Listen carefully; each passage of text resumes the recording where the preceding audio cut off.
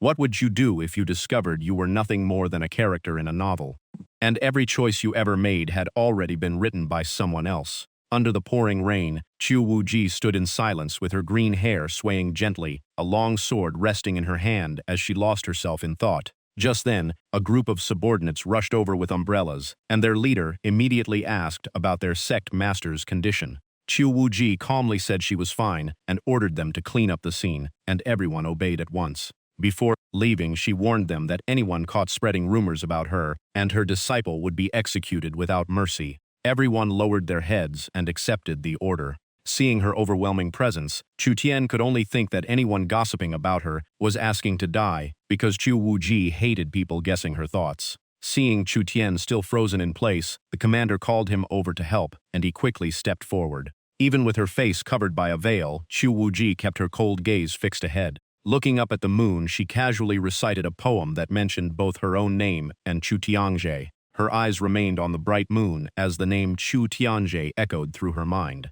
She reached out to catch the drifting leaves and suddenly realized her disciple's name fit the poem perfectly. The falling leaves transformed into blue butterflies, making everything feel as if fate had planned it all. But the moment she relaxed her hand, the butterflies vanished without a trace. Chu Wuji was slightly surprised as Chu Tianji's bright smile suddenly filled her mind like warm sunlight. Memories and system notifications flooded back, leaving her deep in thought. She wondered if ascension meant reaching the moon, and if so, would it only be trading one lonely place for another? Thinking about her own name and Chu Tianji's, she could not understand why his face kept appearing in her mind. Chu Wuji looked around in confusion, searching for an answer. From that moment on, her heart slowly began to drift toward Chu Tianzhe, and the first spark of affection quietly took root. She suddenly wondered if even her own thoughts had been written into the script by someone else. Maybe every flower and every blade of grass in this world existed only because of a novel. A sword appeared in her hand, but what troubled her more was why she liked her disciple's name.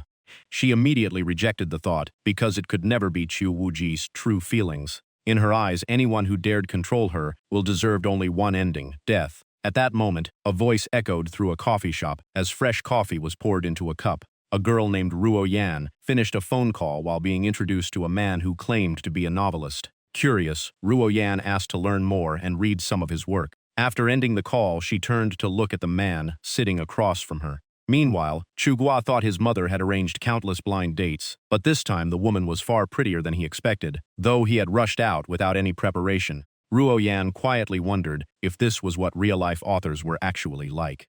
She raised her coffee and started the conversation, and he replied while trying to stay calm. After collecting himself for a few seconds, he launched into an endless speech. He explained that he had written many novels, but none truly reflected his talent. His dream was to create a massive story set in a unique historical era, exploring how ordinary people struggled to rise within the vast universe. After finishing his speech, he proudly declared he was searching for the muse of his masterpiece, leaving Ruo Yan completely confused, so she asked him to speak more simply. Embarrassed, he finally admitted he was currently writing a cultivation web novel about an underdog rising to greatness. Ruo Yan quietly judged him to be just another web novelist and began wondering whether the job was stable, how much it paid, and if it offered insurance or benefits. Chu Gua passionately argued that writing only for money would slowly destroy a writer's talent, and chasing profit would eventually erase their original passion.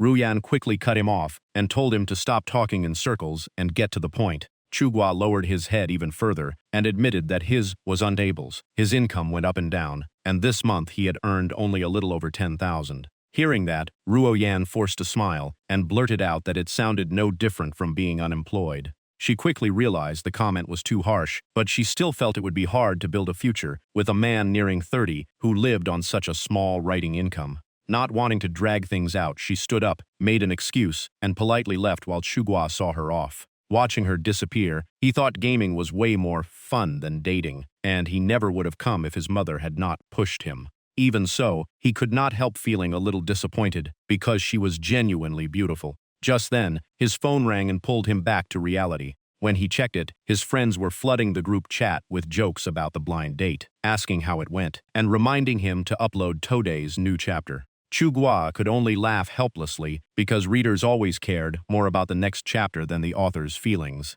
Looking at the receipt on the table, he thought being a novelist was never easy, since even getting sick often brought nothing but doubt from readers. He scanned the code and paid for the coffee. Walking out of the cafe, he felt this was the everyday life of a web novelist. Night fell as he returned to his high-rise apartment. The moment he got home, he changed his shoes. Passing his roommate's door, he knocked and asked if he had eaten dinner yet. Inside the dark room, Zhang Qiren kept staring at his computer, saying he had grabbed a quick meal while excitedly talking about endless new ideas. Seeing Chugua back so early, Qiren immediately guessed the blind date had failed again. Chugua laughed and said it crashed just like all of Qiren's unfinished story ideas. Qiren curiously asked whether this time the problem was residency, housing, or money. Chugua joked that in the end they were both just people without stable jobs. Qiren suddenly remembered his new novel would launch tomorrow and asked Chugua to help promote it because the recent numbers had been dropping.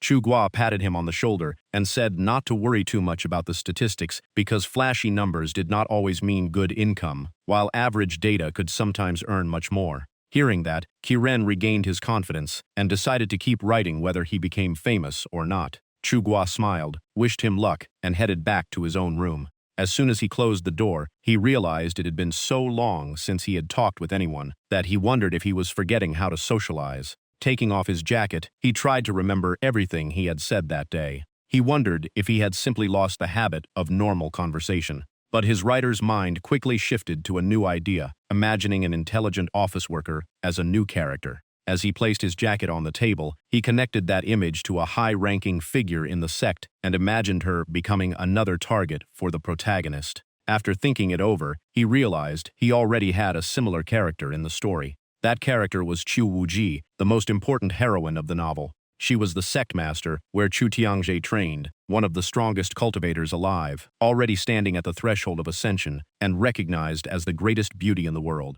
As he typed on his keyboard, Chugua decided that a harem story should not have too many similar characters, or they would lose their impact. So he chose to focus on developing Chu Wuji. At this stage, Chu Tianjie was still an insignificant disciple who caught the sect master's attention by chance, rising from a servant to an inner disciple under her personal guidance as his journey truly began. At this point, Chu Tianjie saw Chu Wuji only as his respected master, while she viewed him as a promising talent worth nurturing. But everything would slowly change. When Chu Tianjie's admiration turned into love, and why Chu Wu developed feelings for her much younger disciple, it all began here. As Chugua kept typing, the image of Chu Wuji beneath the moon appeared once more. Lost in thought, she wondered if ascension meant reaching the moon, and whether that would only mean leaving one lonely place for another. As he wrote, Chugua had Chu Wuji remember Chu Tianjie's bright smile. In the cold world of cultivation, that smile shone like the sun and could brighten Enyon's heart. But the moment he finished typing, he suddenly felt that something was wrong.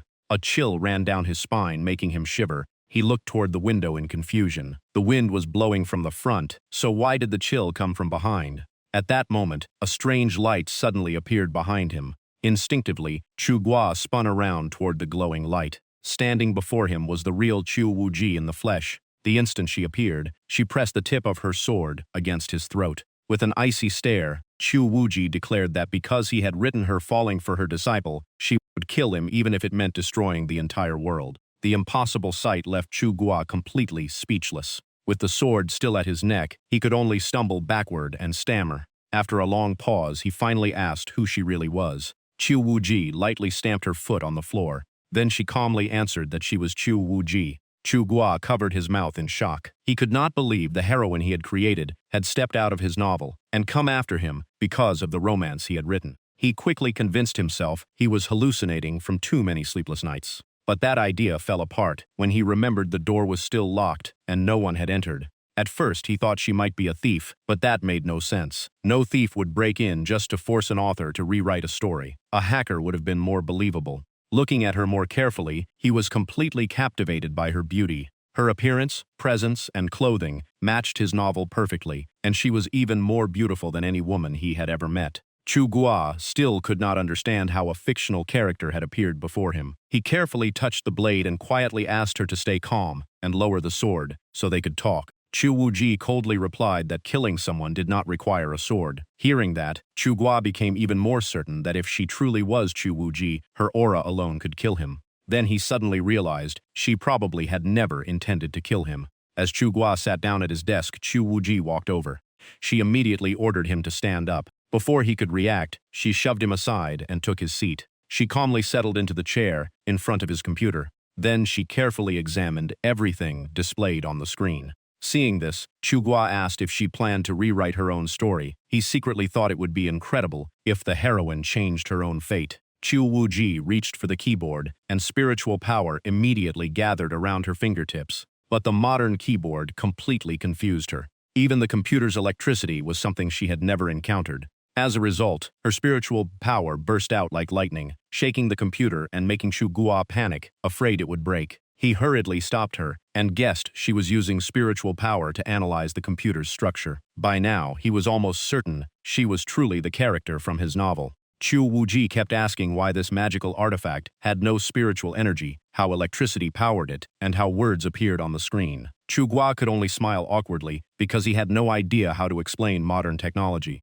In the end, he asked her to step away from the computer and offered to type for her. She could dictate the story while he wrote, and he wanted to see how much the plot would change if the heroine chose her own future. Chu Wuji looked at him and remarked that he had been flustered at first, yet now he seemed much calmer. Chu Gua forced a smile and replied that anyone with a sword at their throat would be terrified, but panicking solved nothing. Besides, he wanted to know why this impossible situation had happened. Then he looked at her and asked what she wanted him to write. Without hesitation, Chu Wuji ordered him to rewrite the story so she could achieve ascension and break through the limits of the heavenly Tao. Chu Gua shook his head and explained that it violated the world's rules. Just as a mortal could not suddenly ascend with only a few written lines, neither could she. Hearing that, Chu Wuji immediately pressed her sword against him again and demanded to know if his story meant she could never ascend. Even with the blade right before his eyes, Chu Gua calmly explained that she could not ascend yet because she was the story's central heroine. If she left the stage too early, the entire plot would collapse. Chu Wuji refused to back down and kept forcing Chu Gua to rewrite the story exactly as she demanded. Under that pressure, Chu Gua gave in and told her to dictate while he typed every word. Following Chu Wuji's instructions, he wrote that her state of mind reached perfection. The heavenly gate opened, the urge to ascend surged within her, storm clouds gathered, and the heavenly tribulation descended. As she heard those words, Chu Wuji felt her body become weightless and believed it had finally worked. But when she opened her eyes, everything was exactly the same, with no sign of any change. Chu Gua laughed and reminded her that he had already said a few rewritten lines could never change the laws of an entire world. Chu Wuji slowly remarked that she never imagined the creator of her world would be nothing more than a weak scholar, and that the truth behind heaven and earth was simply a novel. That meant everyone's joy, sorrow, love, hatred, and future were decided by a single pen, and even her own feelings could be rewritten at any time.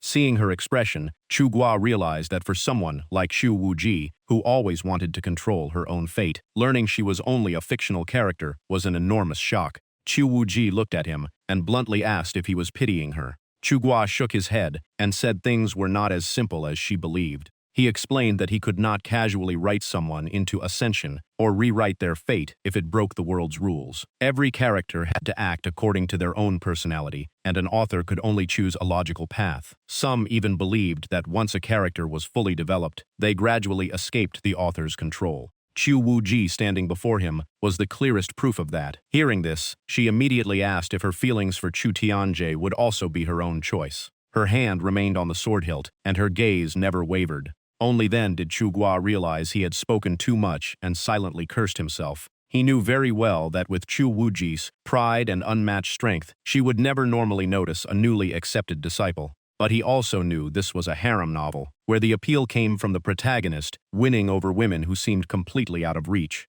Chu Wuji immediately rejected that idea, insisting it could never be her own choice. In her view, if an author could influence the story, then there must always be a way to change it, no matter how much the world drifted from its course. Chu Gua broke into a cold sweat and admitted that limited changes were still possible. Deep down, he regretted making Chu Wuji far too intelligent. In a cold voice, Chu Wuji ordered him to stop writing any romantic relationship between her and Chu Tianjie, no matter what. After saying that, she tore open space itself to leave, warning that she could return at any time. If he kept writing nonsense, he would never hold a pen again.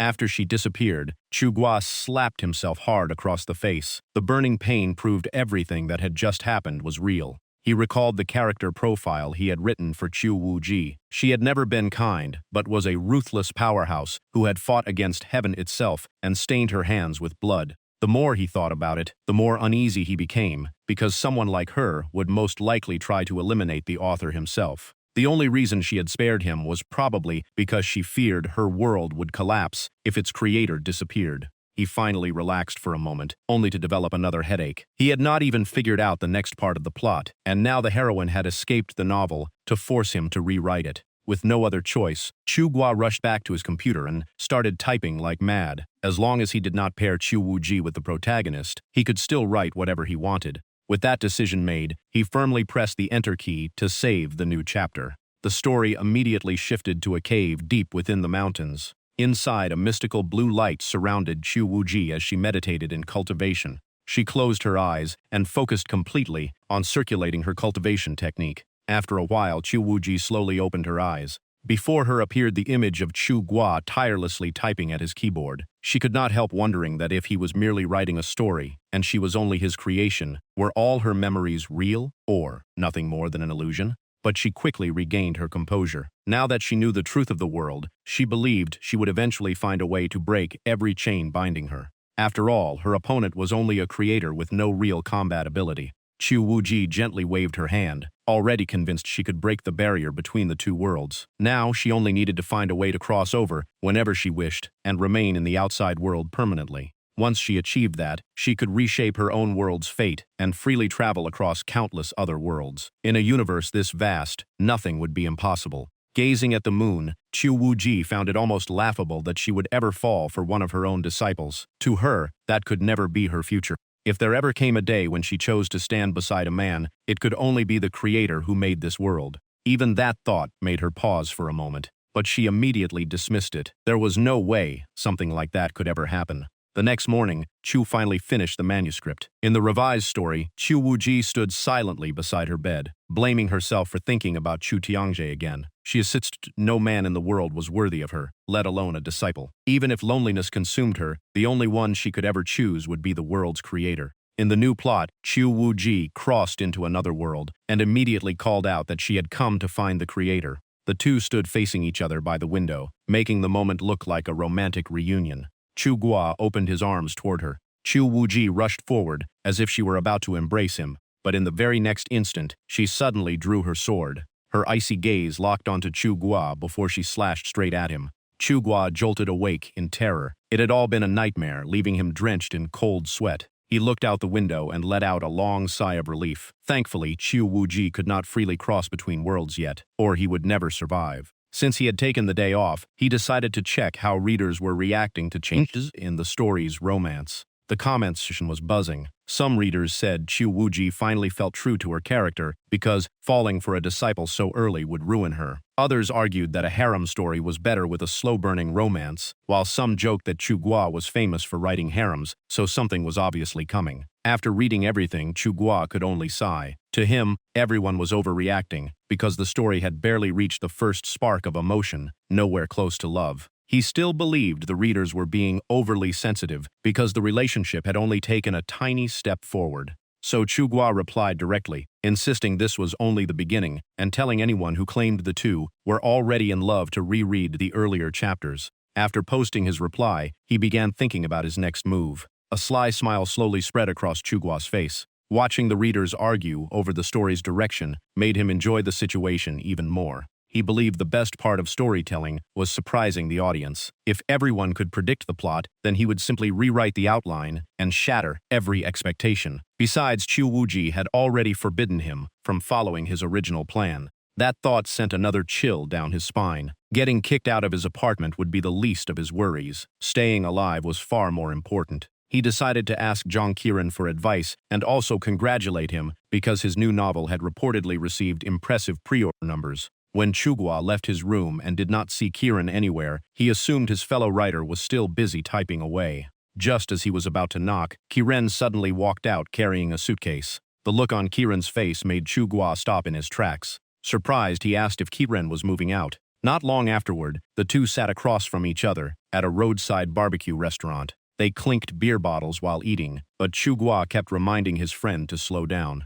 Kiran slammed his beer bottle onto the table. Looking completely defeated, he revealed that his new novel had just been reported. Chu Kwa could not hide his shock. Kiran explained that the novel had been accused of using a historical setting to criticize the present, so his editor had suspended its release until he revised the content. Chu Gua tried to comfort him, saying his readers still supported him, and if he made the revisions quickly, he still had a chance to recover. Kiran helplessly shook his head. Just when things had finally started looking up, disaster struck. By the time the novel returned, there might not be any readers left, and he did not even know where to begin rewriting. He admitted that he truly loved writing. Turning the worlds in his imagination into stories for others to enjoy had always made him happy. Knowing he still had room to improve, he studied every day, reading books, researching materials, until they became as thick as novels. He recalled that his first 2 novels had attracted only a few dozen readers, but he never gave up. He delivered food during the day and used every spare moment to keep writing, even as another delivery order popped up. Choking back his emotions, Kiran admitted that ever since moving here, he had spent nearly 10 hours writing every single day. Countless sleepless nights had already left his back and neck in constant pain despite his young age. Looking at Chu Gua, he asked if everything he had sacrificed still was not enough to prove how serious and hard-working he had been. Chu Gua fell silent. For nearly 2 years, Kiran had remained near the bottom among web novel authors, finishing only 1 novel each year. This was already his 3rd. He had even quit delivering food to devote himself entirely to writing, yet nothing had changed. Sadly, countless writers outside faced the same fate. Kiran continued, saying he had promised his family that if this novel failed too, he would return home. The dream he had chased for years would finally come to an end, so he could live an ordinary life. He laughed at himself, saying that an unfinished novel was called a eunuch novel, and since his pen name was Yi Shi Chi Ren, removing the first 2 words would leave only Zhang Chi Ren. Chu Gua could only look at him, unable to find any words of comfort. He lightly kicked a piece of exercise equipment in the park to vent his frustration. Kiran smiled and said those difficult years had not been completely wasted because the greatest reward was meeting a loyal friend like Chu Gua. If he ever needed anything, he only had to ask. Chu Gua patted him on the shoulder and told him to keep moving forward. Since they still lived in the same city, they could always grab a few drinks together. Before leaving, Kiran wished Chu Gua's new novel tremendous success. Then he rode away on his bicycle, pulling his suitcase behind him as the two finally went their separate ways. Chu Gua watched his friend's figure disappear into the distance and fell into deep thought. He felt his own situation was not much better than Zhang Shiren's. Tired of ordinary work, he had turned to writing novels to chase his dream. His first book barely covered his expenses, the later ones performed even worse, and only his current novel showed a little promise. Even so, he considered himself luckier because his family had never forced him onto the path they wanted. Just then, a message from his mother appeared on his phone. He remembered that both of his parents worked for a confidential organization. She asked how the blind date with Xiao's Gu had gone. He replied that she was beautiful, but it still did not work out, then asked whether his parents would come home this year. Although they stayed in touch from time to time, their conversations always circled back to marriage, and he had not seen them in a very long time. At that moment, a figure suddenly flashed past him. The person was somehow already standing right in front of him, startling him because he had not heard a single footstep. The girl simply stared at him with a completely expressionless face. Chu Gua awkwardly asked if he really looked that much like a bad guy. He recognized her as the girl living next door, the same woman Zhang Qiren had mentioned was a live streamer. Her streaming career seemed to be going poorly because she often drank, and Zhang Qiren apparently had a crush on her. With that thought, Chu Gua unlocked the door and walked into his apartment. The dark room was instantly lit by the light from outside. He sighed, feeling there might be no one left to talk to anymore. But in the very next moment, a familiar sword once again rested coldly against his throat. Chu Wuji appeared and coldly asked whether the fool writing that story had grown tired of living. Chu Gua forced a smile and unexpectedly thanked her. His reaction left Chu Wuji completely puzzled. He explained that her arrival had come at exactly the right moment. That answer only made her even more confused. Chu Wuji stared at him suspiciously, wondering if something had gone wrong with his mind after only 1 day apart. Chu Gua asked her to lower the sword first. He remembered never writing that she liked holding a blade to people's throats. Normally, once she attacked, she killed without hesitation, so simply threatening him proved she never truly intended to kill him. Chu Wuji immediately shot back, asking if she was supposed to do everything exactly as he wrote. Chu Gua could only sigh to himself. The person who understood him best now no longer seemed to be himself. Chu Gua gently replied that maybe it had been that way before, but if she disliked it, they could discuss changes together from now on. Chu Wuji immediately demanded an explanation for why he had rewritten her into someone searching for a man, especially one on the level of the creator god. Only then did Chu Gua suddenly remember that part, and inwardly he could only groan. Trembling, he carefully held the blade and explained that he had only been trying to make the previous plot connect naturally. That was why he changed Chu Wuji's ideal partner into someone equal to the creator god, believing it matched her character much better. Chu Wuji coldly fired back, asking why she would ever look for a man when that idea had never existed in her mind. Every word carried killing intent, as she demanded he fix it immediately. Chu Gua shrank back in fear and stammered that they had just agreed to talk things out. Sweat poured down his face because he knew this mess could no longer be undone. Chu Gua helplessly explained that it was too late, since the chapter was already published, with countless comments below it. After hearing that, Chu Wuji smacked him without holding back. She coldly declared that the only solution now was to kill the author, then drew her sword and charged at him. Chu Gua quickly stopped her and told her to calm down because he still had a way to fix it. Chu Wuji paused and looked at him with suspicion, waiting to hear his plan. He explained that the moment she appeared, he realized she had attempted to cross the heavenly tribulation beyond what he had written, which was how she reached this world.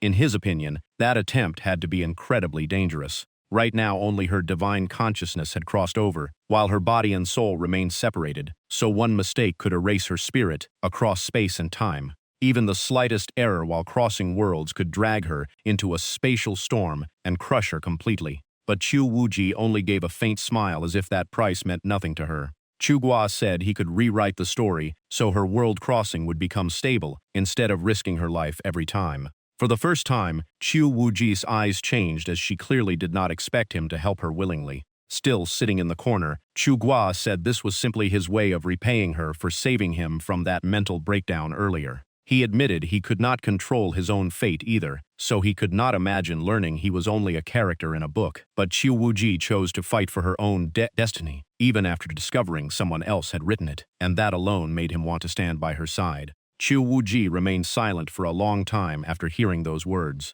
Before this, her previous ascension had still ended in failure. Chu Gua opened his computer and noted that the last attempt probably failed because the change was written into a published chapter. This time, he would write it into an unpublished draft to test the difference. In the new draft, he added that, although her ascension failed, Chu Wuji had mastered the art of sending her spirit beyond the world, allowing it to cross dimensional barriers and space rifts without getting lost or destroyed. Chu Wuji quietly sensed the change and realized it truly worked. She looked at Chu Gua and thought that although he was weak, he held incredible power over her future. She even briefly considered keeping him captive so he would keep making her stronger.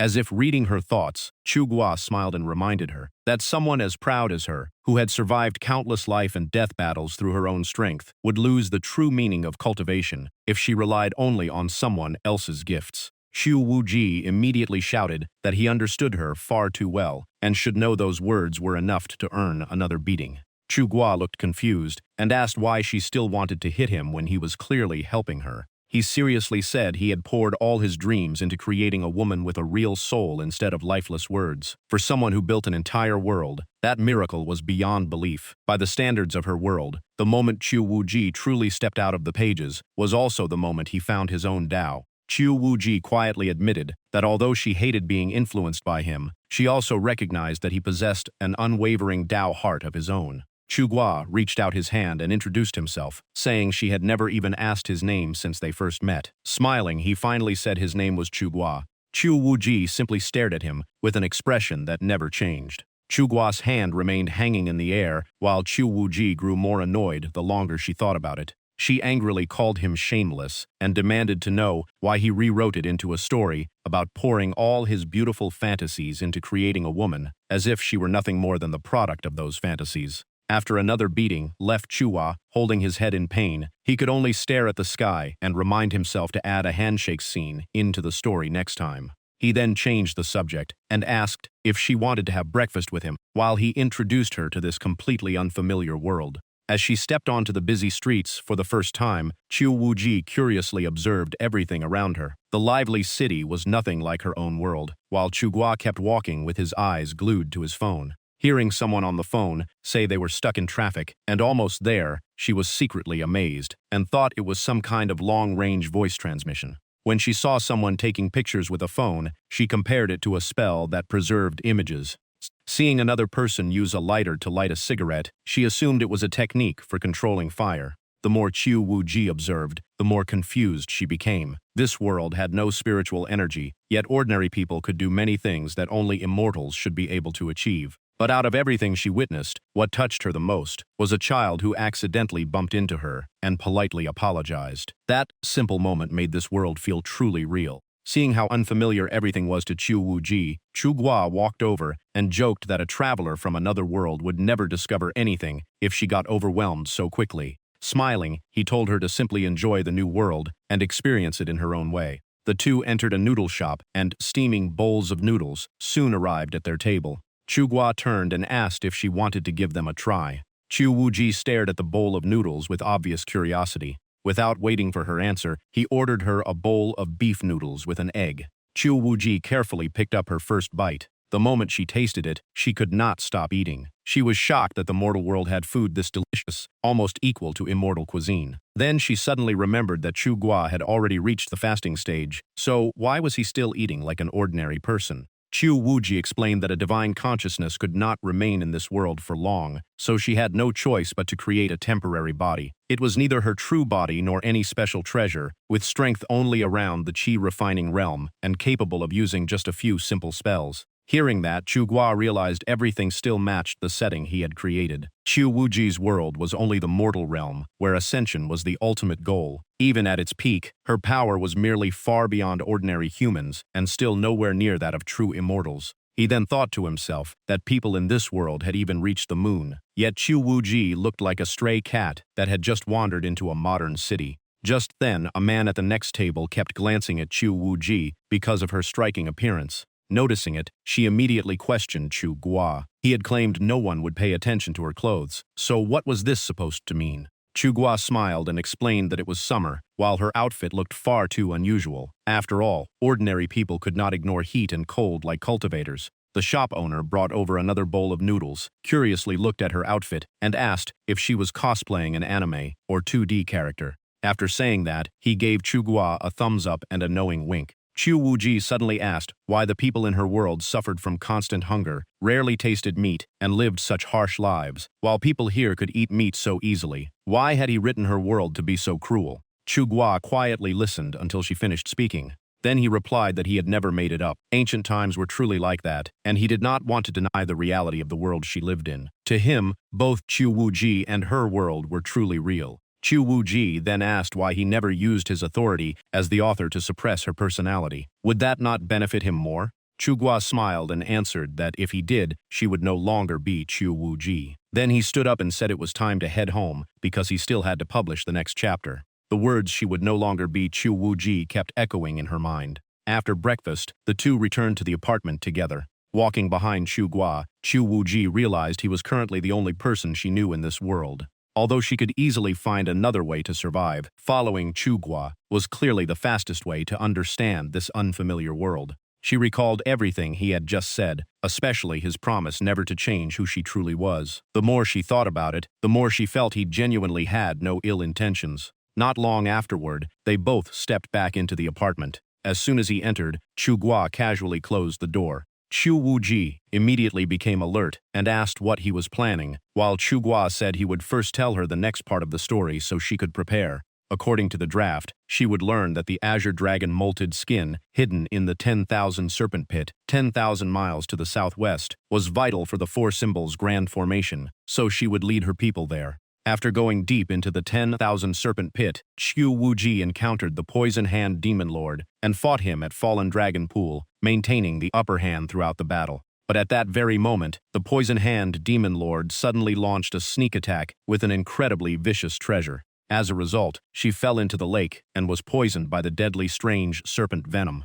Qiu Wuji immediately shot back that with her strength, the Poison Hand Demon Lord was not even worthy of being her opponent. Chu Guo cleared his throat and continued, saying that at that moment, Chu Tianjie and the disciples of his sect also arrived outside the cave. As the protagonist, he happened to find a rare immortal fruit, which just happened to be the antidote to Qiu Wuji's poison. The moment she heard that, Qiu Wuji flew into a rage, thinking he was about to write one of those aphrodisiac plots. Chu Gua hurriedly denied it, insisting he had never written anything like that and telling her to focus on the real issue. He calmly explained that this was simply a chance for Chu Tianjie to earn merit and catch her attention. After all, as the protagonist, running into lucky opportunities was perfectly normal. Qiu Wuji was still dissatisfied and asked if she really had to be poisoned for the story to work. Chu Gua suddenly thought of something and said that now she already knew the entire future. If he kept the original plot unchanged, would the Poison Hand Demon Lord still have any chance to ambush her?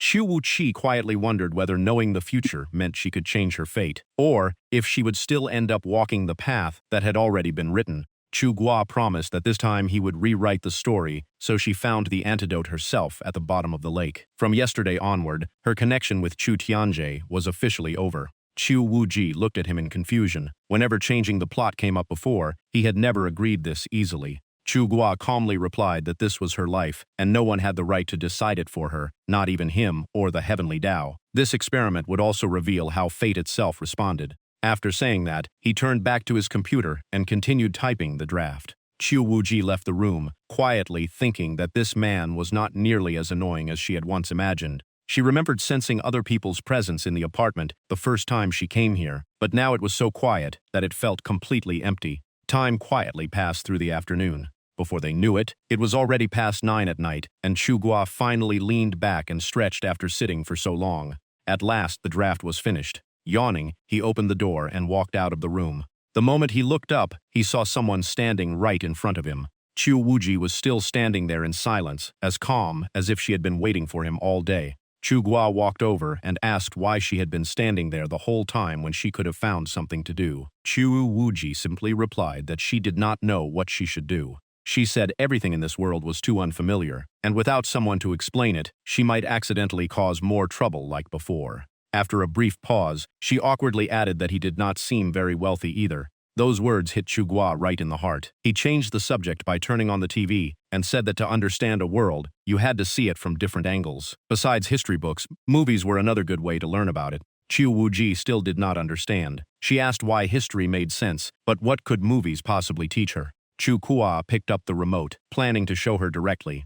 To his surprise, the TV immediately showed a couple kissing. Both of them instantly froze, and the atmosphere became painfully awkward. Qiu Wuji calmly asked if this was really what he wanted to show her. Chu Gua frantically explained that he had simply picked the wrong channel and had no such intention. He quickly switched channels again, only to land on a battlefield filled with smoke and explosions. Qiu Wuji immediately became interested, thinking immortals were fighting with magical treasures. Chu Gua explained that it was only a war movie based in this world's history, then added that real modern weapons were far more terrifying. Taking the opportunity, he reminded her not to wander around carelessly with her current body and to wait until her true body arrived. Qiu Wuji shook her head and said she no longer wanted to watch TV. She wanted to study history instead. Chu Gua immediately took out his phone. Qiu Wuji leaned closer to the screen and asked in surprise if simply doing that would make someone deliver books to the house. To her, it looked just like sending messages across 10,000 miles.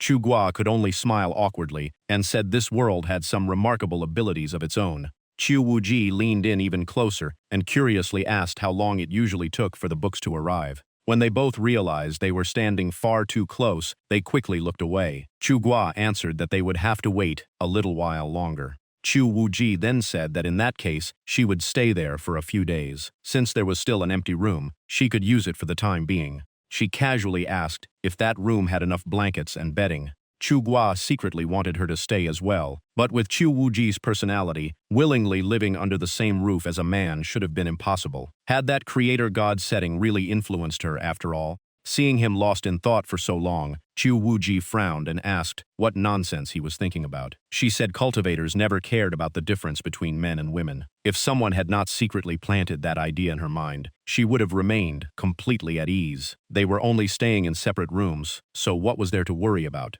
Qiu Wuji also reminded herself that they were only sleeping in neighboring rooms, not sharing a bed. It was no different from renting 2 rooms at the same inn. The only problem was that the spare room did not have any bedding yet. Night gradually fell. Back in her room, Chu Wuji sat down to meditate once again, but her mind kept wandering, and every now and then she found herself glancing toward the room next door. She tossed and turned without being able to sleep, unaware that Chu Gua in the next room was in exactly the same situation. Sitting on his bed, he stayed awake no matter how hard he tried to fall asleep. In the end, Chu Gua could only lie down and scold himself. She had been so open-minded, yet he was the one letting his imagination run wild. Chu Wuji thought to herself that this was the first time in her life she had ever lived under the same roof as a man, and that man happened to be her creator god. Chu Gua also realized that this was the first time he had ever shared a home with a girl, especially the heroine he had created with his own hands. The cheerful songs of birds welcomed the next morning.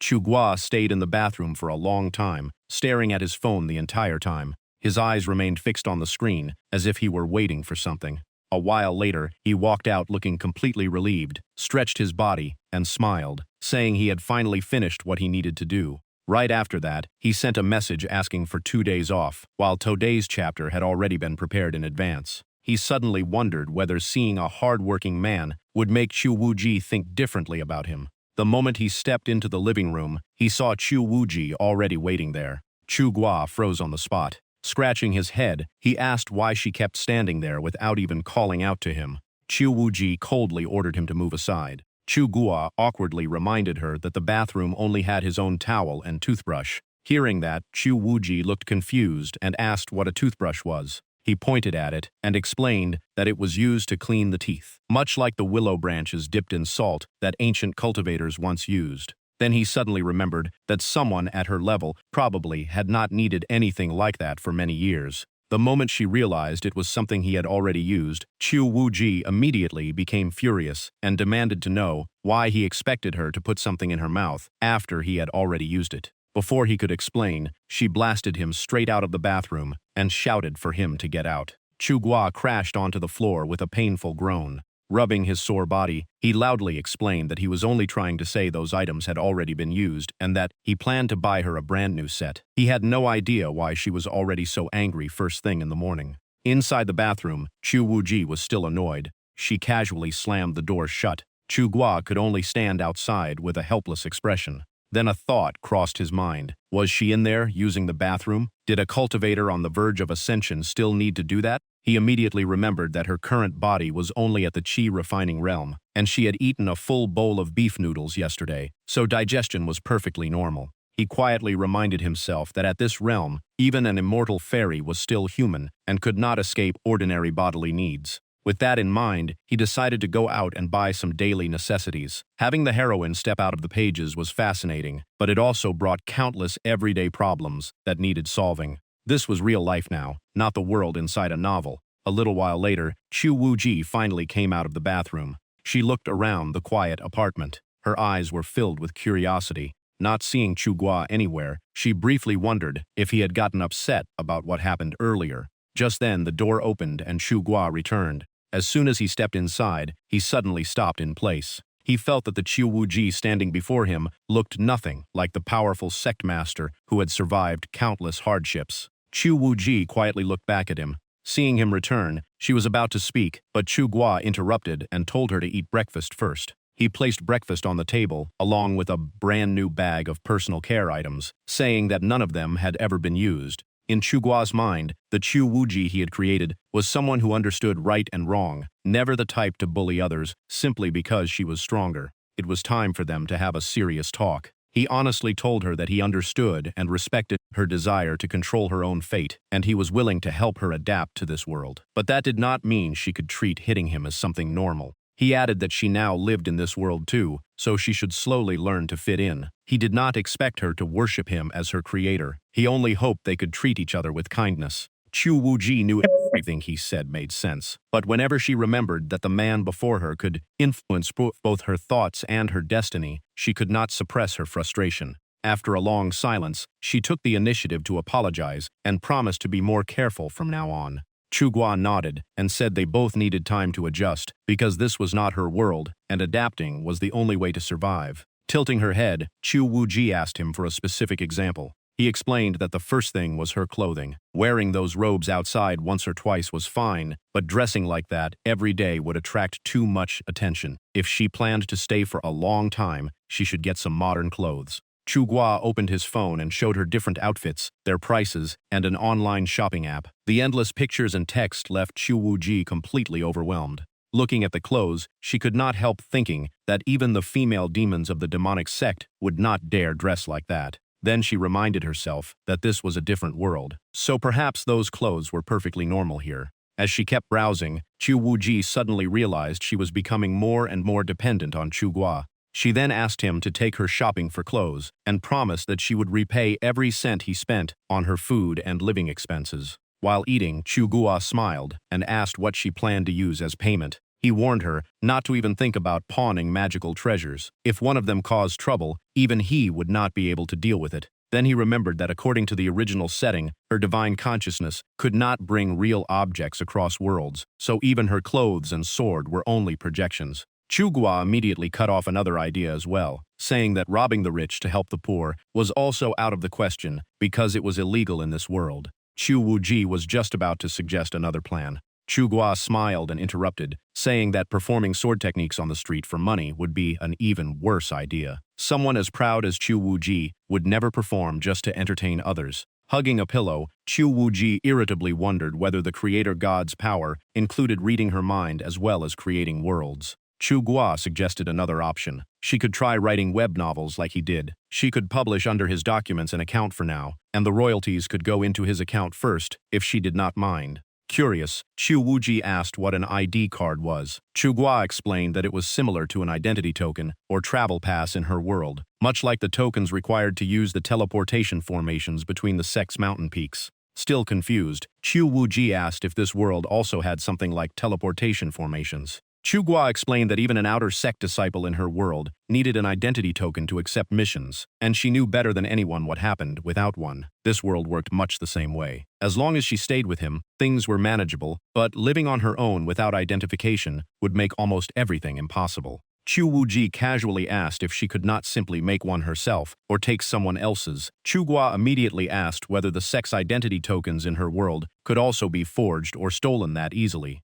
After thinking for a moment, Chu Wuji said that if she really chose to write novels, she did not mind the royalties going into his account first. They could simply count as payment for her living expenses. There was just one thing. Her eyes suddenly lit up. Could writing stories really earn real money? Chu Gua nodded without hesitation, but he laughed at himself and admitted that writing was an unstable career. Even he did not know when he might have to quit and work in a factory instead. Deep down, Chu Gua believed Chu Wuji was undoubtedly a cultivation genius, but that did not mean she would make a good author. She was simply too serious, too upright, and too honest to invent fictional stories. He briefly considered changing her character settings to give her writing talent, but the more he thought about it, the stranger it felt, so he immediately abandoned the idea. Just then, Chu Wuji suddenly stood up. She firmly declared that she did not need him to rewrite her or grant her new abilities. With her own talent, she refused to believe she could not find a way to make a living. She simply had not figured it out yet.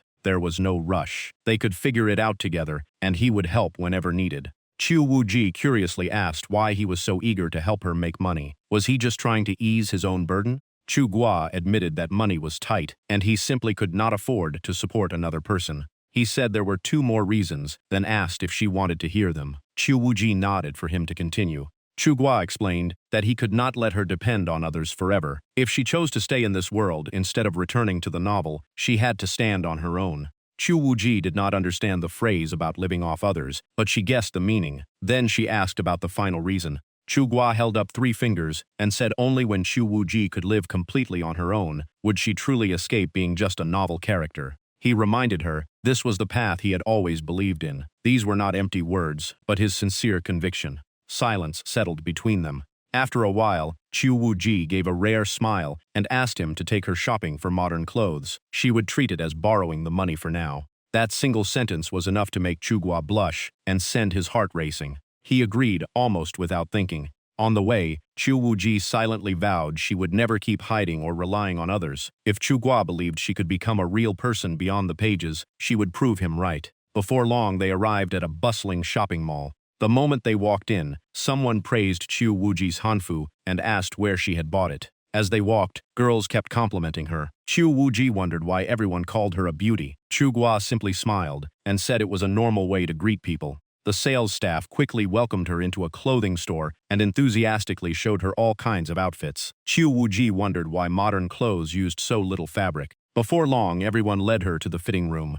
The staff even borrowed outfits from nearby stores because everyone wanted her to try their favorite style. Even Chu Gua admitted they had excellent fashion sense. Chu Wuji did not overthink it. She picked the most modest outfit and walked into the fitting room. While she was changing, the saleswomen teased Chu Gua and called her his girlfriend. He instantly became flustered, while everyone insisted they looked perfect together. Inside the fitting room, Chu Wuji quietly muttered to herself. She could not understand why a blush made them say such things, and she had no idea what girlfriend or perfect match really meant. She carefully hung her hanfu on a hanger. Standing before the mirror, Chu Wuji quietly looked at herself. No one knew what happened next inside the fitting room. A few minutes later, the curtains slowly opened. Every eye in the store turned toward her at once. Even Chu Gua stood frozen, unable to look away. Chu Ji stepped out in a simple office outfit that looked elegant and gave her a completely different aura. Rarely blushing, Chu Wuji softly asked if she looked all right.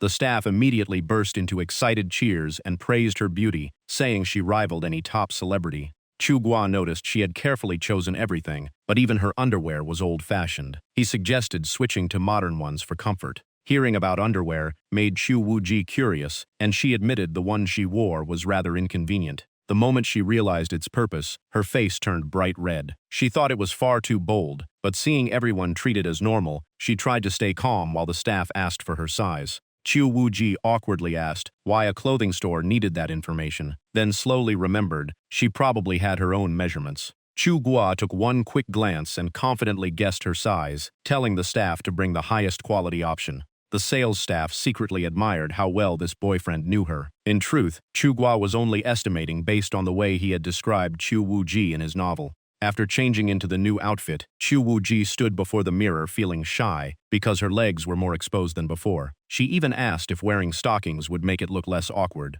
Chu Gua could not take his eyes off her. He kept blinking, leaving Chu Wuji completely confused. After leaving the mall, Chu Wuji's mind was still full of questions about the modern world, especially whether those clothes really made such a big difference. Meanwhile, Chu Gua never stopped stealing glances at her. Even if this shopping trip meant living on instant noodles for a month, he felt every penny was worth it. Chu Wuji said the way Chu Gua looked at her today felt completely different, and it left her puzzled. He laughed and explained that many girls dressed like this, but Chu Wuji stood out so much that everyone could not help staring, and some were even jealous. Chu Wuji tilted her head and asked if the person who wanted to look at her the most was not him. Although it felt unfamiliar at first, Chu Wuji admitted the new outfit was incredibly comfortable. It could not compare to immortal treasures, but it far surpassed ordinary clothing. She wondered if this counted as her first real step toward fitting into this world. Suddenly, remembering the conversation in the store, Chu Wuji asked what girlfriend meant, making Chu Gua break into a cold sweat because she had heard everything.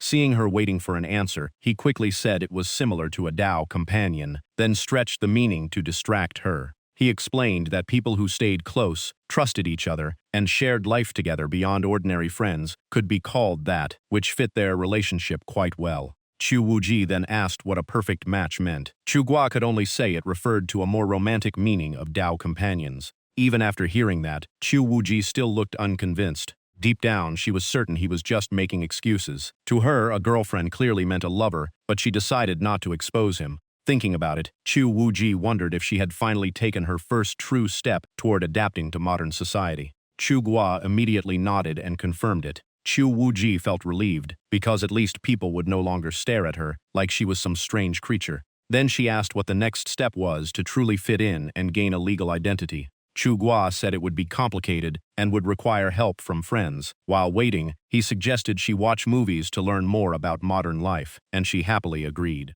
She asked whether Shanghai was the name of a city and what their own city was called. Chu Gua answered that this place used the fictional name Nanjing City. Chu Wuji asked what the subway was and whether they had one here. He explained it was public transportation and promised to take her someday. As for Pac-Man, he said it was a game and would install it for her right away. When she asked about the word husband, Chu Gua briefly explained that it was another way of saying one's spouse. Chu Wuji wondered why married couples did not always sleep together. Chu Gua explained that some modern couples chose separate beds for practical reasons, though it was not actually that common, which only confused her more. Spotting a delicious fruit she had never seen before, Chu Wuji curiously asked what it was called. Chu Gua told her it was a strawberry, and the dessert she had eaten was strawberry cake. He promised to take her somewhere even better next month after receiving his royalties, because Today's shopping had emptied his wallet. Thinking back, that slice of cake had clearly cost far more than Chu Gua's usual breakfast of soy milk and steamed buns.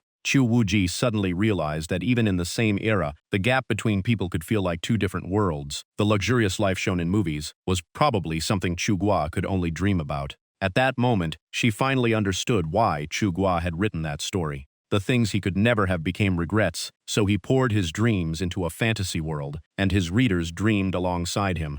It was the journey of an ordinary young man who relied only on his own efforts to rise step by step, while every beauty he met along the way was simply a reward for that perseverance. And among all those rewards, she might have been the brightest flower of them all. Seeing Chu Wuji suddenly fall silent, Chu Gua asked why she had stopped asking questions. She shyly admitted there was simply too much information to remember at once, then reminded him he still had a new chapter to write. After saying that, she gently urged him to get back to work and said they still had plenty of time. Chu Gua was surprised by how thoughtful she had suddenly become. He turned to leave, but still could not resist looking back. Chu Wuji sat down on the sofa and quietly looked back at him. She gently waved him over, the gesture far more natural than before. In that moment, they both felt like they were truly sharing the same home. Just then, Chu Gua softly called Chu Wuji's name. She calmly said her time here was up. After returning, she would keep training her soul, so she could stay longer next time. The world on the other side was just as important to her. Besides, she wanted to see if the one-handed demon lord could still scheme against her, now that she knew the future. It was the path they had both chosen, and each of them had to keep moving forward. In the blink of an eye, Chu Wuji vanished from sight. Chu Gua stood there for a long time, almost ready to cry. He quietly muttered that his home suddenly felt empty. The modern clothes Chu Wuji had changed out of were still lying there. Chu Gua stared at them as a few embarrassing thoughts flashed through his mind, but he quickly pushed them away. All he could do was let out a long sigh. Then he carefully picked up each piece of clothing.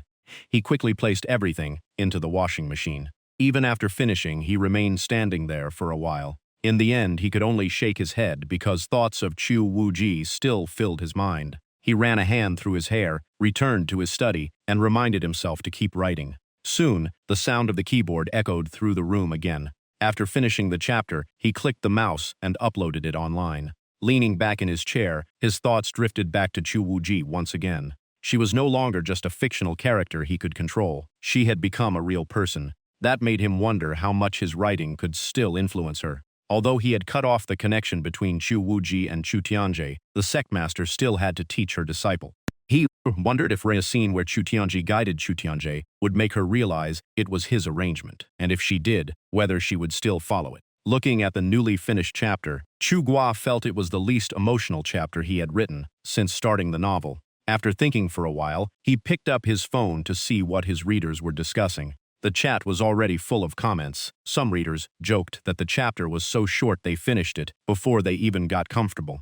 Chu Gua replied that he would be revising the outline over the next 2 days, so everyone would have to be a little patient. Right after that, someone praised the recent chapters for becoming much better. Chu Gua read the comment, but still did not understand what the reader meant. The reader went on with a long explanation, saying the new chapters felt far more refined. Every subtle expression from Chu Wuji was carefully written. Even the clothing details received extra attention. It felt as though the author was writing for one person, and Chu Gua's skills had clearly improved. Chu Gua stared at the cat avatar on the screen.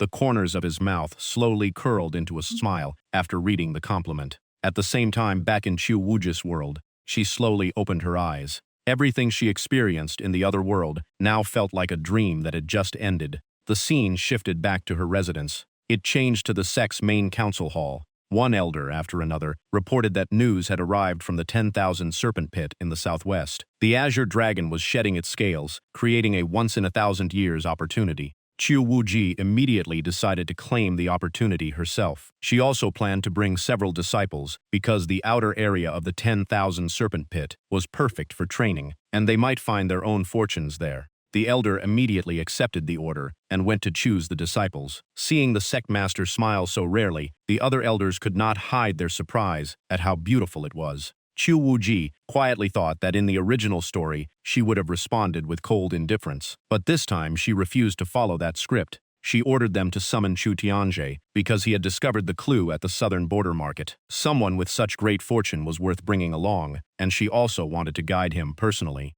The elder was secretly astonished. The sect master had only just emerged from seclusion, yet she already knew the source of the information. Had her powers of deduction reached an unimaginable level, even though she had never studied divination? The scene shifted to the training grounds, where a voice called for Chu Tianjie to report to the sect master. Hearing his name, Chu Tianjie immediately stopped sparring. He answered at once and accepted the summons. Then he headed straight for the sect master's residence. Upon arriving, he respectfully bowed before her.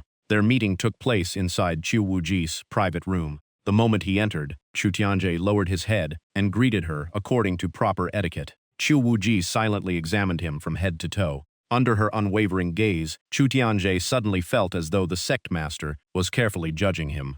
But he quickly dismissed the thought. If she truly wanted him dead, she would not need any tricks, and he would have no way to resist. The moment Qiu Wuji looked at Chu Tianjie, she smiled. He looked so much like Chu Gua that it was obvious the author had modeled the protagonist after himself. Chu Tianjie was still a teenager, while Chu Gua was nearly 30. Standing together, they looked like father and son, making Qiu Wuji wonder if Chu Gua was competing with his own creation for a woman's heart. Seeing the sect master's expressions keep changing, Chu Tianjie became even more confused. He could not tell if this was a test of his character or if she was simply impossible to read. Qiu Wuji praised him for discovering the clue about the azure dragon's molting and asked what reward he wanted. When he politely refused, she granted him 7 days of access to the 3rd floor of the scripture pavilion and allowed him to choose one profound rank cultivation technique. Even Chu Tianjie was secretly shocked. The reward was far beyond his expectations. With his current status, reaching the 2nd floor would have been fortunate enough, while a profound rank technique had always been beyond his dreams.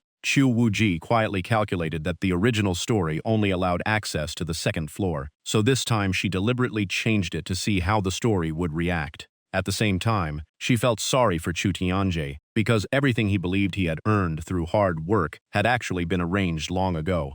Then Qiu Wuji asked if he had reached the Bigu realm. After learning he had not, she ordered the kitchen to prepare him a bowl of beef noodles as an extra reward, then announced that everyone would depart for the 10,000 Serpent Pit in 7 days. The decision stunned everyone, from the elders to Chu Tianjie. Qiu Wuji simply thought it was nothing worth making a fuss over. 7 days later, the group officially set out for the 10,000 Serpent Pit. Someone happened to notice that the sect master kept holding onto her sleeve while flying, unlike her graceful appearance in the original story, because she had deliberately chosen to act differently this time. Along the way, Qiu Wuji observed Chu Tianjie. Even after gaining access to the 3rd floor, he knew his limits. He only chose a technique that suited him before returning to the 2nd floor to continue cultivating steadily. But after thinking it over, she realized all those admirable qualities had simply been given to the protagonist by Chu Gua. Just like her own personality, everything about him had come from the author's pen.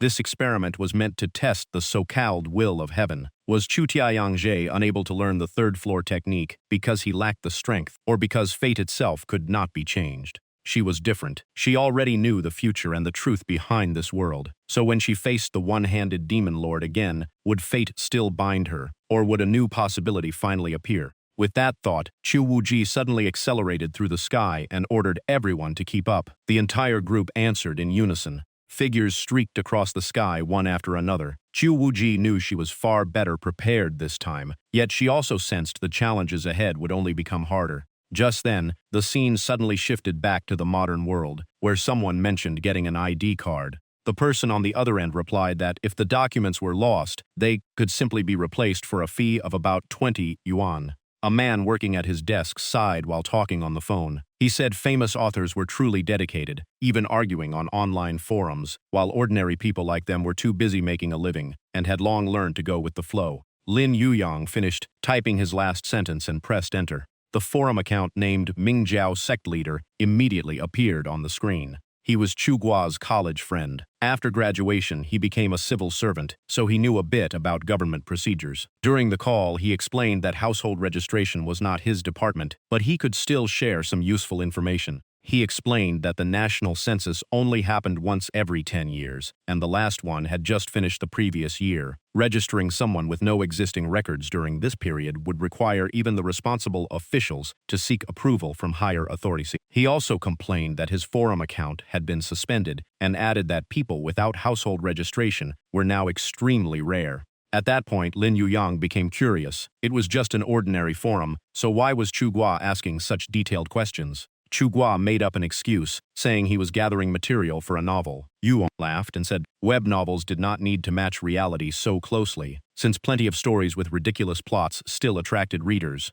As they continued chatting, someone knocked on the door. Before hanging up, Yu Yang reminded Chu Guo that their college class would soon hold a reunion for the 5th anniversary of graduation, and told him to keep an eye on the group chat. After ending the call, he set his phone down on the desk. Then he got up and opened the door. A beautiful young woman stood outside and greeted him politely. Yu Yang quickly invited her in and respectfully asked what brought the director to see him. He could not help admiring how stunning she was, though he was already married. The woman smiled and asked how the matter she had requested was progressing. Yu Yang honestly admitted it was a complicated case and still needed more time. She simply replied that she would be staying in Nanjing for a while and hoped to hear good news soon. Meanwhile, Chu Guo kept writing at home. He recalled how everyone had gone their separate ways after graduation. Aside from the occasional reunion, they barely stayed in touch, and even the group chat had long since gone quiet. Thinking about it, he picked up his phone and checked the messages again. He reminded himself that he and Lin Yuyang had never been especially close. They had not spoken for years, and without Chu Wuji's identity problem, he never would have contacted his old classmate. After thinking it through, Chu Guo realized there was no normal way to legalize Chu Wuji's identity. Without connections to someone with real authority, the situation was almost hopeless. For a brief moment, he even wondered if he should simply admit that she had crossed over from another world. But the moment he imagined bringing Chu Wuji to a police station, introducing her as someone from another world, watching her perform immortal arts, and seeing her become a government treasure because of immortality, he immediately realized how dangerous that idea was. He also wondered whether the immortal cultivations methods from his novel could actually work in the real world. If they really did, perhaps he could begin cultivating as well. But he quickly abandoned the thought. He knew that if Chu Wuji's true identity became public, she would likely lose her freedom, be placed under strict control, and become a research subject, which was the last thing he wanted.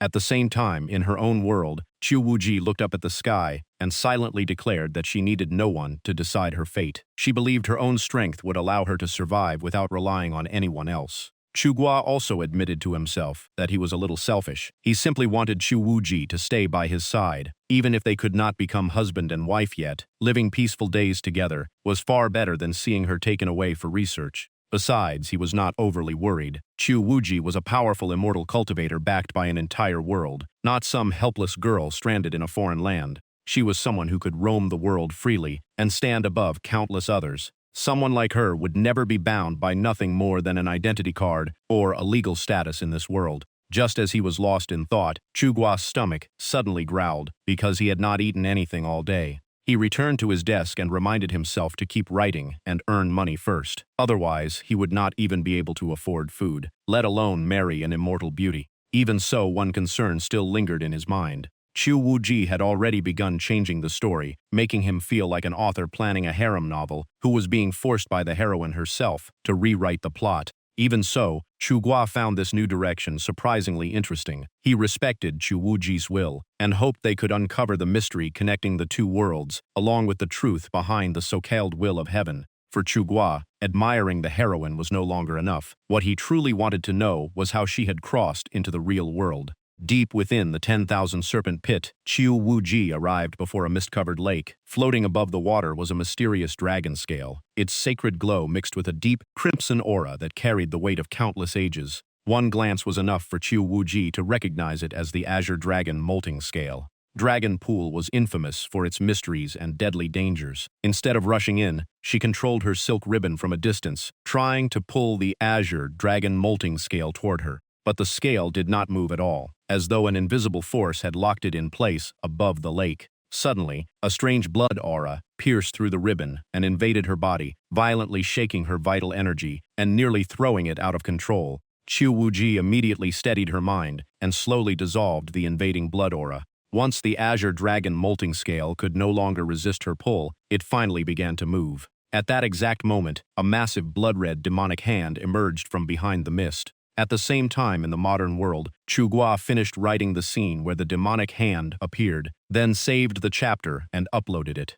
Only seconds later, his phone was flooded with notifications begging for the next chapter. Chu Gua simply smiled, knowing that stopping at the perfect cliffhanger was exactly what kept readers coming back. In the story, Chu Wuji calmly neutralized the blood aura. As the azure dragon molting scale finally moved, the blood-red demonic hand burst through the mist. After rereading the chapter he had just posted, Chu Gua smiled to himself. The real climax was still ahead. Chu Wuji was suddenly pulled into a completely different space. She slowly opened her eyes and surveyed her surroundings. Without a moment of hesitation, her sword shot from her hand straight ahead. A voice praised the divine sense of Chu Wuji, saying it was as sharp as moonlight reflected on water, making any ambush impossible. Chu Wuji replied coldly that if he already knew he had been exposed, he might as well show himself. The one-handed demon lord stepped out, wrapped in an eerie and sinister aura. Chu Wuji looked him over and quietly judged that he was nowhere near as impressive as expected. He felt like a stereotypical villain, and even his cultivation was nothing extraordinary.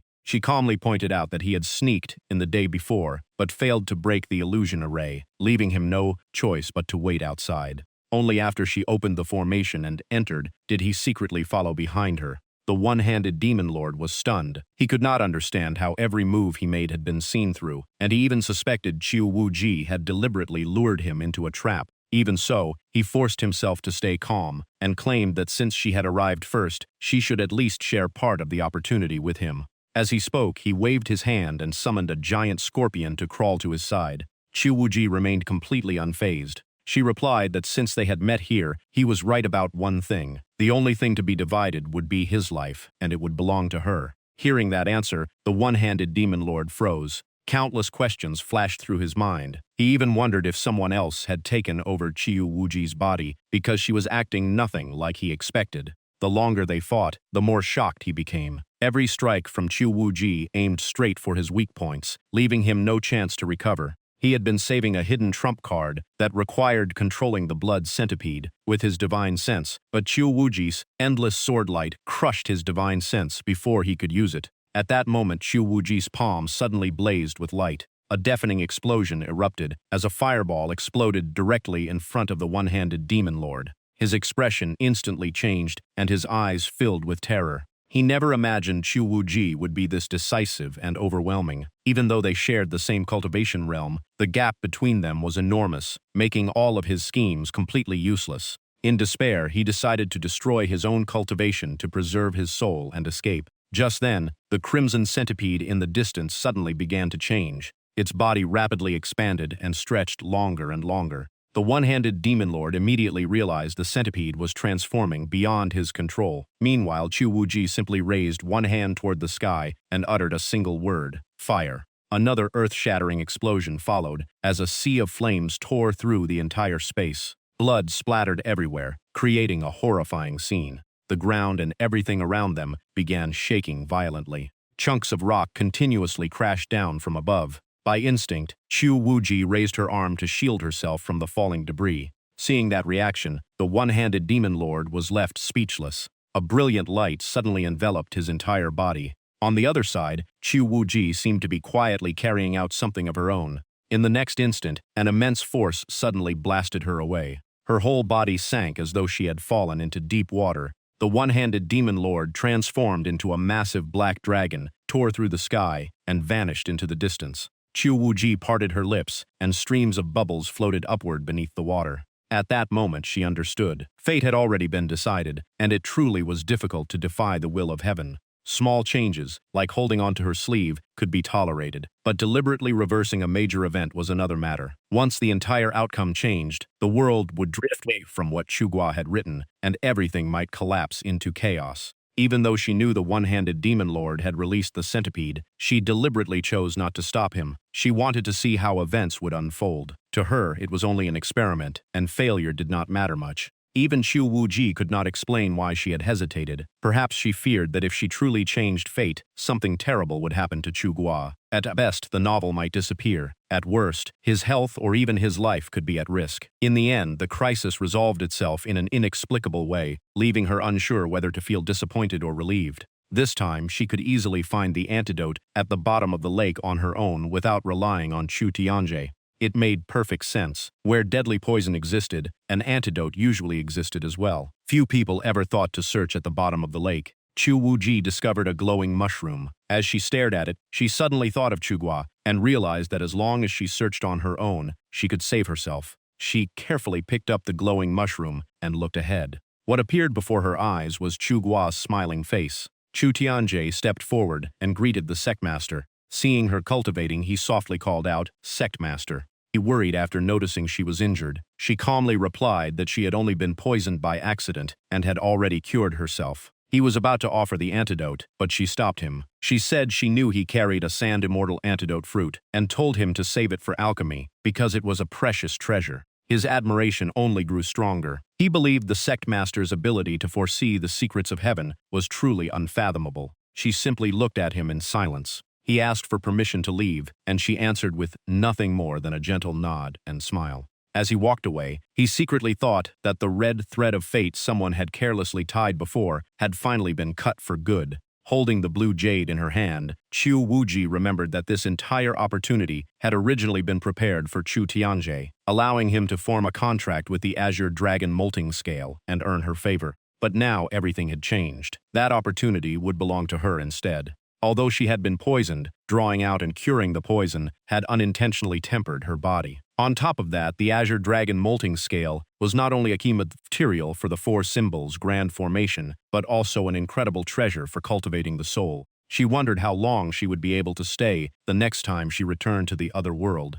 Chu Gua's computer screen quickly filled with countless comments. Some readers wondered why Chu Wuji had found the antidote herself. Others complained that Chu Tianjie appeared for only a few lines before disappearing. Some even suspected the story had completely abandoned its harem direction. After reading them all, Chu Gua simply thought the reactions were exactly what he expected. In a typical harem story, the heroine being poisoned would always create a chance for the hero to save the beauty. This time, however, Chu Wuji solved almost everything herself. It was as if the poisoning had never mattered at all. Many readers were bound to see that as pointless and complain about it. But Chu Wuji had already made one thing perfectly clear. She would never allow anyone to touch her so casually. Chu Gua thought to himself that now it was not only her refusing it, he had no intention of allowing it either. Who was Chu Tianjie to deserve that privilege anyway? With that thought, Chu Gua continued typing. Even if changing the story out of jealousy toward the protagonist meant risking the destruction of the novel or even his own life, he did not know whether he was the strangest author in the world, but he would never regret it.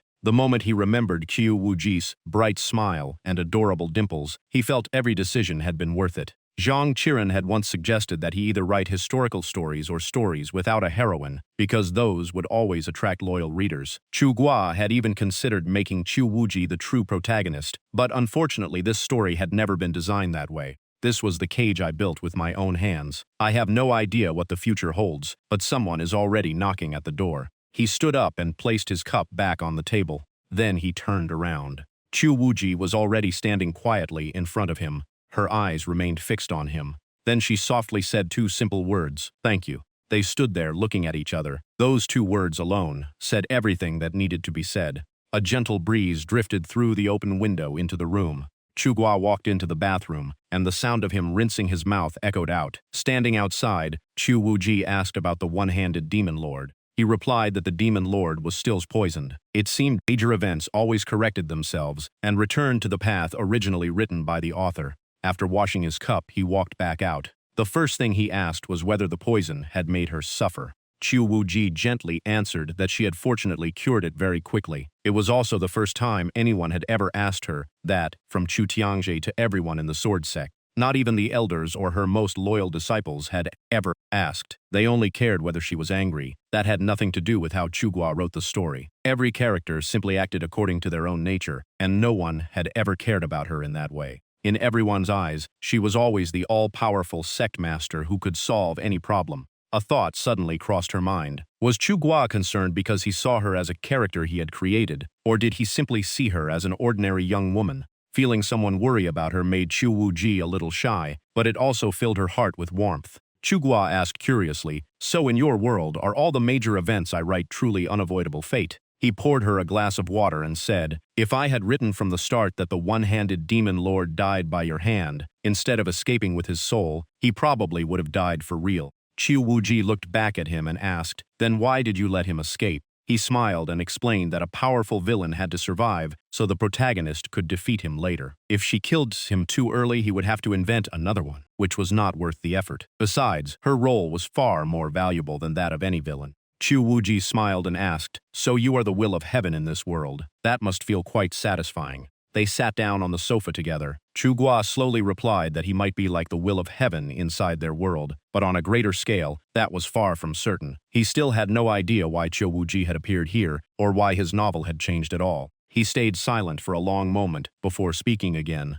"Maybe our meeting was arranged by the will of heaven, but that will is not me." There was one question that had always troubled him. Chu Wuji looked at him curiously, waiting for his answer. He asked whether he could cultivate using her techniques. After all, everything in the novel had come from his imagination, yet the people inside it could actually practice those methods. Chu Wuji immediately replied that if their bodies were fundamentally the same, then she could certainly teach him. The only problem was that the spiritual energy in this world was far too thin, so even if he learned, the results would be very limited. Chugwa guessed that perhaps the lack of spiritual energy existed to prevent him from interfering too much with the other world. Chu Wuji laughed and teased him. "Have you written so many stories that you're starting to think you're someone else's character too? Now you're even talking about fixing bugs and preventing plot loops." Even so, Chugwa decided he wanted to give it a try. Chu Wuji moved closer and gently placed a finger on his forehead to transmit the technique. He quickly explained that he had not invented this cultivation method himself. It was pieced together from random ideas, with a little inspiration borrowed from the Tao Te Ching.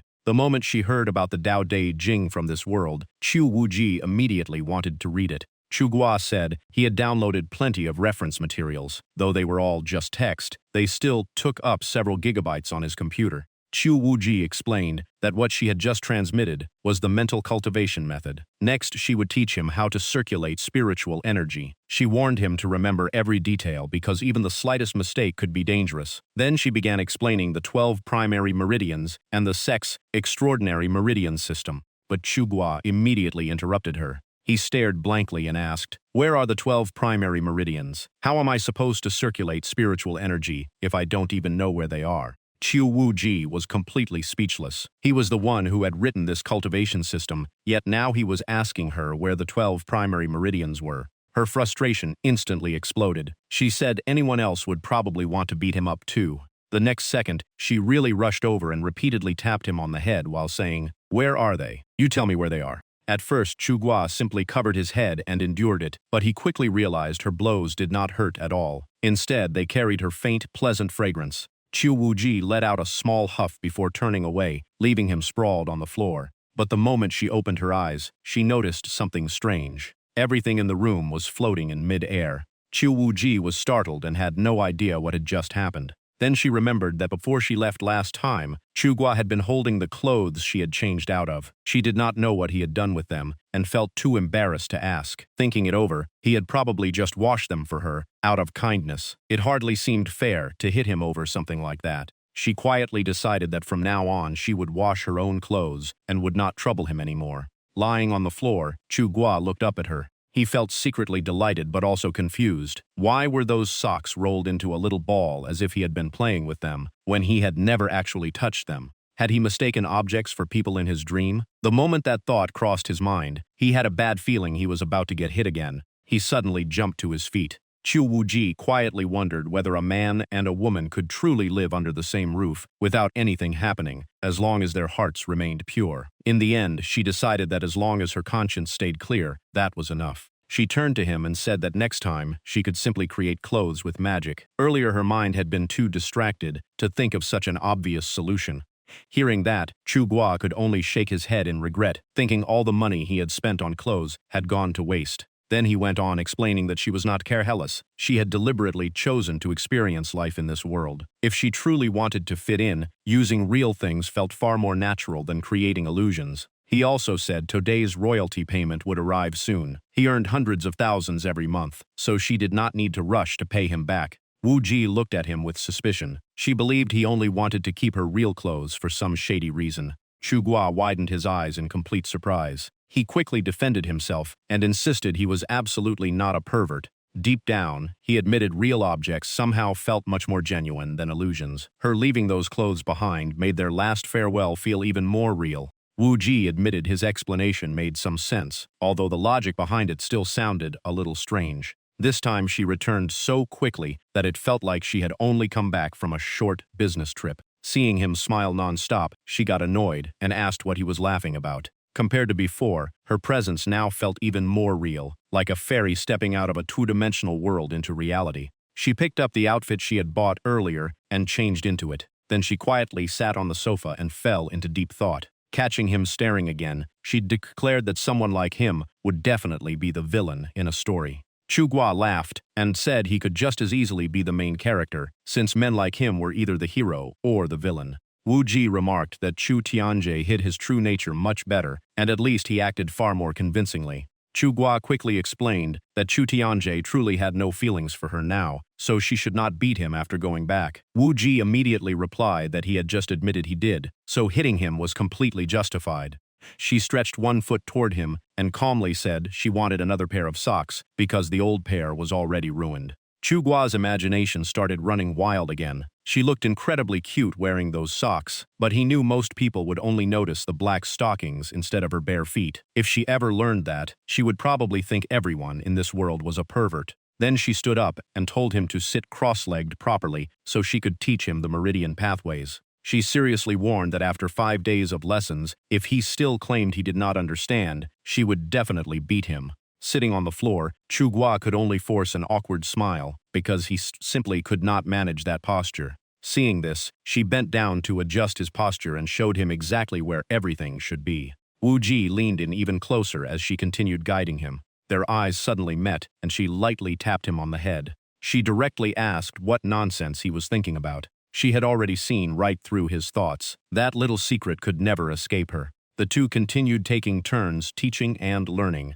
Just then, Chu Guo suddenly stared ahead in shock. Inside his head, he could only let out a stunned curse. Wu Ji stepped closer and carefully examined his body. She said he looked healthy on the outside, but inside he was incredibly weak. His meridians were blocked, his muscles lacked strength, and even his organs were in poor condition. After hearing that, Chu Guo could only comfort himself by thinking that poor health was normal for web novel authors. Wu Ji concluded that, with his current condition, cultivation was impossible. He had to restore his health first. The words "too weak" stabbed straight into his pride. He could only beg her to stop emphasizing how weak he was. Wu Ji simply kept looking at him with curious eyes. Chu Guo made up his mind to start training seriously from that day on. She nodded and said he finally showed a little awareness. A while later, the meal was finally served. Both of them stared at the food with eager eyes. Wu Ji reminded him that besides training, he also needed a healthier routine. Skipping meals, starving all day, and eating irregularly would damage his stomach. Staying up late would harm his liver. Cultivators could go without food, but ordinary people could not. Chu Guo suddenly realized cultivation existed to achieve what ordinary people never could, so everything she said made perfect sense. Chu Guo laughed and jokingly asked if he should start calling her master. Wu Ji immediately replied that if he did, then she would have to call him Father Creator. In the end, they agreed to keep addressing each other as usual. Right then, an unexpected sound broke the silence. While putting on her socks, Wu Ji said that cooking at home was both cheaper and cleaner than eating out. She could not understand why he ate at restaurants every day when he clearly had plenty of money. It was not a difference between worlds. People here were just lazy, and he was the perfect example. He curiously asked if she knew how to cook. Even though he had never written about her life before cultivation, she had probably developed her own memories and thoughts. According to his settings, Wu Ji was skilled in everything, including cooking. She glanced at him and asked why she should cook for him even if she could. At the thought, Wu Ji smiled faintly. Then she calmly said she would treat it as paying her rent. After saying that, she turned around and told him to buy rice, oil, salt, and the other necessities. Chugua hurried after her and explained they did not need firewood because the house had a gas stove. Rice and seasonings could all be bought at the supermarket. Wu Ji casually added that she also needed more socks, and he immediately agreed. At the shopping mall, the clerk asked if he wanted black ones, and he answered yes. The clerk then asked if he also wanted white ones, and he nodded again. While browsing, Wu Ji noticed an item displayed in front of her. She had just picked it up when Chugua walked over and asked if they should buy the matching set so they could both wear it. Wu Ji looked surprised and asked why the men's and women's versions looked exactly the same. He smiled and explained that it was like wearing the same Seek uniform. Living in the same house, matching pajamas were perfectly normal. She gave him a suspicious look, feeling as if he was trying to fool someone who had lived for 10,000 years. Even so, she finally nodded. Chugua immediately asked the clerk to bring 2 sets. Before long, 2 adorable pajama sets were brought over. The clerk happily said they were on sale. Wu Ji stared at them and wondered why someone as dignified as her had to wear such childish patterns. She turned to look at Chugua. Seeing his delighted smile, she figured the one paying had the final say. Secretly, she decided she would earn her own money someday. Not long after, the purchase was complete. After carrying everything home, Chugua collapsed onto the floor from exhaustion.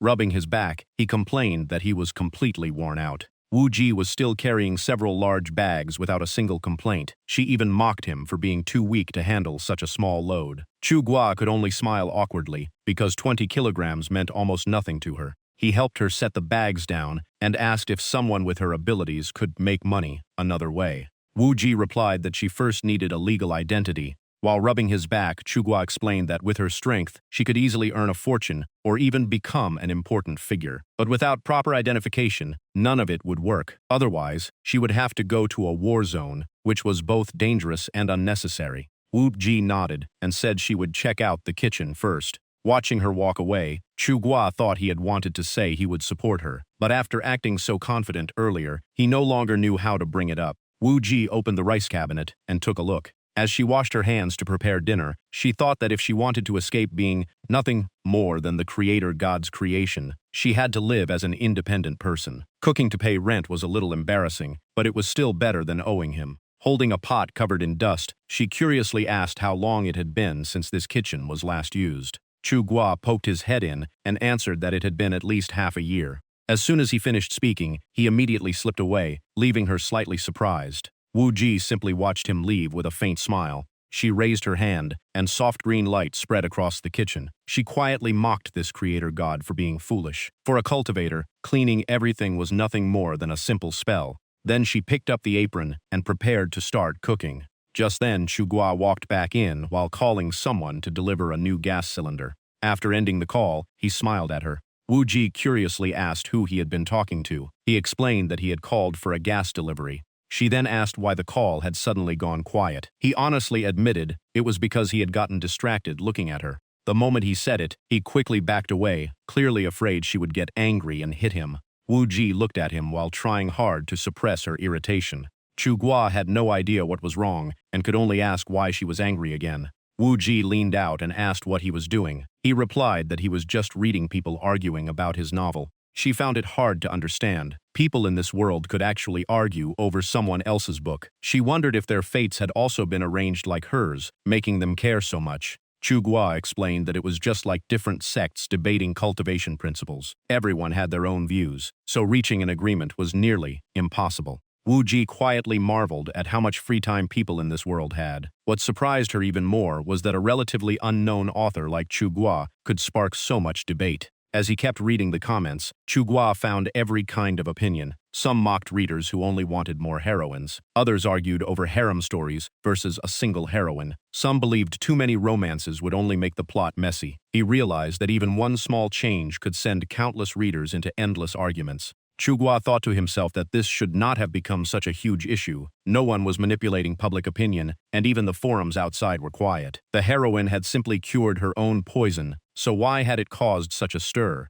Hearing that, Wu Ji felt a little guilty, thinking she might have accidentally caused him quite a bit of trouble. but Chu Gua smiled and said it was actually a good sign. He had worried that no new readers would notice the novel, but the more people argued, the more people would come to read it. After saying that, he stood up, walked to the bookshelf, and suddenly remembered something. He told her to stop reading the comments because the history book she wanted had arrived 2 days ago. He took down a book and handed it to her. It was 5,000 years of Chinese history. Wu Ji flipped through a few pages and calmly remarked that this world's civilization was only about 5,000 years old, much younger than she was. Chu Gua laughed, gently tapped her forehead, and teased that he knew she was an old granny. Wu Ji explained that cultivators living for tens of thousands or even billions of years was simply an exaggeration by authors. If civilization never changed after so many years, that would make no sense. It was just a common cultivation story trope. After saying that, she simply gave a quiet reply. Chu Gua silently watched her. Even the way she sat there reading made her incredibly captivating. He kept watching her for so long that he completely lost track of time. Smiling, he said that one person writing while the other quietly read was such a beautiful scene that it deserved to be painted. Just as he was lost in the moment, the gas delivery arrived outside the door. His phone also showed a notification that the delivery had arrived. A delivery man carried in the gas cylinder, set it down, and jokingly said that was as far as his service went. Once everything was taken care of, Chu Gua returned to typing at his keyboard. After a while, he picked up his cup and took a sip of water. The moment he looked up, he found Wu Ji quietly watching him. She suddenly thought that he was working so hard while she was doing nothing to help. Maybe she should pour him more water, or make him some tea so he could focus on writing. She even pictured herself as a maid serving her master or a beauty grinding ink beside a scholar. Then she suddenly snapped out of it. Why was she even thinking like that? Had this guy secretly rewritten something again? Wu Ji quietly glanced at the clock on the wall. Meanwhile, Chu Gua thought that from now on, Chu Tianji could only continue walking the cultivation path alone. This direction was completely different from his original plan, but it also meant he no longer had to worry about the heroine, complicated relationships, or messy romance plots. Writing exactly what he wanted felt much more enjoyable. He even felt his writing style was becoming more like Zhang Qiren's. If he truly succeeded someday, perhaps it would also prove that Zhang Qiren's path had been the right one. With that thought, he published the new chapter. Comments flooded in almost instantly. Some cheered that the new chapter was finally out. Others complained it was too short. Some even said the writing style reminded them of a famous author. After reading all the responses, Chu Gua realized that only about 1/10 of his readers had dropped the novel, far fewer than he had feared. Just then, a delicious aroma drifted through the room. The smell of food quickly filled the entire apartment. In the kitchen, Wu Ji wore an apron while cooking with one hand and reading a cookbook with the other. Standing at the doorway, Chu Gua suddenly remembered that he had created Chu Wu Ji as someone who could dominate the world, yet also enjoy a peaceful family life. The novel had never shown this gentle side of her, but now he was seeing it with his own eyes. Noticing him staring again, Wu Ji curiously asked what he was looking at. Smiling, she joked, "Have you never seen someone use immortal arts to stir-fry vegetables?" Chu Gua replied that he had imagined many things before, but never this. Then he asked why she did not simply use magic to create the finished dishes. Wu Ji shook her head and said that would take all the fun away. Some things were enjoyable only when done step by step, and she wanted to taste the results of her own cooking. As she spoke, she gently used her magic to move the food from the pan onto a plate. Chu Gua picked up a piece of cabbage and took a bite. He froze in amazement. It was still ordinary cabbage, yet it tasted unbelievably delicious. He immediately kept eating without stopping. A cultivator's perfect control over fire made every dish far better than restaurant food, making every meal outside seem ordinary. Seeing how much he enjoyed it, Wu Ji smiled and asked if she could make good money by working as a chef. Chu Gua put down his chopsticks, his expression suddenly turning serious. He explained that he had asked many people. With her current situation, getting a legal identity was almost impossible unless there were already believable records of her existence in this world. Wu Ji nodded in agreement. If a stranger suddenly appeared in her sect claiming to be a disciple, no one would believe it, because that person had never existed before. She calmly said that if it was too difficult, they could leave it for now. She did not want to lie just to obtain an identity. For now, she could cook to cover her rent, and they could figure everything else out later. Hearing that, Chu Gua could only let out a quiet sigh. He continued eating and asked how far she had gotten in the history book and whether there was anything she wanted him to explain. For now, there was no need. From her observations, this world's ancient era was quite similar to the stories from her own world. It even included myths like the four symbols, making it easier and more interesting to understand than the modern age. In my view, this world should have originally been filled with spiritual energy. Many stories are built that way, saying spiritual energy was cut off after the severing of heaven and earth, or faded away when the dragon veins were destroyed. Of course, it was not completely gone. Only an extremely thin trace remained. Besides, I may be mistaken, but after returning this time, the spiritual energy around here seems slightly stronger than before. It is just too faint to be certain. Hearing that, Chu Gua immediately came up with a theory. Could spiritual energy be slowly returning? Maybe that was the real reason Chu Wuji had been able to step out of the novel. If that guess was correct, then perhaps he was not the only unusual person in this world.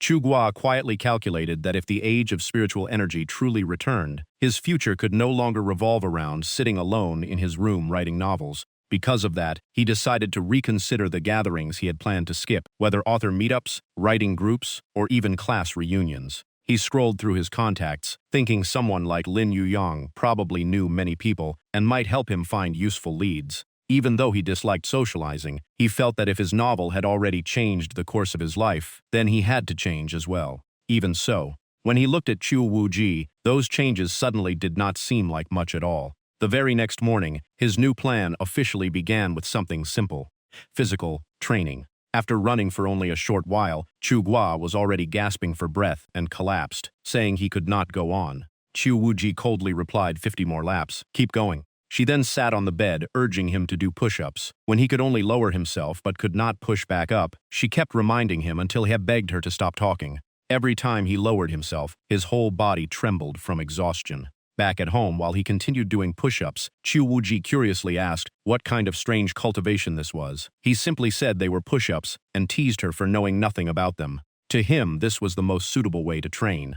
After being watched for so long, he finally complained that she should go read her book instead of staring at him. Hearing that, Chu Wuji quietly walked away. After a while, Chu Gua suddenly remembered something and asked if she wanted to take a bath, since her current cultivation was nowhere near the level where the body stayed naturally clean. Still reading her book, Chu Wuji calmly replied that she knew a cleansing spell, and he could use it too if he wanted to save time. Chu Gua immediately refused. He still preferred taking a real bath instead of relying on magic. After saying that, he walked straight into the bathroom, leaving Chu Wuji outside with her book. The sound of running water echoed through the room, while strange ripples slowly stirred within her heart. She thought that, living together with a man really was inconvenient. Just knowing he was bathing on the other side of a single door was enough to make it hard to stay calm. Chu Wuji forced herself to remain composed, reminding herself that she could not see anything anyway. But then she remembered what Chu Gua had said. Thinking it over, she admitted he had a point, because even in the past, she sometimes preferred soaking in water instead of using cleansing spells.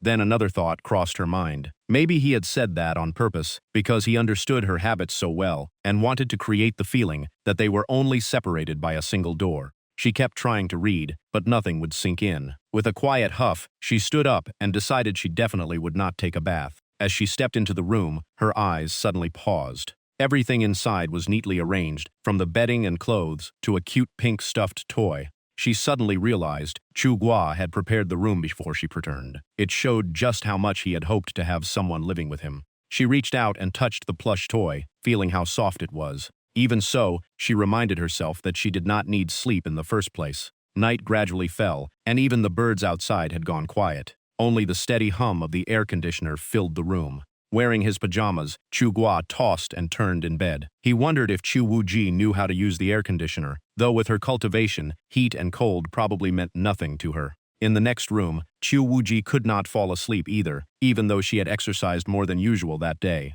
She turned over again and again. Sleep still refused to come. She lay under the blanket, lost in thought for a long time. In the end, she decided to go to the bathroom. Her bedroom door slowly opened in the silence. Chu Wuji stepped out in her pajamas, looking much gentler than usual. At that exact moment, the two unexpectedly ran into each other and froze. Chu Gua's eyes first settled on her lips. Then they drifted to the graceful figure faintly outlined beneath her pajamas. Finally, they fell on her fair legs shining under the light. Only then did Chu Wuji realize Chu Gua was standing right in front of her. Seeing her dressed like that, Chu Gua immediately became flustered. His heart suddenly raced, and his emotions became difficult to control. Chu Wuji's heartbeat was just as chaotic. Her face turned bright red with embarrassment. Being caught like this was already humiliating enough, and these pajamas felt nothing like the robes she wore as a disciple of her sect. She tried to say something, but no words came out. Chu Gua simply smiled, gently wished her good night, and told her to get some rest.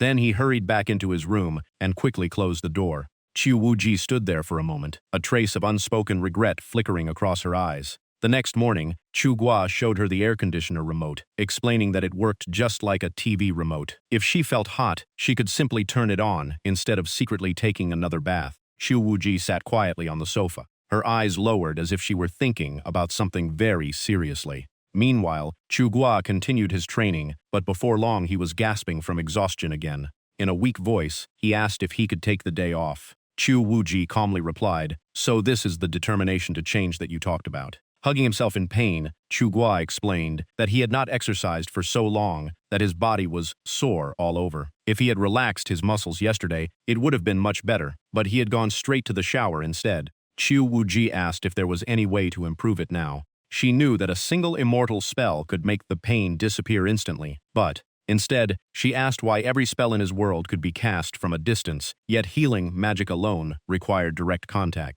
The question instantly left Chu Gua speechless. He awkwardly had no idea how to answer. All he could think was that this was a common harem novel setting. Fighting could be done from afar, but healing Heroine always required physical contact. The more awkward it was, the more it fit the trope. Seeing his reaction, Chu Wuji immediately guessed it was definitely not a respectable rule. She demanded that he change that setting. Chu Gua could only laugh awkwardly and explain that any changes would have to wait until he officially wrote the story. He could not alter the current outline yet. After hearing that, Chu Wuji concluded that healing someone meant physical contact was absolutely required. The moment Chu Gua confirmed it, she told him to deal with it himself. He was not going to die, then turned and walked away, despite him frantically calling after her. He hurried after her, explaining that he was training so hard only to uncover the secret of how she had stepped out of the novel. If she healed him quickly, they could save a great deal of time. Chu Wuji refused to give in. She said he was still perfectly capable of moving, so he should stop looking for excuses to be lazy.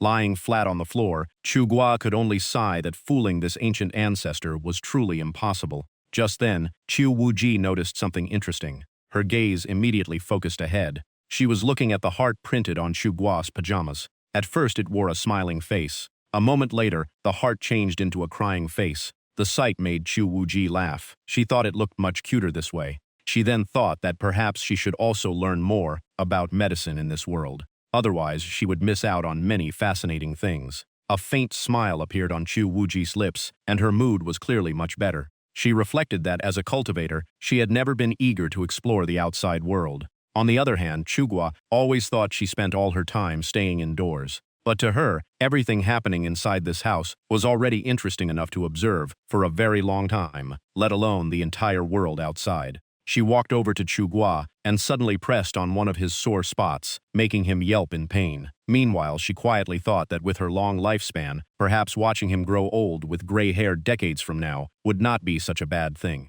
But then, the thought of Chu Gua eventually growing old and dying suddenly became difficult for her to accept.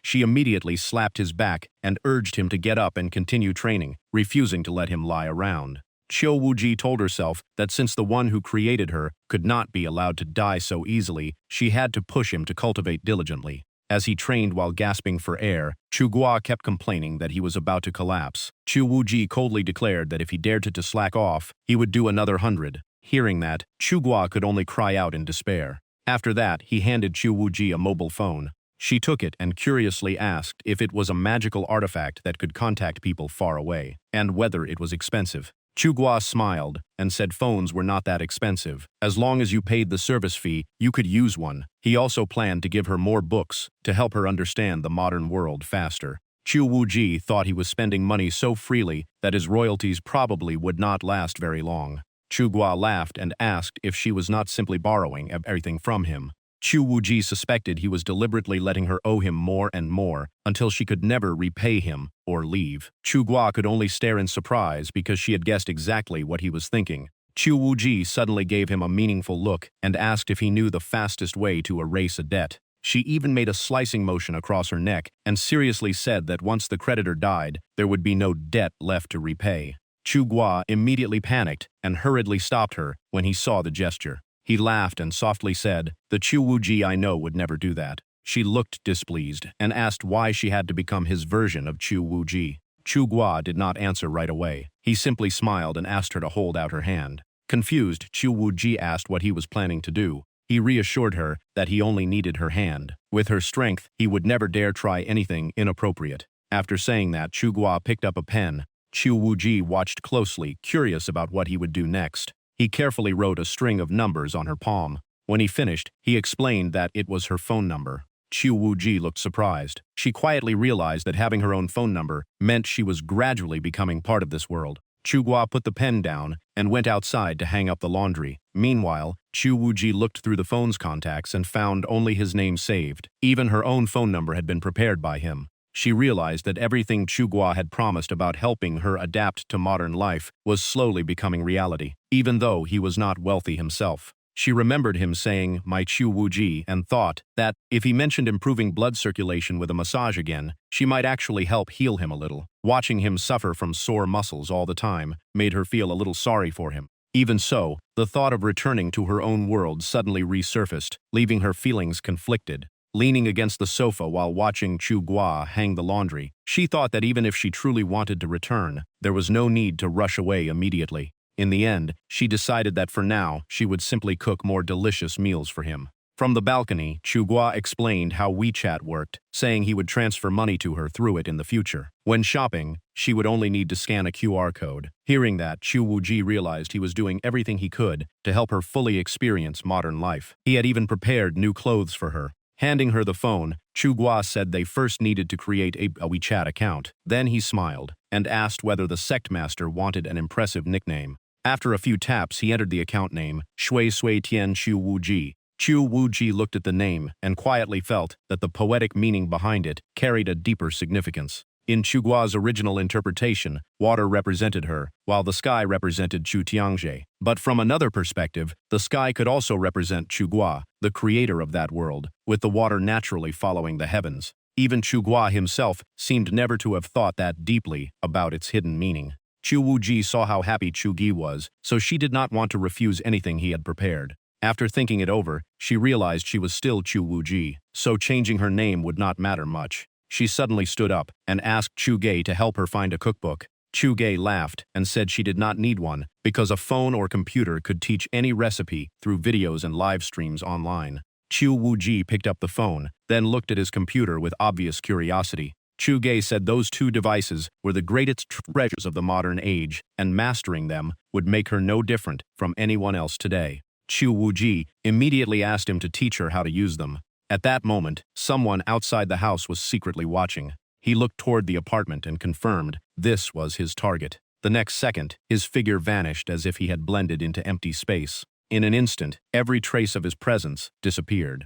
Inside the room, Chu Gi remained focused on his computer, with his fingers flying across the keyboard.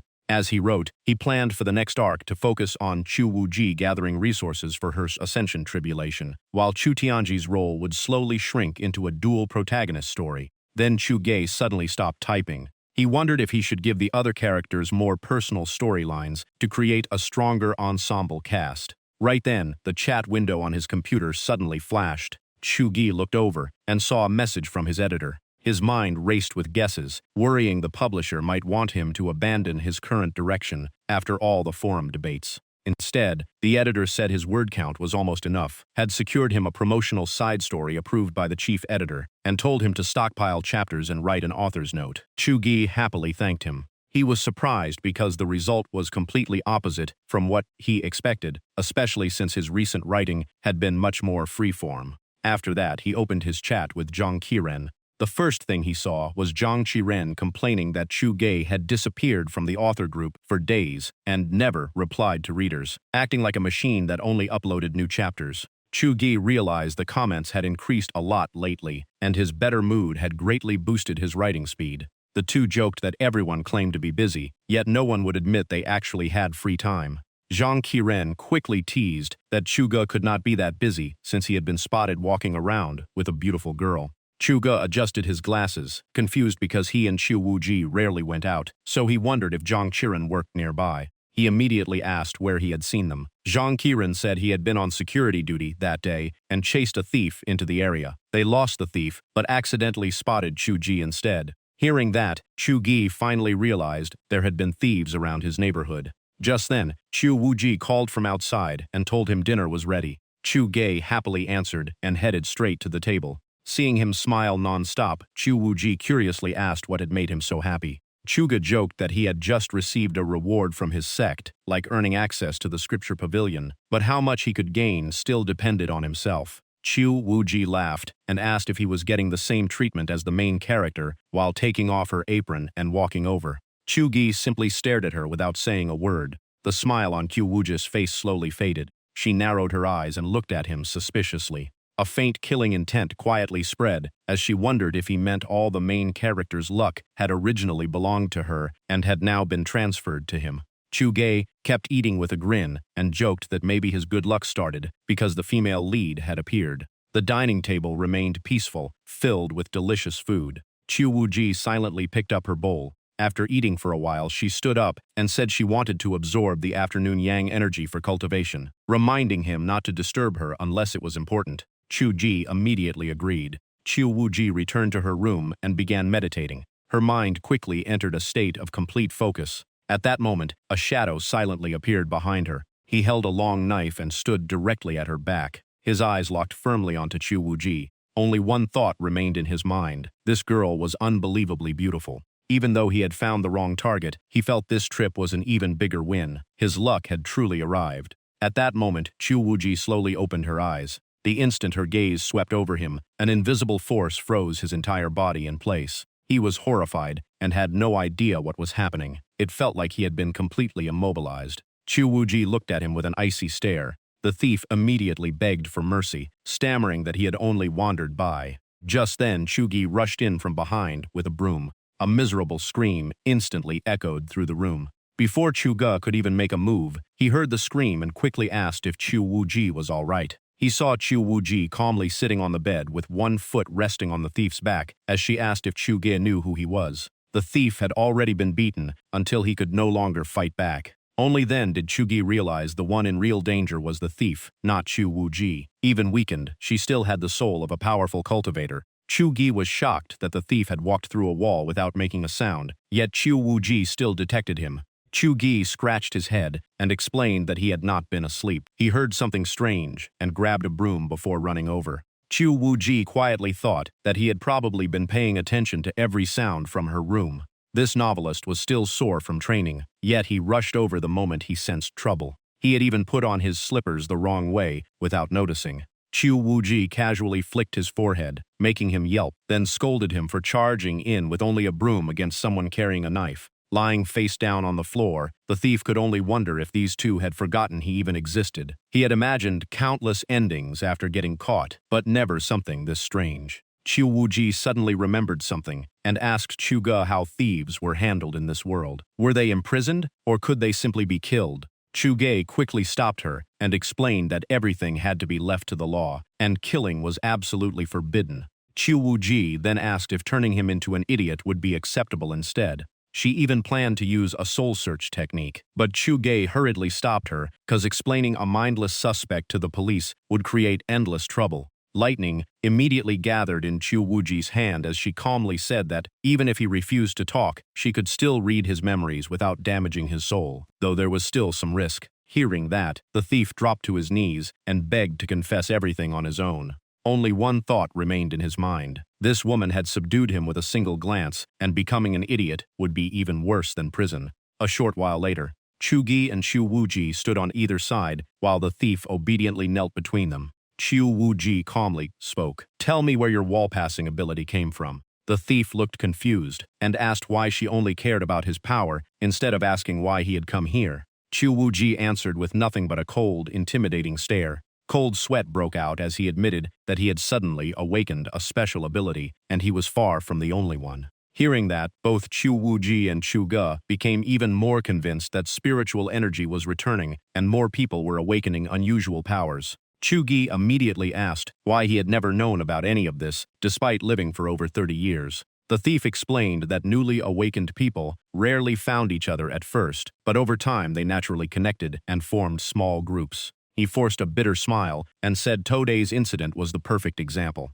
Chu-ge mocked him, saying it was pathetic to gain the power to walk through walls only to become a thief. The thief looked down at his clothes and silently regretted not wearing something less suspicious. Afraid of more interrogation, he hurriedly begged for mercy and claimed he had come to find an enemy who supposedly lived somewhere in this neighborhood. So he had been checking apartments one by one. After hearing that, Chu-gi immediately declared he was lying and told Chu Wu-ji to keep going. Without hesitation, Chu Wu-ji slapped him across the face. She asked Chu-ge how he could be so certain. Chu-ge calmly explained that no one searched door to door at this hour. Choosing a time when people were asleep or away meant the target had already been identified, not randomly searched. Convinced by his reasoning, Chu Wu-ji rewarded the thief with another slap for lying again. Watching the thief get beaten so badly, Chu-gi could only sigh to himself. This ancient master was unbelievably fierce, and he was lucky to have survived teasing her before. The thief desperately begged for mercy.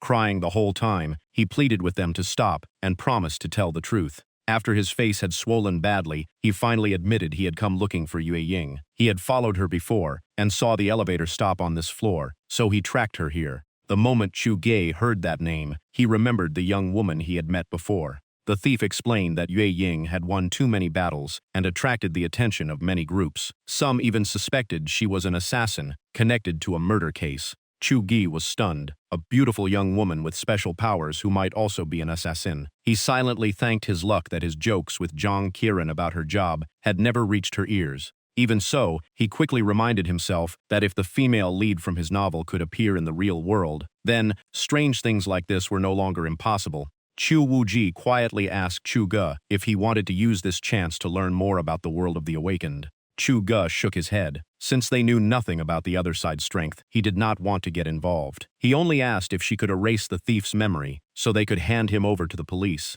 Chu Wu-ji silently looked at him. After a moment she nodded and said erasing a short section of memory was easy. Chu-ge knew that with Chu Wu-ji's personality, she would eventually step into the world of the supernatural on her own. With her abilities, creating a new identity in that hidden world would not be difficult at all. In the long run, that path might even be more meaningful than living an ordinary life. Even so, he did not want their peaceful life to change so suddenly. He hoped Chu Wu-ji would slowly adapt to the modern world, but not by rushing into unknown dangers. Right then, Chu Wu-ji casually slapped the thief one more time. She coldly ordered him to hand over all his money and valuables, saying she had resisted robbing people for so long, yet someone had delivered himself right to her door. Both Chu-ge and the thief froze in disbelief. The only thing left was another miserable scream.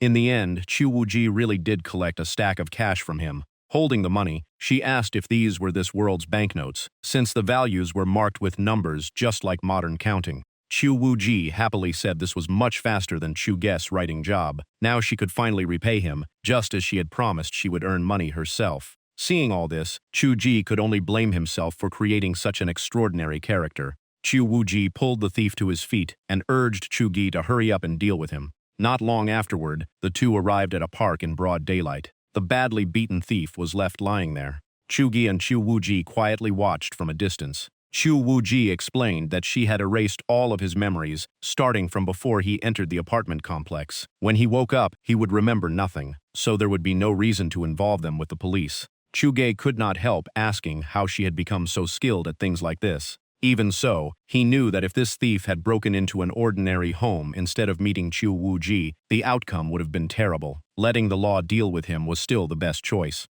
Before long, someone noticed the thief, called for help, and contacted the police. Seeing that, Chu-gi and Chu Wu-ji quietly left. On the way home, Chu Wu-ji finally asked why he had seemed so worried. Chu-gi admitted that the robbery was partly his fault too, but warned her never to make money that way again in this world. It would only bring trouble sooner or later, unless she planned to rule a war zone, which he certainly did not want. Chu Wu-ji quietly sighed. If the author had not written her that way, she would never have acted like this. Chu-ge laughed and said, those thoughts had come from the world he created. Maybe they were also part of his own art, which made it hard for him to tell her she was wrong. What worried him was not just Today's incident. He feared that making easy money would lead to bigger problems later. Still, he had to admit, watching those criminals get punished was satisfying. Chu Wuji lowered her head and admitted her mistake, promising to be more careful from now on. Then she asked if that was only part of the reason, and whether what truly unsettled him was their first contact with the supernatural world.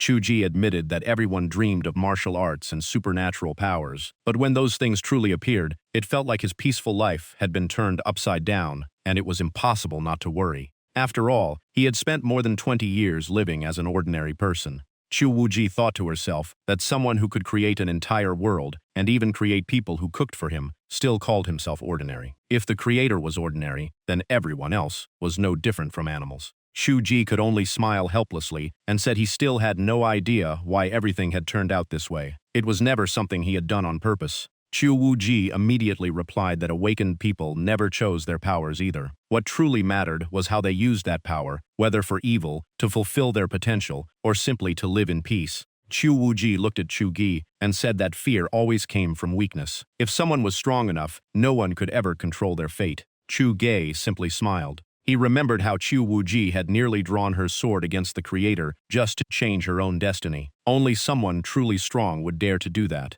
Just then, a police siren pulled both of them out of their thoughts. Chu Ji turned toward the sound with curiosity. He spotted Lin Yuyang talking with several police officers. Chu Gi was surprised to see a familiar face. Meanwhile, the captured thief had already been loaded into a police car, looking so dazed that he had no idea where he was. Lin Yuyang also scanned the area. Then he noticed a familiar figure. Across the crowd, Lin Yuyang's eyes landed on Chu Gi. Chu Ge lit a cigarette and walked over. The two stepped aside to talk. Chu Ge asked if Lin Yuyang lived nearby. Lin Yuyang replied that his home was only a few streets away, so he had stopped by after hearing the commotion. Chu Ge was surprised to learn that Lin Yuyang had changed jobs. He thought Lin Yuyang only worked in an office, but now he was handling unusual cases as well. Lin Yuyang asked if Chu Ge had noticed anything strange or seen any unfamiliar people around the neighborhood lately. Chu Ge laughed and said he could barely remember his own neighbors, let alone strangers, from several streets away. Lin Yuyang agreed that made sense. Just then, another officer ran over and reported that the security footage had been reviewed. Lin Yuyang said they could continue talking another time because he had work to do first. Chu Ge nodded in agreement. They said goodbye, and Chu Gi joked that now Lin Yuyang was a department chief. He owed him a meal. Lin Yuyang laughed and accepted. After that, the officers gathered beside the police vehicles for a discussion. The officer in charge carefully reviewed the report. He reported to Chief Lin that the surveillance footage showed the suspect seemingly appearing out of nowhere, with no footage of him entering beforehand.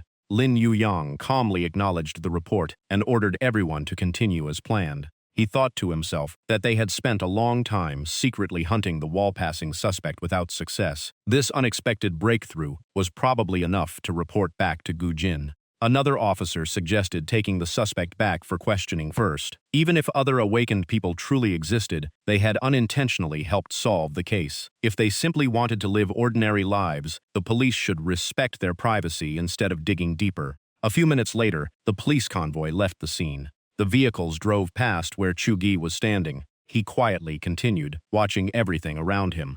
Suddenly, a fleeting dark figure caught his attention. Chu Ge frowned in confusion. Moments later, he overheard people talking nearby. Someone said the senior officer had instructed his team that if they encountered awakened people who only wanted a normal life, they should protect them instead of disturbing them. Chu Wuji walked over and smiled, saying this country treated its people well and truly cared about its citizens. Thinking it over, she felt it made perfect sense. Most awakened people were not threats, and anyone used to a peaceful life would naturally want to keep living that way. Still, she noticed that their cultivation path was very unusual. They seemed to develop only a single special ability instead of building a complete cultivation system. Yet those abilities could still be trained and improved. From Chiu Wuji's perspective, these powers clearly showed signs of long-term refinement. For example, wall passing could eventually evolve to ignore defenses or even merge with the 5 elements. That led her to conclude that this awakened spiritual energy had already developed into a mature system long ago, rather than being a recent phenomenon. Chiu Wuji suddenly asked Chu Gu if he might have awakened a special ability without even realizing it. The thought made both of them stop in their tracks. Chu Ge froze as if something had just clicked in his mind. Chu Wuji continued, saying that turning imagination into reality might itself be a godlike power, though there was no way to prove it yet. She believed the answer would only come once Chu Ge began cultivating and gradually gained control over his own power. Chu Ge sighed and said that day was probably still far away. He did not even meet the basic physical requirements to start cultivating. When Chu Wuji suddenly fell silent, he asked why she had stopped talking. Chu Wuji remained still, lost in thought. Chu Ge glanced at her and suddenly remembered their neighbor. Chu Wuji said the young woman possessed a dangerous ability and was already being watched. If she stayed nearby, she might drag them into trouble, so Chu Wuji was considering forcing her to move away. Chu Ge recalled what Zhang Qiren had once said, that the girl only wanted an ordinary life, but fate seemed unwilling to grant it. He agreed it would be safer if she moved, but if Chu Wuji threatened her directly, it would expose her own identity, unless she erased the girl's memories afterward. After thinking for a while, Chu Wuji decided to keep observing for now and wait for the right opportunity. With that, the two returned home and closed the door. As soon as they got inside, Chu Ge stretched comfortably and said nothing felt better than being home. He planned to return to his room, write more chapters and exercise afterward. But Chu Wuji suddenly tugged lightly on his sleeve. Chu Ge turned around with a puzzled look. Chu Wuji quietly asked if he could help her find more cooking recipes and some television dramas to watch. Chu Ji immediately agreed. Her new laptop happened to arrive at that moment, so he decided to teach her how to use it. He explained the basic functions and told her that whenever she had questions, she could simply search online before demonstrating everything himself. Under Chu Ge's guidance, all kinds of search results appeared on the screen. Chu Wuji could not help marveling because, in her eyes, this was nothing less than a supreme treasure. Nothing this convenient existed in the cultivation world. Chu Wuji sighed with regret, saying that if she had known about computers earlier, she would not have wasted so much time guessing things on her own. Chu Ge told her to search for cooking tutorials. After watching the first few videos, Chu Wuji became even more convinced the computer was a divine artifact. However, Chu Ge reminded her not to trust everything on the internet because it collected information from many different sources. She should use it only as a reference. Chu Wuji replied that she knew how to judge right from wrong. After that, Chu Ge taught her how to watch live streams and online videos, guiding her through every step. The moment she understood the basics, Chu Wuji gently pushed him aside and said she had learned enough so he could go do his own work. She immediately focused all of her attention on the laptop. Before leaving, Chu Ge asked one last time if she needed more help, otherwise he would return to writing. Chu Wuji firmly told him to stop worrying and get back to work. Seeing how completely absorbed she was, Chu Ge could only smile and watch quietly. He suddenly regretted not taking the chance to hold her hand while teaching her. By the time he thought of it, the opportunity was already gone. With that regret in mind, he returned to his room. Meanwhile, Chu Wuji sat silently in front of the screen as new ideas began forming in her mind. She immediately lowered her head and continued typing. This time, she searched for ways to transfer money without leaving any trace. After reading the results, Chu Wuji realized there was almost no way to avoid police tracking financial transactions. It seemed Chu Ji had been completely right, and that shortcut to making money was no longer an option, so she switched to searching for something else. A faint smile appeared on Chu Wuji's lips. After checking when the anonymous question had been posted, she instantly guessed the author was Chu Ge. Just imagining his troubled expression was enough to make her laugh. Chu Wuji thought this tool was incredibly useful. She only wondered if she could use it to ask questions of many other people as well.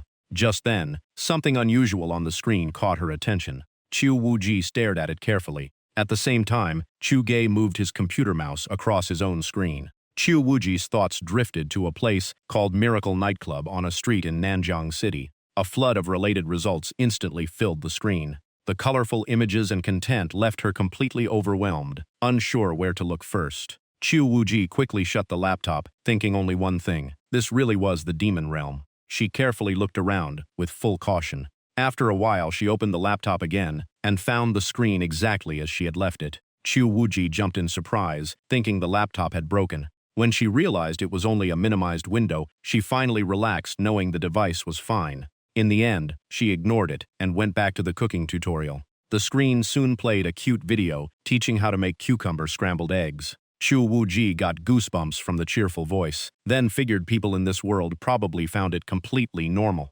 Time quietly passed, and night gradually fell outside the apartment complex. After finishing his novel, Chu-ge looked out the window and realized it was already dark. He stood up to stretch, planning to train before dinner. As soon as he entered the living room, he saw Chu Wuji still focused on the laptop. Only then did she remember it was time to cook, having completely lost track of time. Chuga laughed and joked that even a sect master like Chu Wuji had become so addicted to the internet that she forgot the time. She immediately argued that she was only learning new recipes. Chuga started warming up for training and said he was looking forward to tasting her new cooking. Chu Wuji asked if he was really going to keep training. He nodded and said time waited for no one. But after just one push-up, his whole body shook with pain. Chu Wuji asked if his injuries had improved, and he gave a bitter smile, saying they hurt even more now. She calmly sat down. Then she told him to stop forcing himself and come sit here. Chuge looked at her in confusion. Chu Wuji said she could regulate his blood and energy. The moment he heard that, his eyes lit up. Seeing his reaction, Chu Wuji shot him a sideways glance and asked why he looked like that. Chuge quickly denied thinking anything strange. She explained that she could not only improve his circulation, but also open his extraordinary meridians, balance his internal organs, and let him begin cultivation directly. The only problem was that transforming an ordinary body would be extremely difficult. Chu Gi immediately looked wronged and asked why she had made him suffer through 2 days of training first. Chu Wuji replied that she wanted him to build his foundation step by step. Power gained too easily would leave a weak foundation and harm his future mindset. They looked at each other, and an awkward silence filled the room. Chu Gi suddenly asked if treating him would shorten the time Chu Wuji could stay in this world. The question left her silent for a long time. In the end, Chu Wuji simply smiled and said it would be fine. Seeing her forced expression, Chu Gi immediately guessed she was hiding something and refused, saying he could just keep training on his own. Chu Wuji instantly lost her patience and grabbed him by the collar. She pushed Chu Ge into the chair and scolded him for always pretending. Chu Wuji kept treating him while complaining that he obviously wanted this, but insisted on acting noble. Chu Ge could only cry out in pain. The room was soon filled with his miserable screams as he begged her to be gentler and kept complaining. But only a few minutes later, those complaints turned into satisfied praise as his body suddenly felt much lighter. At the same time, the scene shifted to another part of the city. Night had fallen, and city lights shined everywhere. Several police vehicles were still lined up outside the police headquarters. Inside the office, Lin Wuyang brought a report to Gu Jin, saying the documents she requested were basically finished and the digital copy had already been sent. Gu Jin thanked him for his hard work. Lin Wuyang sat down and said it was simply his job. He also mentioned that the classification system had been completed and would serve as the foundation of the internal archive. Gu Jin reviewed the report and noticed several sections were still incomplete. Lin Wuyang explained that it was impossible to investigate everything in such a short time. They had only gathered more information about other ability users today because they captured the wall-facing ability user. Learning more would require further investigation. Gu Jin shook her head and said that was not what she meant. Besides, she never expected to uncover every secret. Lin Wuyang curiously asked what she meant. Gu Jin lowered her voice and brought up director Lin himself. Lin Wuyang's expression instantly froze. Gu Jin picked up her pen and added a few more notes to the file. She then slid the report across the table to him. It clearly read, Ability User Lin Wuyang, Identity. Director of the Special Affairs Department, Nanjing City Bureau. Ability forces targets to tell the truth when activated. Current development is low. Support type, potential rated at B rank. Meanwhile, Chuge's living room was a complete mess after the treatment. Chuga lay exhausted on the couch without a shred of strength left. After Chu Wuji returned to her world, Chuga stayed sprawled across the sofa, feeling completely drained. He picked up a towel and figured it made sense. She had stayed much longer than usual and spent a great deal of spiritual power rebuilding his foundation before leaving. Her clothes were still in the house, making him wonder what he would say when they met again. He could still feel a trace of Chu Wuji's spiritual power flowing through his meridians, slowly continuing to reshape his body. Chu Ge stood up and stretched, feeling every muscle in his body had noticeably changed. He could not hide his excitement. He finally qualified to begin cultivation. Who would have thought the cultivation art he once invented would become real? He remembered the vast collection of cultivation arts in Chu Wuji's sect, filled with countless secret techniques and immortal arts gathered over thousands of years. They were originally created for Chu Tianjie, yet now he was the one benefiting from them. Thinking about it carefully, abilities like walking through walls were really just another form of immortal magic. As long as they understood the method, both he and Chu Wuji could learn them. Of course, he could not rule out the existence of truly unique abilities. If someone could turn thoughts into reality, that would be even more terrifying than a divine treasure. Even so, he felt fortunate that he and Chu Wu-ji had entered the supernatural world so early, giving them a clear advantage. Looking up at the ceiling, Chu Jie wondered how far the current spiritual energy could take his cultivation. More than anything, he hoped to become strong enough one day to keep Chu Wu-ji in this world forever. The more he thought about it, the more he realized he had grown used to her presence. Images of Chu Wu-ji wielding her sword with unmatched confidence, then quietly learning to cook in front of a laptop, kept flashing through his mind. He suddenly wondered what he would do if she never came back. Thoughts of Chu Wu-ji lingered in his mind, making him regret teaching her modern life so quickly. If only she had learned everything a little more slowly. As he thought about it, Chu-gi gathered up her clothes, while the same thought kept repeating in his mind. While loading the washing machine, he wondered if Chu Wu-ji would lose interest in staying once she fully adapted to this world, with its thin spiritual energy. His eyes landed on the pajamas she had worn, still hanging in the corner of the room. But he reminded himself he could never force her. Only by treating Chu Wu-ji sincerely could he earn her sincerity in return, and he believed she understood that too. Rubbing his growling stomach, he remembered there was no one to cook dinner tonight. In the end, he skipped dinner, returned to his room, and continued writing his novel, planning to make Chu Wu-ji even stronger in the next chapter. Back in her own world, Chu Wu-ji calmly poured herself a cup of tea and enjoyed it.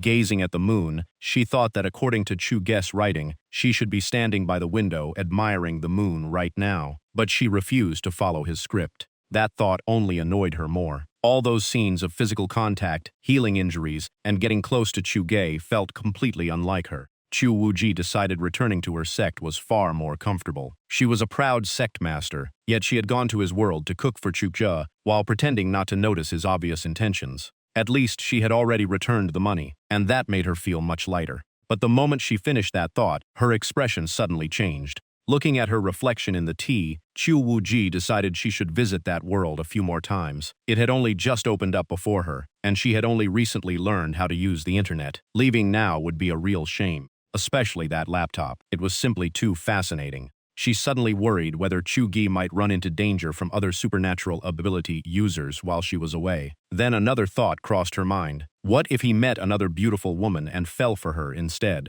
The instant that thought appeared, Chu Wu-ji froze. She set down her teacup and scolded herself, wondering why she was even thinking about such pointless things. She stood up, took a deep breath, and began to calm her mind. Chu Wu-ji understood that both she and Chu Ge hoped she could one day break free from the novel and become a truly independent person. Perhaps that was the goal they both shared. Sadly, changing one's true nature was almost impossible. Even altering major events had already proven that the world would always correct its own course. Since she no longer dared interfere with major events, she decided to start changing small incidents that had never appeared in the original story. Thinking of that, Chu Wu-ji smiled faintly. Then she calmly turned and walked away. Her plan would begin within the sect before gradually expanding across the entire world. At that moment, 3 senior elders entered the main hall. Taking a sip of tea, Chu Wu-ji asked Elder Zhu if their earlier analysis confirmed that the fire seed was most likely in the hands of the fire prison sect.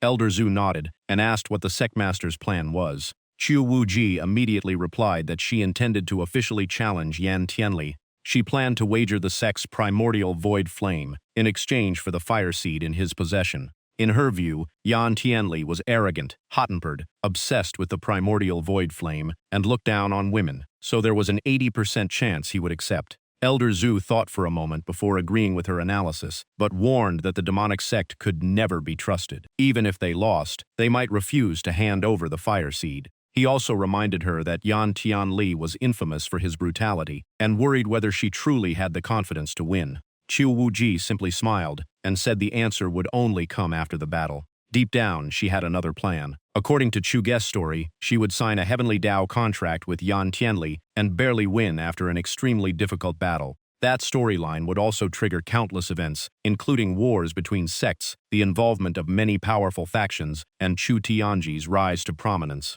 Chu Wu-ji even suspected this exciting arc would earn Chu Ge praise from his editor. but she had to obtain the item connected to the four symbols' grand formation. It was once meant only for ascension, but now it might become the key to linking both worlds, or even determine whether her real body could cross over. It had become more important than ever, so she decided to follow the original storyline while changing the way everything unfolded. Chu Wuji immediately ordered Elder Zhu to investigate the fire prison sect's major branches across the world, secretly place their own people in control, and take advantage of the feud between Yin Shentian Luo, Yinshi Mountain, Old Man Wugu, and Yan Tianli to set her plan in motion. Elder Zhu accepted the order at once, but he was deeply puzzled. The sector before him had completely changed. She no longer carried only her former pride, but looked ready to compete for dominion over the world. Meanwhile, back in the modern world, Chu Ge was still hard at work writing his novel. He typed Chu Wuji's next line. Even the strong sect has its limits. Every action comes with restraints. Since the world has already begun to change because of me, why shouldn't I stand at the very peak and overlook the entire realm?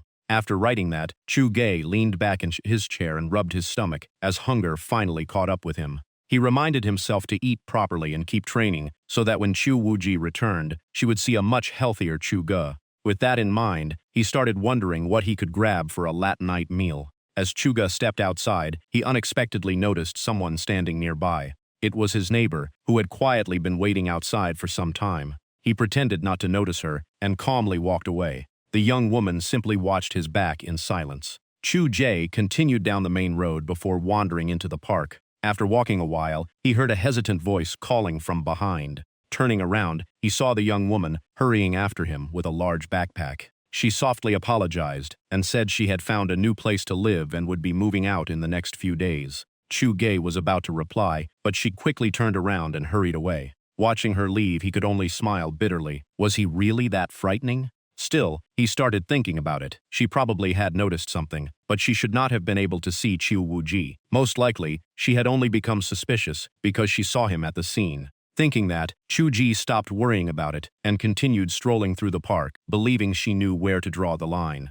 He suddenly realized he no longer feared facing someone with supernatural abilities. Maybe it was because they had been neighbors for so long, or maybe after once having Chu Wuji's sword at his throat, nothing else seemed that scary anymore. Chu Gi stopped by a small restaurant and ordered a bowl of noodles, finishing it in no time. After eating, he set the bowl down with a firm thud. But at that very moment, he suddenly felt something unusual happening inside his body. It seemed he had entered the chi refining realm. The world around him became hazy, and strange streams of light filled the air that he had never seen before. The next morning, Chu Ge woke up just as the sun began to rise. He recalled circulating his energy through 36 cycles the previous night exactly as Chu Wuji had instructed. He was not sure how much stronger he had become, but he had slept better than ever. Chu Ji decided to complete another 36 cycles while it was still early, then exercise, eat breakfast, and continue writing since he felt incredibly refreshed. Just then, his phone suddenly notified him of a new message. He walked over and picked up his phone. The message on the screen left him stunned. A notification appeared, suggesting this might be the novel many readers had been waiting for. Chu Ji stared at the statistics on his phone as his hands trembled. In less than an hour, the growth had already exceeded 1,000, signaling that paid subscriptions were about to surge. He was delighted to discover that the plot changes Q Wuji had made to alter her fate were not rejected by readers. Instead, the numbers kept climbing rapidly before the chapter cut off, giving him hope for a major breakthrough. He felt overjoyed, and even joked to himself that ever since the heroine appeared in real life, his luck had completely changed. He tied a red headband around his forehead, looking more determined than ever. Without wasting another second, Chu Gi sat down at his computer and immediately continued writing.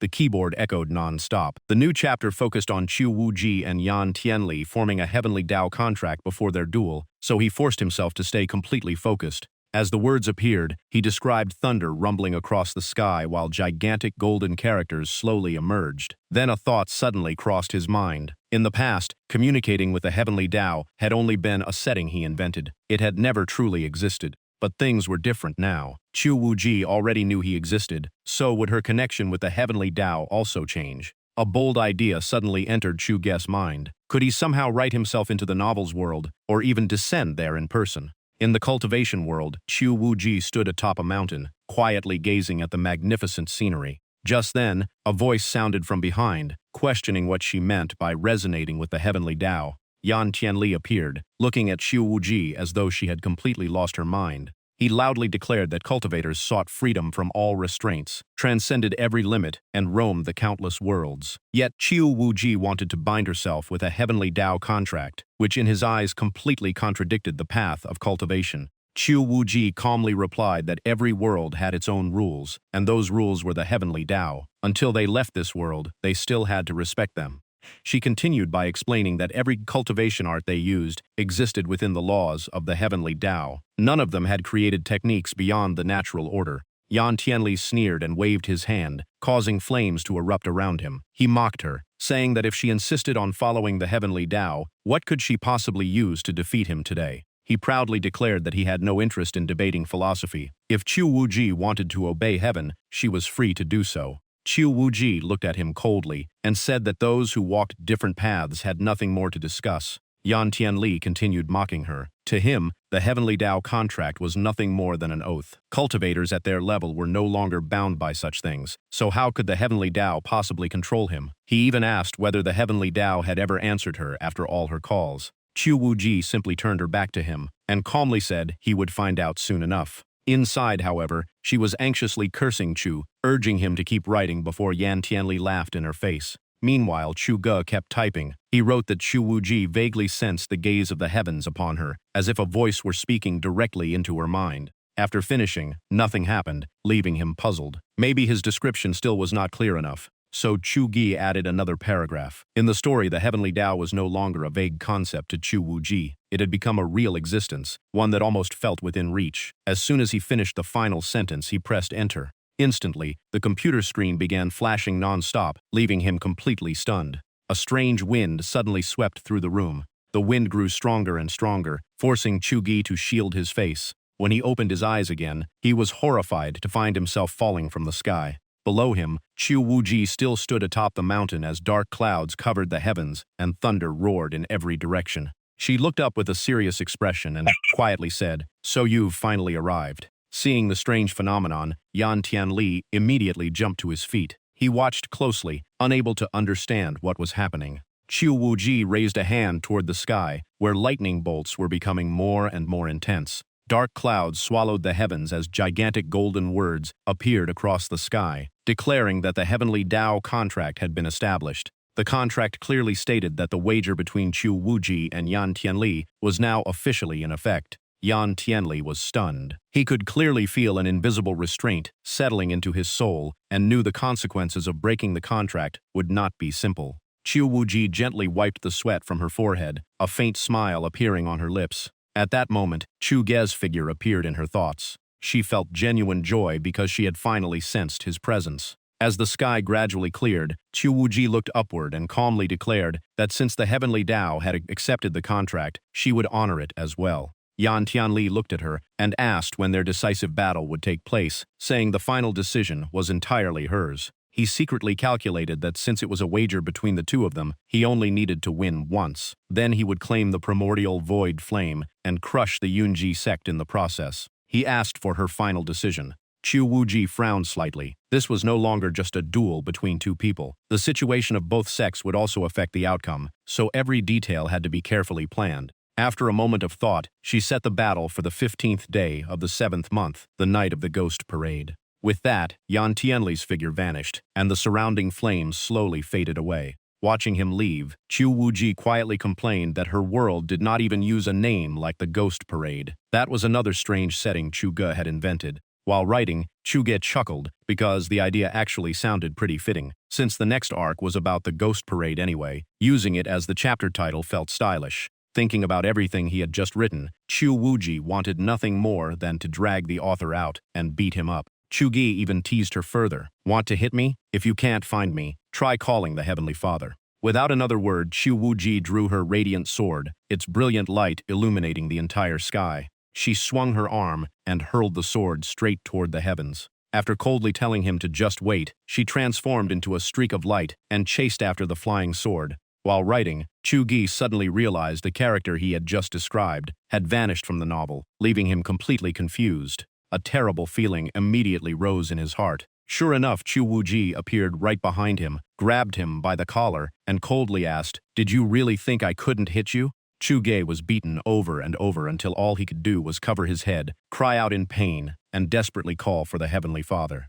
After his head was covered with bumps, he finally asked how she could now leave her world so easily. It was almost unbelievable. Chu Wuji shot him a glance and replied, "What, you don't want me to be able to leave that world whenever I want?" Chu Ge immediately answered that of course he did. He even joked that if she could come out any time, all he had to do was yell for help whenever he was in danger, and she would have his back. Chu Wuji instantly raised her fist and threatened him. "Why should I come running to save you?" She scolded him for acting like the heavenly Tao for so long that he had become foolish. More than 10 days had already passed in her world, enough time for her soul to recover and for her to settle the sect's affairs before signing the wager with Yan Tianli. Hearing that, Chu Ge was shocked that over 10 days had already passed there. He took off his headband and calculated that only a single day had passed on his side. It seemed that because he had been updating the novel so frequently, time inside the story had started moving faster. He kept thinking about it. If he continued writing day after day,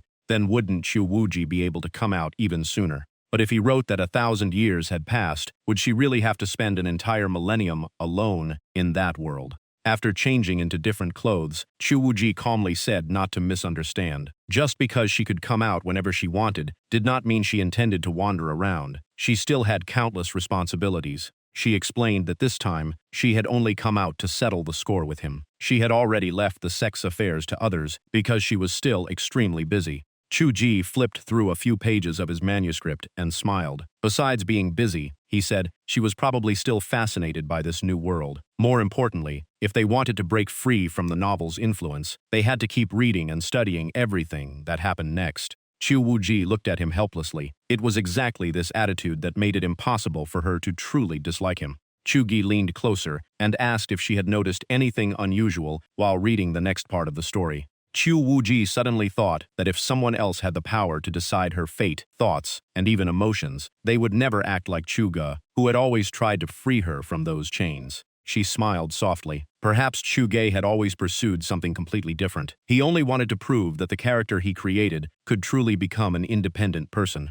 Seeing her smile to herself, Chu Ji curiously asked what was so funny. She simply shook her head, but deep down she admitted that, if anyone deserved to be called the Heavenly Father, it was him. She then explained that the author could only descend into their world when the story reached the point where Chu Wuji resonated with the Heavenly Tao, and even then his influence was extremely limited. In other words, even the Heavenly Tao's divine descent had clear limits. Chu Ge smiled and said there was no other way. Everything still had to follow the world's internal logic. He joked that if he could really descend power greater than ancient monsters who had cultivated for tens of thousands of years, someone would definitely be jealous. Hearing him indirectly call her an old woman, Chu Wuji immediately got angry, rushed over with an elbow, and demanded to know who he was calling old. Then she snorted, turned around, and walked away on purpose without letting him have his way. But before long she turned back, looked at him calmly, and said, "Take your shirt off." Chu Gi instantly panicked, as if disaster had struck, and stammered, asking what she planned to do.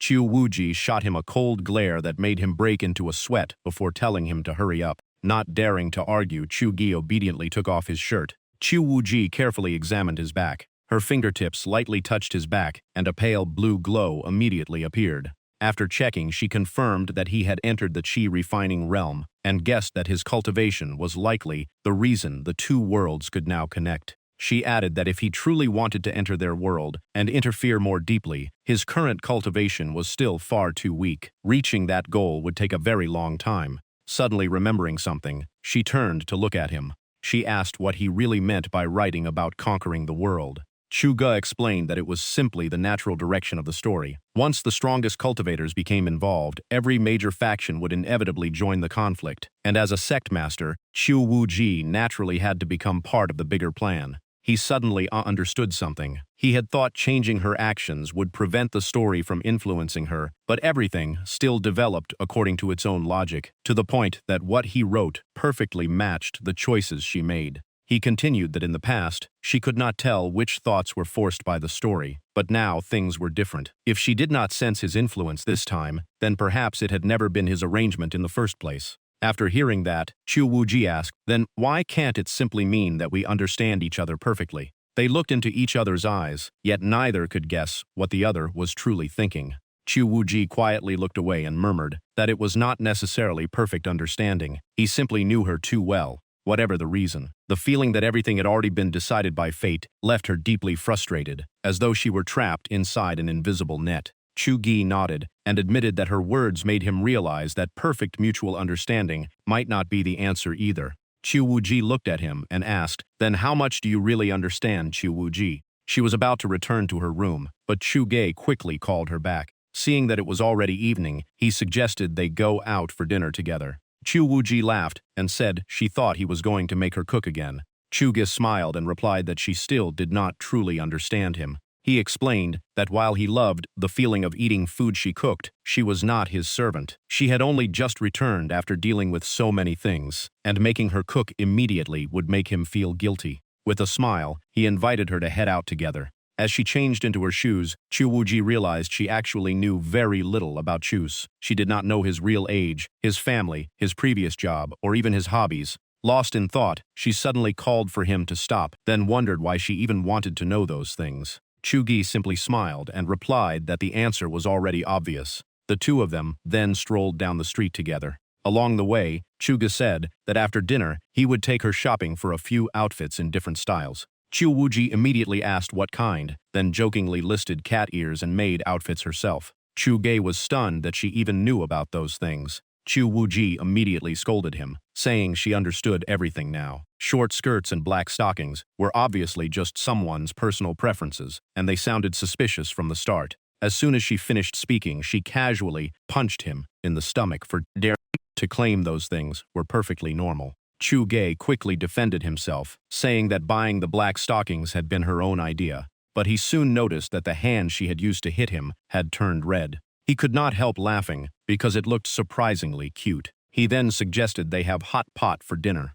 As they walked, Chu Gi naturally took her hand and smiled. With air conditioning, even the hottest weather was no problem, so they should give it a try. Chu Wuji suddenly realized she could no longer remember the first time they had held hands. She smiled faintly. This time, she remembered it clearly, yet she could not understand why she had not kicked him away. Glancing at Chu Gi, she saw him completely focused on deciding what to order, talking about split hot pot, sliced beef, and all kinds of delicious food. He clearly had no ulterior motives, and pulling her hand away now would only make her seem overly self-conscious. The more she thought about it, the more that seemed true. Before long, they arrived at a shopping mall. Chu Wuji picked out a stylish outfit that perfectly showed off her figure.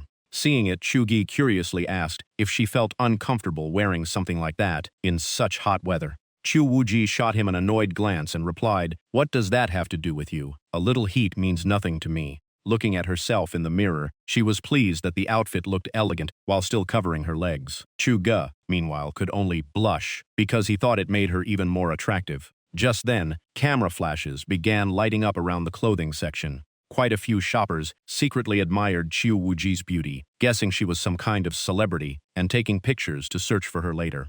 Chu Wuji coldly looked at the crowd as tiny sparks of electricity began flickering around her. A few seconds later, everyone's phones suddenly malfunctioned, leaving them staring in confusion as their devices stopped working. Chu Gi hurried over and asked what she had done. Chu Wuji calmly replied that she had only lightly interfered with the electric current and had not damaged anyone's phone. Her answer made Chu Ge pause. Seeing his reaction, Chu Wuji asked what was wrong. He smiled and said she understood him better and better, even answering the question he had been about to ask. She immediately replied, "Can't I think of that myself?" Chu Ge could only nod in agreement. A little later, Chu Wuji looked at the words on a screen and quietly murmured that it really was amazing. Then she changed the subject and asked whether he had run into any trouble over the past 2 days, especially with the girl living across the hall. Chu Ge was surprised she suddenly brought that up. Remembering what happened, he said he had been looking for a new place to move and that the neighbor had apologized and said she would be moving out soon as well.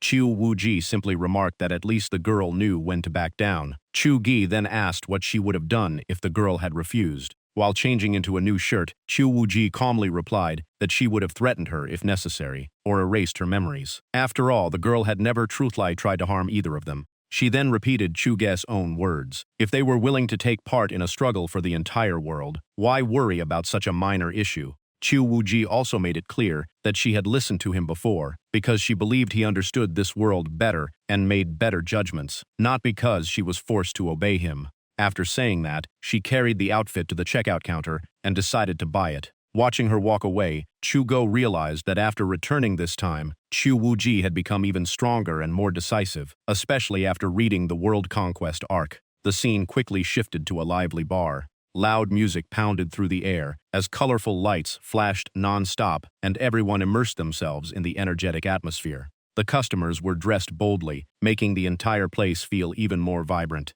Beneath the bar was an underground fighting ring where the crowd constantly cheered for a female fighter named Yu Ying. The entire arena kept chanting her name. Some of them even shouted for her to tear her opponent apart, but Yu Ying cared nothing about the glory of victory. She charged into every fight without hesitation because her only goal was to earn enough money to survive. Her sword slashed forward because only victory would earn her the prize money. At least, that had always been her rule.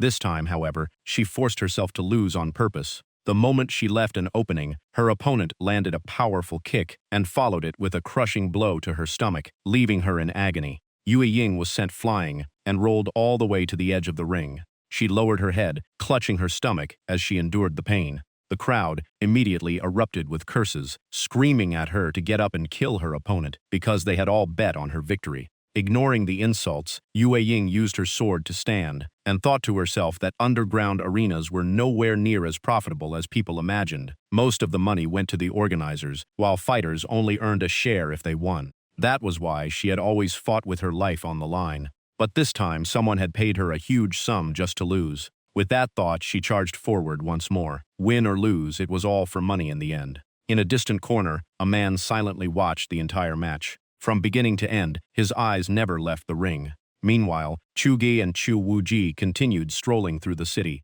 As they walked, Chu Wuji curiously admired everything around her. She turned to Chu Ji and asked why he was so free today. Did he not have to write or cultivate? He smiled and said he had already finished Today's update, and cultivation could wait. Today, he simply wanted to spend time with her. Chu Wuji replied that she was not a child who needed someone following her around every time she went outside. Chu Gi explained that it was because she still had no identification documents. She immediately argued that no one checked IDs during an ordinary walk. She had already looked it up, so he could not fool her this time. Right then, voices ahead called for everyone to present their ID cards for inspection. One police officer even asked a young woman whether she had installed the anti-fraud app, and she answered that she had. Chu Gei smiled and pointed toward them, saying, "See, I wasn't making it up." Chu Wuji quietly observed the scene for quite a while. Chu Gei stood beside her, watching her reaction. Eventually, he remembered he had not finished writing, and told her that if she wanted to keep exploring, she should come back early. More importantly, she should not start any fights, or the police really would ask for her ID.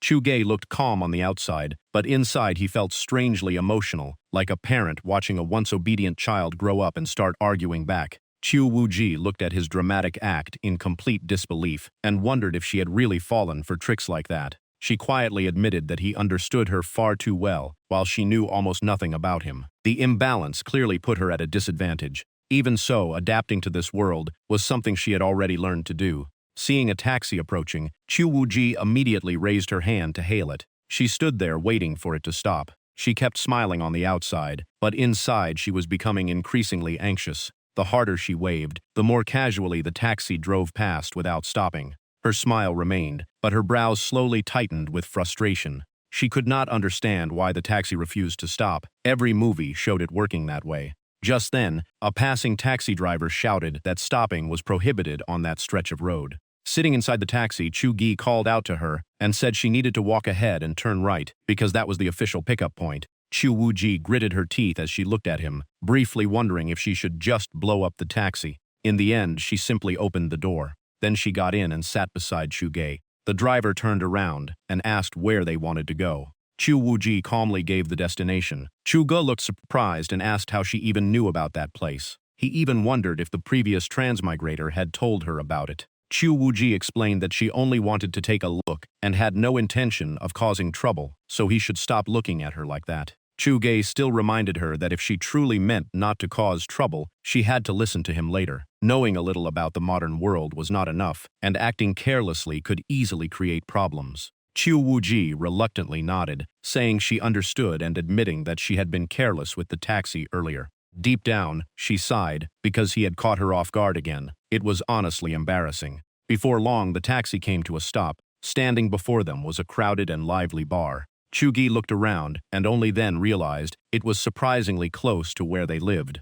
Chu Wuji immediately asked if he was only noticing that now. Chu-Gay laughed and said that if he spent his time hanging around places like this, he would never have become who he was today. He much preferred staying home and writing. The driver watched the two of them walk away and curiously wondered what their relationship really was. Inside the bar, loud music echoed as men and women danced together. The waitresses were dressed in rather revealing outfits. They constantly carried drinks to the customers. Couples openly hugged and kissed all around them, making Chu Wuji blush with embarrassment. This was completely normal here. Wuji pointed at a couple kissing and asked if that was really considered normal. He explained that if everyone was allowed in, then society clearly accepted it. So, there was nothing strange about it. After hearing that, Wuji could only ask if this was really the local definition of normal. A staff member brought over a beer and a plate of peanuts, then politely invited them to enjoy. The waitress quietly thought this was the first time she had seen two people share just one beer.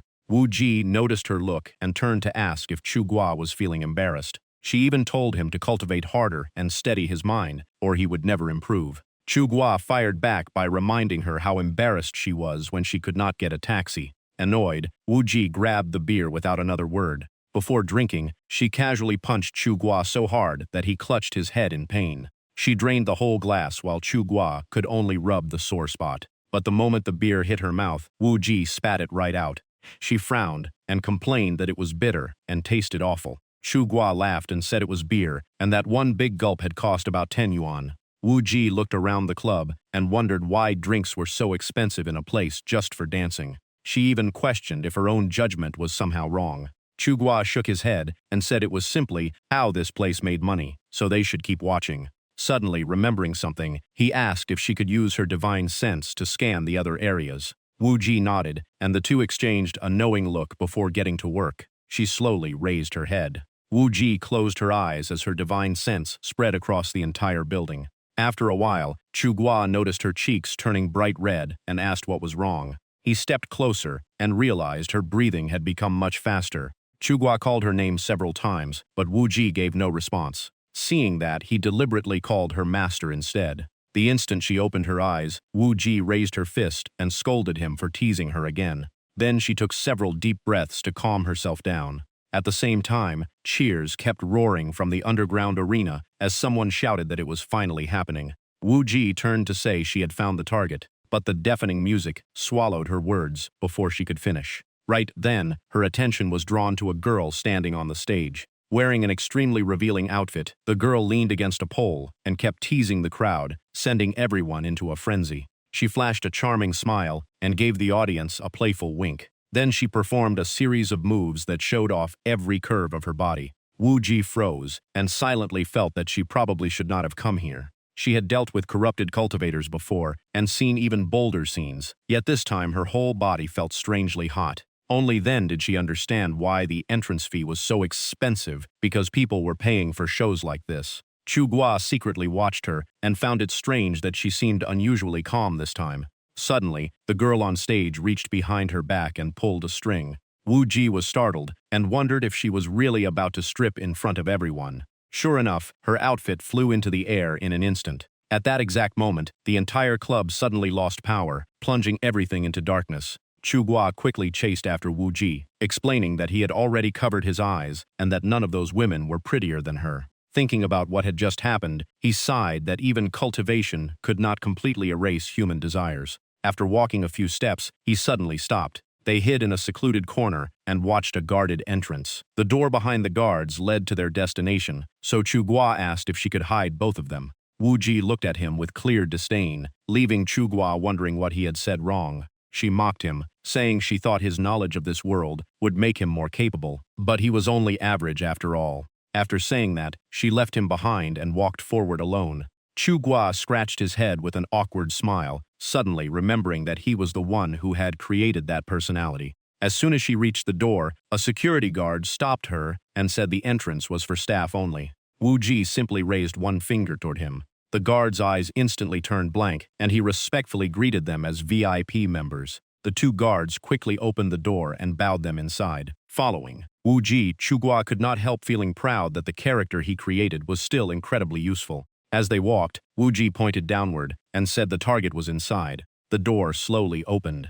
Deafening cheers from the underground arena rushed over them. The crowd screamed like mad, while Yu Ying stood frozen in the middle of the ring. Some people even clung to the railing and shouted until they were hoarse, demanding she kill her opponent or forget about leaving alive. Meanwhile, Yue Ying's giant opponent kept closing in, nearly twice her size. Yue Ying stayed silent without saying a word. She tried to move, but her legs felt locked by an invisible force. Her opponent raised his fist as his gravity ability activated. In an instant, the crushing punch slammed into Yu Ying and sent her flying. She crashed heavily onto the ground, and the impact echoed through the arena. The entire audience held their breath for what would happen next. The crowd kept shouting for Yue Ying to stand up, while only one young woman in the upper seats watched with complete calm. In her hand was a file on Yu Ying. Identity unknown, former underground fighter, shadow manipulation ability, skilled in combat and assassination. Much of the information remained unverified. The woman told her assistant to find Yu Ying after the match. If the rumors about the transmigrator were true, she could not let her slip away.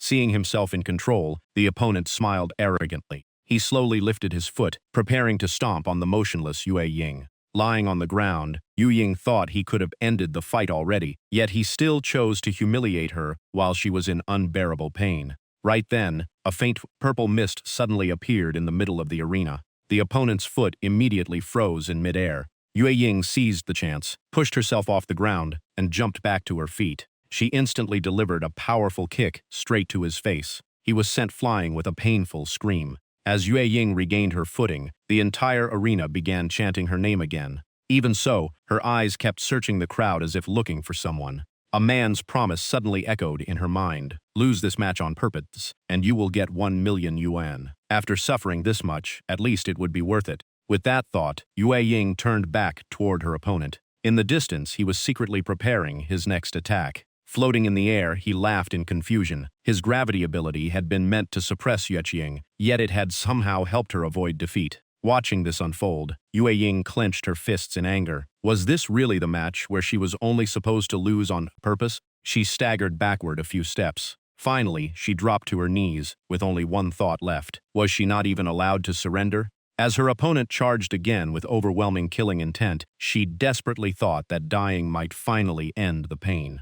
At that moment, she lightly waved her hand, and a pale blue light suddenly appeared. Her eyes instantly glowed with a cold crimson light. No longer on the defensive, she immediately launched a counterattack and seized control of the fight. The audience stared in shock as her figure vanished in an instant, leaving no one able to tell where she had gone. When she appeared again, she was standing inside a pitch-black space. Yue Ying stood still and quietly observed her surroundings. A red-haired man nervously reported to the leader that he could not break the restraint from the gravity ability. Someone had definitely interfered. The man standing in the shadows calmly replied that he already knew and that it was not his subordinate's fault. The red-haired man added that the enemy clearly had support, and they should have set an ambush at the elevator instead. The leader answered coldly that there was no need anymore, because he had already confirmed the enemy escaped through another route. As he spoke, he casually picked up a bottle of wine and concluded that whoever interfered possessed an extremely powerful ability.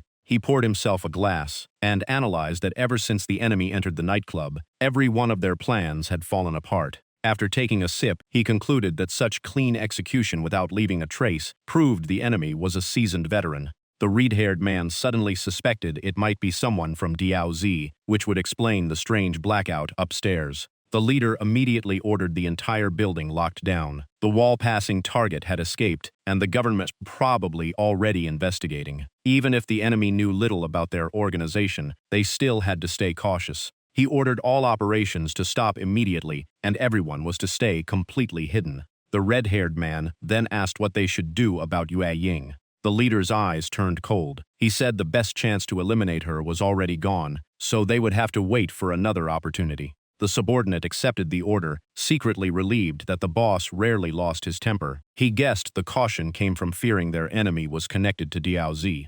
At the same time, in a narrow alley, Chu Guo called out and asked Wu Ji how things were going. As they waited there, Yue Ying left the arena and found them. She looked at the pair curiously, guessing this was the leader she had heard about. Chu Guo supported Wu Ji and noticed she looked exhausted. He explained that moving several people at once consumed too much energy, so he would go call a taxi while Wu Ji helped Yue Ying walk over and rest. After saying that, Chu Guo quickly ran toward the end of the alley, leaving the two girls watching him leave. Before disappearing, he turned back and waved at them. Yue Ying softly thanked Wu Ji. Leaning against the wall, Wu Ji curiously asked if she always spoke so quietly. Yue Ying looked slightly surprised by the question. She honestly admitted that she had never been good at talking to other people. Wu Ji thought that when Yue Ying first awakened her ability, she must have known nothing about this new world. It was a shame she had never met someone like Chu Guo to patiently guide and help her. With that thought, Wu Ji told her to come along and casually removed her mask. Yue Ying gripped the mask tightly and quietly said her face was covered in blood, so she could not let anyone see it. Wu Ji simply smiled and said that was an easy problem to solve. The mask fell to the ground the next moment. Her face was completely clean. Wu Ji nodded with satisfaction as if the job was done. Seeing this, Ya Ying guessed that Wu Ji not only possessed a space ability, but also some kind of water ability or cleansing power. Could she really have multiple abilities? Just then, Chu Guo ran back and announced that the taxi had arrived, urging them to get in. Meanwhile, police sirens echoed through the luxury nightclub as multiple police cars arrived one after another. After returning to Chu Guo's home, they placed the mask on the table and began exchanging information over drinks. Chu Guo guessed that the wall-passing target had not left enough clues, so the enemy still had no idea where Ye Ying was or how she escaped. As they talked, Chu Guo remembered that Wu Ji once wanted to erase memories or banish people without hesitation. Seeing her act so gentle now felt unbelievably strange. Hearing that, Wu Ji turned and chased him away, saying Wei Ying would never open up with him standing there. Chu Guo could only get up and say he would take a shower. While grabbing his clothes, he muttered that if anyone should avoid the conversation, it ought to be Yue Ying, not him. He quietly complained that this was his room, yet he was the one being sent away. With that, Chu Guo walked into the bathroom and closed the door. Only then did Yue Ying finally relax a little. She explained that every time she escaped, she hid inside the shadows for a while to make sure nobody was following before showing herself again. After hearing that, Wu Ji asked why she did not simply hide completely inside the darkness if she controlled shadows. Yue Ying awkwardly admitted that she was still too weak to do that. Looking at the girl before her, Wu Ji fell into deep thought. Meanwhile, Yue Ying felt as though Wu Ji's gaze could see straight into her soul, making her wonder what kind of ability she truly possessed.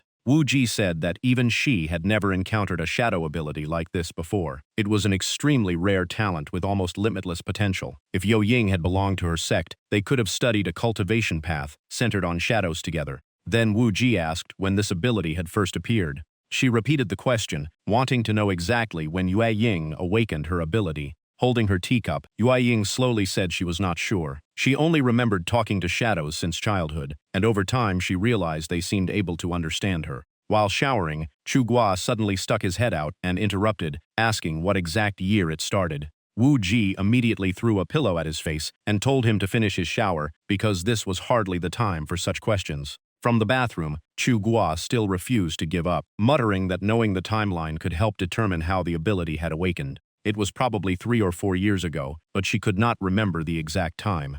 After taking a sip of tea, Wu Ji asked why she only talked to shadows back then, instead of her family or friends. Wu Ji quietly studied Yue Ying's expression. Yue Ying lowered her head, clearly struggling to answer. Sitting in the bathroom, Chu Guo guessed that any child who only talked to shadows must have had a painful past. After a long silence, Yue Ying thanked them for saving her and said she would leave immediately so she would not trouble them anymore. Wu Ji set down her teacup and reminded her that the enemy still did not know where she lived. She gently took Yue Ying's hand and said this was no trouble at all. Deep down, Wu Ji thought that anyone she chose to protect was beyond anyone else's reach. Chu Guo kept eavesdropping through the door, wondering why Wu Ji wanted Yue Ying to stay, when moving somewhere else seemed much safer, especially now that the authorities were involved. Wu Ji admitted that she was fascinated by Yue Ying's ability and wanted to study how far it could evolve. Yue Ying apologized and said she did not know why she had awakened that ability either. Wu Ji asked how she usually trained. Yue Ying replied that real combat was her main method, while normal training helped only a little. Hearing that, Wu Ji immediately understood why she fought in underground matches. She believed it was a mental ability that could grow through training, but life and death battles accelerated its growth far more. Wu Ji then asked why she did not work as a bodyguard or an assassin. Yu Ying shook her head and said she trusted no one. Winning fights and taking the money was much more reliable. She quietly repeated that she had never trusted anyone. Wu Ji finally understood. For someone who lived on the edge of life and death, the only companions Wei Ying could trust were the shadows that never left her side. Just then, Yu Ying suddenly did something that caught Wu Ji by surprise. She bowed 90 degrees and said she would never fight in underground matches again. If Wu Ji wanted to study her ability, she could come anytime. Then she added that she would not disturb the two of them any longer. The moment she heard the words husband and wife, Wu Ji immediately turned around and demanded to know who had called them a married couple. Yue Ying only managed to say that she understood before quickly opening the door and leaving. Staring at the slammed door, Wu Ji shouted in frustration. What exactly did she understand? At that moment, Chu Guo walked out of the bathroom and immediately saw the angry look on her face. Without another word, Wu Ji took out all her frustration on him, blaming him for ruining her reputation. Chu Guo could only protest that someone else's misunderstanding had nothing to do with him. While blocking her punches with his clothes, he argued that as long as they knew the truth, it did not matter what others thought. Wu Ji pointed at him and said it was completely different. She even planned to bring Yu Ying back to her own world, where she was the sect master. There was no way she could let rumors spread that she was married to some man. After saying that, she demanded an answer from him. Drying his hair, Chu Guo asked if she really had a way to bring Yue Ying to the other world. Then he dismissed the idea himself. He could not even truly enter that world yet, so how could he bring someone else there? Wu Ji came up with another idea. She asked if he could simply write a new character into the story since novels introduced new characters all the time, as long as the setup made sense. Chu Guo explained that creating a new character was certainly possible, but even if he based the character on Yue Ying, it would still be someone else, not the real Yue Ying. He used himself as an example. The protagonist was modeled after him, but it was still not the real Chu Guo.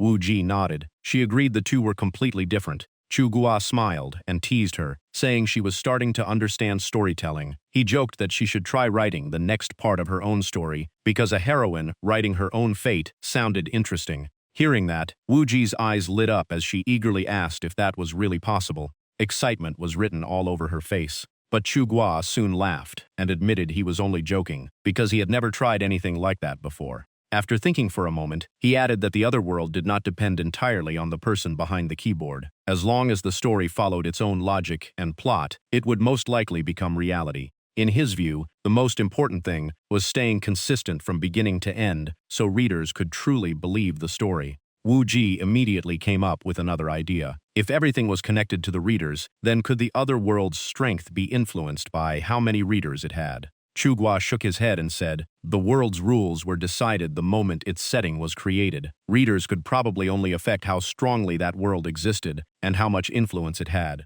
He used famous fictional characters as an example. Even though they never existed in real history, they still held enormous influence in countless people's minds. In a way, that was almost the same as truly existing. So if their story gained enough readers, Wu Ji's world would become more and more real. Once the connection between the two worlds grew stable enough, not only could he cross over or she come out, they might even be able to bring many others across as well. Hearing that possibility, Wu Ji stood there in silence, completely lost in thought. Then she suddenly urged him to stop wasting time and get back to writing. Chu Guo laughed, stretched his body, and said he would keep working hard today. Just as he was about to leave, Wu Ji called him back. She asked him to help find the book she had read before. Chu Guo happily agreed. At the same time, inside apartment 602, Yue Ying collapsed onto her bed after an exhausting day. Even though she was exhausted, she could not fall asleep and could only think that she had finally survived. The lingering sense of danger made her curl up instinctively.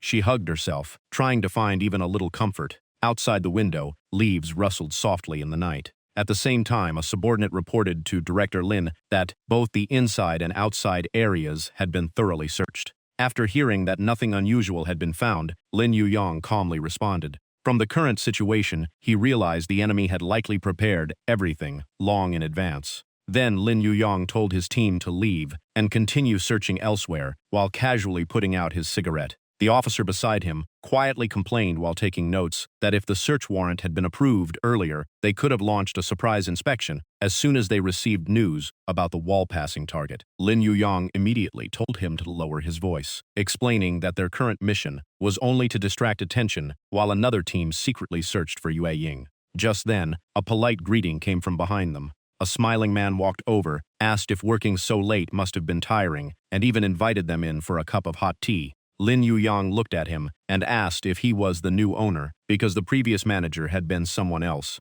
The man adjusted his glasses and explained that it was his family's business and that he had only taken over a few days earlier. Hearing that, Lin Yuyong remembered that Miracle Nightclub had indeed recently changed its legal representative. The man reached out for a handshake and introduced himself as Zhang Qiren, saying he hoped for Director Lin's support in the future. But Lin Yuyong ignored the handshake, leaving Zhang Qiren's hand hanging awkwardly in the air before calmly greeting him as Boss Zhang. At the same time, he secretly activated his truth enforcement ability to see whether the man was hiding anything. Zhang Qiren suddenly froze for a brief moment. The scene quickly shifted to the park the next morning. Chu Gua was diligently training his body. Two girls jogging past could not help looking back as they whispered that he was handsome and guessed he must be new because they had never seen him before. On the way home to take a shower, Yugua thought that cultivation really had countless benefits since even his physical condition had improved dramatically. In just a few days, his mental state had become unbelievably good. At home, Wu Ji was reading a novel. She suddenly criticized the author for misusing an idiom and even said the very first expression in that passage was wrong. Chu Gua walked over with a smile and explained that it was quite common. Many authors misused idioms, but readers had grown so used to it that hardly anyone noticed anymore. Then he curiously asked if she actually understood historical idioms and classical references. She handed him the phone and explained that although she did not know the exact meaning, she was certain that expression did not fit the context. When she reached a passage written by him, she laughed and asked if he wanted to know which author had randomly stuffed in those strange idioms. It was none other than Chu Gua. Looking closely at the author's name, he confirmed it was indeed his familiar pen name, Chu Gua Dada. She teased him while playfully hitting him, forcing him to dodge nonstop. He even reminded her to learn from his wording and writing style, instead of paying attention to the nonsense later in the story. But when she reached for the part about the female sectmaster being attended by her female disciple, she hit him even harder until all he could do was cry out in pain. Just then, a noise came from outside. The sudden sound made both of them turn toward the door. They exchanged puzzled looks. Curious, Wu Ji walked over and wondered who could be visiting. Chu Gua quickly followed behind and opened the door. The moment he saw the visitor, he froze. It was Gu Royan. Wu Ji immediately asked if they knew each other. Gu Royan was carrying a stack of documents. She greeted him and quietly realized this was actually his home. What an unexpected coincidence. Her eyes fell on their matching pajamas, and she was stunned. He had just gone on a blind date not long ago, yet now he was already living with his girlfriend and even wearing matching outfits. This author really was popular with women. Confused, Chu Gua asked why she had come and even guessed it was related to their previous blind date. Gu Royan blushed, quickly apologized, and said she had come to the wrong place. Then she asked if a quiet girl who usually wore black lived here. Chu Gua immediately guessed she was looking for Yue Ying. He wondered why she came all the way here if she was not even sure Yu Ying lived there. The question left her speechless for a moment. After a pause, she awkwardly explained that someone had told her Yue Ying lived on this floor. She also added that she and Wu Wu were colleagues, so there was no need to worry about her identity. Chu Gua quietly analyzed the situation. The only person who could have passed on that information was the captured wall-passing target. If Gu Royan really worked with his mother, then her identity was probably trustworthy. After being ignored the entire time, Wu Ji finally looked displeased. She frowned and asked if Chu Gua was not even going to introduce her. Only then did the two realize she had been standing there the whole time. Wiping away a bead of sweat, Chu Gua introduced Gu Royan as nothing more than an old friend. He even emphasized that they were just ordinary friends. Smiling, Gu Royan then asked who the beautiful girl standing beside him was. Chu Gua looked at Wu Ji, and she looked back at him. Chu Gua smiled as though he had made up his mind. He wrapped an arm around Wu Ji's waist and proudly introduced her as his girlfriend. Deep down, he felt completely satisfied. This time, he wanted the girl who once rejected him to see that his girlfriend was far more beautiful, elegant, and outstanding. But beneath his arm, Wu Ji quietly pinched his waist so hard that his face twisted in pain. He desperately blinked at her, begging her to play along and save his pride. He silently promised to treat her to a meal afterward. Wu Ji quickly understood. She realized he only wanted to prove to Gu Royan that he already had a girlfriend, so she decided to let it slide this once. One wore an awkward smile, the other looked unhappy, while Gu Royan thought they actually looked like a perfect couple. She politely said goodbye and left since she had nothing else to do. Then Gu Royan knocked on the apartment across the hall. The door opened slightly, and she immediately stepped inside. The door quickly shut behind her. Only then did Wu Ji calmly ask how much longer he planned to keep his arm around her waist. Chu Gua instantly let go, raised both hands in surrender, and explained that he was only acting to save face. His explanation did not seem to bother her very much. Turning away, Wu Ji said there was no point pretending to live happily in front of someone who no longer cared. It was childish and meaningless. She added that he normally was not like this, so something must have influenced him.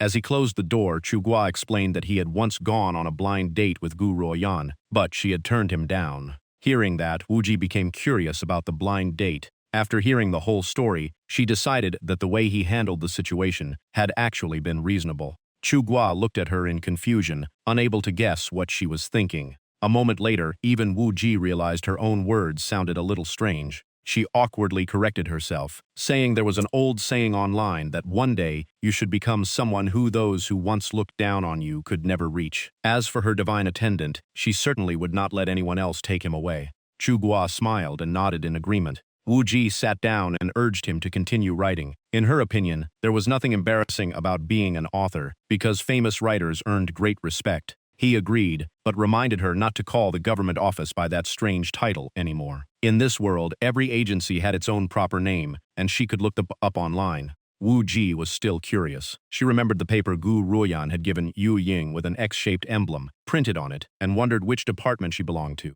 Chu Gua shook his head and admitted he did not know either. He only knew it was a secret government organization. Still, one thing was certain. Gu Royan worked for the government, so Yue Ying would be safer with them. It would be better for her, and the two of them did not need to interfere. She had just discovered something. Gu Royan had a mind-reading ability and tried to read her thoughts at the door. Luckily, her important memories were sealed, so Gu Royan only saw the surface. Hearing that, Chu froze in shock. A file folder was placed on the table. The file clearly listed Gu Royan's information. Her ability was mind-reading, intermediate level, diverse type, grade A potential. She also held management positions at Special Information Bureau No. 2 and the National Ability News Office. Yue Ying looked at her and cautiously asked if she had come to arrest her. Gu Royan smiled and assured her she was not responsible for making arrests, so there was nothing to worry about. Gu Royan was still full of doubts. Yue Ying's ability was so strong that her thoughts appeared clearly before her eyes. Earlier, neither Chu Gei nor the girl beside him could hide their thoughts. Yet she could not read Tu Wu Ji at all, as if she existed beyond her ability.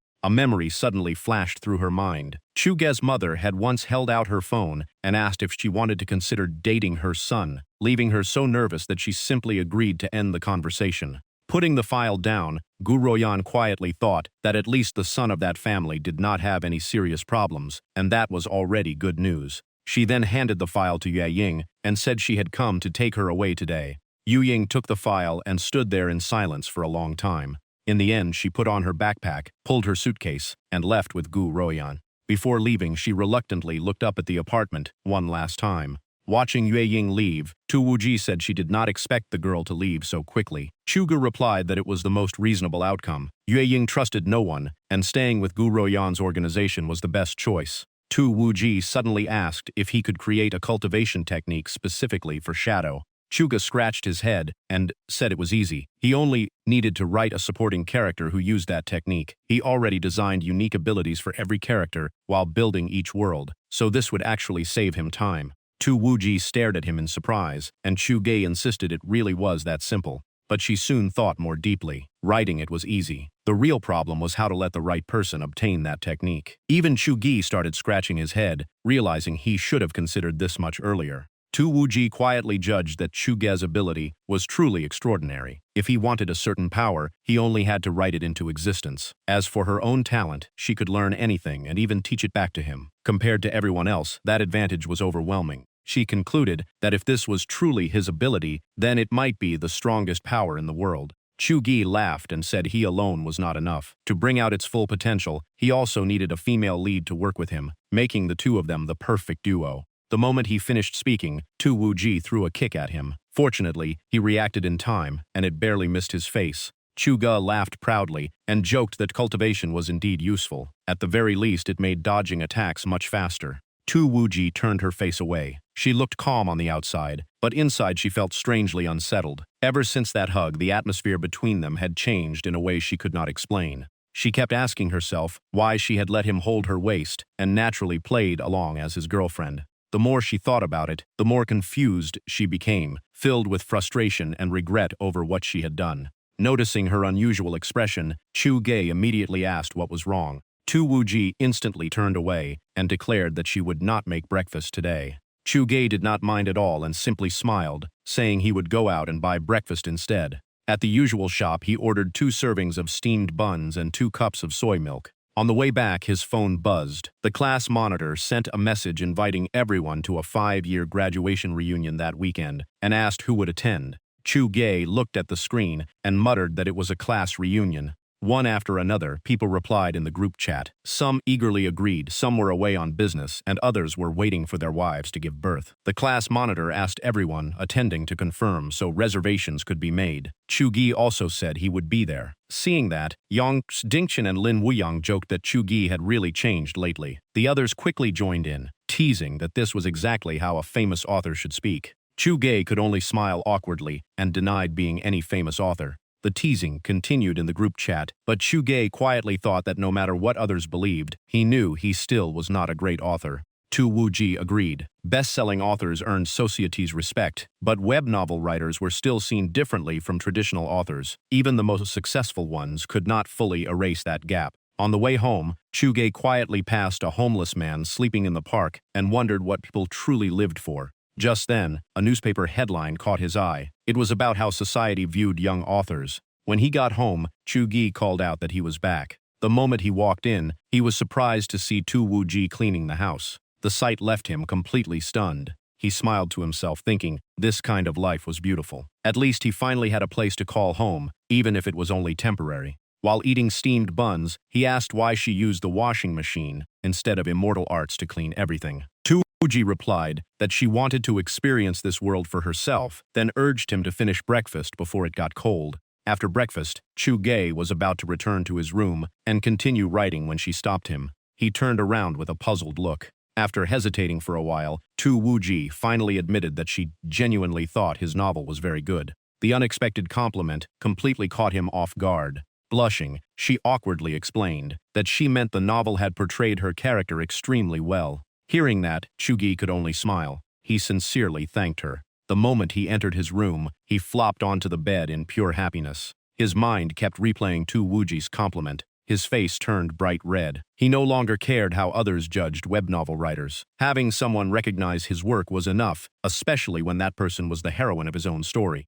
He also remembered that his novel had been performing better lately. Maybe he really had a chance to reach even greater success. Thinking of that, he jumped to his feet with renewed determination, believing web novel writers could create miracles too. He quickly sat at his desk and told himself he had to give everything to Today's chapter because this part of the story was crucial. Looking through the outline, he realized Tu Wuji's role was still quite limited. She was mainly organizing her sect before entering secluded cultivation to prepare for her battle against Yan Tianli. His fingers continued flying across the keyboard. Chu Gi thought that, at this point in the novel, Tu Wuji should be in secluded cultivation. Then he suddenly froze. The real Tu Wuji was walking around freely instead of cultivating. If this continued, it could seriously affect the story later. Although he could not guarantee she would win, he did not want any unexpected variables, so he decided to strengthen her even more through the story. Inside the supermarket, shoppers and employees went about their business as usual. Standing in front of the produce section, Tu Wuji curiously stared at the potatoes. It was the first time she had ever seen them in person. She remembered Chu-ji saying that onions, potatoes, tomatoes, and carrots all came from another world, so they did not belong in a cultivation world. Back then, she barely dared to eat them, and now the thought annoyed her. With that in mind, she casually picked a few potatoes and placed them into her basket. At that moment, she suddenly sensed a strange change inside her body. Tu Wuji's soul became more condensed, and her perception spread farther than before, as if her strength had quietly increased again. She smiled faintly and decided not to argue with Chu Gi anymore. Saving Yue Ying had previously drained much of her power and shortened the time she could remain in this world. But after Chu Ge secretly revised the story, that feeling almost disappeared, as if she could stay here for as long as she wished. Just then, the phone inside her shopping basket rang. Tu Wuji reached down and picked it up. It was Chu Ge calling to ask where she was. While paying at the checkout, she calmly replied that she was at the supermarket. She thanked the cashier and casually mentioned that she would cook stir-fried beef with potatoes for dinner. Before she could hang up, Chuga hurriedly asked if she was heading home yet, because he had a bad feeling. Tu Wuji did not think much of it. After finishing the payment, she told the cashier the transfer had gone through. Seeing the call, the cashier smiled and joked that the couple had such a good relationship since her husband was already calling after she had only been out shopping for a short while. Hearing that, Tu Wuji immediately blushed and hurriedly denied it. She quickly grabbed her bags and rushed away, while the cashier simply smiled and remarked that young people were truly adorable. After leaving the supermarket, Tu Wuji called Chu Gi back and asked if something had gone wrong with Yue Ying. Chu Ge said that was not it. He had suddenly remembered that this world's laws suppressed her cultivation, and he worried something unexpected might happen when she once returned to her original world. Hearing those words, Tu Wuji smiled. She told him to wait until she got home, and they could talk then. After returning home, she set down the groceries and asked if a fixed destiny meant nothing unexpected could ever happen. Chu Jie immediately replied that what worried him most was her becoming overconfident because she believed that. He explained that battles were always unpredictable. Even if victory was destined, one small mistake could still leave her injured. Besides, no one had truly proven the so-called will of heaven, so it could never be treated as absolute truth. Tu Wuji let out a soft sigh, looked at him and finally nodded, saying she understood what he meant. She stood up and said that if he was still worried, she would return to secluded cultivation. But before that, there was something she wanted to say. Calmly, she declared that she was Tu Wuji. Whether fate had already decided victory or defeat, she would still fight with everything she had. Then, she continued. Looking at him, Tu Wuji said Chu Gi could decide their story and their cultivation paths, but he was not a true immortal, so he could never fully understand all the mysteries within them. So how could he be certain that she was not cultivating right now? After hearing that, Chu Ge looked at her in silence. Picking up the shopping bag, Tu Wuji slowly said that experiencing every change around her and appreciating every scene along the way was also a form of cultivation. Besides, that was the very cultivation path he had written for her. Before leaving, she turned back and asked if what he truly feared was that she might break this world's rules. Those words made his face burn. He could only think that she had accidentally flirted with him. Watching her walk away, Chu Gi quietly told himself it was only natural to care about her. After all, she was the heroine he had created. Besides, Tu Wuji's actions perfectly matched her cultivation path. From beginning to end, she had never been impatient or reckless. She rolled up her sleeves and quietly blended into the modern world, starting with the smallest everyday things. Standing by the sink, Chu Ge suddenly realized he still could not understand her. Even though he had written every part of her character, knowing the settings was completely different from understanding a real person. After sitting there in a daze for a while, Chu Ge suddenly remembered what he needed to do. He jumped to his feet, remembering he still had to write Today's chapter. As he walked past the washing machine, he opened it to take out the laundry, muttered that housework always slowed down his writing. While gathering the clothes, he accidentally picked up Tu Wuji's underwear as well. He froze in embarrassment, having no idea whether something like that should go into the washing machine. He looked at it again and again, still unsure what to do. So he hurried over to find some hangers, planning to hang it up instead. Just then, a meaningful voice came from behind him. If you enjoy holding it that much, then keep holding it. Tu Wuji suddenly appeared behind him like a ghost, startling him badly. Chu Ge hurriedly tried to explain that he did not mean anything by it, but she quickly snatched the clothes back from his hands. Then she tossed a box onto the floor. Chu Ge stared at the box in confusion. Tu Wuji opened it, revealing a whole collection of different kinds of socks. She asked coldly if that was enough, and added that she still had plenty more if it was not. Chu-Gay picked one up and laughed helplessly. He could not understand why he would need these, and even wondered if she had bought them in bulk. Tu Wu-ji asked angrily if all men did not like these kinds of things. She explained that she had read the comments under his novel, where many people claimed all men liked things like this. Hearing that, Chu-Gi could only hold his head in despair. Sure enough, all that misleading nonsense online had finally corrupted her. Tu Wu-ji immediately asked if he could return her clothes now. She snatched them from his hands and warned that if he touched her clothes again without permission, she would shove his head into the washing machine and spin it together with those socks. Watching her calmly hang up the laundry, Chu-Ji felt even more confused. He had written this personality himself, yet the more time he spent with her, the less he understood her.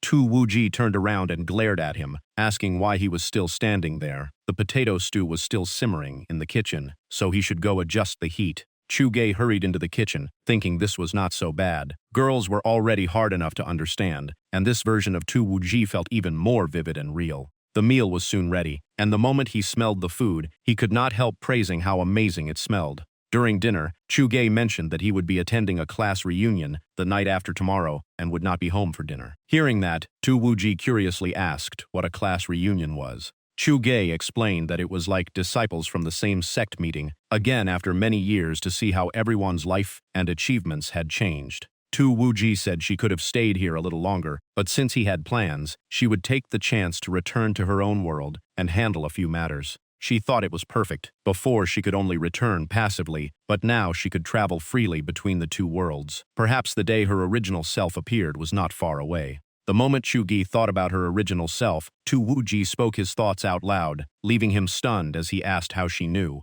She replied that if her original self really appeared, the first thing she would probably do was beat him up, yet he was still looking forward to it. Chu-Gay looked at her and calmly said that, to him, her original self and her current self were the same person. Would she really have the heart to hurt him? Tu Wu-ji looked him up and down before saying that someone who had only cultivated for a few days would probably be defeated by her original self with a single wave of her hand. While eating, Chu-Gay calculated the time and said he had only cultivated for about 3 days, meditating once every morning and every night. Hearing that he had only cultivated for 3 days, Tu Wu-ji was secretly shocked. In such a short time, he had already sensed spiritual energy, surpassing most geniuses in the cultivation world. His chi-refining foundation was also quite solid, enough to start learning a few basic techniques. She lowered her head and continued eating, but inwardly sighed. Someone backed by a creator god really was different. Compared to that, what were cultivators like her, who had struggled for tens of thousands of years, supposed to think? Seeing her expression constantly change, Chu-Gay thought she believed his progress was too slow, so he quickly explained that he usually only meditated to help himself sleep. It was probably because he was too lazy. Tu Wu-ji turned away and calmly said it was fine. She had thought the creator god would be far more impressive, but apparently that was all. Chu-Gay smiled and replied that his body had always been weak and had only improved because of her help. Slow cultivation was perfectly normal. As long as he was healthier and slept better, he was already satisfied. Tu Wu-ji said that although his progress was not outstanding, he could already learn a few basic techniques, then asked which one he wanted. Chu-Gay's eyes lit up as he immediately shouted that he wanted invisibility and X-ray vision. The next instant, his bowl of rice was flipped straight onto his head. A while later, Tu Wu-ji calmly drank tea to cool off, while Chu-Gi obediently served her a fresh cup of hot tea. She glanced at him and asked when she had ever accepted someone like him as her disciple. Chu smiled and said that since she had taught him the basics of cultivation, she was naturally his master. Besides, she had promised to teach him more techniques. Tu Wu-ji lifted the teacup with spiritual energy without touching it, leaving Chu-Ge speechless. Then she coldly denied ever agreeing to teach him. Picking up a pillow, she explained that, according to the very rules he had written, invisibility was a fairly advanced technique, and his current cultivation was nowhere near enough. As for X-ray vision, it served no real purpose beyond satisfying his questionable thoughts. Chu-Ji immediately argued that with X-ray vision, he could see lottery numbers in advance and become rich overnight. Tu Wu-ji replied that tricks like that did have specialized techniques, but they were not worth wasting time on. Once someone's cultivation reached a high enough realm, abilities like those would come naturally. Holding the pillow, she stood up, looked at him, and said the first thing he needed to learn was how to stay alive. To ordinary people, this world might seem peaceful. She turned around and rested her hands on the table. But for people like them who had stepped into the world of supernatural abilities, danger was everywhere. That was why she wanted to teach him these techniques, so even when she was no longer here, he could still protect himself. Chugi smiled at her and seriously said he understood. Tu Wuji turned around and ordered him to sit properly in the 5 hearts facing heaven meditation posture. Chuji immediately straightened his posture and eagerly replied, "Yes, master." She introduced the first movement technique, Cloud and Water Boundless Step, which specialized in escaping danger. The moment he heard it, Chuge complained that he had designed that technique specifically for her, so why was she making him learn how to run away? His reward was another round of beatings. Tu Wuji said he was not qualified to learn the other techniques yet, so she would first teach him the soul-severing art, allowing him to block mind readers in the future. After the training session, Chuga felt as though he had achieved enlightenment, except his entire body was covered in bruises and wrapped in bandages. Tu Wuji sat down and said she would teach him one final cultivation art for combat. Chugi immediately asked with excitement what it was. She explained that ordinary combat techniques required countless real battles to master. Since he still had to write novels for a living, that path did not suit him, so she had chosen a different approach. After hearing that, Chugi broke into a cold sweat. His instincts told him this could not end well. The next moment, a golden glow wrapped around his body. Tu Wuji said he would learn the Golden Bell Shield. All he had to do was stand there and take the hits. She casually added that it would also make things more convenient whenever she wanted to beat him in the future. Before long, strange noises and loud cries echoed non-stop from their apartment. The neighbor downstairs heard everything and awkwardly muttered that the couple upstairs really knew how to have fun. It was not even that late, yet they were already making so much noise. Chuge was beaten until every inch of him ached, but the protective light around his body grew brighter and brighter. Tu Wuji lightly kicked him and told him to get up. They had only just begun.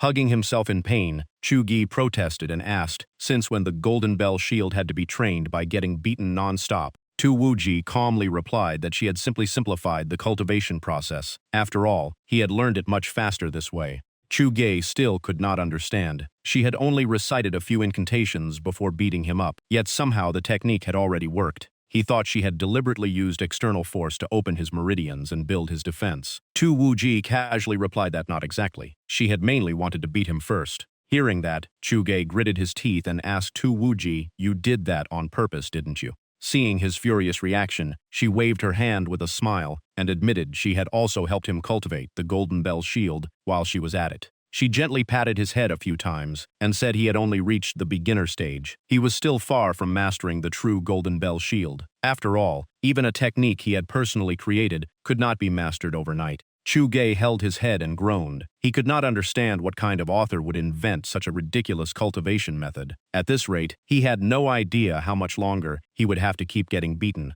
After thinking it over, he could only comfort himself by believing everything would get easier once he fully mastered the technique. Tu Wuji looked at him helplessly, thinking that this foolish creator god was definitely imagining something ridiculous again. She announced that she was about to return, snapping him back to reality. Tu Wuji explained that his situation was rather unusual, so she wanted to return to her own world and study what she should teach him next. Besides, nothing urgent required her to stay here for now. Chuge hurried after her and regretfully said there were still many interesting things on the computer she had not experienced yet. She replied that she had already stored many books inside her sea of consciousness and could continue reading them after returning. Besides, time flowed differently in the two worlds. Chuji thought that was probably for the best. Tu Wuji could continue cultivating and prepare for her battle against Yan Tianli. Thinking about it, he once again regretted making that villain absurdly powerful. Before leaving, Tu Wuji warned him not to do anything strange with her body, then tightly wrapped herself in a blanket. Chuji immediately protested, insisting he had never even thought about such a thing.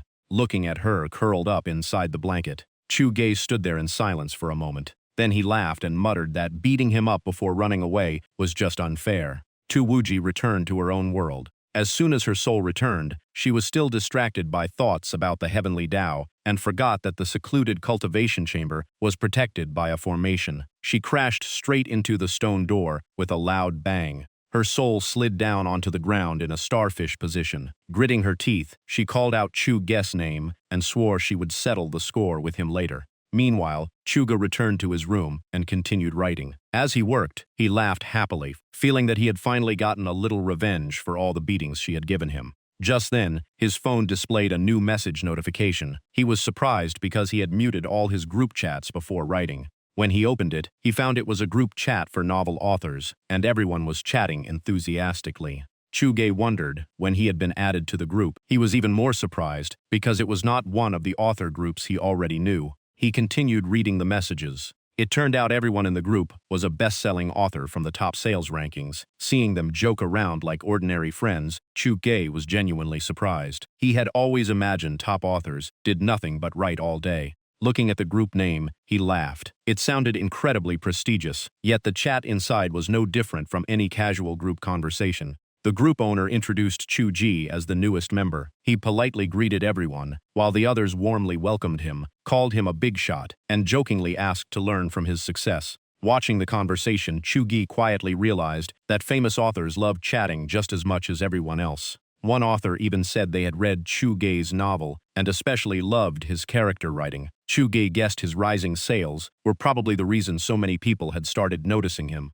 As he kept reading, he realized the atmosphere was no different from a reader group, filled with playful teasing and non-stop jokes. Everyone talked about everything from rewards and community events to helping one another. Some even told Chuge to focus on writing while they handled the rest. Chuga felt he had been far too busy updating chapters lately to join the conversations. Fortunately, several longtime readers had stepped up to organize the community, something he had never imagined before. Looking up at the starry sky, he suddenly thought of Chi-Ren and wondered how he was doing now. The scene shifted to a luxurious nightclub, where a subordinate reported that everything had been arranged. Moments later, a group of women dressed in black were escorted into the private room. The man in charge glanced around and asked if everyone had arrived. His subordinate confirmed they had, but curiously asked why he had specifically requested women wearing black. The man recalled the girl who had rented the apartment across from his. Since she could no longer live stream games there, he suspected she had moved somewhere else. With that thought, he immediately told everyone to leave. His subordinate was surprised, but the man calmly said that although they were all beautiful, none of them was the person he was looking for, so he had no interest. The subordinate could only politely escort them out. Seeing his boss' attitude, the subordinate admired him even more, believing he had incredibly high standards even when it came to women. Chi-Ren took a sip of wine and asked if there had been any progress regarding the Black House. His subordinate reported that the other side was indeed interested, but they had recently come under official scrutiny, so they did not dare make any major moves. The next day, news came that Gu Ruoyan had returned to Beijing. As for Lin Wuyang, he was only a department chief and did not have enough authority to interfere. Chi-Ren recalled his conversation with Lin Wuyang. That day, Lin Wuyang had subtly asked whether his workplace was hiding any secrets, and had even used a strange ability to probe his thoughts. But all Chi-Ren had revealed were details about stage equipment. Since Lin Wuyang's ability was not strong enough, he failed to uncover any truly important information. 2 days later, the class reunion began in a lively atmosphere. Someone reminded Chu-gi that back in college, he had always kept to himself and rarely shared anything personal. A slightly drunk classmate threw an arm around Chu-ji's shoulder and told him that if he ever could not keep writing novels, he should let everyone know because the whole class would help him. Chu simply smiled and waved it off, saying his work was going well. In truth, he had mainly come to meet Lin Wuyang and ask more about his identity. At first, he thought Lin Wuyang was not coming and had even regretted attending. Just then, someone shouted that Chief Lin had arrived. Chu-ge turned around and saw Lin Wuyang walking in. He repeatedly apologized for being late because work at the bureau had kept him busy, then told everyone to keep enjoying themselves. Lin Wuyang looked at Chu-ge with a smile and asked what his secret was. He looked much healthier than before. The last time they met, he had seemed exhausted, but now he looked like a completely different person. Chu-ge could only smile awkwardly, unsure how to answer. Seeing his silence, Lin Wuyang chuckled awkwardly and changed the subject. At that moment, the arrival of another group immediately drew everyone's attention.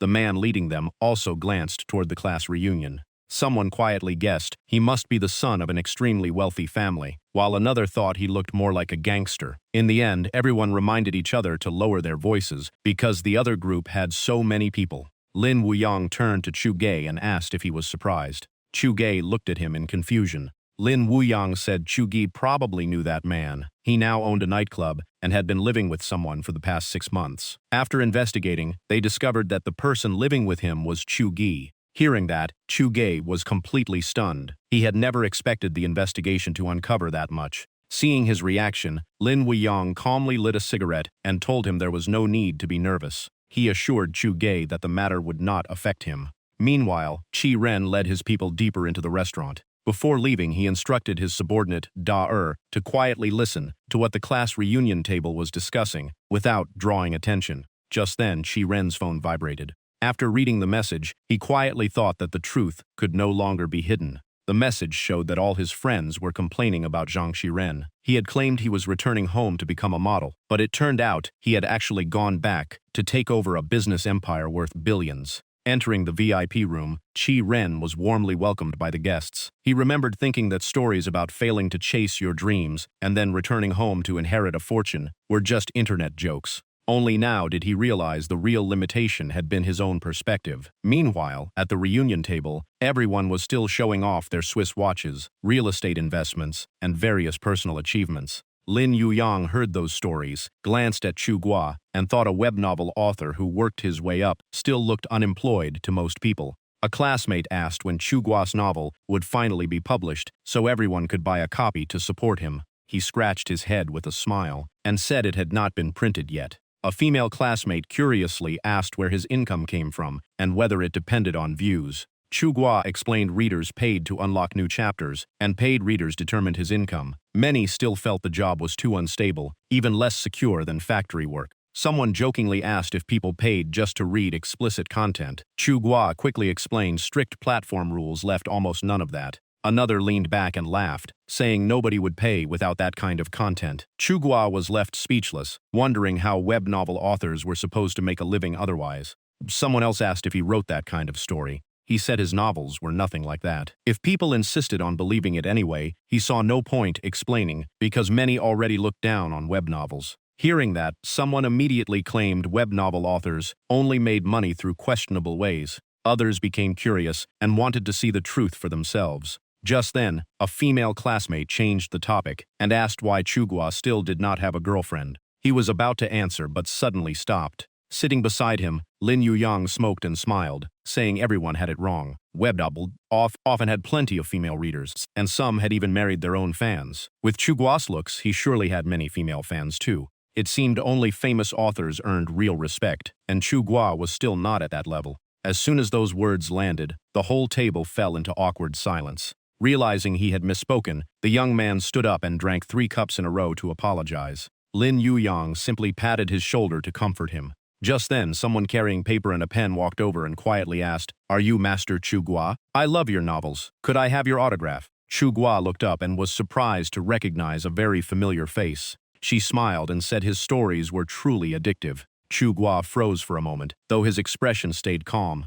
Then he smiled gratefully, thinking that as long as she enjoyed his work, nothing else really mattered. Under everyone's curious gaze, he carefully signed his name for her. The young woman looked overjoyed, almost unable to believe she had really gotten Master Chu Gua's autograph. After she left, everyone stared after her with shining eyes, leaving Chu Gua wondering what had happened. They immediately crowded around him, confirming she really was his fan. Everyone was shocked his novels had real supporters, and some even changed their minds, saying writing books actually had a bright future. A waitress then came over and said, "Manager Zhang upstairs wanted to pay for the entire meal after learning Chu Gua was here. He also said he loved Mr. Chu Gua's novels and wished him even greater success." Hearing that, Chu Gua immediately thought of Zhang Qiren and wondered if he had overheard the earlier conversation. Lin Yuyang looked at him and said they should talk in private later. Chu Gua nodded in agreement. The class reunion ended with promises to meet again, and before leaving, someone even asked Chu Gua for one more autograph. After that, the two took a walk through the park together. After walking for a while, Lin Yuyang suddenly asked how much Chu Gua really knew about Zhang Qiren. Chu Gua hesitated, unable to answer. Looking closely, he noticed a strange red glow flash across Lin Yuyang's eyes. At the same time, he sensed several supernatural abilities affecting him. Chu Gua seriously replied that he once believed he understood Zhang Qiren, but now realized he knew almost nothing. He also confirmed Lin Yuyang's ability was working, because the other man was telling the truth.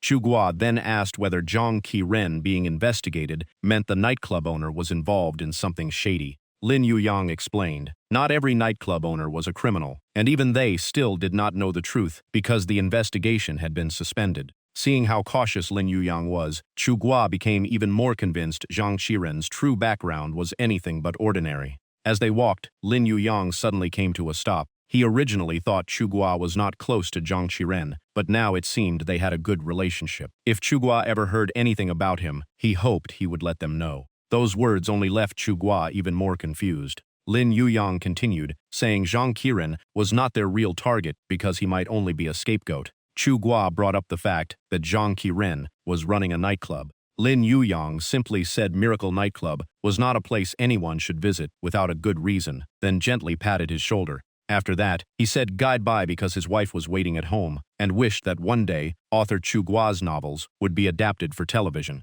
Chugua stood there for a long time with only one thought on his mind, so it was that place after all. Not long afterward, he noticed someone secretly following him and called out, "How long are you planning to hide?" He looked at her with a smile and praised how much stronger she had become. Playing with a lock of her hair, she proudly asked what he thought about her performance at the reunion. Chugua laughed and said it had been perfect. He just never expected her to go along with the act. Chu Wuji shyly looked away and said that as his master, she did not want worldly matters to affect her disciple. Chu Wuji added one more thing. Qiu Wuji's disciple would never be looked down on by anyone. Those words warmed Chugua's heart. He quietly replied that he had never felt embarrassed by any of it. As he spoke, he slowly reached toward her face. His hand gently touched Qiu Wuji's cheek as he softly said that as long as she was happy, that was enough. Their eyes met, and the atmosphere between them turned incredibly sweet. Their reflections shimmered across the lake as Qiu Wuji hesitated. She quickly regained her composure and said she had actually come back to ask why she had encountered a cultivation bottleneck. As soon as they returned home, she demanded that Chugua explain everything. Meanwhile, Chugua was covered in bruises with several huge bumps on his head, as if he had just survived a beating. All he could do was stammer that he had written it that way just to entertain his readers. Qiu Wuji truly could not understand how a Tribulation Realm cultivator could be foolish enough to slam into a wall. She shot him a dangerous look and asked what he had just muttered. Chugua immediately panicked and insisted he had said nothing. His answer earned him another punch from Qiu Wuji. Chugua ran away clutching his head while she chased after him, calling him the real fool. With no other choice, Chugua grabbed the wall to keep his balance. After stumbling into walls over and over, he suddenly noticed something strange. He checked in surprise and burst into laughter. The pain was gone. The Golden Bell shield really worked. Qiu Wuji raised her fist and replied that now he had mastered the Golden Bell shield. Even charging straight into a wall would not hurt him. Chugua quickly flattered her, saying it was all thanks to her teaching, though he still could not compare to her legendary charge into a stone gate. Even crashing into it looked graceful. Hearing that, Qiu Wuji said nothing and kept punching him while asking if it still did not hurt. Chugua could only hold his head and scream. She then sat down and seriously explained that after carefully studying the Golden Bell shield technique, she discovered its training method was different from what she had expected. So she had prepared a special training plan just for him. Chugua listened with mixed doubt and curiosity, asking what kind of training it was.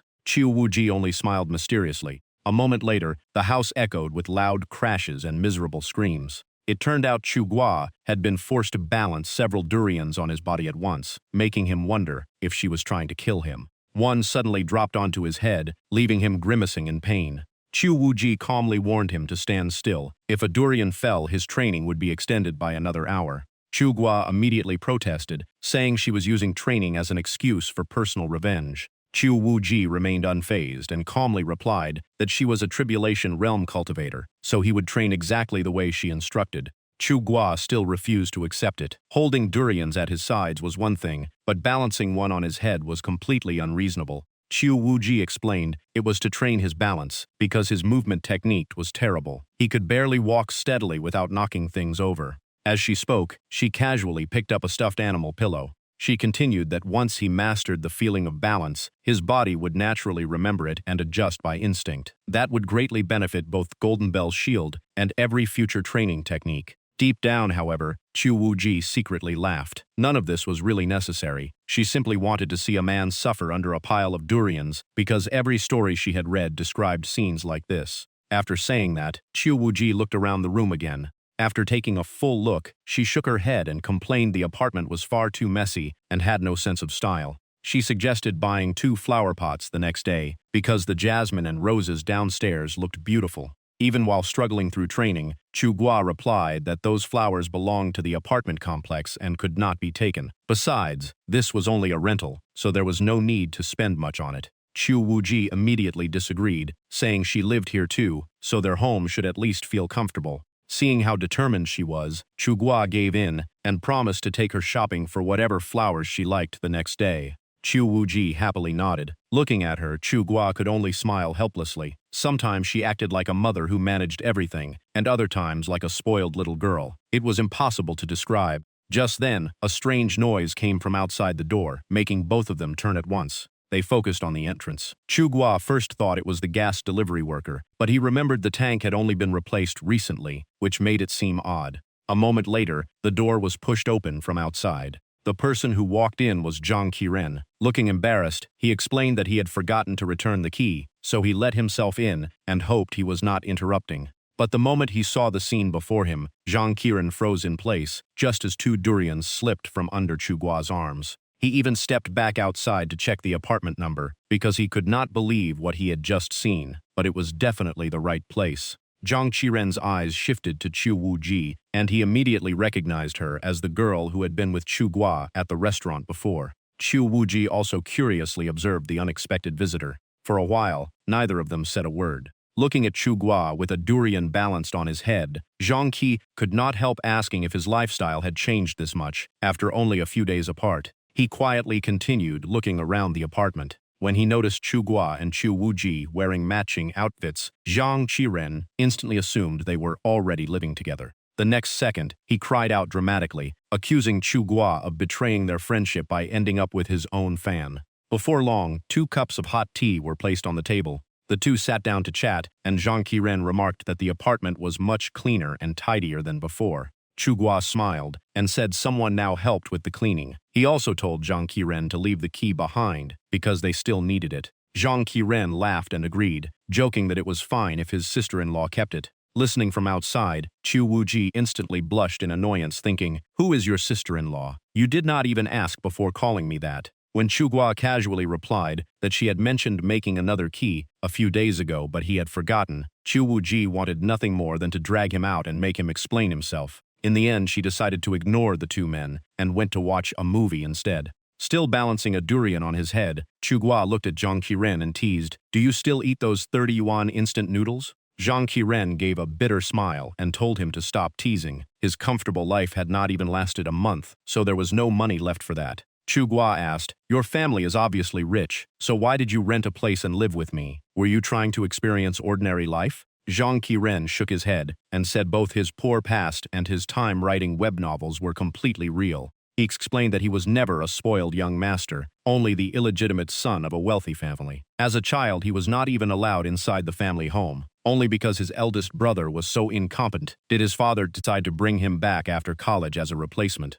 Chu Gua asked why he had stayed outside for another 2 years, instead of returning right after graduation. Zhang Qiren replied that part of it was because he wanted to chase his dream. Once he returned to the family, his life would no longer belong to him. He went on to say his family was extremely unfair. Although both brothers managed the same nightclub, his eldest brother's identity was kept hidden while he was pushed out as the legal representative, left to face every risk and responsibility alone. Hearing that, Chu Gua immediately realized he had been prepared as the fall guy from the very beginning. Chu Gua then asked, "If you already knew that, why did you still go back? Couldn't you have built your own future instead?" Zhang Qiren gave a bitter smile and said that in the end he was just an ordinary man. Everyone wanted power and wealth. After chasing his dream for a while, he realized it was not meant for him, and for his mother's sake, he still wanted to earn a place within that family. The two fell silent and simply looked at each other. After a while, Zhang Qiren said he never expected Lin Yuyang to be Chu Gua's classmate. Since Lin Yuyang had investigated him, he probably knew a lot already. There was no point hiding it anymore. That nightclub was full of dirty secrets, including young women being exploited. Chu Gua suddenly remembered Zhang Qiren once mentioning young models. Back then, he had actually been talking about being their boss, and those old words had come true. Zhang Qiren sighed and said that place had never been clean. He still did not know whether his family wanted to or simply turn him into the one who would take the blame. Either way, living under someone else's control was suffocating.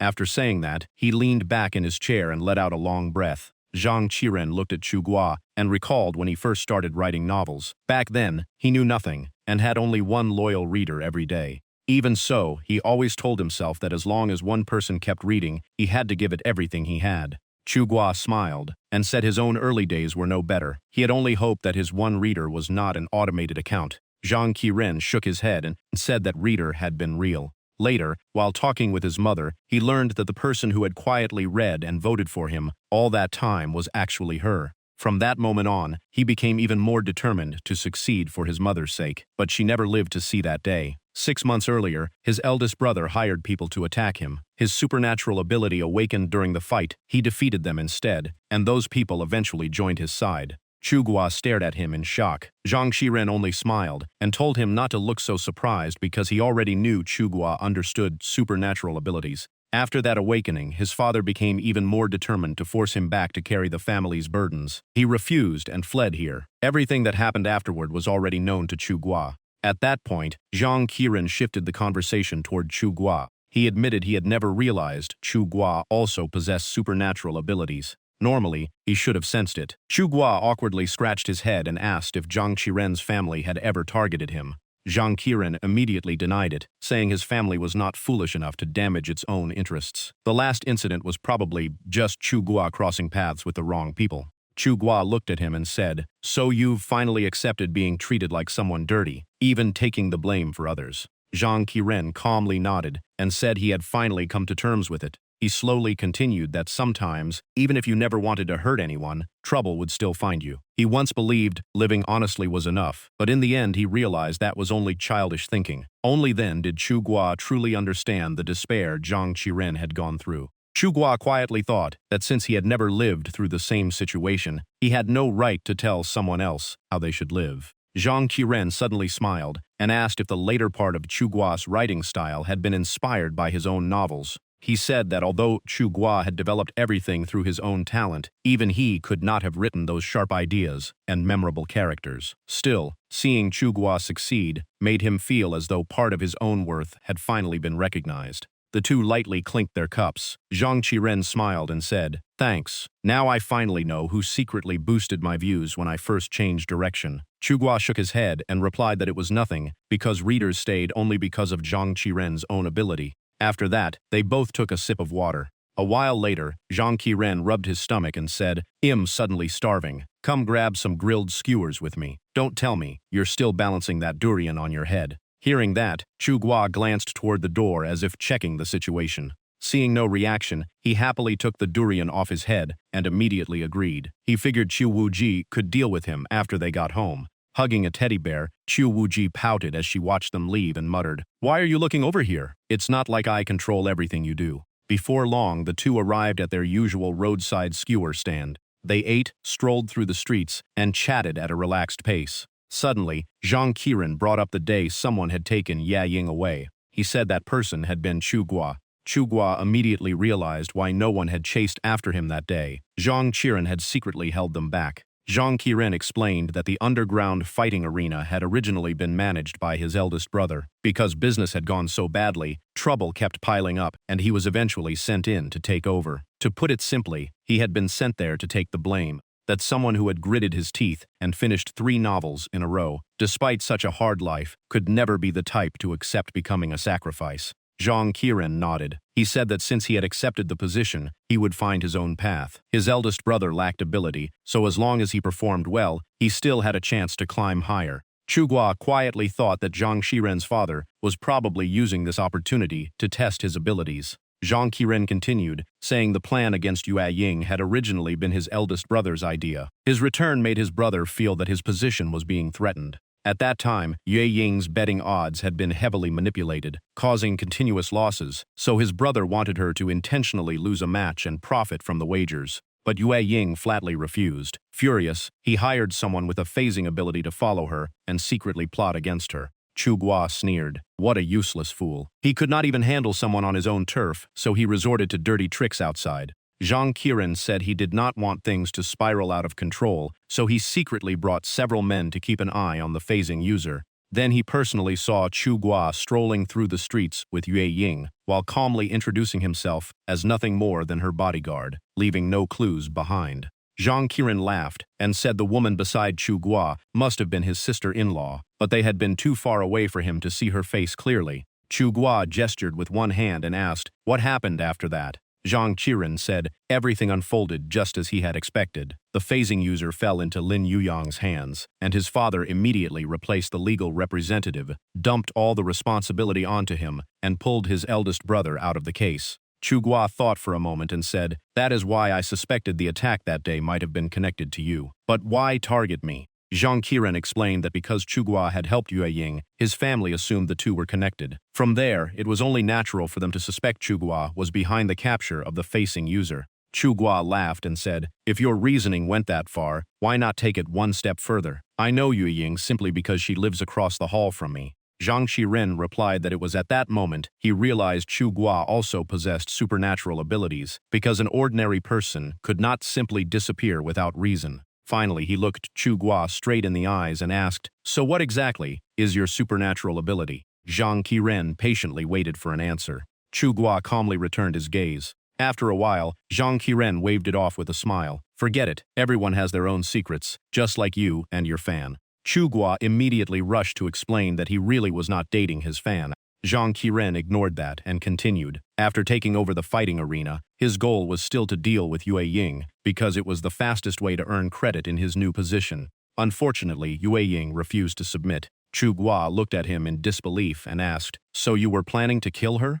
Zhang Qiren calmly replied that Yue Ying's existence had disrupted the entire game. Besides, death was an everyday occurrence in underground fighting arenas, and he certainly would not have been the first to do it. As soon as he finished speaking, his expression suddenly turned vicious, his teeth grinding together. Chu Guo immediately grabbed Zhang Qiren by the collar. He shouted, "This is murder, not some trivial matter. You are even crueler than your useless brother. At least he never intended to take Yue Ying's life." Zhang Qiren shouted back, "So what? When people destroyed everything I had worked for over the years, did anyone ever think that I was innocent too? If I had given up and taken my own life back then, wouldn't they have been killing someone as well?" Zhang Qiren forcefully shoved Chu Guo's hand away and coldly said that true fairness had never existed in this world, so Chu Guo should stop clinging to such naive ideas. He openly admitted that he was only speaking so honestly because he considered Chu Guo a brother. Yes, he had done terrible things, but in his eyes, being too kind only invited others to trample over you.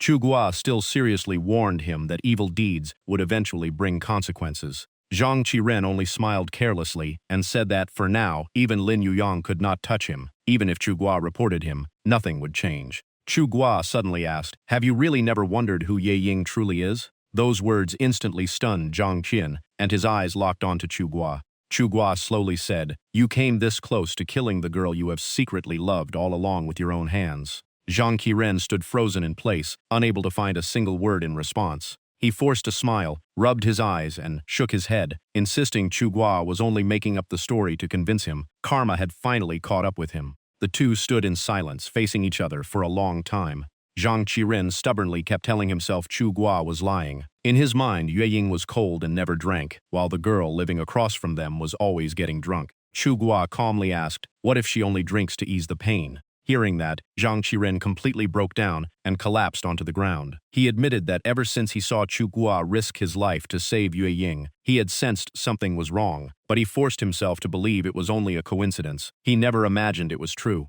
Even Chu Guo had not expected Zhang Qiren's feelings for Yue Ying to run so deep, even though the two had barely spoken. The very first time Zhang Qiren stepped onto the path of crime, the person he almost destroyed was the girl he had secretly loved. Perhaps fate had arranged all of this long ago. After another long silence, Zhang Qiren quietly thanked Chu Guo for saving her. But he also admitted there was no turning back anymore because he had nothing left to lose. Chu Guo simply looked at him without saying a word.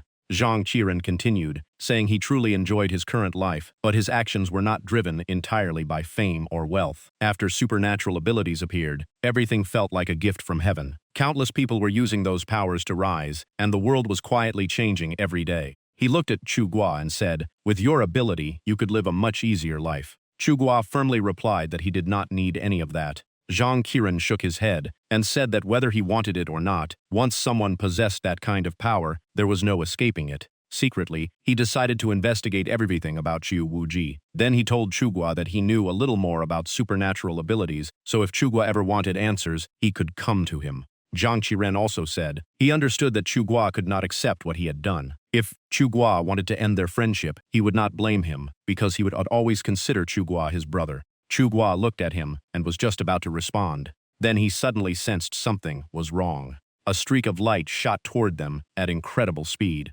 Without a second thought, Chugua rushed in front of Zhang Qiren and took the hit himself. On the roof of a nearby building, the attacker looked down in shock after seeing his strike blocked. Another figure suddenly appeared behind him, making him curse in disbelief, unable to figure out what kind of supernatural ability it was. Chugua felt a surge like electricity racing through his body. The beam carried an incredibly strange sensation, while Zhang Qiren shouted his name in panic. He hurried over to support Chugua and anxiously asked if he was all right. Chugua shook his head and said he was fine. The impact had simply been stronger than expected. Zhang Qiren was both angry and anxious. Being targeted for assassination, and you're still analyzing the attacker's ability? Chugua calmly replied that it was nothing surprising because he had already guessed who was behind it. Zhang Qiren gave a bitter smile and said, "Now you understand why there's no turning back for me. If he lost his current backing, his body might be lying in the street by tomorrow."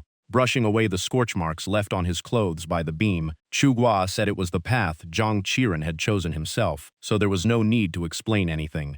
Zhang Qiren sincerely thanked him anyway, because at the most dangerous moment, Chugua had instinctively stepped in to protect him. Just then, a young woman walked over, dragging the assassin behind her. She calmly asked whether the two of them had finished talking. Then she casually tossed the assassin onto the ground in front of them, as if throwing away a sack. Chu Wuji looked straight at Zhang Qiren and coldly warned him to clean up his own mess. If he dragged them into it again, he should not expect her to treat him like a brother anymore. Zhang Qiren stood there in disbelief, finally realizing that the incredibly powerful ability user from before was the very sister-in-law he had jokingly called her. The atmosphere instantly became painfully awkward. Zhang Qiren walked over and grabbed the assassin by the head. Pulling him to his feet, he promised that this matter should never have involved the two of them, and that he would handle everything himself. "Are you planning to kill someone again?" After the assassin was taken away, he let go and calmly said there was no need because that man would still be useful in the future. Before leaving, he turned back to wave goodbye to Chugua, saying he had no idea when they would meet again. "I just hope you keep moving forward and carry the part of my journey that I could not finish." Chugua smiled and answered without hesitation, "Deal." I never lived in the underworld, so I could not guess what Zhang Qiren was planning. But after seeing that assassination with my own eyes, no one would dare tell him to walk away anymore. Our world and yours were never the same. Maybe we will never share grilled skewers again. With your talent and determination, you would have a bright future in our world. Too bad yours will never allow it. He told Wu Ji that it was more than being trapped. It was almost a dead end. The authorities were already watching Zhang Qiren and might even use him as bait before making their move. If he kept going, there would be no way back. Wu Ji let out a quiet sigh. No one understood his situation better than he did. If he truly deserved the name Qiren, she wanted to see how he would break this impossible game. Hearing that, Chugua curiously asked if she sympathized with his fight against fate. "Sometimes I feel like someone else decides everything in my world. If one day the writer says I must die, I probably could not resist." He was stunned and quickly replied, "Hey, what are you thinking? I am just the author, not an idiot. You could crush me long before I ever did that." Chugua quietly stared at her without looking away. Wu Ji calmly said she was only using an example. Of course, she knew he would never do something like that. After saying that, she slowly walked toward Chugua. Wu Ji softly asked if their natural bond had always been because of those old words about finding the creator god. "Even I do not know. What about you?" Chugua froze for a moment and had no idea how to answer. Wu Ji continued, "The heavenly Tao is endless. If we cannot even understand that, how can we escape destiny and become ourselves? In that sense, neither of us can compare to Zhang Qiren." Chugua laughed and shook his head. "So you were never confused. You were helping me find the answer." Wu Ji looked puzzled and asked, "Why would I hesitate? I was only confirming who I really am. I wanted to know if my choices were truly mine or shaped by you. Even the creator god never expected me to pretend to be a fan. He thought it was completely unlike me. But that was exactly what I wanted. It was my own idea, and I wanted to surprise you that way. One day I will become the real Chu Wu Ji. But what about you? Among all the creator god's chaotic thoughts, do you still remember what you truly want?" Her voice grew softer until she quietly whispered me. Then she gently pulled him closer. Her eyes stayed fixed on his face. Chugwa stepped closer and sincerely said that what he truly wanted was for her to become an independent person, full of life, and stay by his side. Wu Ji was completely stunned, her eyes filled with surprise. After a long pause, she quietly said, "I understand. Let's go home." Watching her walk away, Chugwa quietly thought, "Silly girl, what I really want is you." The two walked side by side through the night streets. Chugwa suddenly realized it was their first evening stroll together. Wu Ji glanced at him and said it was all thanks to Zhang Qiren that they had this chance. Walking together like this felt nice. If Zhang Qiren ever saw this, he would probably lose his mind. The woman he cared about was now walking beside someone else. Chugwa turned and looked at her. The moment Wu Ji noticed his gaze, she quickly looked away like she was pouting. A faint smile appeared on his lips because she looked absolutely adorable. Chugwa laughed and said, "That sounds too plain. Try something like, a graceful lady is every gentleman's dream." Chugwa had liked Chu Wu Ji for a very long time. Wu Ji blushed with embarrassment and could only snap you. He casually replied, "I am just a fool who dreams that the heroine of my own story might fall for me. The only question is whether she will give me a chance." Wu Ji immediately argued, "I am not a 2D character." Chugwa smiled and replied, "Exactly. You are not a 2D character, so will you give me a chance?" Wu Ji firmly refused. "Keep dreaming, you shameless pervert. How can someone like you even exist?" Just then, she noticed two people nearby staring at them. Chugwa quickly whispered for her to lower her voice. He casually took her hand, making her blush again, as she called him a shameless pervert. Even so, everything Zhang Qiren went through made me realize many things. I suddenly wondered if things would have been different had Zhang Qiren found the courage to talk to Yuan Ying and confess that day. That is why you should always say what is on your mind. Keeping your feelings hidden only makes you miss your chance. Chu Wuji quietly glanced at him. She hesitated, unsure whether to respond. Agreeing with him would be like admitting she was waiting for his confession. Wu Ji secretly sighed. So this was how complicated love could be. It was far harder to understand than cultivation. Why did they both suddenly fall silent? Walking together like this felt incredibly awkward. An unmarried man and an unmarried woman could change the atmosphere just by standing together. Even a simple walk felt strangely different. Wu Ji said they should head home, but Chugwa gently stopped her and asked her to walk with him a little longer. Seeing how much Zhang Qiren had changed left me feeling heavy. I do not even know where to begin, so taking a walk helps clear my mind. Hearing that, Wu Ji curiously said the two of them really were unusual. In the stories writers create, people like Zhang Qiren are not uncommon. Real life seems peaceful on the surface, while schemes, betrayal, and chaos usually stay inside novels. Maybe that is why people say literature reflects reality. Earlier, I asked what you truly wanted, not for you to sneak in a confession like that. Chugwa immediately turned to look at her. Wu Ji quickly explained, "I meant what kind of world you want to create." Chugwa fell into deep thought. He truly loved writing, because turning the stories in his heart into something others could enjoy always made him happy. After gathering his thoughts, he looked at Wu Ji with a thoughtful expression. "I used to only care about telling the stories I wanted, without worrying about right or wrong. Now I just hope to write stories for the people who truly love them." Wu Ji smiled. There is nothing wrong with writing what readers enjoy. Everyone has to make a living first.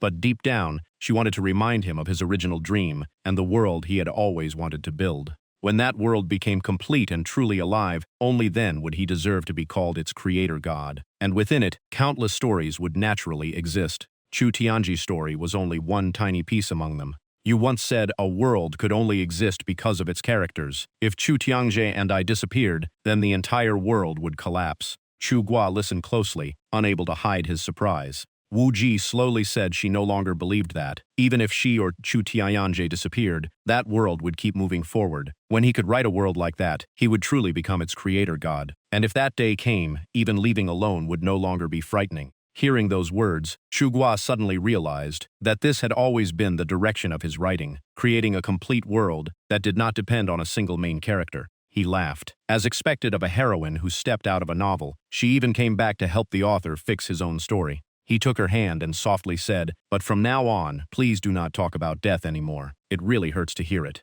Wu Ji asked, "Are you giving me orders?" He replied, "You know exactly what I mean." She deliberately answered that she had no idea what he was talking about. Chugwa smiled. "I get it now. Someone is trying to say that once her original body disappears in that other world, she will stay here forever." Wu Ji blushed bright red and repeatedly denied ever saying such a thing. Embarrassed and annoyed, she chased after him while shouting, "Who said I wanted to stay in this awful place? Get back here. Stop pretending you know what I am thinking. I am definitely going to beat you up." Chu Guo laughed as he ran. "With your movement skills, do you really think I can escape?" Still lingering in the warmth of his dream, Chu Guo lay on the bed with his eyes closed. A moment later, he slowly opened them. As soon as he looked beside him, he saw an incredibly familiar figure. Chu Wuji looked at him gently and softly asked, "You are awake?" Chu Guo was startled and shouted her name, Chu Wuji. He immediately sat upright, with only one thought in his mind. Was he still dreaming? The next second, a series of loud cracking sounds echoed through the room. The pain made him scream. There was no Chu Wuji beside him at all, only a pile of durians. What a wonderful dream it had been. After waking up, Chu Guo headed to the balcony and resumed training with his familiar pile of durians. Wu Ji watched in silence and marveled at how much his movement technique had improved in just a few days. He really was gifted. Seeing him repeatedly crash into the durians, she could only watch in helpless silence. Just then, one durian struck a very sensitive spot, freezing him in pain as another series of loud cracks echoed out. Wu Ji turned away with a sigh. "That is enough. Come eat. Your golden bell shield is still far from mastery." Wu Ji placed a plate of fried eggs in front of him, while Chu Guo kept staring at her. He immediately put on a pitiful face. "Do I still have to wear the durians today?" Wu Ji calmly replied, "Do you think I am doing this just to torture you? Training needs clear goals. You can stop once your balance becomes stable." Chu Guo quickly explained that he still had to write today, and writing required complete peace and concentration. Wu Ji nodded. That made sense. If you can circulate your energy while writing, it will be far more effective than training only in the morning and evening. Resting his chin on one hand, he wondered aloud, "I do not remember ever writing a cultivation method like that. Do I have to create one myself?" Wu Ji immediately replied that he actually had written one before. She reminded him not to forget his current situation. Only then did Chu Guo realize it. Right, this is a cultivation world after all. If that really worked, it would be incredibly convenient. Wu Ji quickly stopped him. "Do not even think about splitting your soul. Without several hundred years of cultivation, it is impossible. For now, just practice multitasking." The two of them moved into the study. Chu Guo began focusing his mind while trying to circulate his energy. Wu Ji sat beside him and reminded him that every cultivation method had strengths and weaknesses. The moment anything felt wrong, he had to stop immediately. He smiled obediently. "Yes, master." Wu Ji joked that since she was his fan, she also had the responsibility of making sure author Chu Guo submitted his chapters on time. He laughed and teased her for getting too deep into the role, making Wu Ji immediately turn away and pretend not to care. But inside she was startled. Why had she unconsciously admitted she was his fan? Chu Guo suddenly had an idea. "How about making an account for you and adding you as a group moderator?" Wu Ji curiously asked what a moderator actually did. He explained that the job mainly involved managing comments, organizing monthly events, and coordinating with the platform on special projects like profile art and character cards. Deep down, Chu Guo secretly imagined Wu Ji becoming both his #1 fan and his moderator. Then he could proudly introduce her to other authors as his girlfriend in charge of marketing, leaving all the single writers jealous. Wu Ji asked what a character card was. He showed her an example and explained that once a character became popular enough, they could receive an official character card and even birthday celebration events. Wu Ji's eyes widened. "You mean they would celebrate my birthday?" Chu Guo laughed. "It is for characters in the novel, so it could be you too. But we do not even have official artwork yet, so that is still a long way off." Hearing that, Wu Ji immediately asked if they could simply use her real appearance. He shook his head. "An artist still has to draw it, but if you become a moderator, you can give feedback and ask for changes whenever something does not look right." The moment she heard that, Wu Ji excitedly accepted the job. The group chat instantly exploded. Everyone wondered when a new moderator named Chu Wu Ji had appeared, and why she was a girl. Soft golden sunlight streamed through the window, filling the room where Chu Guo continued his cultivation. While circulating his energy, he suddenly opened his eyes. Looking at the strange light still glowing in his palm, he realized he really could cultivate while writing. He felt Wu Ji was absolutely right. Right now, building a complete world mattered more than focusing only on individual characters. Wu Ji called to him from outside the room, but he did not hear a thing. His mind was still racing, thinking that no matter how perfect the world building was, it was still a novel, and the story itself had to stay exciting, or readers would lose interest. After calling several times without any response, Wu Ji grew slightly annoyed. Meanwhile, Chu Guo remained lost in thought. What pleased him most was how cultivation had greatly improved both his mind and his thinking, allowing forgotten details to slowly return. He felt like his writing had returned to its peak, his prose had become stronger, his imagination far richer, and Wu Ji eventually left quietly after seeing how completely absorbed he was. Even stranger, cultivating while writing seemed to make the world inside the novel feel more and more real. In that world, a mysterious cave appeared, filled with flowers blooming from human skulls. The bizarre scene immediately caught Chu Tianji's attention. He sat down and asked his companion if everything around them felt more alive than before. Even watching a flower bloom made its vitality unmistakable. His companion smiled and said that was perfectly normal. Chu Tianjie was now a cultivator, so of course he viewed the world differently from ordinary people. The other person added, "Did you not notice that right after your breakthrough?" Chu Tianjie began to wonder if cultivation was truly the reason. He remembered that the world had indeed seemed more real after his breakthrough, but he quickly got used to it. Now the feeling had returned. Was he about to reach the Golden Core realm? Chu Tianjie slowly raised his head and looked into the distance. He could sense the world around him quietly changing. There had always been an invisible gaze watching everything, but now that feeling was slowly fading away. It was as if the hand of fate covering the world had begun to shift. There was nothing left worth staying for, so it was time to move to the next level. Whether fortune or disaster awaited ahead, the road was still beneath his feet, and he would keep walking. With that, his figure gradually disappeared into the distance. Even so, Chu Tianjie could not help looking back at the flower behind him. I am only a foundation establishment cultivator. How could I sense something that should only be within the reach of a nascent soul master?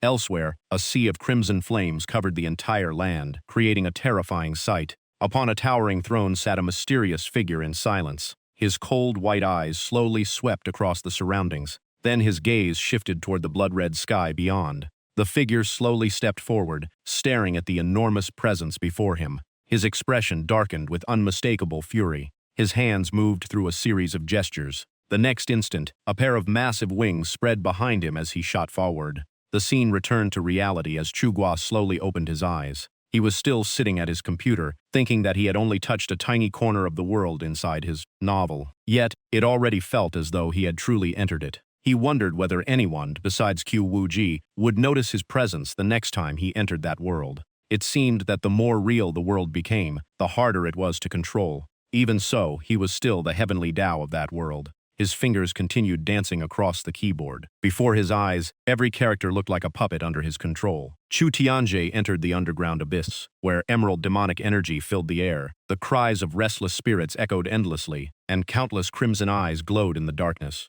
Chu Tianjie tightened his grip on his sword and calmly spoke. "You are nothing more than defeated losers expelled by the Sectmaster. Your souls still remain, so why keep pretending to be ghosts?" He coldly called out the enemy's name. "Am I right, one-handed demon lord?" Everything unfolded exactly as fate had planned. Heaven's will had always existed behind it all. Every character's destiny, from its beginning to its end, rested in my hands. Their lives, deaths, joy, and sorrow were all mine to decide. It was as though he had pierced through a thick mist and saw countless tiny lives below, no different from ants. Finishing the chapter, Chu Guo let out a long breath and smiled. Finally, it is done. Perhaps it was because this was his first time trying this new cultivation method. While writing, he had entered a trance. In what felt like only a brief moment, the entire manuscript was finished. Chu Guo quickly reviewed everything on the screen. The story flowed better than he had ever expected. This cultivation method truly produced incredible results. More importantly, his sense of ruling the world inside the novel had become even stronger.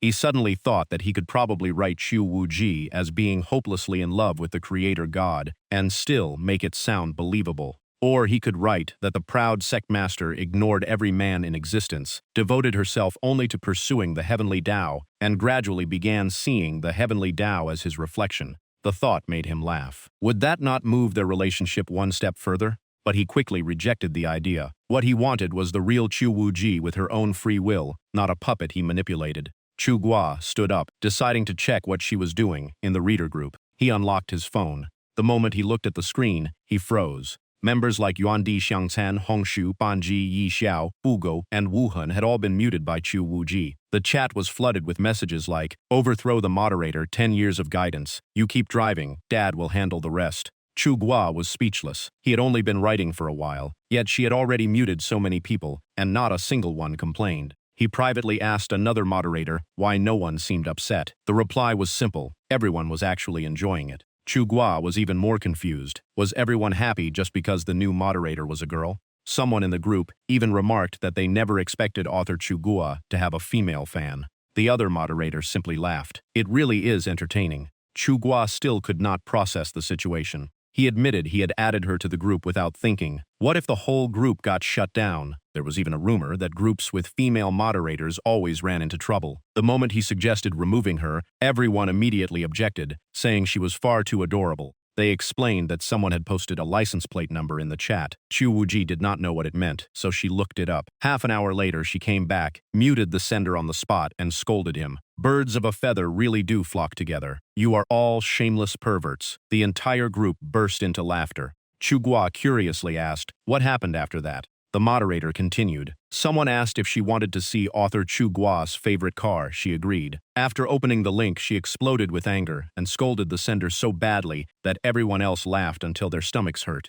After reading the entire conversation, Chu Gua could only hold his forehead and sigh. Maybe he never should have invited Chu Wuji into the group. Then he saw someone joke that if there was no new chapter this afternoon, everyone would spend so much time talking about cars that they would crash before asking whether the manuscript was finished. Chu Gua immediately sensed danger approaching. He obediently sat still and did not dare move. Wu Ji coldly said that she already knew he was a pervert, but she never imagined he had created an entire group just to discuss those things. Only the creator god could come up with something like that. Chu Gua hurriedly explained that it was only the group's name. Surely nobody actually believed it. Wu Ji immediately replied, who can guarantee that such an ability does not really exist? Chu Gua was left speechless. The more he thought about it, the less he could argue. He became even more curious about what she had actually seen that made her so furious. No wonder he had always been reluctant to let Wu Ji touch his computer. It was never because of work. There were simply a few things inside that he did not want her to find. Who knew his friends would betray him so quickly? Chu Gua quickly picked up his phone and explained that not all of his groups were like this. He belonged to plenty of serious ones as well. Wu Ji immediately pointed at one called Street Racing Group and asked, then how do you explain this one? You call this serious? The more she spoke, the angrier she became. You even created a separate group for this. Just how shameless are you? Panicking, Chu Gua hurriedly introduced other groups, like Slay Gods through Dao and Future Platinum, insisting those were full of people focused on learning. Wu Ji did not bother listening anymore. She turned around, walked away, and slammed the door. Chu Gua stared at his phone with a helpless expression. Just then, another message popped up about the annual gathering for top authors, complaining that nobody in the group had signed up. Chu Gua's face instantly darkened. He cursed the useless group under his breath, then looked up and saw Wu Ji getting ready to leave. He could only sigh. This world was full of unbelievable things. Wu Ji said she was going to buy some paper and maybe pick up a nice flower pot if she found one. Chu Gua immediately reminded her not to take the subway alone because she was still unfamiliar with it. Wu Ji calmly replied that she had already studied everything. As long as she wore a mask, public transportation would be fine. She had already checked the route, and if all else failed, she could simply fly herself. After saying that, she closed the door and left. Left alone in the apartment, Chu Gua wondered why she looked like she was fleeing in panic. Just what had she seen? The group chat was still lively. Some people said Today's conversation had been hilarious, while others joked that the new female moderator was so adorable. She felt like the real Chu Wuji had stepped into reality.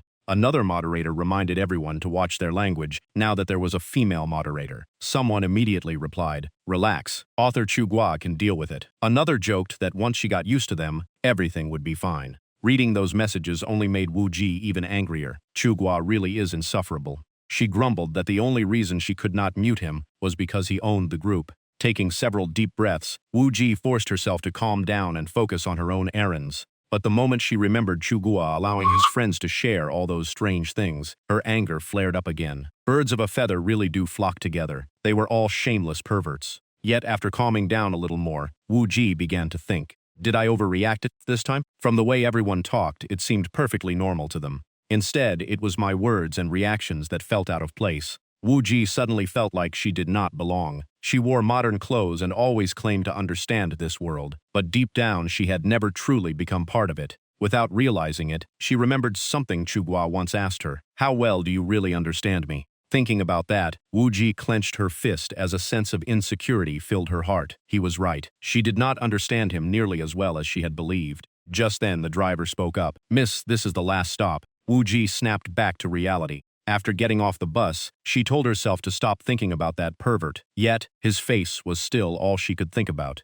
A strong gust of wind suddenly swept past, making her stop in her tracks. Wu Ji looked around. A peaceful countryside stretched out before her, and it felt strangely familiar. She raised a hand to block the sunlight and smiled. "At last, I have found scenery that feels like home." Not far away, a farmer working in the field noticed her. One glance was enough for him to fall in love at first sight, and he blurted out, "Fairy." Without hesitation, he pulled out an item he had prepared beforehand. Then he quickly scribbled something across his own face. Finished at last, he confidently walked over and asked if the beautiful young lady was traveling alone. Wu Ji stared at him in surprise and quietly thought that he was an exceptionally handsome man. She never expected someone so striking to exist in this world. She simply stood there and looked at him for a while. A passerby scoffed. "He really is handsome, but covering his face with writing makes him look ridiculous. What an idiot." Even so, the young man remained completely confident. "Ignore them. They are just jealous of me." Wu Ji admitted he was indeed very handsome, but the moment she saw his face covered in writing, she completely lost interest in talking to him.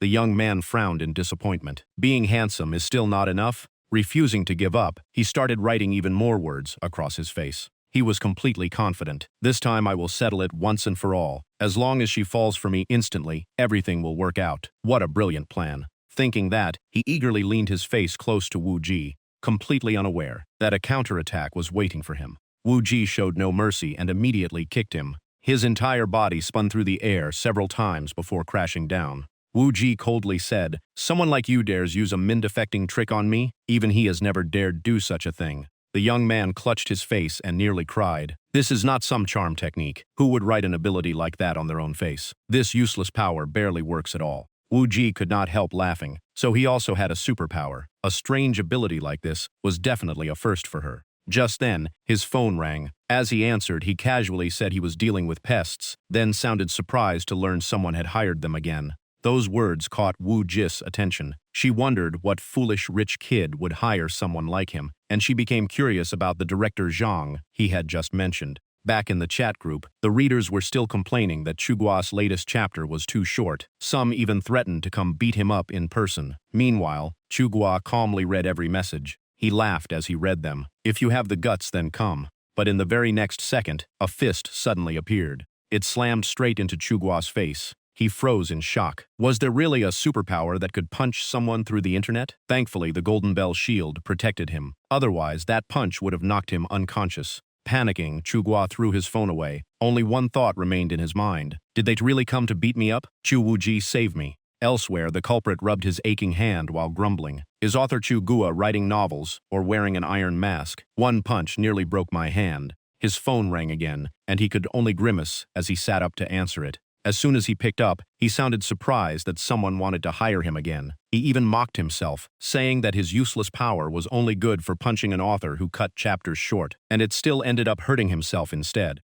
By the afternoon, Chu Wuji returned home and called out that she was back. Chu Gua looked at everything she had bought and asked in surprise why there was so much. He thought she had been gone all that time, just to choose a few items. Wu Ji proudly replied, "Are they not beautiful? I think they suit you perfectly." She kept the truth to herself. They were just a few wild plants she had casually picked along the road. Chu Gua looked at them suspiciously. "How do these look anything like me?" Seeing his reaction, Wu Ji immediately pretended to pout. "You really have no sense of appreciation." Then she took out a calligraphy set. Holding the brush, Wu Ji stood tall and began to write. Chu Gua quietly watched from the side. He had never written about cultivating through calligraphy or painting. This was clearly beyond the original setting he had created. It was part of the real Wu Ji that had never appeared in his novel. He suddenly realized that the real Chu Wu Ji was far more vivid than the character he had once written. She wrote a passage about the boundary between illusion and reality, wondering whether everything she experienced was truly real. Chu Gua curiously asked why she had chosen that topic. Wu Ji replied that when she first read that old story, she wondered whether Chu Gua had truly created her, or if her endless pursuit of the heavenly Tao had led her to imagine a creator god herself. Chu Gua was stunned because the thought was almost identical to one he had once had. Seeing his expression, Wu Ji laughed and said she was only joking. She explained that after everything she had witnessed over the past days, she now believed Chu Guo truly could create an entire world through his imagination. So she was certain that world was not something she had imagined herself. Wu Ji smiled. I only brought it up because it is an interesting idea. Chu Guo smiled as well. He really had not expected them to share the exact same thought.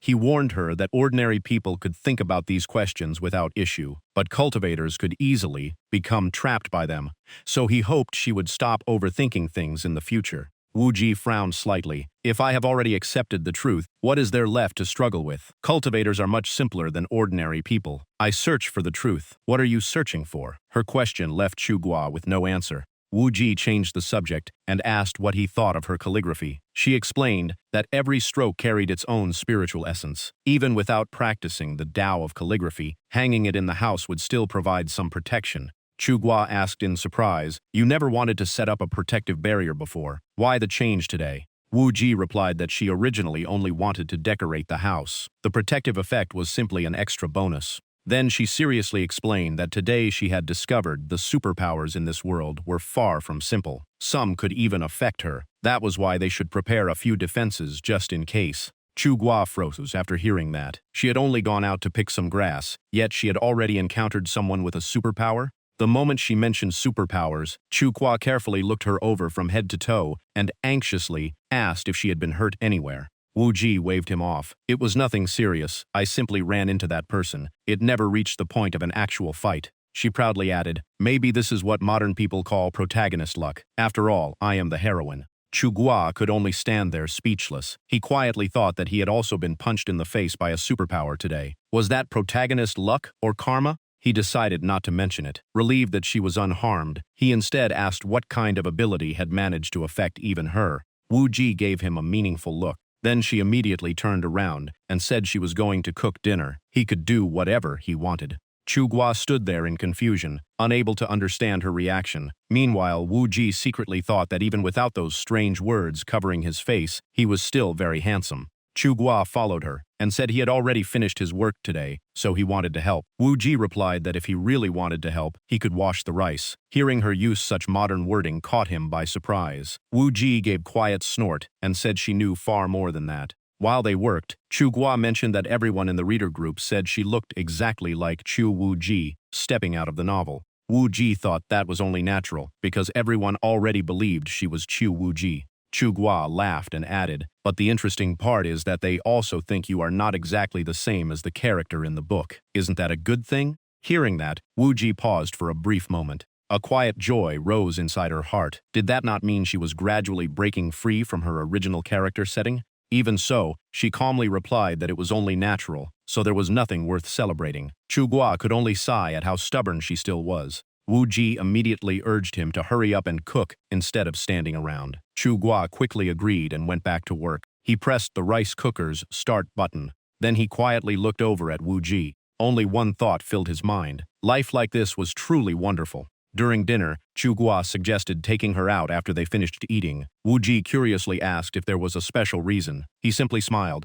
said it had been a long time since he had shown her the things modern girls usually enjoyed. Wu Ji secretly searched online. The results said that when a man invited a woman out, it usually meant he liked her, wanted to know her better, and hoped to become her boyfriend. The moment she finished reading, she blushed. So much for experiencing modern life. Was Chu Guo actually interested in her? Even so, she felt that going out with him did not sound bad at all. But the moment she tried to calm herself through cultivation, his face filled her thoughts again. Just then, someone knocked on the door. Chu Guo stood outside and asked, "Miss Chu, would you like to go out with me?" Wu Ji thought quietly for a moment before agreeing. Before long, the two of them were strolling through the streets together. A vendor smiled and handed Wu Ji an ice cream. She took a bite and immediately smiled as the cool, sweet flavor melted in her mouth. Seeing her reaction, Chu Guo laughed. So something this simple could make her so happy. I should have brought her out much sooner. While eating her ice cream, Wu Ji was drawn to something else.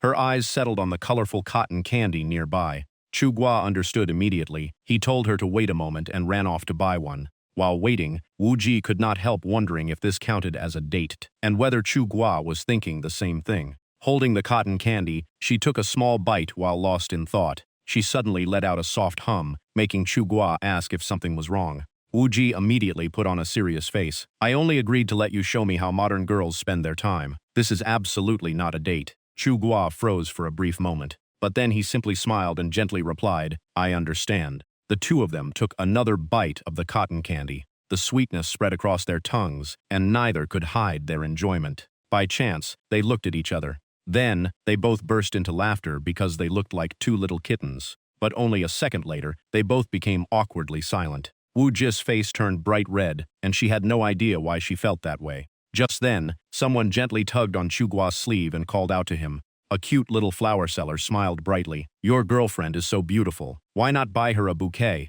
Wu Ji quickly denied being his girlfriend, but the little girl looked surprised. Today is Qixi Festival. Aren't you two buying flowers? Chu Guo froze on the spot. So today was Qixi Festival. After 28 years of being single, he had never paid attention to the lunar calendar. No wonder the streets were so lively. He crouched down, spoke with the little girl, and decided to buy every flower she had left. She happily thanked them, wished them a wonderful Qixi Festival, and held out the payment code. Wu Ji immediately glared at him. If I remember correctly, Qixi Festival is for couples. You did that on purpose, did you not? Chu Guo hurriedly explained that he genuinely had no idea it was Qixi Festival until just now. Besides, they were only out for a walk, so there was no need to overthink it. Wu Ji gave a quiet snort. Since you already bought them, we should not waste them. The house could use some flowers anyway. Seeing her stubborn response, Chu Guo could not help laughing. At that very moment, fireworks burst across the night sky.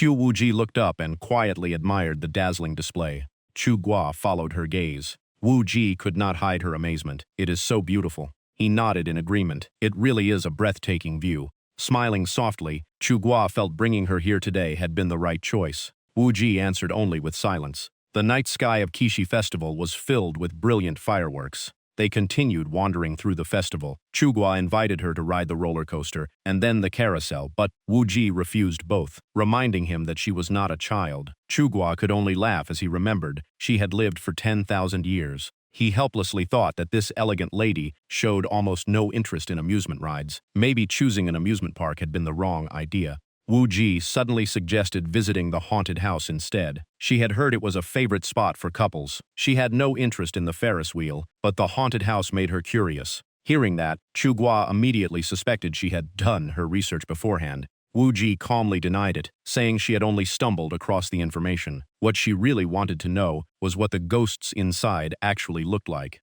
Of course, she would never admit she had looked up famous dating spots, from the Ferris wheel to the haunted house, where people always ended up hugging after a good scare. But Chu Guo wanted to skip the haunted house because he was afraid of paying for damages. Wu Ji was instantly annoyed. Did he really think she had no self-control?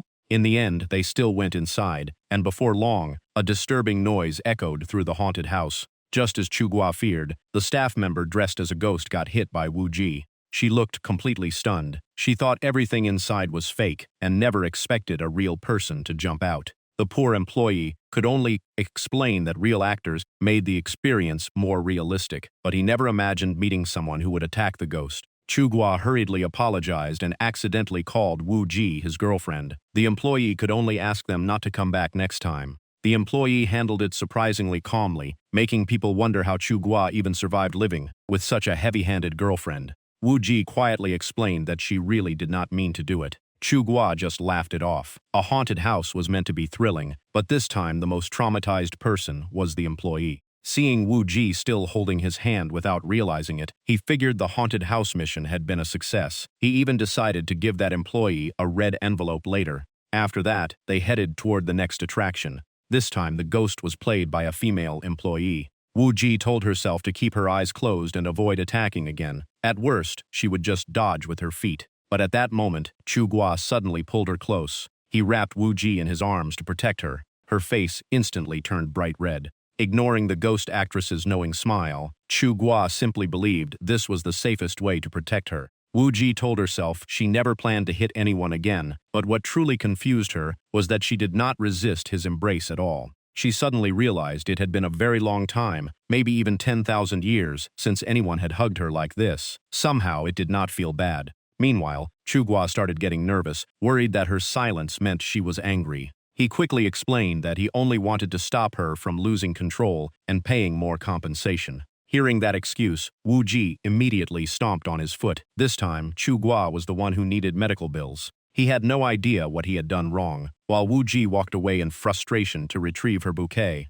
Chu Gua could only sigh. He had written countless harem protagonists, yet when it came to himself, he had no idea what to do. In his imagination, after protecting her like that, Wu Ji should have been touched and said something sweet. But in reality, she only looked at him with a puzzled expression, as if lost in thought. As they walked, Wu Ji accidentally bumped into a passerby. Chu Gua immediately caught her and reminded her to watch where she was going, while the other person quickly apologized. Wu Ji quietly lowered her head, looking a little embarrassed. For a brief moment, Chu Gua looked exactly like the male lead from a romance novel in her eyes. Realizing that, she immediately became flustered and told him to shut up. If he kept acting like a cheesy romance hero, she would really hit him. After that, they went to watch the classic movie Titanic. The movie's romantic atmosphere quickly filled the entire theater. Wu Ji hugged a bucket of popcorn while Chu Gua still carried the bouquet. She quietly wondered why watching a movie with him in a crowded dark theater made her heart race so much more than watching together at home. Wu Ji secretly glanced at him. She noticed Chu Gua's palm was covered in sweat and wondered if he was just as nervous as she was. Then she calmed herself down. She had survived countless hardships, so how could one movie make her lose her composure? Meanwhile, Chu Gua was nervous beyond belief. He could not understand how Wu Ji was still casually eating popcorn. Just then, some rather strange sounds came from the row in front of them. Hearing those noises, Chu Gua was stunned. Were couples really this bold at the movies now? He instantly felt jealous, as if those people had planned everything just for this moment. What disappointed him even more was that Wu Ji still looked completely unfazed. In such a romantic atmosphere, she should have been blushing. Seeing that they were still holding hands, Chu Gua guessed she was only pretending to stay calm. Thinking that, he boldly moved his hand a little. Wu Ji immediately noticed the unusual movement. Without saying a word, she squeezed his hand so hard that Chu Gua cried out in pain. He could only cry inside, desperately trying to hold on to what little pride he had left. After the movie ended, the two of them took a slow walk outside. Chu Gua took a deep breath and commented on how pleasant the weather was. He suddenly wished Wu Ji could stay by his side forever. Just then, she noticed a couple riding a tandem bike. Wu Ji called his name a few times to get his attention. Chu Gua snapped out of his thoughts and quickly responded. She pointed at the tandem bike and asked if he knew how to ride one. Chu Gua fell silent for a few seconds. Then he confidently patted his chest and declared that he absolutely could. Before long, they rented a tandem bike for 199 yuan, and the owner happily wished them a lifetime together. Chu Gua politely thanked him, while Wu Ji blushed and urged him to leave before they got teased anymore. The two of them rode through the cool evening together. Along the way, Chu Gua asked if she wanted to hear the legend of Qixi Festival, and Wu Ji nodded with curiosity. He slowly told the story of Niu Lang, a kind young man who was treated badly by his family. One day, he happened to see a group of fairy maidens bathing in a lake, while Wu Ji quietly listened. Looking at Chu Gua's broad back, an unfamiliar feeling slowly rose in her heart. His calm voice continued as he reached the part where Niu Lang secretly hid the fairy's clothes so he could meet her. Wu Ji suddenly wondered if this was the feeling girls in this world often experienced, and she realized it actually felt wonderful. But then she frowned. If he stole someone's clothes, how could he still be called a kind man? Chu Gua could only laugh awkwardly and explain that although the beginning of the story was questionable, the legend had been passed down for generations and became the origin of Qixi Festival, when magpies formed a bridge so Niu Lang and Jinu could reunite once each year. Wu Ji still could not fully understand the sadness of two people separated between heaven and earth, only able to meet for a single brief moment. Just then, the bike suddenly came to a stop. Carried by the momentum, Wu Ji fell right onto Chu Gua's back. He hurriedly told her not to do something that could make people misunderstand. Wu Ji immediately pouted and said he was overthinking it. He was not Niu Lang. He was more like the Jade Emperor because he was the one who separated Niu Lang and Jinu in the first place. Hearing that, Chu Gua instantly felt guilty. He silently reflected on himself. He was the one who created the story, yet just a few words were enough to make him panic. Then another thought crossed his mind. Had the two of them unconsciously started comparing their relationship to Niu Lang and Jinu? Suddenly, it began to rain. Chu Gua suggested returning the bike and finding a place for a late-night meal. He brought Wu Ji to a traditional noodle shop in Mianzhu. The owner warmly welcomed them inside. Wu Ji looked around and immediately felt the cozy atmosphere. Nearby, another group of customers was waiting in line. One young man looked at all the couples around him and sighed. Everyone else had a girlfriend, while he was stuck hanging out with his buddies. A moment later, the whole group unconsciously looked toward Chugua and Wu Ji. They all shared the same thought. That couple was unbelievably good-looking. The young man with the painted face suddenly recognized Wu Ji as the girl he had met before, so she already had a boyfriend. The chubby guy laughed and threw an arm around his friend, saying that at least they still had friends to hang out with. Then he brought up the author of the novel he was following, saying that guy had it even worse because he was still busy writing new chapters on Kishi Festival. His friend immediately shot back that the author's single life had nothing to do with him. Besides, the guy kept writing short chapters and cutting them off halfway, so he deserved it. Then he excitedly told Jun that he had just discovered author Chu was also from Nanjing.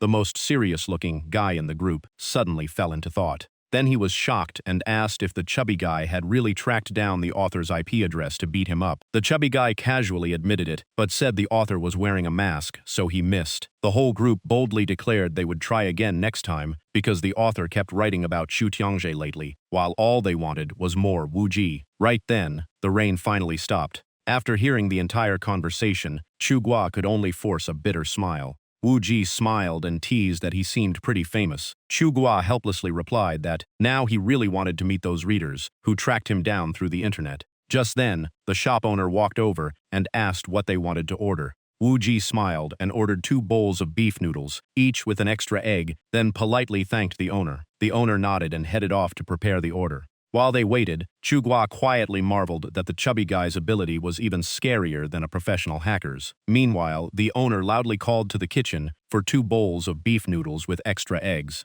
Chu Gua admitted that ability was impressive. Its only weakness was limited power. If it could control weapons too, it would make someone an invisible assassin. Resting her chin on one hand, Wu Ji found the abilities in this world fascinating. She even brought up Jun, saying his charm ability had actually affected her. Hearing that, Chu Gua jumped to his feet and slammed the table in shock. Wu Ji looked at him with a blushing face and asked why he was reacting so dramatically. Only then did he realize he had overreacted. He quickly sat back down and awkwardly said it was nothing. Chu Gua was still stunned that a charm ability could work on Wu Ji. She nodded and confirmed it, but added that the skill had too many flaws to be truly useful. He immediately started analyzing it. Wu Ji was originally a fragment of the soul of a transcendent expert from another world, yet an ordinary person's ability could still affect her. It was beyond anything he had imagined. Just then, the owner brought over 2 steaming bowls of noodles. As they ate, Wu Ji asked why his readers would have bad intentions if they were all fans of his work. Chu Gua explained that readers might feel closer than strangers, but once their views became too different, that connection meant very little. After wiping her mouth, Wu Ji revealed that she had secretly followed those people with her divine sense. Now she could let Chu Gua see everything she had observed. Chu Gua was still confused when he heard the words divine sense. Before he could ask another question, his eyes met Wu Ji's. In an instant, the two of them seemed to enter a pitch-black space. In front of them was the same group, stopped by a chubby man, claiming the area was temporarily closed and telling them to take another route. The young man with writing all over his face stepped forward and joked that not even his father was allowed in.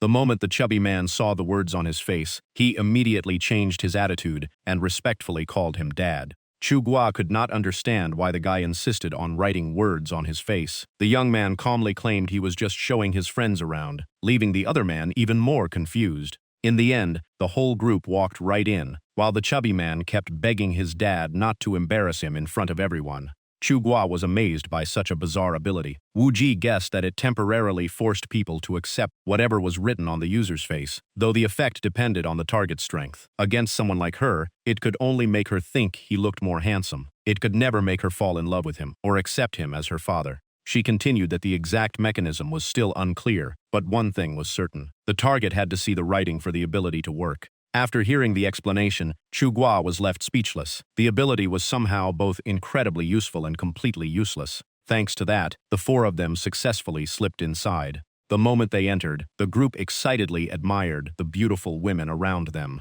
But one of them suddenly snapped back to his senses. He immediately pulled the others over and reminded them not to forget why they had come. Chu Gua wondered what they were planning. One of them said the recording was finished and asked the chubby guy to send it to Diao Zi with his ability. The chubby guy immediately agreed. Just as Chugua was watching closely, Wu Ji flicked him on the forehead. He grabbed his head in pain, while she glared at him and asked if he still had not seen enough. Chugua suggested that they go directly to the scene, instead of just watching. The view immediately shifted to a nightclub that had already been surrounded by police. Wu Yang calmly smoked a cigarette and informed Wang Chen-kun that the police had received a report along with video evidence. This time, no matter who backed him up, he was going to the station. Wang Chen-kun only sneered, showing complete disdain for the videos. He even asked Chief Lin if there was any more convincing evidence. His mocking attitude made it clear he had no respect for the police at all. Wu Ji suspected the group that recorded the video had been hired by Zhang Qiren. It was likely part of a plan to help Chugua's old friend. Chugua was not sure. He also thought it might have been arranged by Zhang Qiren's useless older brother. But if Qiren was truly behind it, what exactly was his goal? Wu Ji sensed that there was a hidden underground casino beneath the building. At the same time, she noticed several people secretly fleeing while carrying bags filled with white powder. Chugua immediately realized it was drugs. If the shipment was not seized, it would destroy countless more families. Hearing that, Wu Ji immediately offered to help his friend deal with the situation. But Chugua raised a hand and stopped her. His reason was simple. Wu Ji had always been the one stepping in, so this time he wanted to prove himself. Just as Wu Ji sensed, the burly men were secretly looking for a way to escape, constantly reminding each other not to let the police find them. What they did not know was that the path ahead had already been blocked. Zhang Qiren immediately ordered his subordinate to step up and redeem himself. The man obediently accepted, saying he would have done it even without the order. Suddenly, the sound of a collision echoed ahead, followed by angry shouts, telling whoever was blocking the way to move aside. The man quickly called for everyone to stop. Zhang Qiren was surprised to see Chugua there and even wondered why they kept running into each other. Chugua smiled confidently and introduced himself as nothing more than a web novel author delivering justice. One thug angrily shouted that Chugua was just a nobody author who dared to act tough, then charged straight at him. The next second, he threw a heavy punch. Chugua stood completely still without trying to dodge. The punch barely affected him at all. Seeing that, the rest rushed in and unleashed a barrage of punches. In the end, they were the ones clutching their aching fists because Chugua's body was unbelievably tough. He calmly stepped forward with a smile and said it was finally his turn. That single sentence was enough to make the men panic. Chugua lowered his stance and prepared to strike. Then he launched himself into the air. His movements were clean and precise, like a seasoned martial artist, taking down several burly men in the blink of an eye. Watching everything unfold, Zhang Qiren could not help but sigh. It looked just like the legendary Lingbo Weibo. Even so, Chugua still let one man slip through. The thug seized the chance to close the distance before Chugua could react. In an instant, a knife was pressed against Chugua's neck. Fortunately, the wound was not too serious. He immediately drove his elbow backward to break free. Even so, a long cut appeared across his body. Chugua silently realized his golden bell shield had not reached perfection yet. The thugs instantly burst into smug laughter after discovering his weakness. It seemed his defense could not withstand blades. Chugua could only grit his teeth. At that moment, every dagger was suddenly seized by an invisible force and flew back into the air. A cold voice rang out. "You think trash like you is worthy of hurting him?" Everyone quickly turned toward the newcomer. Wu Ji slowly walked forward with an icy expression. With a simple gesture, she crushed every dagger into pieces. Wu Ji continued walking toward them. The remaining three instinctively backed away, but with a casual wave of her hand, they were sent flying like sheets of paper. All three crashed right in front of the police officers. Wu Yang frowned slightly as he watched the scene, wondering who had just made such a huge contribution. Unfortunately, there was no trace of the person responsible. Zhang Qiren's subordinate only smiled and said he was following young Master Zhang's orders while taking the chance to greet young Master Wang. Zhang Qiren immediately stopped his men from giving chase and ordered them to seize all the drugs first. Wu Yang quietly wondered why young Master Zhang had gotten involved. Was he really not afraid of crossing the line? After returning home, the bouquet was neatly placed in a vase, while Chugua kept complaining about his injury. He grimaced and asked if there was not another way to treat wounds, instead of using such an old-fashioned method. Wu Ji calmly replied that it was only a small knife wound. With bodies like theirs, it barely needed treatment at all. Hearing that, Chugua could only curse himself for being such a foolish author. Wu Ji seriously warned him that if he did not want to get hurt again, he should stop holding back. His golden bell shield was strong enough to reflect the attack, but his mercy had given the enemy an opening. He should treat it as a lesson. Chu Gua laughed awkwardly and admitted he simply lacked real combat experience. While Wu Ji continued tending his wound, Chu Gua quietly remembered what she had angrily said earlier, that those people were not worthy of hurting him. Thinking about it, Chu Gua could not help smiling. Somehow the injury suddenly felt worth it. After checking the wound, Wu Ji concluded that with his current physique, it would heal on its own in just a few days. Then she reminded him that although they had done a good deed today, they had also ended up helping Zhang Qiren. If he wanted compensation for his damaged clothes, he should ask Zhang Qiren for it. Chu Gua was caught completely off guard. Wu Ji explained that Zhang Qiren had also been there to stop the smugglers, but he never expected Chu Gua to show up. She also revealed that before they left, Zhang Qiren secretly sent people to help, while deliberately shifting all the blame onto his older brother. From that, she guessed the earlier assassination attempt against him was most likely arranged by his brother, which was why Zhang Qiren was determined to strike back. Chu Gua continued, saying the ability users who attacked the Wang family's nightclub were probably arranged by Zhang Qiren as well. It caused trouble for the Wang family while framing his older brother at the same time. Umpskoof, 2 goals. He let out a quiet sigh. In the end, it was all a power struggle, but setting their positions aside, Zhang Qiren had still helped a lot of people this time. Thinking that, Chu Gua immediately sent Zhang Qiren a message demanding compensation for 2 sets of clothes. After reading the message, Zhang Qiren frowned. He became even more certain that Chu Gua had figured out everything was part of his plan, and he wondered why he had never realized before how capable Chu Gua really was. The two exchanged a few messages, mostly teasing each other about Chu Gua hiding his true abilities before talking about character writing and winning girls over. In the end, Zhang Qiren told him to open the novel app and checked something. The moment Chu Gua saw the number on the screen, his eyes nearly popped out. A reward of 10,000 points had just been sent to Chu Tian Wu Ji, pushing the novel onto the Golden Books ranking. Chu Gua was both happy and heartbroken. Thinking about the platform's cut made him want to cry. A direct bank transfer would have been so much better. Wu Ji also felt a little disappointed that the reward went to the novel instead of her character alone. After putting down her phone, Wu Ji said everything on this side was basically settled.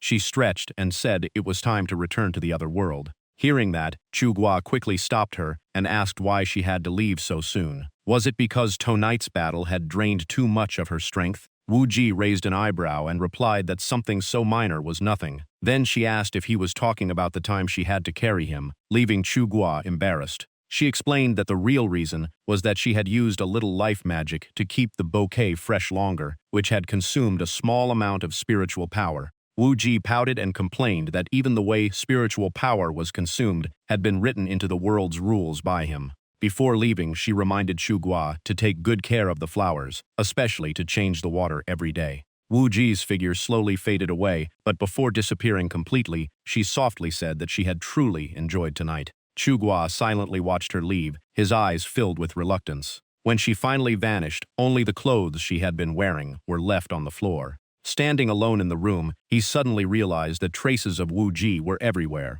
From the clothes hanging out to dry to the protective words she had left around the house. Even the bouquet they had just brought home reminded him of her. A sudden wave of emptiness washed over him, leaving Chu Gua feeling incredibly lonely. So he went back to keeping his familiar durian company once again. Telling himself not to overthink it, Chu Gua began cultivating to calm his mind. Just then, his phone rang and interrupted him, but after checking the notification, he could only helplessly set it aside. Not long after his mother called, she excitedly asked how his Kishi festival date had gone. Chu Gua smiled and admitted that he had genuinely had a wonderful day. Tu Yun beamed and said she had just met Xiao Gu, who mentioned that her son had been out with a girl. Chu Gua awkwardly explained that she was not his girlfriend yet and that he was still trying to win her over. Tu Yun immediately pushed her curious husband aside and happily congratulated her son for finally opening his heart. The moment his father heard there might be a future daughter-in-law, he became even more excited. The two of them reminded him to take good care of himself since they could not be there with him. Tu Yun also warned him that Nanzhang had been unstable lately. Because of the nature of their work, they could not return yet, but if anything happened, he should contact the special agent they had introduced. She had already given that person his information. After saying that, she quickly hung up because she had to get back to work. Still wearing the durian on his head, Chu Gua obediently promised to visit home next time he had the chance.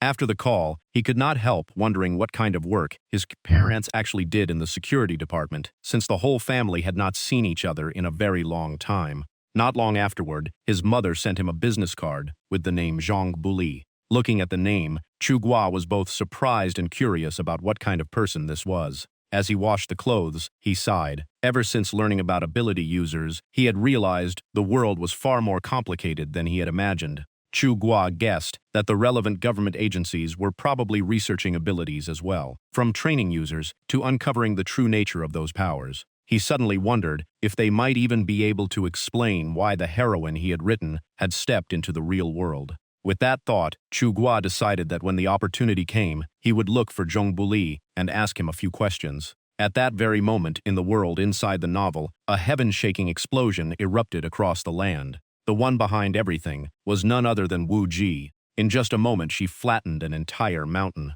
After her battle with Yan Ganli, Wu Ji created a new divine art that could strike enemies from an incredible distance. Its power was like smashing a watermelon, and it was especially effective against Yan Ganli's flame technique. She still looked annoyed and muttered that she wanted to create her own divine arts instead of relying on anyone else. Just then, the elders rushed over with news that Lingxiao Peak had come under attack. But after seeing the scene, they immediately realized there was nothing left to worry about. Wu Ji calmly sat down and asked Elder Yi about the shadow technique she had ordered him to investigate. Elder Yi reported that while leading the disciples to the black water green lotus, they killed a demonic cultivator and found a powerful shadow technique, along with many cultivation manuals. Everything was now stored on the 4th floor of the scripture pavilion. Wu Ji smiled after hearing the report. She had only mentioned it in passing and never expected everyone to finish the task so quickly. She glanced toward the clouds and suddenly remembered the cotton candy sandwich from the modern world. She found herself wishing she could eat one more.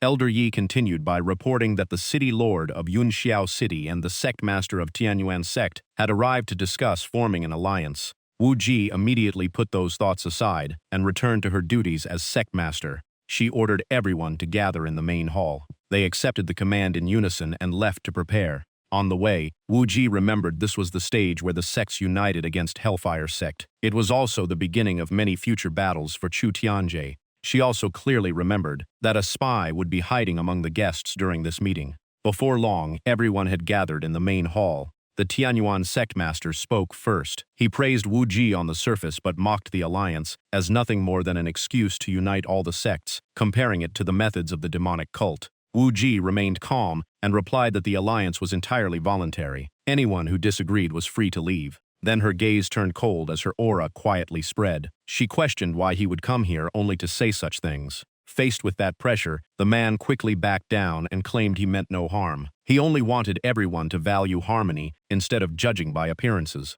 Wu Ji lost her patience and coldly warned that if he kept disrupting the meeting, she would show no mercy. Her response stunned everyone present. To them, Today's Wu Ji was completely different from before. She stood up, looked straight at him, and asked if someone of her status was expected to endure everything in silence. Wu Ji immediately shot back that someone could seek the Tao for a lifetime without making any progress. She was still the same Wu Ji, so who had really changed? The entire hall fell silent. With nothing but her spiritual power, Wu Ji lifted the man into the air and crushed his throat. Her voice turned ice cold as she declared that someone like him was not worthy of ruining the alliance she had built. Right then, thunder suddenly echoed across the sky. Massive bolts of lightning tore through the clouds and covered the entire heaven. In the world outside, Chu Gua suddenly froze. He immediately realized someone was altering the story that belonged to him. Chu Gua closed his eyes and sensed the changes. The image of Wu Ji punishing the troublemaker quickly appeared in his mind.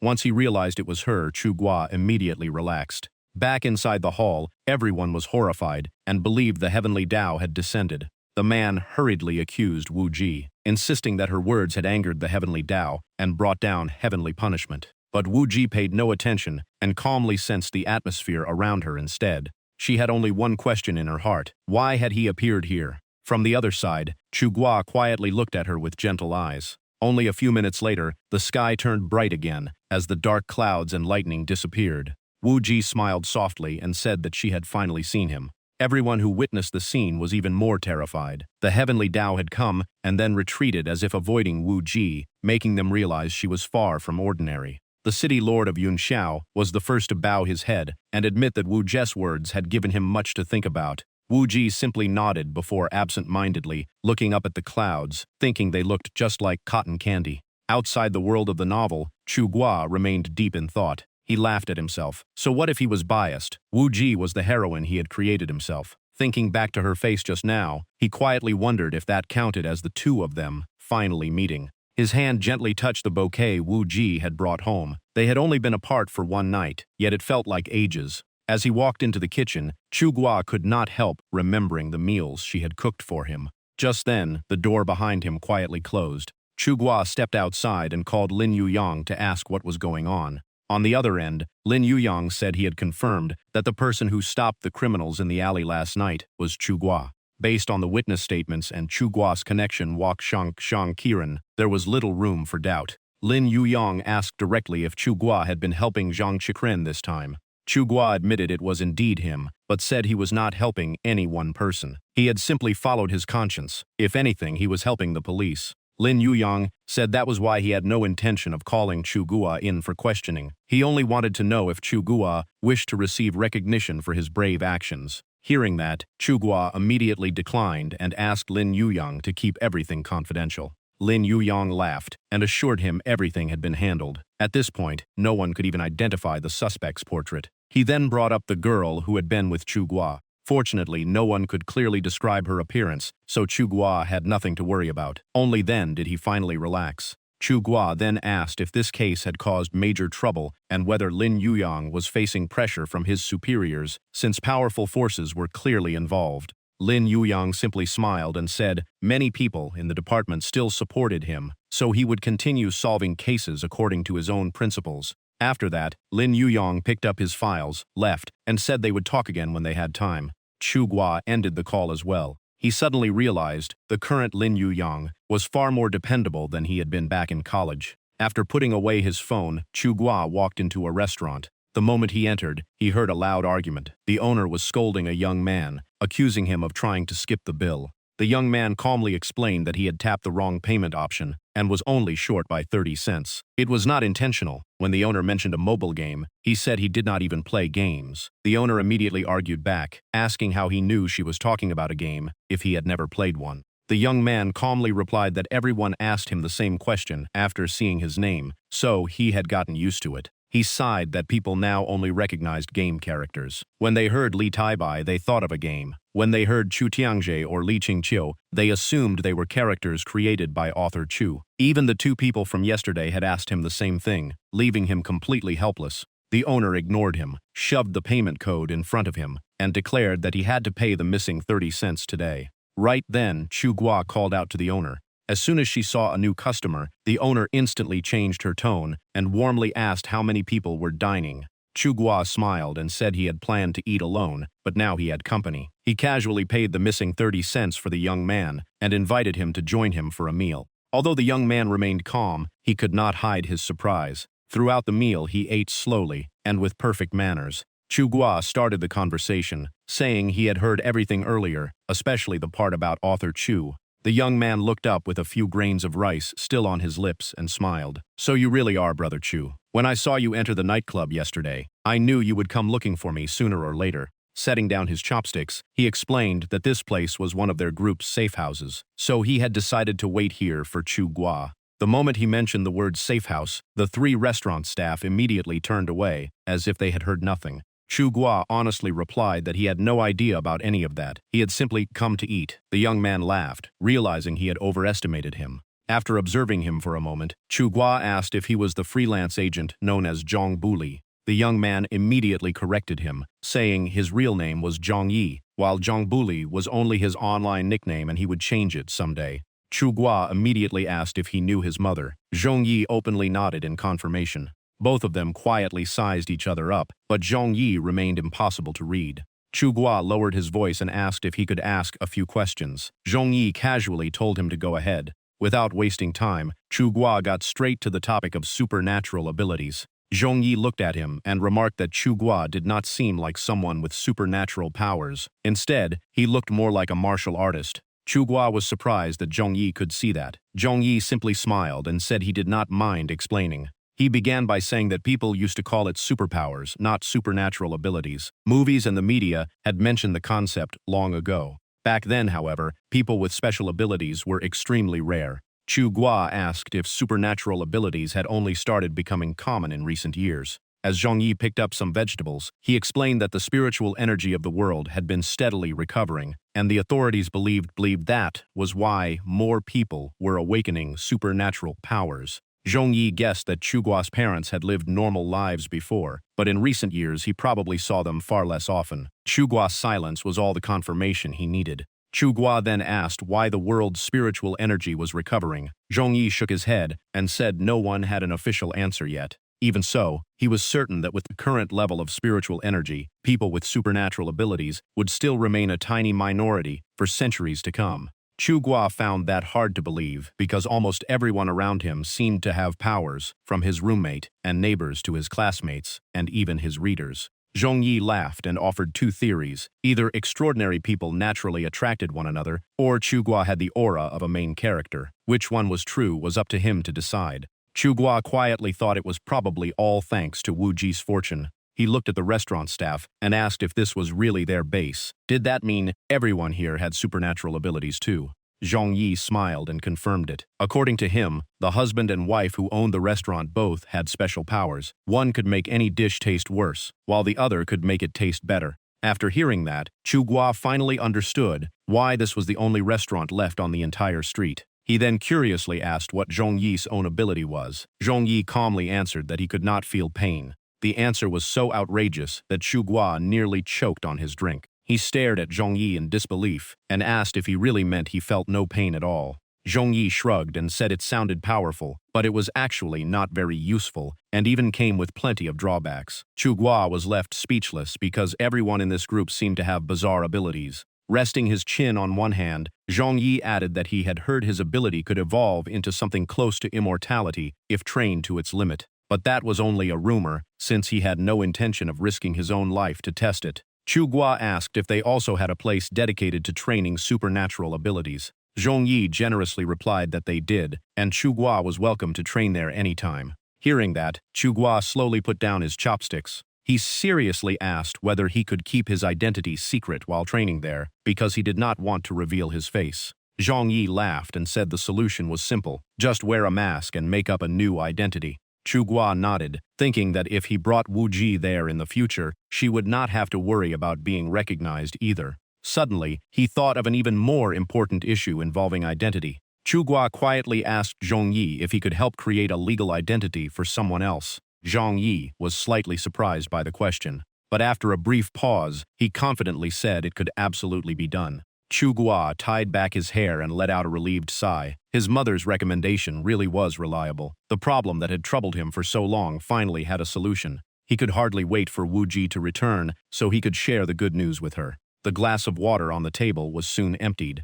Meanwhile, Zhongyi casually thought that anything involving paperwork or identities was easiest to leave to his mother. Back inside the novel's world, Wu Ji was still busy handling official matters. The elders repeatedly reminded her to stay on guard against Hellfire Sect's elite forces. Wu Ji agreed because if Hellfire Sect continued to grow stronger, every sect would eventually suffer. Lu Yuanzhang, the Tianyuan sect master, immediately declared his position. He said this concerned the fate of the entire world, so Tianyuan sect would give its full support. Wu Ji smiled and thanked him for his cooperation. She maintained a serious expression on the outside, but deep down she only wished everyone would leave, so she could enter secluded cultivation in peace. Thinking about the story's timeline, Wu Ji wondered if Chu Guo really intended to make her wait the full 7 days, just as the plot demanded. Just then, an idea suddenly crossed her mind. Wu Ji immediately called Sect Master Lu back and asked about Guiyuan Elixir, a spiritual medicine rumored to restore the soul with remarkable speed.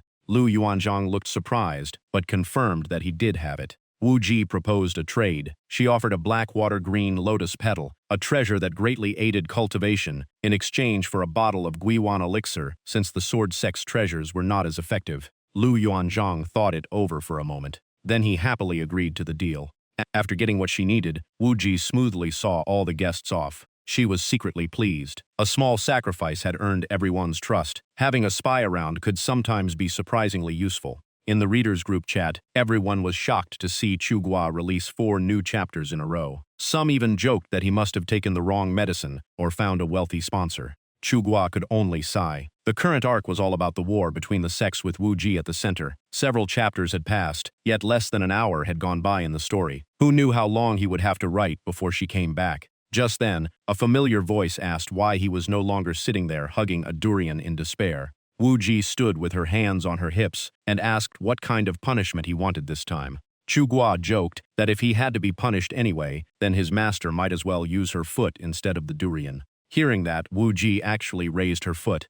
Then she kicked without the slightest hesitation. Her house slipper slammed into the ground right in front of Chugua's nose. Wu Ji let out a soft snort and said she knew exactly what he was thinking, so this time she would let him off with just a warning. After that, the two of them walked side by side outside the building. Chugua finally realized that Wu Ji had returned so quickly thanks to the Guiyuan elixir from Tianyuan sect. He immediately came up with an idea. Later, he could revise the story so the sword sect elders could make soul-restoring elixirs themselves instead of borrowing them from others. Wu Ji asked if that would be going too far. Chugua just smiled and said that, compared to the ridiculous things people said in real life, a small change like that was perfectly normal. Wu Ji pouted and said she had never liked being bound by what he wrote. Chugua also reminded her to be more careful in the modern world next time, and not casually destroy trains or cars, because it would attract too much attention. Wu Ji immediately denied it, saying she had not been angry at all. A golden leaf slowly drifted down in front of them.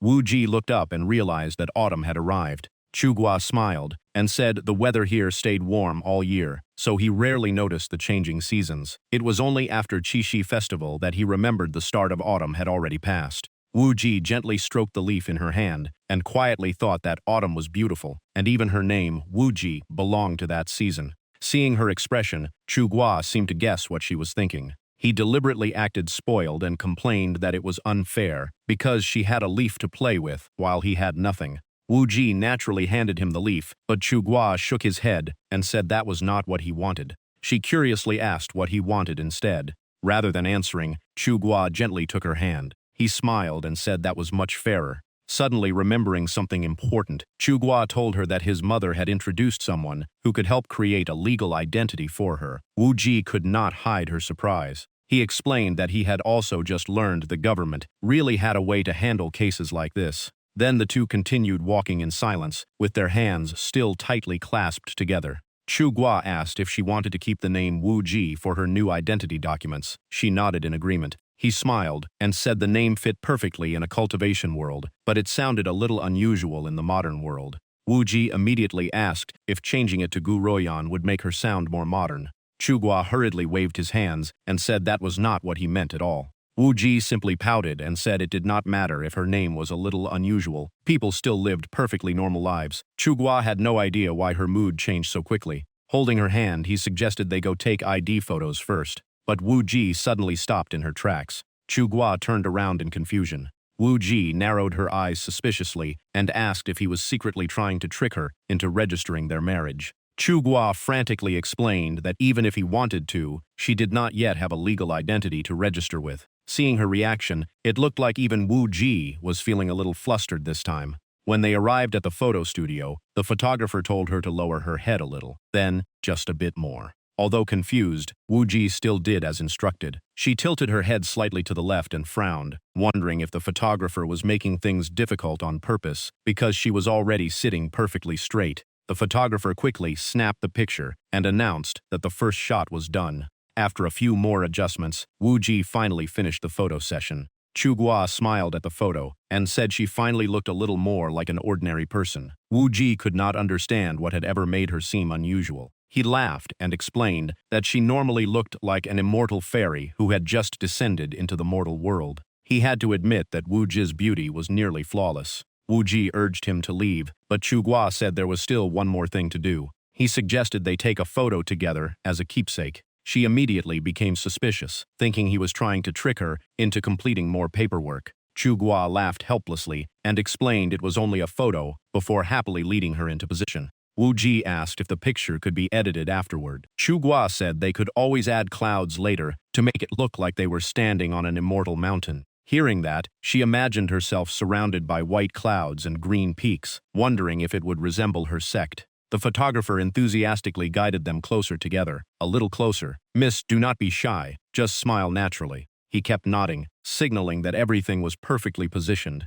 The atmosphere became warm and cheerful. The photographer counted down from 3 and pressed the shutter. Judging by their expressions, Wu Ji looked even happier than Chu Gua. But when she held the photo in her hands, she frowned because it did not feel like herself at all. Chu Gua smiled and said a still image could never capture even a tenth of her true presence, but the person in the picture was still her. He even asked if adding some edits would make it look more like Yunzi sect. Wu Ji immediately denied it, insisting Yunzi sect was countless times more beautiful than this place. If he wanted to know, he should cross over there and take pictures himself. Chu Gua admitted he truly wanted to see that place with his own eyes. A strange feeling suddenly filled his heart. Even though this world was reality, the mountains of Yunzi sect somehow felt even more real. And the girl standing beside him, Wu Ji from that world, was someone who truly existed. Chu Gua quietly hoped that one day he would step into that world himself. Just then, Zhongyi sent a message asking for the information needed to register her identity. Chu Gua immediately began typing, "Wu female." He then turned to ask how old she wanted to be. Wu Ji paused her meal and thought for a moment before answering. Looking around, she noticed that younger people seemed to be more popular in this world. With that in mind, she seriously put down her chopsticks. In the end, Wu Ji firmly chose the age of 18, even though her real age was well over 18,000 years. Seeing Chu Gua's strange expression, she immediately demanded to know what was wrong with writing down 18. Chu Gua could only explain that no matter how young she claimed to be, the aura of someone who had ruled a sect for years remained. No one would believe she was an 18-year-old girl. Wu Ji tapped him on the head, changed her mind, and chose 25 instead, making herself 3 years younger than him. Chu Gua quickly agreed. She then asked if she could set her birthday as May 20th at 1:14 p.m. for her new identity. Chu Gua teased her, saying she had picked a date with quite a meaningful message. The moment he finished speaking, Wu Ji rewarded him with another smack. Zhang Yi lay back in his chair while entering the information. Wu Ji, female, 25 years old. Birthday, May 20th. But the more he looked at the name, the more familiar it seemed. Meanwhile, Chu Gua's readers were still excited, because Wu Ji had been incredibly cool in the latest chapters, and everyone was enthusiastically talking about her. Zhongyi wondered why she had the same name as the heroine in Chu Gua's novel. Chu Gua immediately made up a story, saying her old name sounded outdated, so she had borrowed the heroine's name instead. Zhongyi simply shook his head, thinking Chu Gua was so obsessed with his heroine that he had used her name to fulfill his own fantasy. Zhang Yi did not press the issue and only asked for the ID photo. But the moment he saw it, he shot up from his chair and blurted out a curse, making everyone around him ask what had happened. He forced a smile and said it was nothing. He had just seen someone marry an unbelievably beautiful wife and got a little carried away. On Chu Gua's side, he was grinning because he knew Zhong Yi had been stunned by Wu Ji's beauty. But the next moment, Wu Ji coldly asked who Cuihua Zhaodi was supposed to be. Chu Gua hurriedly tried to explain that he had only made up the name to fool someone else. If she disliked it, she could just treat it as the name she had before beginning her path of cultivation. Needless to say, that only made Wu Ji even angrier, and she responded with nothing but cold sarcasm. She casually kicked Chu Gua, while he could only hug his leg and keep protesting his innocence. Then Shu Wu Ji turned serious and asked if a true divine descent meant that person could control everything at will. She recalled that moment. If the other side had refused to let go, her mind would have been forced to change. The overwhelming pressure made her feel no bigger than an ant. Chu Gua replied that he still could not do that. Only when writing did he sometimes feel like he was watching over the entire world, with every character under his control. Hearing that, Shu Wu Ji silently concluded that was exactly how the heavenly Tao should be. She thought to herself that even a passive descent already let him influence another person's mind through his writing. Shu Wu Ji looked at the man before her in helpless silence because he seemed completely unaware of how terrifying his own power was. Chu Gua smiled and promised that if he could one day descend by his own will, the first thing he would do was meet her real body. His words left Shu Wu Ji stunned, unable to understand why he wanted that. Chu Gua answered honestly that he truly wanted to meet the real her. Xu Wuji reminded him that if he could one day watch over an entire world, he should care about more people instead of only watching her, because too much favoritism was not always a good thing. Chu Guo nodded and said next time he would try paying more attention to Chu Tiangjie or Yan Tianli. While Chu Guo got up to pay the bill, Xu Wuji secretly worried that if he kept watching her all the time, what if he looked while she was taking a bath? Night slowly fell. As they strolled together, Chu Guo suddenly suggested buying a vehicle so they could enjoy evening rides and avoid crowded buses during the day. Xu Wuji agreed without hesitation. Chu Guo asked if buying an electric scooter, like the ones delivery workers used, would be fine. He had expected her to choose a car instead. Xu Wuji smiled and admitted she had originally planned to pick a bicycle. But to save Chu Guo some trouble, she decided an electric scooter made more sense. Chu Guo looked confused because he thought the scooter was mainly for her daily shopping. Xu Wuji firmly declared that she would never learn to drive because she wanted Chu Guo to take her everywhere.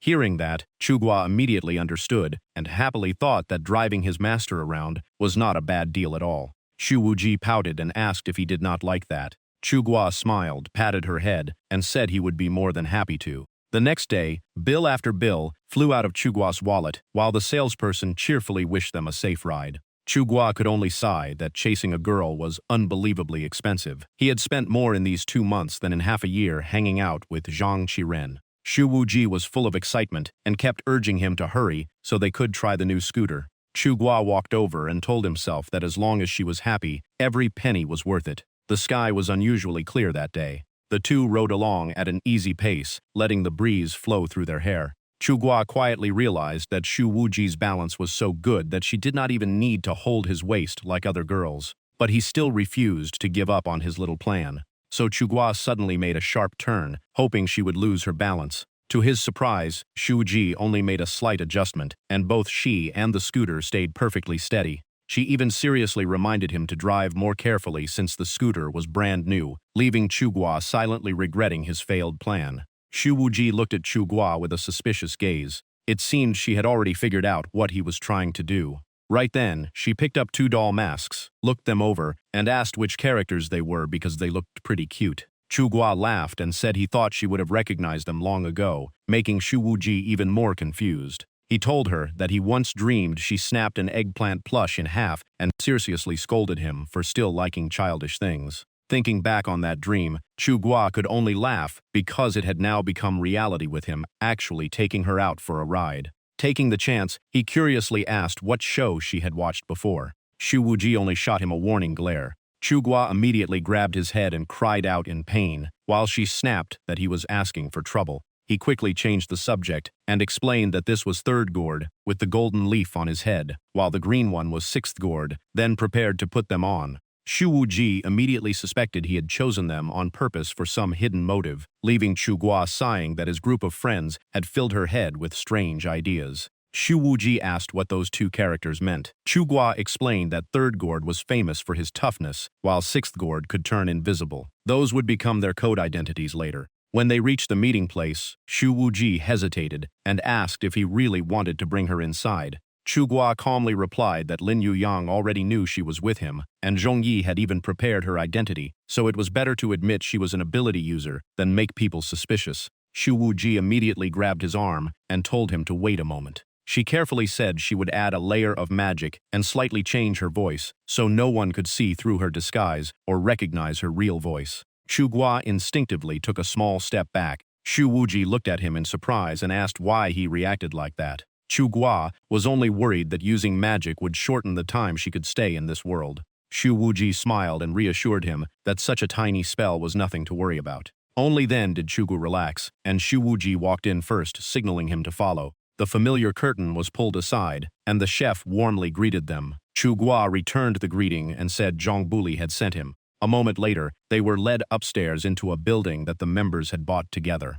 As they walked, the chef sighed that after years of earning only small profits, he had poured almost everything into this place. He introduced himself as Old Jin. Hardly anyone used his real name, and everyone simply called him Chef. Even though his cooking was only average, he warmly welcomed them to the dark room. With that, he opened the door and invited them inside. Behind the door was a room filled with all kinds of training equipment. 2 ability users were busy training, each completely focused on their own practice. In another corner, Zhong Yi was playing chess with a masked member. Seeing the newcomers, Zhong Yi asked Chef if bringing them upstairs meant they had been accepted. Chef calmly replied that since Zhong Yi vouched for them, any problems would be his responsibility. The masked member also spoke up casually, saying he wore a mask himself so he had no objection. Zhong Yi turned to Wan Zijun, who simply smiled and said that if Fatty approved, then he had no problem either. Pan Da had one simple condition. As long as they were not haters of the novel, everything was fine. If they were haters, they could leave immediately. Chu Gua instantly played along, claiming he was a loyal reader of Chu Tian Wuji, saying Shu Wuji was his favorite character, and casually declaring that she was his wife. Shu Wuji immediately shot him a glance, as if she knew he had been waiting for the chance to say that. The other two instantly approved together and said they had no objections. Zhong Yi could only sigh and ask Chu Gua if he thought these people were strange. Normally, someone claiming your wife should make you angry. He laughed helplessly and said those guys treated anyone chasing the same girl as a new ally instead. Then Zhong Yi introduced Wan Zijun. He had once worked at an advertising company, but his strange ability embarrassed him in front of his co-workers. He eventually returned home to manage his grandfather's farmland and now supplied food for the whole group. As for Pan Da, he was the chubby guy in the group. He did not have a steady job yet, and mainly earned money from gaming and odd jobs. Zhong Yi added that he had already told Chu Gua about the restaurant owner's family before. Zhong Yi quietly whispered that Chef was extremely stingy, so they should not eat there unless necessary. The moment he finished, the owner's wife shouted from outside, asking if he was talking behind their backs again. As for the other masked member, Zhong Yi only said that the person's identity was confidential and could not be revealed. Zhong Yi summed up that the darkroom originally had 9 members, including 3 who always wore masks. With Chu Gua and Shu Ji joining, the total was now 11. While blowing on his cup of water to cool it down, he said that joining meant accepting the rules of the darkroom. Zhong Yi smiled and said the rules were actually very simple. There was only one. Never reveal any member's information to outsiders, including their ID or real identity. Chu Gua immediately nodded and promised to follow the rule. Zhong Yi added that everything there was completely voluntary. Come if you wanted, leave if you did not. That was the core principle of the darkroom. After hearing that, Chu Gua could not help breaking into a cold sweat because the organization sounded unbelievably laid back. Just then, Panda enthusiastically ran over. As he ran, he called out to Third Gourd and told Chu Gua to add him as a friend so he could invite him into the group's chat. Chu Gua immediately felt a chill down his spine and hurriedly asked what kind of group chat it was. It was the place where everyone talked about Chu Gua every single day.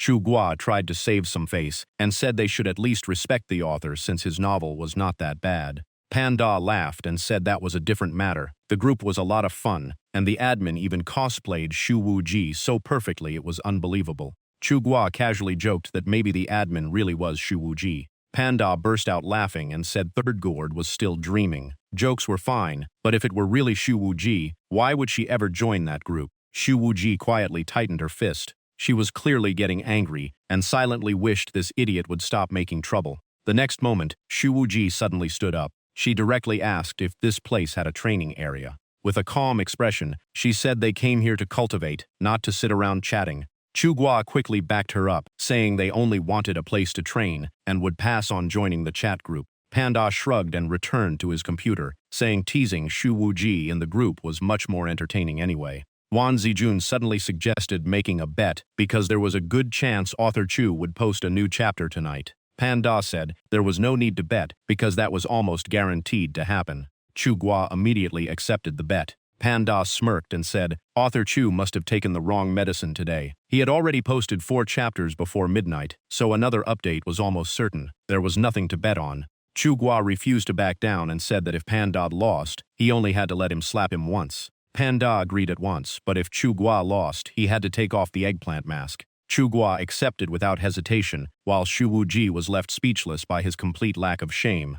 Just then, Zhong Yi stood up and offered to show them the training equipment. As they walked, he explained that this floor was basically a gym because ability users needed strong bodies and quick reflexes as well as special powers. Zhong Yi awkwardly admitted the equipment was quite complete, but unfortunately, everyone in the group was too lazy to use it. After looking around, Chu Gua thought the Golden Bell Shield also required physical training. Staying home writing all day was not enough, so training here made much more sense. Zhongyi continued that if Chugua trained other skills, the top floor even had plum blossom poles for footwork practice. Chugua remembered seeing another floor on the way in and asked what it was for. Zhongyi replied that it contained testing equipment. Hearing that, Chugua asked with interest if there was a machine that could measure supernatural abilities. He immediately sat in front of one and asked how it worked. Zhongyi explained that the machine analyzed brainwaves to estimate mental strength and could also adjust pressure levels to help train mental power.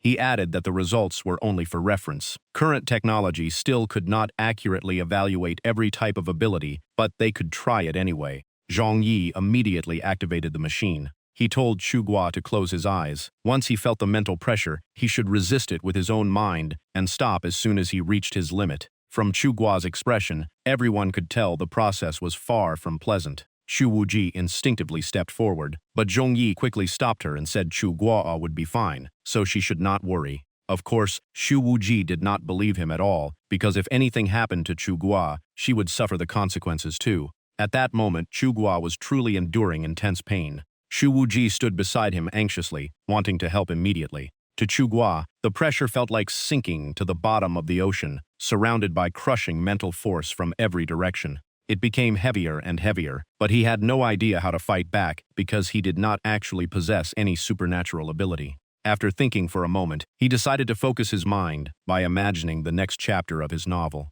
Right then, the machine suddenly began blasting warning alarms. Zhongyi stared at the screen in surprise as he read the results. Shu Wuji immediately asked whether the result was good or bad. Zhongyi said it had started only slightly above beginner level and was still considered quite low. But a moment later, the machine began issuing non-stop emergency warnings. The brainwave graph suddenly started fluctuating wildly. The numbers on the screen shot upward far beyond expectations. Shu Wuji stepped closer and asked what was happening. Zhongyi could only shake his head because he had no idea either. Both of them stared nervously at Chugua sitting inside the machine. Deep within his mind, an enormous aura surged toward him like a monstrous beast. Chugua struggled with everything he had just to stay conscious. He realized that this time, entering the world of his novel felt far more real than ever before. Sweat slowly formed on Chugua's forehead. A moment later, he slowly opened his eyes. Standing before him was the monster confronting Shu Wuji. Only one name echoed in his mind, Shu Wuji. Her gaze remained as firm as ever, but countless cracks spread across the surroundings, like a pane of glass about to shatter. Chugua suddenly woke up, his face pale as he gasped for breath. Shu Wuji immediately stepped over and asked if he was all right. Still confused about what had happened, Chugua turned to the others for answers. Zhongyi stared at the machine in disbelief and asked what Chugua had done with his mental power because the device had overloaded and completely burned out. Chugua was speechless. He could only adjust his glasses and explain that he had unconsciously started thinking about writing his novel during the test. As for what really happened, they would have to investigate further. Shu Wuji immediately became alert and reminded everyone of the dark room's only rule: never reveal any member's information to outsiders. Zhongyi confirmed that she was right. After hearing that, Shu Wuji immediately pulled Chugua away, only having time to say they would come back another day, leaving Zhongyi completely confused. The moment they got outside, she urged Chugua to leave quickly. If they stayed any longer, they would definitely have to pay for the broken machine. Zhongyi stood there, watching the smoking machine. Instead of getting angry, he laughed because he found the whole incident fascinating. On the way home, Chugua asked Shu Wuji if she had figured out anything back there. Shu Wuji replied that his mental strength was only around level 4 or 5, but because his consciousness was connected to another world, the test results were no longer reliable. Chugua still could not understand. If that was all, why had the machine broken? Had he accidentally caused it while secretly entering her world? Shu Wuji shook her head and said it had nothing to do with her. In her opinion, Chugua had caused the machine's electronic signals to reach that other world, making the entire world automatically react in self-defense. Shu Wuji frowned and said it was already incredibly lucky that a few electronic signals had challenged an entire world without exploding. Chugua thoughtfully said that even though he had not been writing at the time, that world still appeared in his mind, and he could even enter it directly. Shu Wuji smiled faintly and said they had finally confirmed one thing. According to her, the creator of that world was not a machine or any system. Chugua himself was the creator god of that world. Meanwhile, somewhere else, Panda groaned in frustration because there really was no 5th chapter that night. The next morning, loud noises echoed through the training area again. Chu Gua was training with unbelievable intensity. Everyone around him watched in astonishment. Panda rubbed his sore cheek from losing the bet, while Zhang Yi pointed out that the punching bag weighed 50 kilograms. Chu Gua threw a punch that sent the heavy bag flying. It hung in the air for a brief moment, then the massive bag swung straight back and slammed directly into Chu Gua's face. Everyone froze at the sight. Even Chu Gua's mask cracked apart. He calmly commented that the punching bag was still a little too light, but it would do for now. Panda stood there in silence and secretly decided never to provoke this guy again. That punch alone proved Chu Gua had not even used his full strength when he slapped him before. After making up his mind, he quietly turned around and left the training room. That evening, Shu Wuji was relaxing at home while watching a movie. Just then the door opened and Chu Gua returned. The moment he walked in, he stood proudly in front of her, eager to show off the results of his recent training. Shu Wuji looked him over and nodded with satisfaction. It seemed his training at the dark room was paying off. Chu Gua quickly asked if that was really true, and she replied that he at least looked much more energetic and full of life than before. Sitting beside her, Chu Gua curiously asked why she used to force him to train every day, but had recently become so relaxed about it. Shu Wuji calmly replied that she had been studying how to write novels lately, so she was watching movies to learn. Chu Gua said he had plenty of experience and reference materials and could teach her if she wanted. Shu Wuji immediately pouted and insisted she was fully capable of writing a brand new novel on her own. Seeing how confident she was, Chu Gua asked if she knew how many people in this world were writing novels. Shu Wuji casually searched for the answer and guessed there were only a few tens of thousands, so she remained quite confident in herself. But the real number left her completely stunned. The screen showed that in this country alone, there were over 22 million online novel writers. Shu Wuji stared at the screen for a long time, her expression deep in thought, as if she was finally sensing the brutal level of competition in this world. Chu Gua quickly comforted her, saying writing novels was not an easy way to make money. If she wanted to experience creation, she should try writing first instead of aiming for profit right away. Shu Wuji immediately got discouraged and said that in that case she might as well keep spending his money for now. The 10,000 she had before was almost gone already. Chu Gua was speechless and asked how many clothes she had even bought to burn through that much money so fast. After saying that, he casually grabbed a piece of chips and put it into his mouth. Then he laughed and said they should just stop talking about money for now. Shu Wuji played with the teddy bear in her hands and said that if she wanted to live independently in this world, she had to rely on herself, just like Chu Gua had told her before. Chu Gua suggested that if she needed to work, instead of working for others, she could just work for him. It would be the same anyway. Shu Wuji immediately became alert and said she had already looked it up. That was called being a housewife. They were not at that level of relationship yet, so he should not try to trick her. Chu Gua broke into a cold sweat, wishing he could erase everything she had learned online. Shu Wuji then asked if the dark room said they could take missions to earn money. Why had there been no work for so long? Chu Gua laughed and explained that those people only got missions once every few years, and most of the time everyone had their own jobs. If she still wanted to write novels, she could try it first, and they could discuss it after she had a draft. Shu Wuji immediately objected, saying he was insulting her. Chu Gua hurriedly explained he only said if and meant nothing else. But Shu Wuji insisted that even with those two words, the meaning was still the same as mocking her. At that moment, a famous line came from the TV. "You are heartless, cruel, and unreasonable," followed by the reply, "I am not heartless, not cruel, and not unreasonable." Shu Wuji was instantly speechless and could only sigh that TV dramas really knew how to pick the timing. Then she suddenly changed the topic and mentioned that Chu Gua had just touched her hand.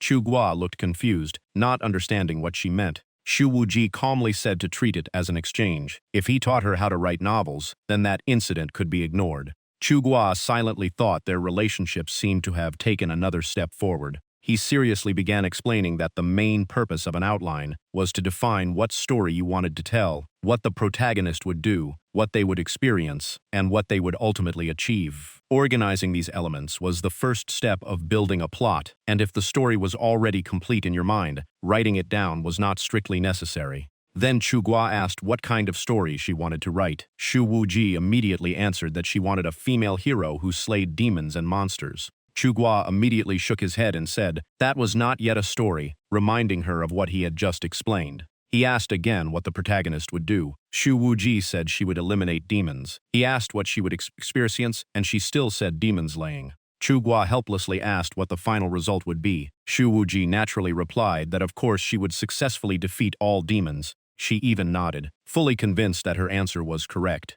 Chu Guo explained that this was only a theme, not a story. A girl stepping out of a book was just a setting. The real story would come from the events between Shu Wuji and Chu Guo themselves. Shu Wuji misunderstood again, and immediately asked if he had some ulterior motive toward her. Chu Guo grabbed his head and sighed that his teaching had completely failed. Shu Wuji, on the other hand, kept accusing him of touching her hand again. Chu Guo casually took her hand again and smiled, saying they would start over. As expected, he immediately received another hit. After rubbing his painful nose, Chu Guo patiently continued the lesson. He said if storytelling concepts were too hard to understand, they should start from character building. Since characters were the foundation of all plot development, Chu Guo continued explaining in detail. First, they must define what kind of person the female lead was, what she pursued, and what experiences shaped her personality. From her ideals and goals, the story could then naturally develop. Seeing Shu Wuji constantly typing on the keyboard, he curiously asked what she was doing.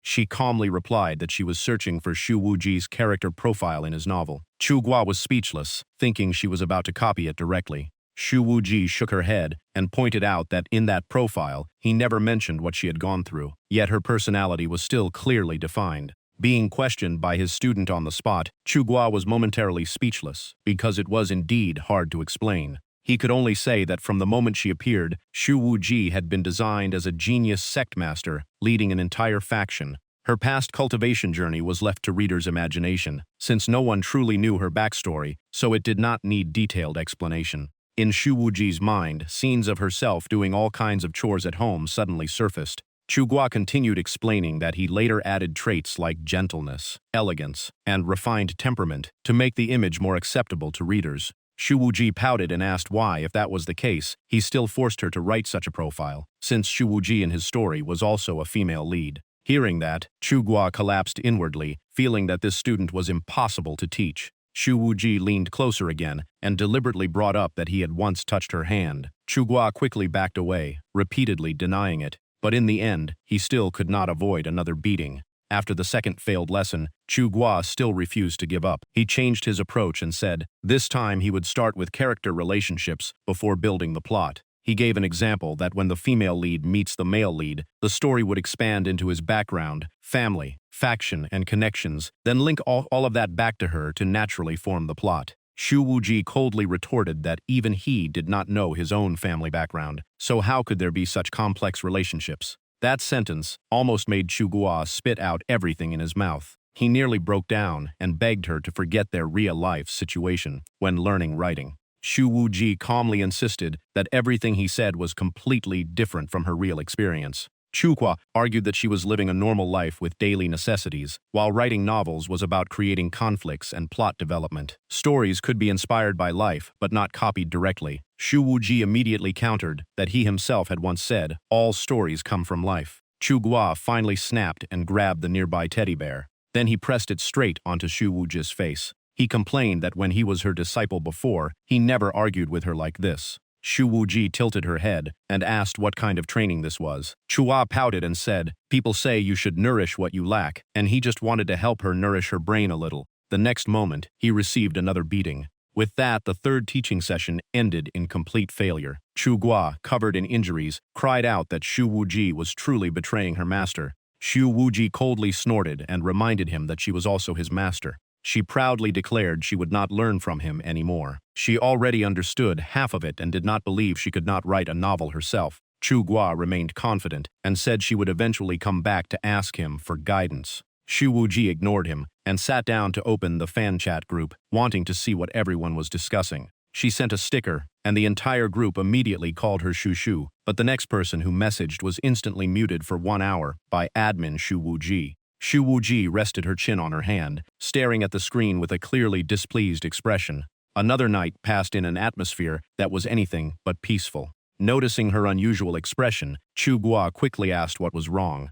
Shu Wuji angrily punched a pillow and complained that the artist still had not sent her avatar. She even said she wanted to learn how to attack people online to deal with them herself. Chu Gua sighed and said he would help find someone to handle it. He immediately messaged Yuan Yaoma Qing, asking if he wanted to become an admin so he would not get muted again. Panda agreed instantly. Chu Gua smiled mischievously, knowing the other party had taken the bait. He then asked Panda to contact the artist because the work was too slow. Panda happily agreed to handle it. Chu Gua also casually asked him to take care of a few other matters. Then he turned to Shu Wuji and said that characters like them would definitely become popular if properly promoted. Shu Wuji shot him a disdainful glance and concluded that writers truly were never serious people who she was talking about, since she herself was now already a writer. Thu Vote did not argue or get angry, just stayed silent and thought. After a while, she softly called out "Master." Those two words instantly shattered all of So-Kwa's defenses. As expected, Thu Vote softened her tone, saying his advice made sense and asking him to guide her a bit more. So-Kwa pretended to act strict and said if she wore that pighead pillow, he would continue teaching. He silently told himself to stay firm this time. Unexpectedly, Thu Vote turned and left, saying if he would not teach then fine, she would write it herself and surprise him later. So-Kwa watched her leave in shock, realizing she could be this stubborn. He reopened the character settings he had written before. After reading again, he remembered clearly that Thu Vote was written as proud, confident, cold, but highly attractive. Thu Vote quietly continued scanning through the text line by line. It was obvious she had no idea what to write yet, but her pride would not let her ask. So-Kwa quickly realized the problem. Her goal was no longer just earning money from writing, but learning how to build an entire world. With her current understanding of this society, there were many easier ways to make money if that was all she wanted. Seeing her confused expression, So-Kwa finally softened and decided to help her again. He opened a private chat window. So-Kwa messaged Zhang Qiren asking if he still had the old writing guide materials. The reply came quickly saying all 12 files were deleted. Only some forum collections of good articles remained. He also advised Thu Vote not to read too much, since she already had her own style, and too much exposure could easily affect her thinking. So-Kwa thanked him and wanted to ask Auk more, but from the tone of the reply, he could tell Zhang Qiren was being closely monitored, so he stopped. Thinking about his friend's situation, So-Kwa felt a bit guilty. Then he put that matter aside. Back to Thu Vote, he told her he had sent a link for reference materials. She still stubbornly refused, suspicious it might contain something strange. So-Kwa pretended to be annoyed and said she could read it if she wanted, or ignore it if she did not, since he had worked hard to get those materials. Thu Vote raised her thumb teasingly, calling him a good disciple who knew how to respect his master. So-Kwa immediately objected, insisting that in writing matters he was the master. Thu Vote blinked, smiled slightly, and obediently said, "All right, master." Just those two words made So-Kwa's heart tremble again. Thu Vote continued studying, but the more she read, the more different styles confused her. She sighed, realizing creating a world was not simple at all. The next morning, So-Kwa kept pacing back and forth beside her, left and right non-stop, while Thu Vote did not even look up. In the end, she warned him that if he kept walking around, she would throw him downstairs. So-Kwa laughed when he saw her draft, noticing the main character was literally named protagonist. When asked, she said she had not thought of a name yet, so she wrote the plot first. He suggested trying the surname So, saying it suited a main character very well. Thu Vote seriously thought about it and nodded. She mentioned names like So Lu Huang and So Tian Sa, saying they all sounded good, proving the So surname had main character energy. After some consideration, she chose the So surname, partly giving him face, then asked if he had any name ideas. But So-Kwa waved his hand and said it was her story. She should decide everything herself. In his mind, he was already thinking far ahead, even imagining future children's names and which house to buy near a school. At that moment, So-Kwa received a call from Zhongyi. As soon as he answered, Zhongyi said the identity documents were ready and he could come pick them up any time. So-Kwa was surprised everything was completed faster than expected. When they reviewed the file Zhongyi prepared, it stated that Thu Vote was kidnapped by traffickers as a child and taken into the mountains before being rescued later. So-Kwa immediately frowned and objected, asking who would believe that with her fairy-like appearance and pure aura. Zhongyi calmly rested his chin on his hand and said it was only an internal record, no one would ever see it, so it did not matter whether others believed it. He then asked about their family relation, since So-Kwa had said he would register her as a distant cousin, just how distant it would be. They were more than 5 generations apart. Thu Vote fell into thought. A distant family label did not seem wrong, since she was created by So-Kwa anyway, just without blood ties. The identity paperwork for Thu Vo Te was finally completed. On the way back, she kept holding the documents and admiring them. She flipped through every page and carefully read all her personal information. Sitting in the back of the electric scooter, Thu Vo Te hugged the file and smiled slightly. It felt strangely like holding a marriage certificate. She secretly looked at So Kwa's back and thought maybe now that she had legal identity, she could even register for marriage. So Kwa suddenly interrupted her thoughts. He casually called her cousin and said it sounded correct but too distant. On the way back, So Kwa reminded her to open a bank account after getting her ID card. From now on, she was officially part of the modern world. Thu Vo Te suddenly felt down. She asked if he felt any regret since she used to depend on him for everything. So Kwa did not look sad at all. Instead, he smiled playfully. He said yes, but it felt more like watching a daughter grow up. Thu Vo Te immediately got angry. She hit his back and said she already had her own identity and did not need him anymore. She could leave any time. The bike stopped. Soka slowly got off and spoke calmly. He admitted he did feel a bit reluctant, but this was exactly what they both had wanted for over a month. Thu Vo Te understood the logic but could not control her emotions. She felt both happy and sad, but sadness was stronger. So Kwa said her identity was now independent, and he hoped one day even her life would be completely free. He looked at her gently. To him, seeing his creation live freely was the best outcome. If she wanted to travel the world, she could do as she pleased. Hearing this, Thu Vo Te suddenly felt she no longer needed to question why she always wanted to stay near him. She looked at So Kwa and concluded that most of that feeling was no longer related to the character settings he wrote. Her mood stabilized. She walked back and said she would write her story and earn her own money. So Kwa smiled and supported her. Back home, Thu Vo Te immediately started writing on her laptop. So Kwa could not help but peek. He noticed the main character name was So Tu Thu. He thought it was not a strong name, whether for a protagonist or a future child. Then he realized the name was a combination of his surname and her name. Suddenly, Thu Vo Te excitedly shouted that she had successfully posted the first chapter. She still felt nervous and asked if it would be rejected. So Kwa calmly said it should be fine, unless the writing was too inappropriate or poorly structured. The platform was quite lenient now. But right after, the system message appeared saying the work did not meet standards. Seeing her lose confidence, So Kwa immediately comforted her and said he would check the reason. He sat in front of the computer and complained that the platform might not accept classical-style writing. Thu Vo Te quickly objected, saying it was not classical writing. It was plain language mixed with elegant parallel phrasing. So Kwa scratched his head and explained that by modern standards it still felt very classical. Even plain language like Journey to the West still had an old-style tone. And Thu Vo Te had written for thousands of years with that mindset, so she could not easily change overnight. After thinking for a moment, Thu Vo Te decided to abandon the platform. She said it was too troublesome and she would publish in her own world instead. With her influence, the whole world would know within 10 days. Hearing that, So Kwa suddenly felt uneasy. If Thu Vo Te started creating her own world, everything would become even more complicated. Thinking quickly, he grabbed her hand and told her to wait. He said she could still publish her story, but the protagonist's name in that world lacked flavor. He wanted to change just one character and asked if she agreed. Thu Vo Te curiously asked how he wanted to change it. So Kwa smiled and suggested a new name, So Muthu.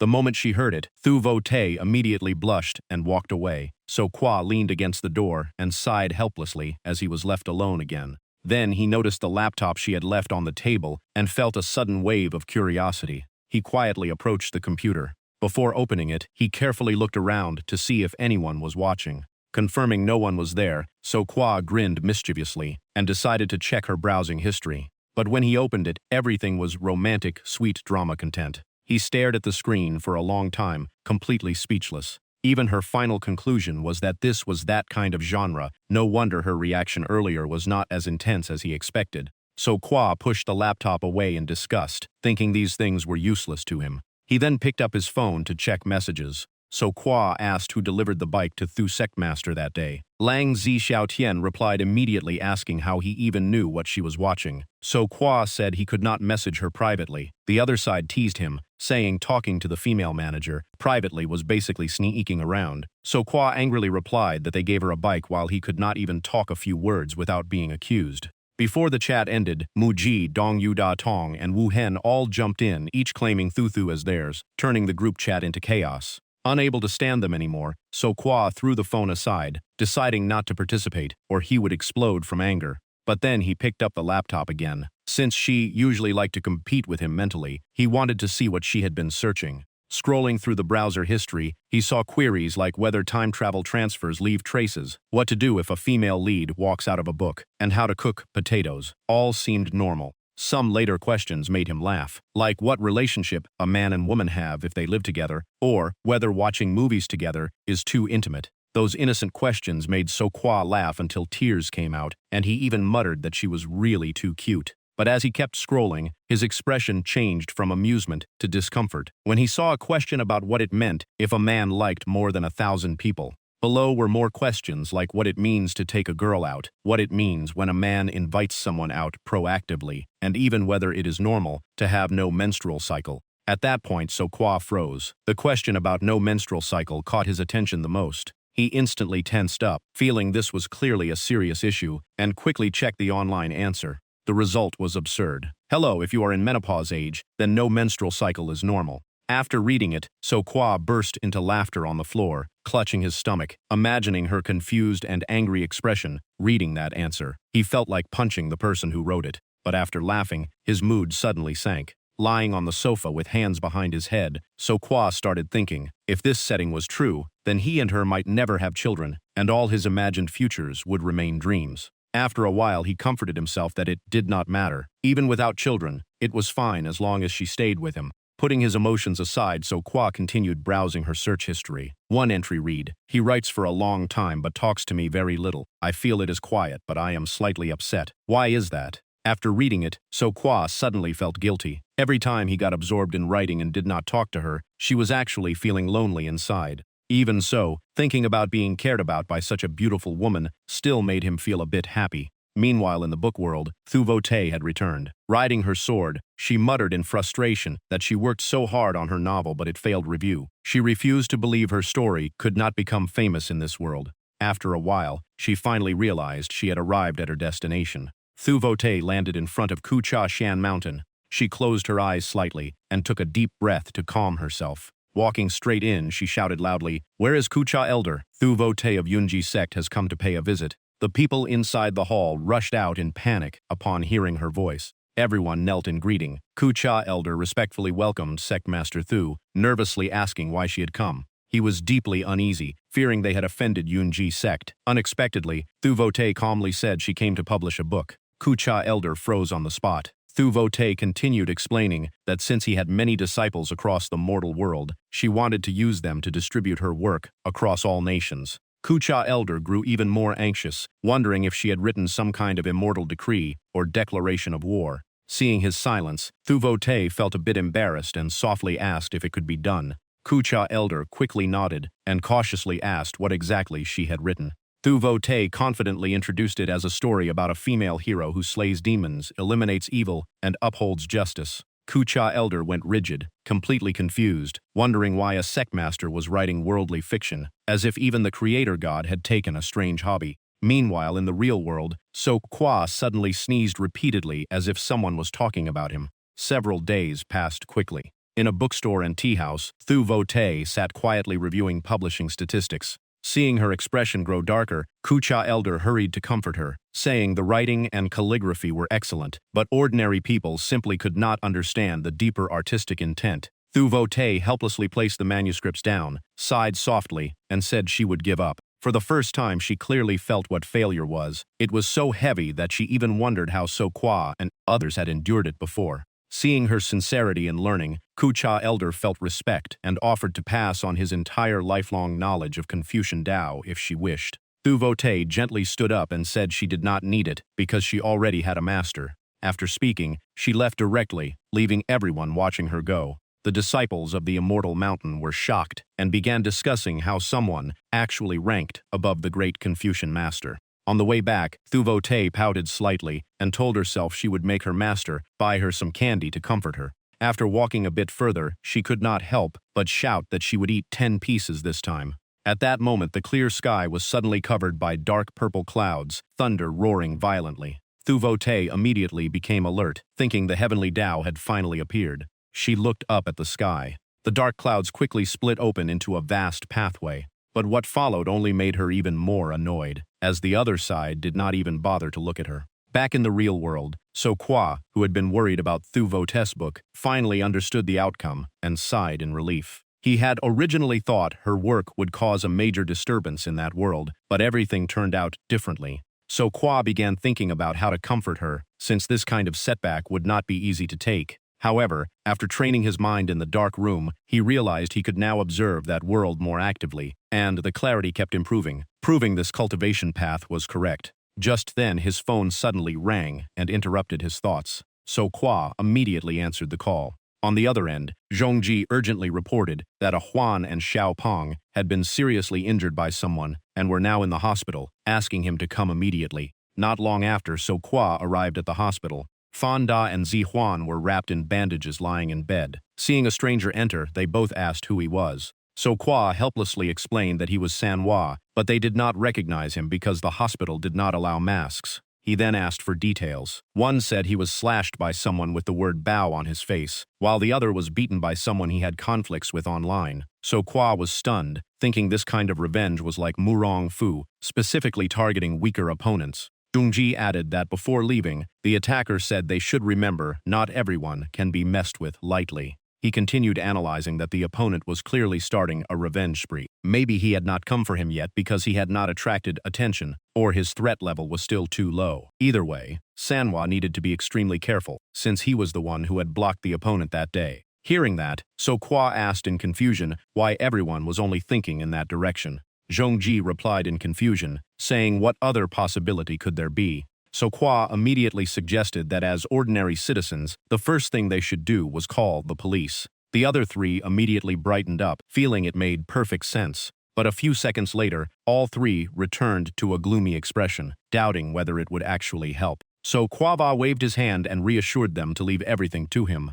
True to his word, not long after, a police car stopped in front of the hospital ward. Fan Da and Ziwan obediently stayed in bed, while Lin Yu Yang entered and carefully observed them. So Kwa pulled him aside and whispered that he was only pretending to be an ordinary citizen, and the others did not know his true identity, asking him not to expose it. Lin Yu Yang nodded and began investigating the situation. So Kwa recounted everything. He said the previous nightclub incident with Wang Jia was taken down after they reported it, after escaping the dark room. Now the opponent was retaliating. One was slashed by a man with a character on his face, another was attacked due to online conflict, and both attackers were awakened individuals. Lin Yu Yang rested his chin and asked if the whole group had become targets of revenge. So Kwa immediately confirmed it. Yu Yang also revealed that this morning, Zhang Qi Ren's brother Zhang Xiao Ren's company had been reported with massive tax evasion evidence. The person who left the documents and infiltrated the finance office was also the man with the character on his face. Hearing this, So Kwa quickly deduced that Wang Jia was very likely still behind everything. Yu Yang acknowledged the analysis and told everyone to rest while he arranged officers to take statements. Zhongji happily agreed. Before leaving the ward, Yu Yang called So Kwa out for a private talk. So Kwa pointed at himself in confusion, confirming if he was the one being called. The two stood on the balcony. Yu Yang put one hand in his pocket and held a cigarette in the other, saying he had already figured out the enemy based on the information. So Kwa immediately asked who it was. Without answering directly, Yu Yang handed him his phone. On the screen was the file of a criminal named Rong Fu. He was highly dangerous, capable of copying abilities, with power exceeding normal awakeners. He could only use one copied ability at a time, and his true evolution limit was unknown. After reading, So Kwa wondered if he could predict opponents' abilities during battle. Yu Yang explained that was nearly impossible. To copy an ability, Rong Fu first needed to fully understand the target's power, so he usually investigated in secret before striking. After reading the file, So Kwa realized this opponent was not an ordinary criminal. Thinking back, a Huan and Fan Da surviving meant Rong Fu had already shown mercy. Seeing his concern, Yu Yang patted his shoulder to reassure him that the police had increased manpower and were focusing on capturing the suspect. So Kwa unconsciously touched the mask behind his back and thought deeply. Although he was not very close to He Fong, a Huan and Fan Da were readers who always supported him, always first to show up when his books were released. In some senses, they were even closer than Zhang Ji, and Rong Fu's ability might target them next. Seeing So Kwa's expression change, Yu Yang asked if he had joined He Fang. So Kwa paused and said he had just joined recently as a masked monitor. Taking another puff of his cigarette, Yu Yang said that a deputy mayor from the capital had once introduced him to several awakened organizations, but he had not joined due to lack of opportunity. Now that So Kwa was in Hefang, he should learn more about it. Hearing about the deputy mayor, So Kwa was surprised and immediately thought of the name Gu Royan. Yu Yang added that she was responsible for managing awakened records and even edited the manuscript of the book So Kwa had written before. He then looked at So Kwa seriously and asked if a writer like him was truly safe, reminding him to prepare for his family. So Kwa asked in shock if Yu Yang also knew prophecy techniques. Putting out his cigarette, Yu Yang decided to secretly send people to protect both So Kwa and He Fong to prevent accidents and asked if he agreed. So Kwa leaned against the railing and casually said it was fine. Anyway, Thu Vote was not here. Yu Yang laughed and said that recently, So Kwa was starting to look more like a hero, completely different from the impression he gave when just reading novels. So Kwa also laughed and said he never expected Yu Yang to be so righteous either. Yu Yang pointed at his police hat and proudly said what he had most was a sense of justice. Only by fulfilling duty could he deserve the uniform. Of course, he also had personal goals, since everyone wanted a promotion someday. After finishing their discussion, Yu Yang waved goodbye, saying he still had many tasks to handle and reminded So Kwa to be careful. So Kwa simply nodded. So Kwa silently analyzed the situation. Logically, the enemy was unlikely to come for him since Thu Vote was usually with him. But thinking of the Kim chef couple in Hefang without protection, he suddenly felt a bad premonition. The thought just appeared, and his heart skipped a beat as a strange electric numbness ran through his body. Without hesitation, he immediately rushed off at extreme speed, flashing past pedestrians. Two girls chatting were startled. One asked if something had just flown past. The other turned and hesitantly nodded. In a small restaurant, the owner warmly asked the newly arrived customer how many people. Standing in front of her was a man with an extremely large build. That man was Rong Fu. He looked at her with heavy pressure and coldly said he was alone. Sensing danger, the owner immediately turned to run. But Rong Fu grabbed her arm quickly, sneering and asking where she thought she was going, preparing to test her ability. In panic, she shouted for her husband to run. Rong Fu immediately activated his copying ability to scan her power. The result made him frown in confusion. The ability only made objects glow, completely outside his expectations.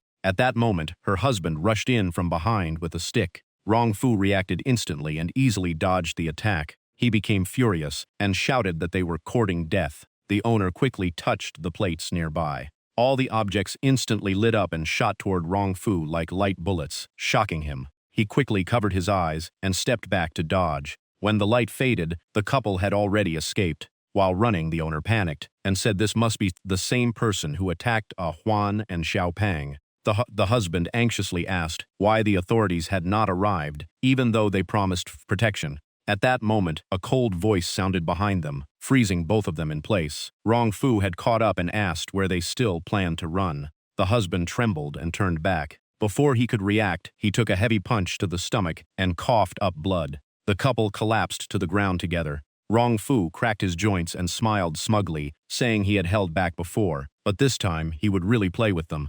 As soon as he finished speaking, he threw a punch forward. The husband immediately hugged his wife tightly to shield her. At the critical moment, a rope suddenly shot out and blocked Rong Fu's attack. His expression changed instantly in shock. The one who appeared was So Kwa in his masked Tam Oa identity. He stood in front of the couple to protect them. Rong Fu stared at the newcomer in surprise. The couple also looked up and happily called out Tam Oa when they recognized their savior. Tam Oa calmly told them to leave quickly and find a safe place. Facing Rong Fu, So Kwa silently assessed the situation. He knew this opponent was extremely dangerous, and his goal was only to hold him until Lum Yu Yang's backup arrived. Rong Fu coldly stared at Tam Oa, his eyes filled with provocation. He was also secretly cautious. The mask blocked mental detection, and the previous clash already proved the opponent was not weak. Rong Fu smirked and thought that Hefang was not full of useless people after all. He then pulled out a hidden dagger. Without hesitation, Rong Fu charged straight at Tam Oa.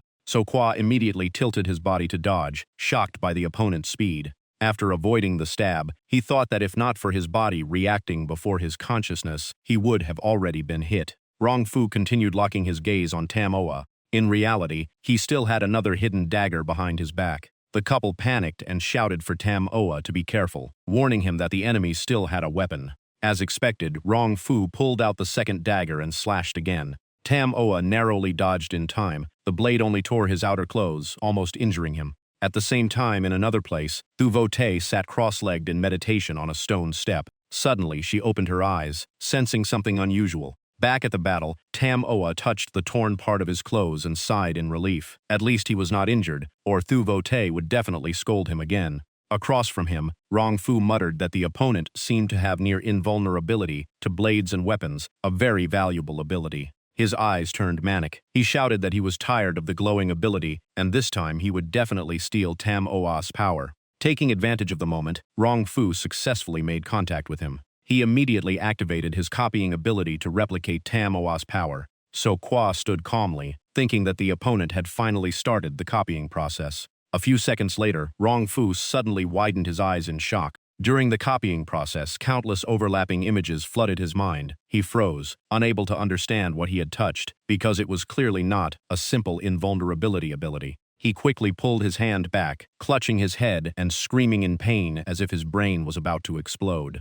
Seeing this, So Kwa broke into a cold sweat. He wondered what exactly this guy had copied, and whether he had accidentally triggered something related to Thu Vo Te. Rong Fu rolled on the ground, screaming while holding his head. Even Tam Oa was completely stunned, unable to understand what was happening. Seeing his opponent lose all resistance, Tam Oa clenched his fist, his eyes turning sharp. It was time to counterattack. He rushed forward and unleashed a series of punches on Rong Fu. The couple watched in shock, completely unable to understand how the situation had reversed so quickly, only able to assume this was how experts fought. At that moment, Lin Yuyang arrived with backup officers and medical staff, shouting for Tam Oa to stop. Hearing the call, Tam Oa finally stopped and looked up. He looked down at Rong Fu, whose face was completely bruised, and suddenly remembered Thu Vo Te's warning. He realized he might have gone a bit too far this time. The rescue team quickly carried Rong Fu onto a stretcher and took him away, leaving Tam Oa standing there, still slightly dazed. At that moment, he suddenly felt something. Turning around, he saw Thu Vo Te standing not far away with her arms crossed, silently watching him. So Kwa removed his mask. Thu Vo Te walked over and calmly asked if everything here had been handled. He replied that there were still reports to complete, but Lin Yuyang allowed him to leave early since he was wearing a mask. Taking the chance, So Kwa smiled and asked if she had rushed over because she sensed he was in danger. Thu Vo Te immediately denied it. She said she only sensed a strange energy appearing in this world and guessed he was in a fight, so she came to check. Though she spoke coldly, she turned her face slightly away in embarrassment and mentioned that her soul had not fully recovered, and she had to take medicine again to come out, which was a waste. Seeing her reaction, So Kwa simply smiled, knowing she still cared about him. He gently held her hand, slightly surprising her, and said that once Elder Yang refined a better soul recovery medicine, there would be no side effects anymore. Thu Vo Te stared at him and asked if only he had noticed that. So Kwa paused, then changed the topic and asked if she knew he had made 3 mistakes in the fight earlier. Still maintaining her proud expression, she admitted he had performed fairly well overall. She evaluated that even without his ability, Rong Fu's physical skills were on par with or slightly above Yo Ying. The fact that So Kwa won without injury proved his training had been effective. Hearing that, So Kwa asked if Rong Fu could copy Yue Ying's ability and become even stronger. Wouldn't that be extremely dangerous? Thu Vo Te lightly shook her head and said it was not that simple. She seriously explained that even if copying abilities were enhanced, someone without dedicated training could never outperform a practitioner focused on a single power. She even stated that if someone copied all her abilities, she could still cut them down with a single sword. Entering a field she mastered was no different from courting death. This ability of his seems impossible to copy, or even if copied, it would not have any real effect. Chu Wuji glanced at him and replied, that might not be true. The other party might fail to copy his storytelling ability, but could still steal combat skills like Golden Bell Shield or protective armor. While speaking, her gaze suddenly stopped at a cotton candy stall by the road, as if she had just thought of something. Her cheeks turned slightly red, but she still kept a cold tone and declared she would punish Chugua by making him buy 10 sticks of cotton candy. Chugua could only smile helplessly and said she should just say it directly if she wanted to eat. Not long after, Chu Wuji held 2 sticks of cotton candy, happily walking around while eating, her cheeks puffed up and looking extremely cute. Sitting next to her, Chu Gua brought up that he had entered the world inside her book before and already knew it had failed. Chu Wuji immediately glared at him, suspecting that his will might have secretly interfered, causing her novel to have no readers. Gua quickly explained. He admitted he once worried the story could affect the world inside the book, but he never interfered with it. After hearing that, Chu Wuji turned her face away. She kept a calm expression, but deep down she already accepted her work had truly failed. Gua gently comforted her. He said, writing requires talent, and if she really wanted to pursue it, he could guide her and give her some plot ideas. Chu Wuji firmly shook her head. She wanted to learn on her own and rely on her own ability to succeed. Gua respected her decision with a smile. Chu Wuji glanced at Gua, hesitated for a moment, then asked softly if he could continue teaching her how to write stories. Hearing that, Gua immediately laughed and acted smug, saying that if she wanted to learn, she had to call him master. Chu Wuji's face turned completely red from embarrassment, but she still quietly called out, "Master." Gua had been waiting for this. He laughed proudly and announced he would start teaching her once they got home. Back in the apartment, he patiently read Chu Wuji's draft and gently pointed out that her plot was still too simple. He analyzed that the main character just went down the mountain, fought monsters, then continued traveling, repeating the same cycle over and over. Chu Wuji listened carefully beside him. Gua looked at her seriously and asked if she herself would enjoy reading a story like that. Chu Wuji avoided his gaze and honestly admitted it did feel boring. Gua stood up and explained that a good story needs highs and lows, challenges and twists to make characters feel alive. Chu Wuji thought for a moment and asked if the character should fail first and then slowly grow stronger. Gua nodded and explained further. He gave examples like a naive person maturing, a cold character learning emotions, or someone pure being changed by reality. Just as he was speaking passionately, Chu Wuji suddenly raised her hand and seriously said, "There is also a type of character who submits manuscripts every day and still gets rejected." That sentence instantly froze Gua. The atmosphere in the room became awkward. He could only laugh helplessly and tease that this was her counterattack combo, and she was not as simple as she looked. After thinking for a moment, Gua placed the laptop in Chu Wuji's hands and suggested she stop trying to create new plots for now and instead rewrite things that had actually happened. Chu Wuji tilted her head in confusion and asked if that was just recording events. Gua nodded and explained it was a very good training method. He knew she wanted to build her own world, but no one succeeds in one step. Chu Wuji lowered her head a little disappointed and said that writing like that would only be side stories and could not make money. Gua immediately laughed and said he would handle the money. Working for others is not as good as working directly for him. Chu Wuji turned away and muttered that it sounded like a family business. Gua continued teasing, saying typing is also a problem and she could even call him boss. Chu Wuji responded with a sharp killing gaze. In the end, she still agreed. In her mind, serving as an apprentice, helping the master was normal, and Gua was not short of money anyway. After thinking more, Chu Wuji felt that Gua was also her apprentice, so he should be the one helping her instead. She crossed her arms, looked at him, and asked why he did not help her directly now that he also practiced cultivation. Gua scratched his head with a bitter smile and asked what job she planned to give him. Even the new medicine he gave her was already rejected and unused. Chu Wuji turned her face away on purpose and acted distant, saying it would depend on his performance. Did he expect her to think of everything for him? Seeing she was still sulking, Gua gently reached toward her shoulder and smiled ingratiatingly, asking if he should massage his master's shoulders. Chu Wuji immediately snapped and shouted at him to stay away without any politeness.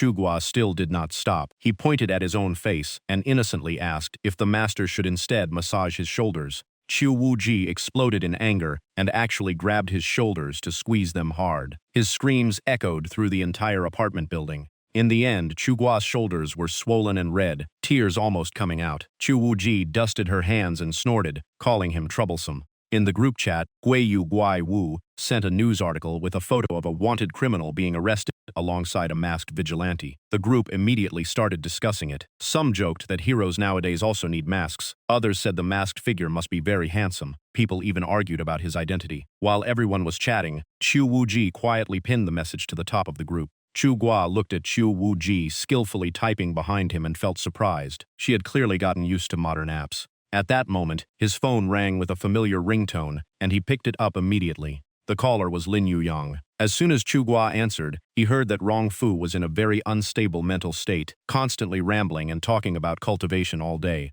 Gua asked in shock if it was really that serious. Lin Yuyang laughed helplessly and said he had warned Gua not to hit too hard, and now the man seemed mentally shaken. Lin Yuyang added that although the case had some unexpected twists, he managed to secure a reward for assisting in the arrest. Together with the bounty, Chugua would receive about 100,000 yuan. Both Chugua and Chu Wuji were stunned hearing the amount. Chugua happily agreed and even promised to treat Lin Yuyang to a meal later. Beside him, Chu Wuji silently calculated that Chugua would need to write many novels to earn that much money. After hanging up, Chugua proudly said he had just earned 100,000. Chu Wuji calmly replied that it was also thanks to her effort. Hearing that, Chugua thought for a moment. Being a bounty hunter actually seemed like a good option with higher income than writing novels. Chu Wuji looked at him and slowly said that in any era, such a life was tied to killing and danger. She asked if he truly wanted to live like that. Chugua admitted it did not seem suitable for him. Seeing him still thinking, Chu Wuji waved him over to check the opening she had just written.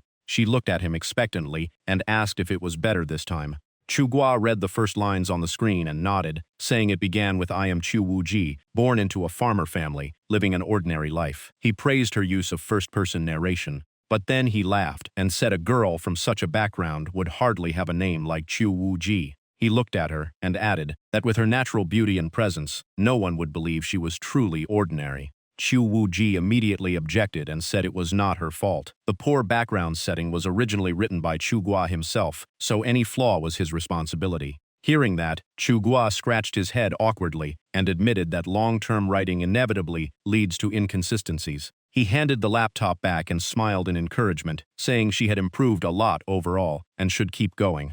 After saying that, Chugua stood up and left, letting Chu Wuji continue alone in front of the screen. Holding the laptop, Chu Wuji thought that if even Chugua approved, then she was probably on the right path. She gently touched the screen and suddenly felt something strange. Her own life had once been just background in Chugua's writing, while memories from tens of thousands of years ago began to return. Her gaze slowly drifted into the distance. Then she closed her eyes and sank into old memories. She remembered her mother who had been sick for years and her father who worked tirelessly. Because of poverty, she had worked in the fields with her parents since childhood. She also remembered hard days ending with candied hawthorn her parents bought for her. Then the memories shifted. Her family was bullied by a local tyrant. Her parents eventually died one after another, leaving only her alone. 10,000 years passed like a blink, but no matter what, she once had a home to remember. At that moment, Chugua's voice called her to come eat. He placed a plate of eggs on the table and smiled, saying he saw her writing so focused that he did not want to disturb her, so he went to cook a few dishes himself.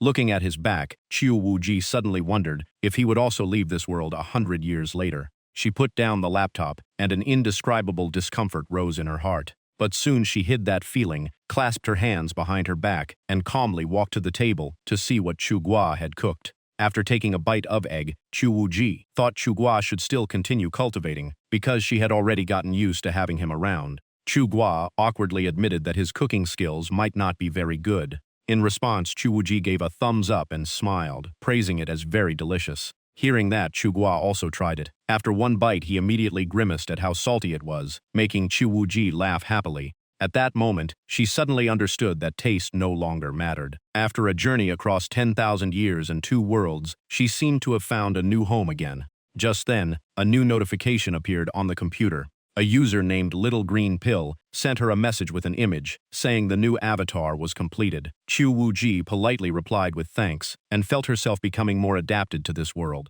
Suddenly, Chu Wuji slammed the wall, startling Chugua, who was working at the computer. She shouted his name with a tense expression. Pointing at the screen, she urgently said everyone in the group had changed their avatars to her face and told him to quickly find a solution. As expected, almost everyone in the group was using Chu Wuji's image as their avatar, except Chugua, who still kept his old one. Chugua smiled calmly and reassured her, saying a famous author's avatar had also once been widely used. He believed this was just a trend that would pass quickly. Chu Wuji still objected coldly. She said that was her image, and others were not Chu Wuji, so they should not use it. Chugua gently explained again that it only proved she was very popular. He even used himself as an example, saying his own avatar was also a cartoon character that many people used as well. Hearing that, Chu Wuji's face immediately darkened, and she glared at him unhappily. She crossed her arms and ordered him that if that was the case, he must change his avatar to hers and not use anyone else's. Chugua could only laugh and agree.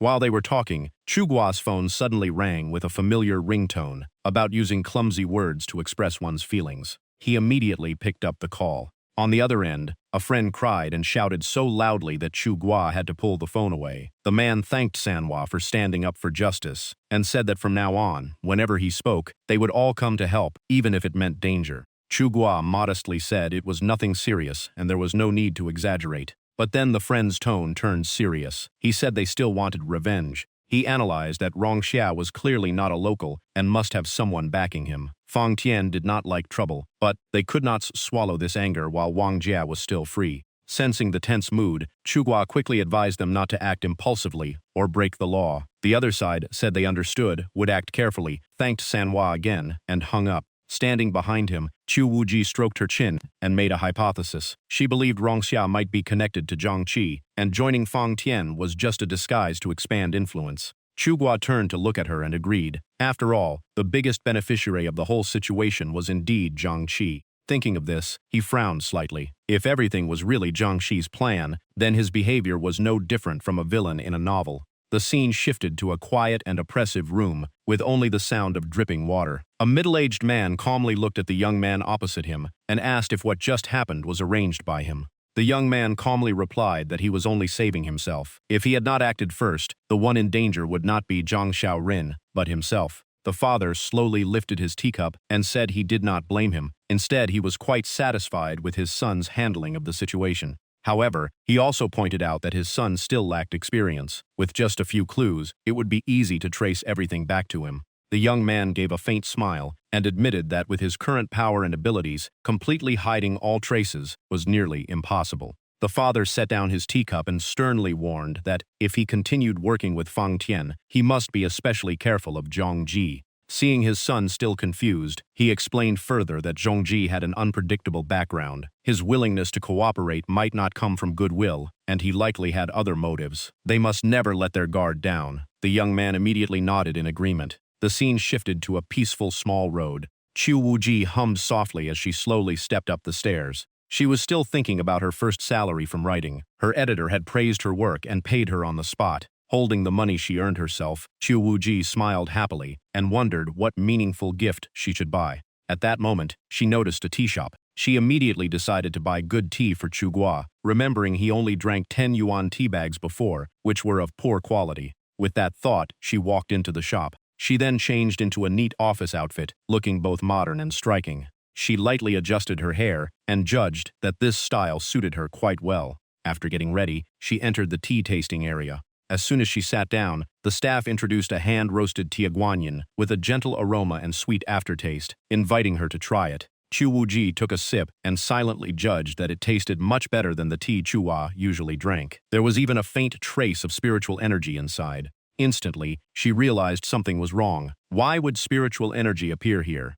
She set the cup down and carefully observed, discovering that the faint blue aura was not coming from the tea itself. Looking at the staff pouring the tea, she realized the spiritual energy was actually coming from the tea set in their hands. Chu Wuji immediately asked if the shop sold that tea set. Before the staff could answer, a gentle female voice came from behind, confirming that of course it was for sale. Chu Wuji turned around and saw a beautiful long-haired woman, dressed in a very modern style. The woman smiled and said that if she wanted to buy it, she could get a 50% discount. Meanwhile at home, Chu Gua walked out of his room and looked around with confusion. Seeing that Chu Wuji had been gone for a long time, he began to feel uneasy, worried she might have run into trouble. From outside, footsteps slowly approached, and then someone gently turned the door handle. Chu Wuji walked in carrying a bag and calmly said she was back. Seeing Chu Gua standing there staring at her, she asked what was wrong. Chu Gua crossed his arms and looked her up and down, surprised that she was wearing a full office outfit today.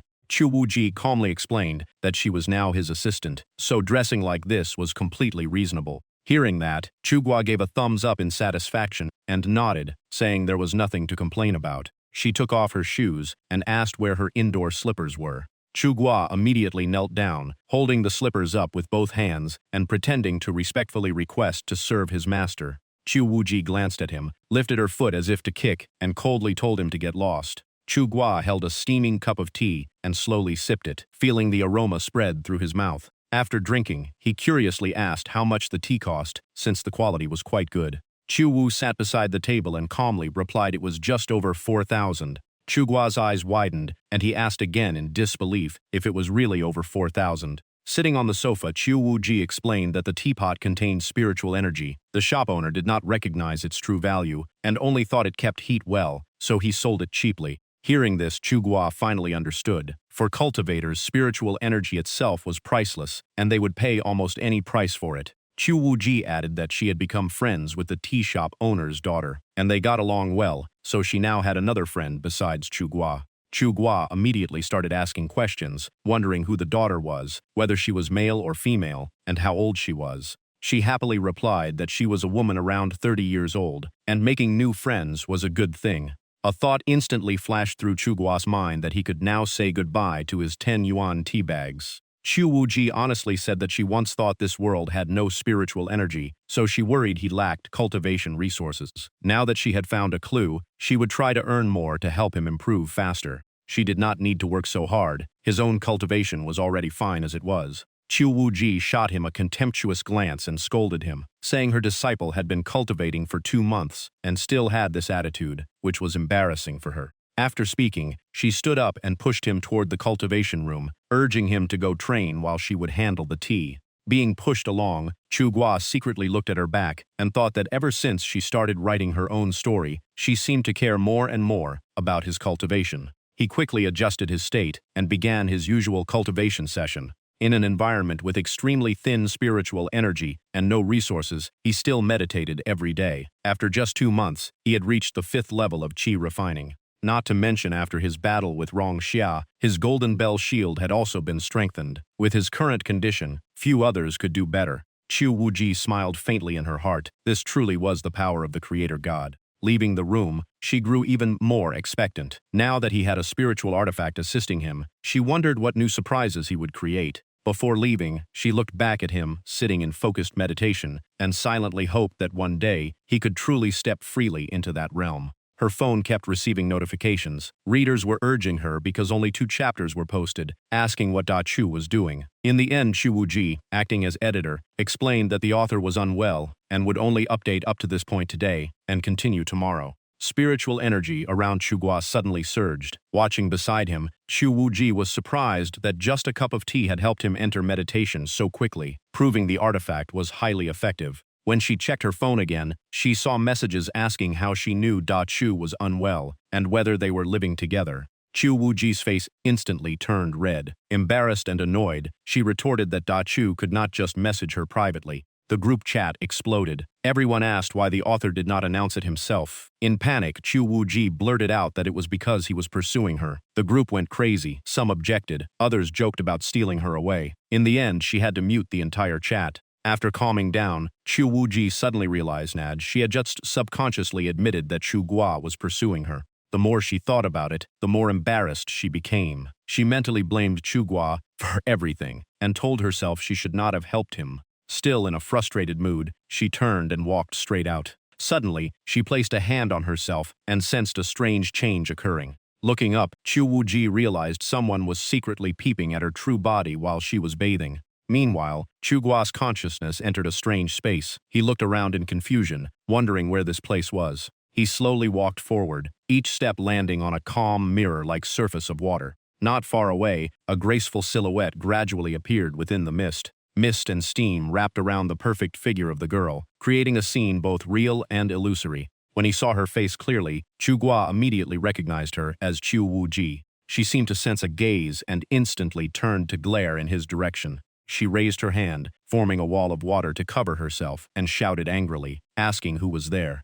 But there was only silence. No matter how she searched, she could not find any trace of anyone. Chu Gua stood there secretly amused, knowing she could not see him at all. But the next moment, he suddenly screamed. A sharp pain from reality pulled his consciousness back instantly. When he opened his eyes, Chu Gua saw a slipper mark still burning red on his cheek. Chu Wuji, both embarrassed and furious, clenched her fists and shouted that the pervert had seen enough. Chu Gua quickly turned his face away, adjusted his posture as if nothing had happened, and calmly said he saw nothing, but inside he knew he had been exposed. Seeing her raise the slipper again with murderous intent, he immediately raised his hands in surrender, repeatedly apologizing, while awkwardly asking if there was anything to eat because he was hungry. Chu Wuji, still puffed up like an angry cat, coldly said there was nothing. After speaking, she turned and went back to her room, still fuming, leaving Chu Guo speechless. Back in her room, Chu Wuji hugged a pillow and angrily complained that she should not have helped him take leave. If she had known he would finish so quickly, their cohabitation would almost have been exposed. Thinking about Chu Guo seeing her body, she became even more annoyed. She squeezed the pillow hard to vent her frustration, unable to decide whether to beat him, blind him, or move out, since she did not actually want to leave this house. At that moment, her eyes landed on the phone placed on the table. Wu Ji quickly texted her best friend Meng Meng, asking what to do since someone had seen her and she was exposed. Meng Meng replied instantly that being looked at was normal, since she was so beautiful, even she liked looking at her. Wu Ji explained it was not normal looking, but someone had seen her body. Meng Meng simply replied, then beat him. Meng Meng, wearing a face mask and hugging a plush toy, said she could drive over to handle it. If he was not beaten to death, just send him to the police. Wu Ji only replied, no. That answer made Meng Meng suspicious, and she asked if that person was her boss. Wu Ji admitted it was true. Meng Meng immediately called it workplace harassment and told her to quit. Wu Ji said she could not. Meng Meng asked if he held her weakness, but Wu Ji still denied it. After some back and forth, Meng Meng suddenly asked, do you like him? That question shocked Wu Ji. She sat up, staring at the screen for a long time, and muttered, do I like him? A few seconds later, she shook her head repeatedly, denying the thought completely. Meng Meng kept pressing, asking his age and marital status. After learning he was single, she joked that becoming the boss lady sounded better than being a secretary. Wu Ji kept insisting it was a misunderstanding, but Meng Meng analyzed that since she would not quit or report him and was clearly worried, she must like him. Wu Ji firmly denied it again and again. Realizing the conversation was getting worse, Wu Ji turned off her phone, lay back on the bed, and sighed, thinking the girls in this world were too hard to deal with. But not long after, her phone rang again with a new message from Meng Meng. This time, Meng Meng asked a strange question about what to do if a lover, husband, son, and the father of a child all met each other in one day. After reading it, Wu Ji broke into a cold sweat, convinced again that she and people in this world were not on the same wavelength. At that moment, Chu Guo poked his head in through the door with an awkward smile and called out. Seeing him, Wu Ji instantly stood up like facing an enemy, locking her wary gaze onto Chu Guo. Chu Guo scratched his head, stood properly, and asked sincerely if his master could explain what had just happened. Wu Ji crossed her arms, turned away on purpose, and calmly said he had reached the late qi refining stage and could prepare for foundation establishment. Chu Guo was shocked, since he had been cultivating for less than 2 months and was already about to reach foundation establishment. Wu Ji still avoided looking at him and said that fast cultivation was useless. To break through, he first needed enough materials for alchemy. Chu Guo could only complain that finding them in this world was harder than winning the lottery. She seriously reminded him that no matter how hard it was, he still had to try, since after foundation establishment, traveling between the two worlds might become easier. Chu Guo immediately smiled brightly and asked her to help look out for suitable materials. Wu Ji felt slightly awkward, quickly cut him off, and coldly told him to stop talking nonsense. Chu Guo sat on the edge of the bed and suggested that since everyone was busy creating lately, they should go out and travel to find inspiration. Wu Ji curiously asked where he planned to take her. After arriving, the scene before her eyes made Wu Ji feel amazed. She stared at the vast ocean with shining eyes, unable to hide her shock at its beauty. Chu Guo asked in surprise if she had never seen the sea before. Wu Ji crossed her arms and gave him a resentful look, as if blaming the creator of this world. She complained that he made the continent too vast, then added rules where cultivators lose power at sea and cannot fly, while ordinary people cannot cross the ocean, making everyone think the sea was the edge of the world. Chu Guo awkwardly explained it was part of the cultivation world setting, but Wu Ji still did not accept it. She smiled while looking at the sea, thinking that in her original world she was always restricted, but here she would definitely enjoy the ocean freely. The two continued walking along the crowded beach where people were enjoying their holiday. Some were sunbathing, while others played sports on the sand.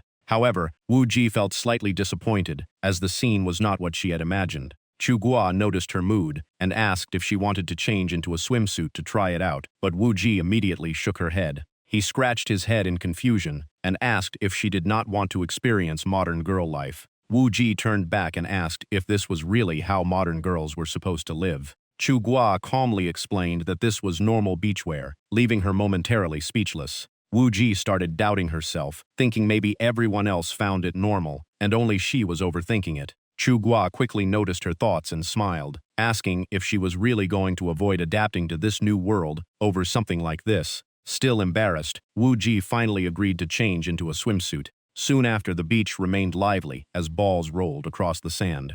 Wu Ji appeared in a swimsuit that was both elegant and flattering, instantly drawing attention. A casually dressed young man approached her and tried to start a conversation, offering her a drink. Already in a bad mood, Wu Ji coldly responded with a single word: "Get lost." The man ignored her and tried to touch her while asking for contact info, pushing her anger to the edge. At that moment, Chu Guo appeared and threw a punch without hesitation, knocking the man back. The blow left a clear bruise on the man's face. Chu Guo coldly warned that Wu Ji was his girlfriend and told him not to bother her again. Standing shirtless, Chu Guo finally relaxed after driving the man away, knowing things would have escalated badly if Wu Ji had acted herself. Wu Ji ignored the harasser completely, focusing instead on the word girlfriend that Chu Guo had just said. Seeing her expression change, Chu Guo quickly explained he only said it to get her out of trouble and meant nothing else. Wu Ji said nothing, turned away, and walked off. Chu Guo noticed her face had turned slightly red and assumed she was embarrassed. Wu Ji walked to the water's edge as waves gently touched her feet. She held her hat to keep the sea wind from blowing it away. Bathed in sunlight, sea breeze, and the scent of the ocean, Wu Ji smiled in satisfaction and enjoyed the scenery. Chu Guo walked beside her and asked where else she wanted to go, saying he could take her anywhere. Wu Ji quietly looked at the view with clear eyes. She thought she just wanted to stand in the sea like this forever, without going anywhere else. Chu Guo then looked at her outfit and asked why she was wearing shorts under her swimsuit. Wu Ji placed her hands on her hips and said it was her preference, but Chu Guo seriously said it would make others laugh and that he would teach her proper swimwear later. Annoyed, Wu Ji walked away and told him not to interfere in her choices. Chu Guo scratched his head in confusion, not understanding why his good intentions made her angry. Realizing Wu Ji was not easy to deal with, the sun slowly set, painting the beach in golden light. Wu Ji hugged a pile of seashells she had collected, studying them with interest. She curiously asked why the beach had to close. Chu Guo explained that tourist areas had regulations and it was safer to limit access at night. Wu Ji sighed in regret, still wanting to collect more shells. Chu Guo picked up one shell and said he also used to enjoy collecting things like this as a child. He rotated the shell and said everything looks beautiful on the beach, but becomes useless once taken home. Wu Ji immediately took the shell back and said she had a purpose for collecting them, unlike him. Chu Guo could only smile helplessly. While looking at the shells in her hands, Chu Guo accidentally glanced towards a sensitive area before quickly shifting his focus and asking if the shells contained spiritual energy. Slightly embarrassed, Wu Ji turned away and admitted that they did contain a small amount of spiritual energy. She looks toward the ocean glowing in the sunset and says there are treasures under the seabed, and the spiritual energy on these shells is traces left behind by those treasures. Wu Ji is shocked and asks if she plans to go into the sea to search. Chu Guo replies while walking that if there are treasures, they should go check it out, but it is late today, so they will deal with it later. Chu Guo can only sigh helplessly. He quickly follows and casually holds her hat, thinking that if treasures really existed underwater, those spiritual shells would have already been picked clean long ago. As they leave, a strange wave quietly rises behind them and rolls toward the shore. In just a moment, the water mass begins transforming into a human-like shape. The scene shifts to a nearby restaurant. Wu Ji happily enjoys the seafood dishes, praising them non-stop while eating. When she looks up, she notices Chu Guo is still staring at her. Slightly flustered, she asks why he keeps looking at her and tells him to eat as well. Chu Guo smiles and says he is not good at peeling seafood. Wu Ji then peels a shrimp and places it into his bowl. Chu Guo pauses for a few seconds, clearly surprised. Then he smiles and eats the shrimp she gave him. After tasting it, he gives a thumbs up and says it is amazing. Wu Ji quickly turns away and softly tells him to eat more if it is good. Right after saying that, she blushes and wonders why she would take the initiative to peel shrimp for him. Chu Guo suddenly reaches out with a tissue toward her, making Wu Ji freeze. He gently wipes the food stain at the corner of her mouth and tells her to eat slower. Not far away, and someone secretly records the entire sweet moment on a phone. It turns out the people taking photos are just two girls passing by. Both of them are excited, saying it is rare to see such a perfect couple in real life. Suddenly realizing Chuguo and Wu Ji are looking their way, the long-haired girl panics and whispers that they have been spotted, while her friend suggests deleting the photo. Contrary to their expectations, Chuguo smiles, walks over, and politely asks for the photo they just took. The picture is soon sent to Wu Ji's phone. She quietly looks at the photo with satisfaction, while the two girls stand nervously waiting for a reaction. Gathering courage, they ask permission to post the photo online, because they think the couple looks amazing. Wu Ji looks at Chuguo for his opinion, and he simply smiles and says it is up to her. She lowers her head and keeps looking at the photo for a while. Finally, Wu Ji smiles and agrees. The two girls thank them excitedly, unable to hide their joy. Watching the girls leave happily, Wu Ji smiles softly. She thinks she no longer needs to hide her identity. Even if the whole world sees her photos, it does not matter. She glances at Chuguo and sees him smiling while looking at his phone. The only thing that bothers her is how others keep misunderstanding their relationship. Thinking that, Wu Ji calmly continues eating. After all, it is not the first time she has been misunderstood, and she is already used to it. But then she suddenly blushes. Being admired as a couple does not feel that bad after all. Chuguo says they will go back to the hotel to store their things, then return to the beach at night to investigate. Wu Ji simply nods. Hearing about their lodging, she blankly asks where they will stay. Chuguo checks his phone and casually replies that he already booked a hotel. At the mention of a hotel, Wu Ji's mind immediately fills with complicated thoughts. In her perception, hotels are always linked with private situations between men and women, making her increasingly uneasy. She glances at Chuguo with a guarded look, silently warning herself that if he has any strange intentions, she will not hesitate to teach him a lesson, while Chuguo only feels a sudden chill in the air. At the front desk, Chuguo handles the check-in and asks Wu Ji for her ID information. Her cheeks slightly red, Wu Ji avoids his gaze and softly asks if she can book a separate room. Chuguo scratches his head and says it is fine, but each room costs 688 yuan. Hearing the price, Wu Ji immediately changes her mind. She walks to the counter, hands over her ID, and firmly says one room for two is enough, surprising the receptionist. Holding the room key, Wu Ji still feels a bit pained about the cost, thinking one night is even more expensive than their seafood meal. Chuguo can only smile and comfort her not to worry too much. They arrive at the room door, and Chuguo swipes the card to unlock it. Inside is a spacious room with two large beds. Chuguo immediately falls back onto the nearest bed, enjoying the feeling of finally resting after days of non-stop writing. Wu Ji keeps a serious expression and calmly says she will go into the sea tonight to search for the treasure, and he should stay at the hotel. Chuguo instantly sits up and strongly refuses, insisting he will go with her. Wu Ji crosses her arms and bluntly says that underwater she will not be able to protect him.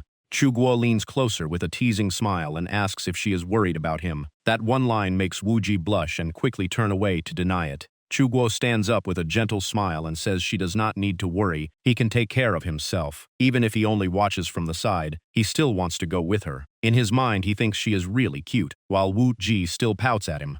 Suddenly, Wu Ji looks straight at Chuguo and asks if he was planning to pat her head. Instead of pulling back, Chuguo gently pats her head a few more times and smiles, saying yes because she is too cute. Hearing that word, Wu Ji immediately gets angry. As a powerful sect master, she cannot accept being called cute. Soon, night falls. Wu Ji places a finger on Chuguo's forehead, and a faint blue light spreads through his body. She explains she is transferring the water avoidance technique to him, but his current cultivation is still weak. If anything feels wrong, or he cannot handle it, he must tell her immediately. Chuguo raises his hand seriously to show he understands. Wu Ji ignores his strange pose and tells him to follow closely. The two dive into the ocean, with Wu Ji leading, and Chuguo following through the clear blue water. Chuguo signals okay with his hand to show he is adapting well and can go deeper. Wu Ji merges into the sea, using both spiritual sense and physical perception to scan the surroundings. Suddenly, her dark golden eyes open wide as she detects something.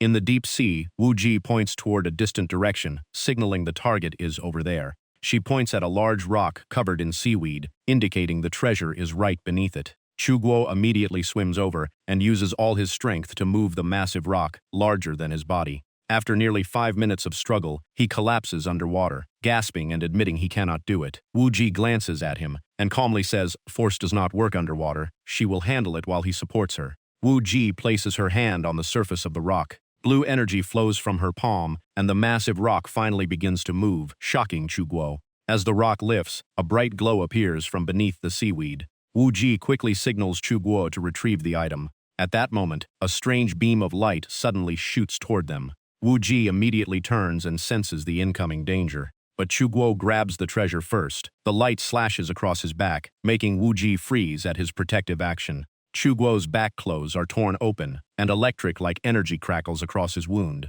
The attacker is Dongqing, hiding behind the rock. Seeing his attack fail, he curses in anger, saying he was only a step away from stealing the treasure. Wu Ji's eyes turn cold instantly. She forms hand seals and unleashes a spell, clearly unwilling to let anyone harm Chu Guo. In an instant, Dongqing is hit by the spell and screams in pain. Panicking, he immediately turns and flees. The two do not chase and only watch him escape. Chu Guo is still holding Wu Ji's waist for balance, while she uses her power to pull the glowing jade from under the rock. The treasure is finally obtained. It is a jade emitting a brilliant fusion of blue, purple, and pink light. Still held closely by Chu Guo, Wu Ji looks at him and calmly asks how long he plans to keep holding her, now that the treasure is already secured. They swim back to the surface and lie on the beach to catch their breath. Chu Guo tries to sit up but coughs heavily from swallowing seawater. Wu Ji quickly turns to check on him. Seeing his back shirt torn open and the wound left by the underwater attack, she cannot hide her worry. Wu Ji immediately tries to use her spiritual power to heal him, knowing he was injured protecting her.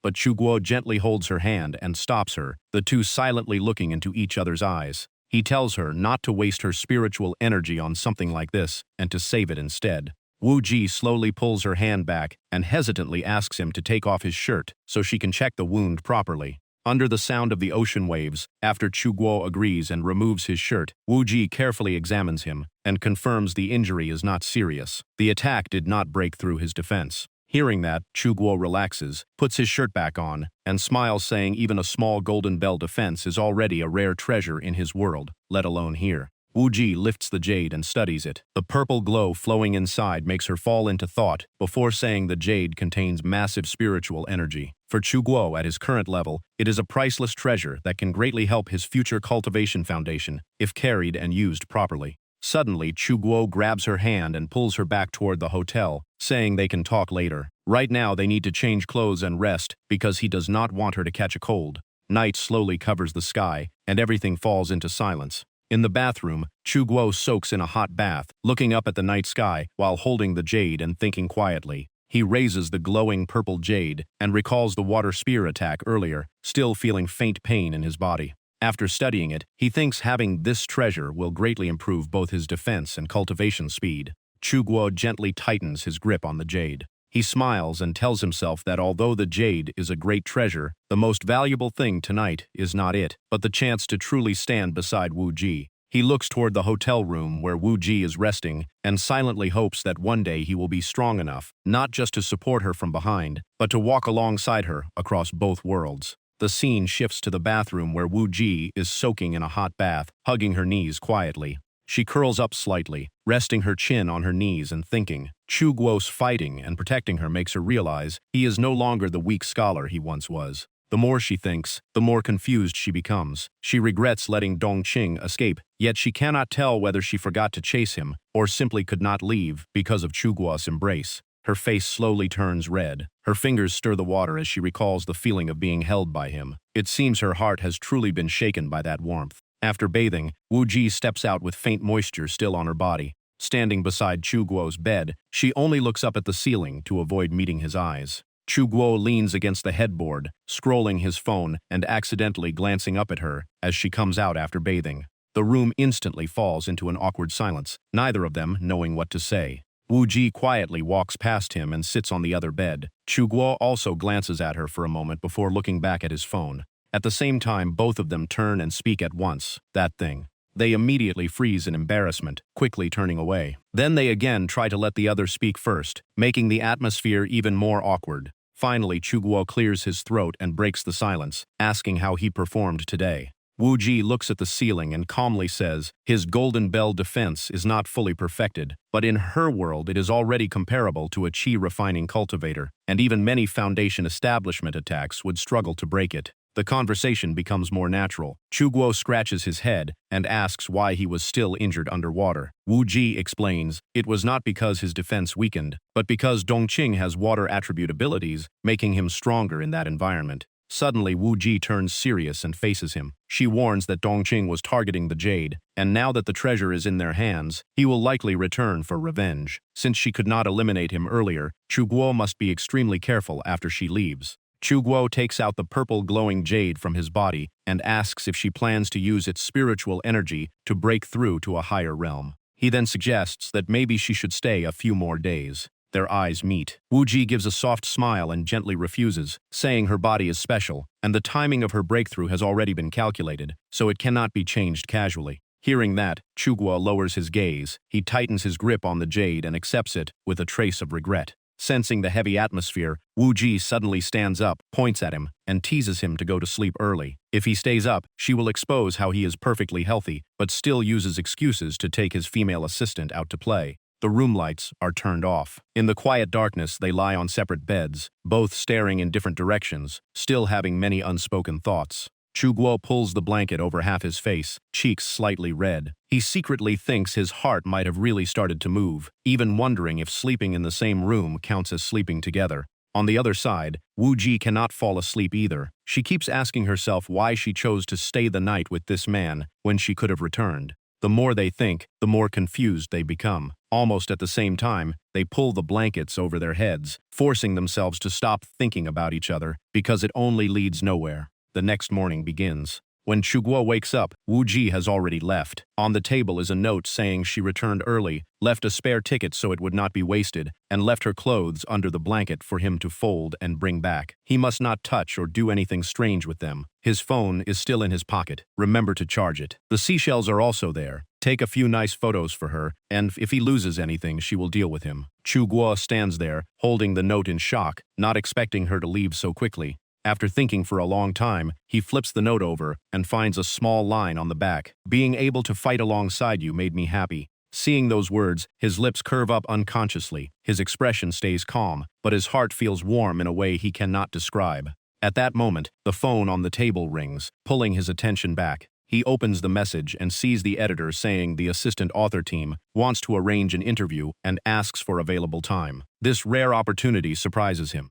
The interview is held in a large residential complex. Chuguo's interview is quickly featured on the homepage. The reporter asks about his writing journey, and especially the female lead. When asked why it took until the fourth book to achieve success, he says he is not the most persistent one, because he once had a friend who failed 2 works, worked delivery jobs while still writing, and never gave up, so he hopes readers will not mock struggling authors. When asked if Wu Ji is based on a real person, he admits she is. When asked if she is his girlfriend, he smiles and says not yet, but he is still trying to pursue her. Compared to the character in his novel, the real person is even cuter. After reading the interview, his friends immediately message him teasing that just a few lines already feels like public affection. He smugly replies that they are not even officially together yet, so it does not count as showing off. Another friend jokes, wishing him to end up as brothers instead of lovers. Before he can respond, the topic shifts to how handsome his photos look, with everyone excitedly calling him Choo Choo. He calmly replies that he thinks it is just average.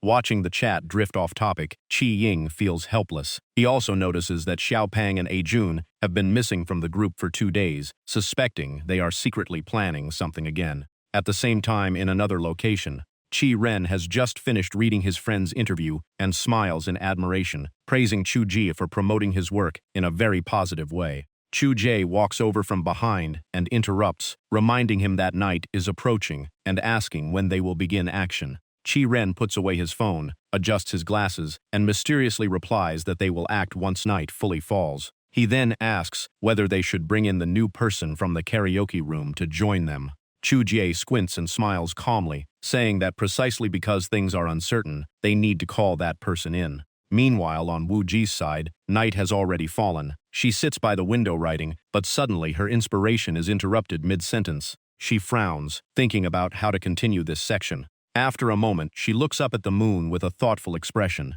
Her cheeks turn slightly red from embarrassment as she softly calls out, asking if Chuguo is asleep, and if not, to help her with something.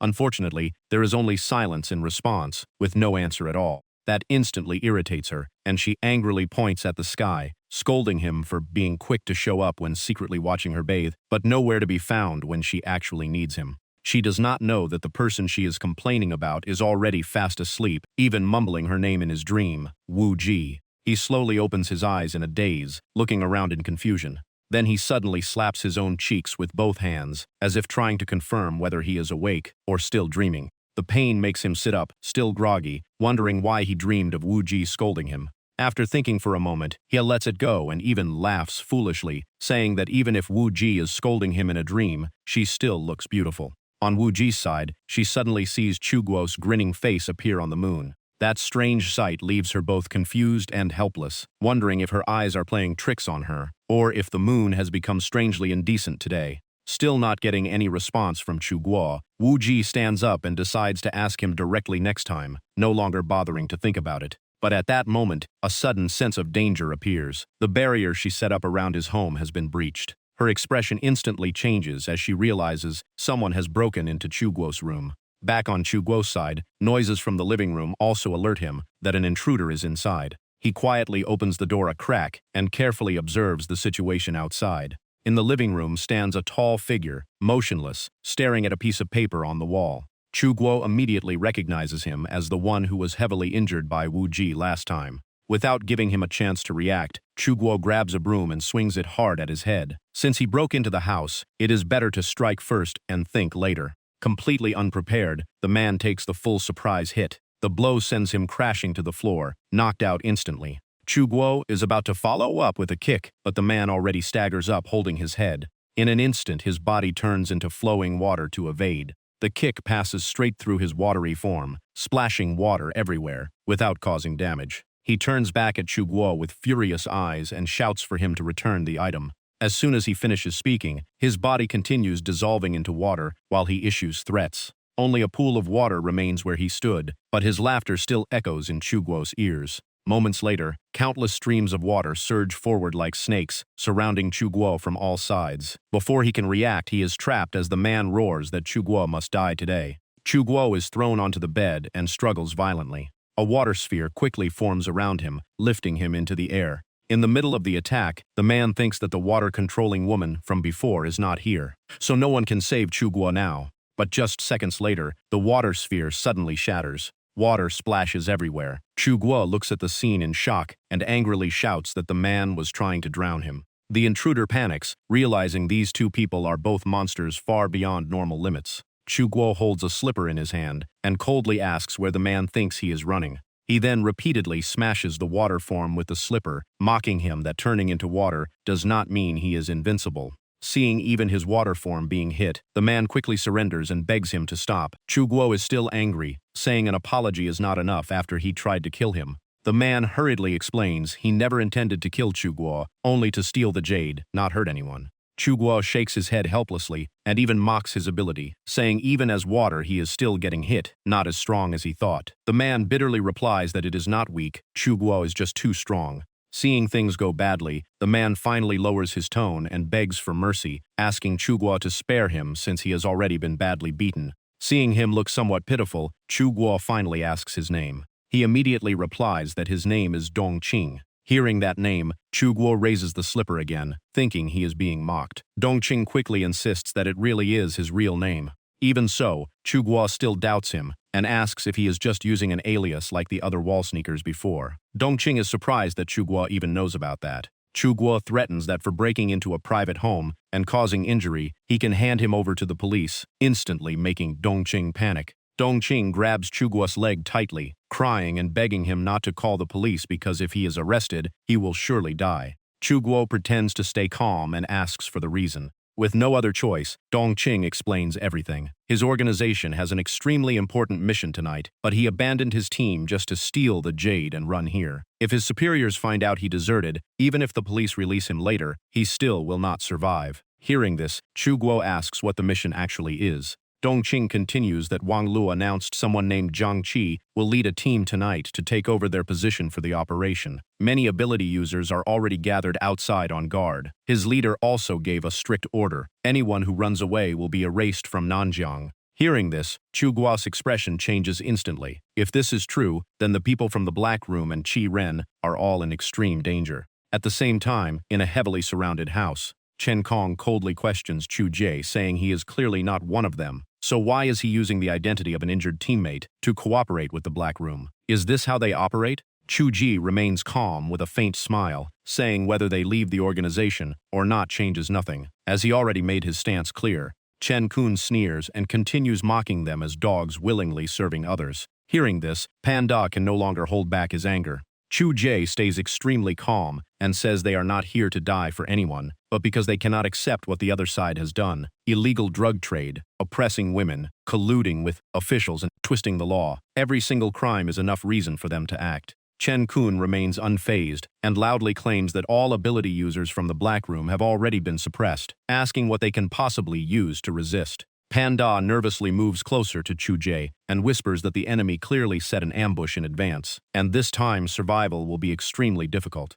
Just as tension reaches its peak, a strong gust of wind suddenly rises, drawing everyone's attention. A subordinate quickly shouts for Chen Kun to look up. In the sky, Long T from the Black Room appears using wind control abilities and announces that the target item is already in his hands. Chen Kun's face darkens instantly as he roars that anyone trying to steal from him must first keep their life. He raises his arm and clenches his fist. His wind ability is fully activated. Chu Jie and the others quickly search for Long T's location. In another spot, Long T coughs violently, but still reassures everyone that he is fine. Chen Kun sneers and mocks Long T's wind ability as useless trash, saying once the wind disappears, he becomes nothing. He even mocks the Black Room members, saying they are only able to fly because of wind, and without it, they are no different from cripples. Panda grows more anxious and urges Chu Ji to quickly come up with a plan. Chu Jie frowns and rapidly calculates a strategy in his mind. Chen Kun tightens his fist and roars, launching his finishing attack.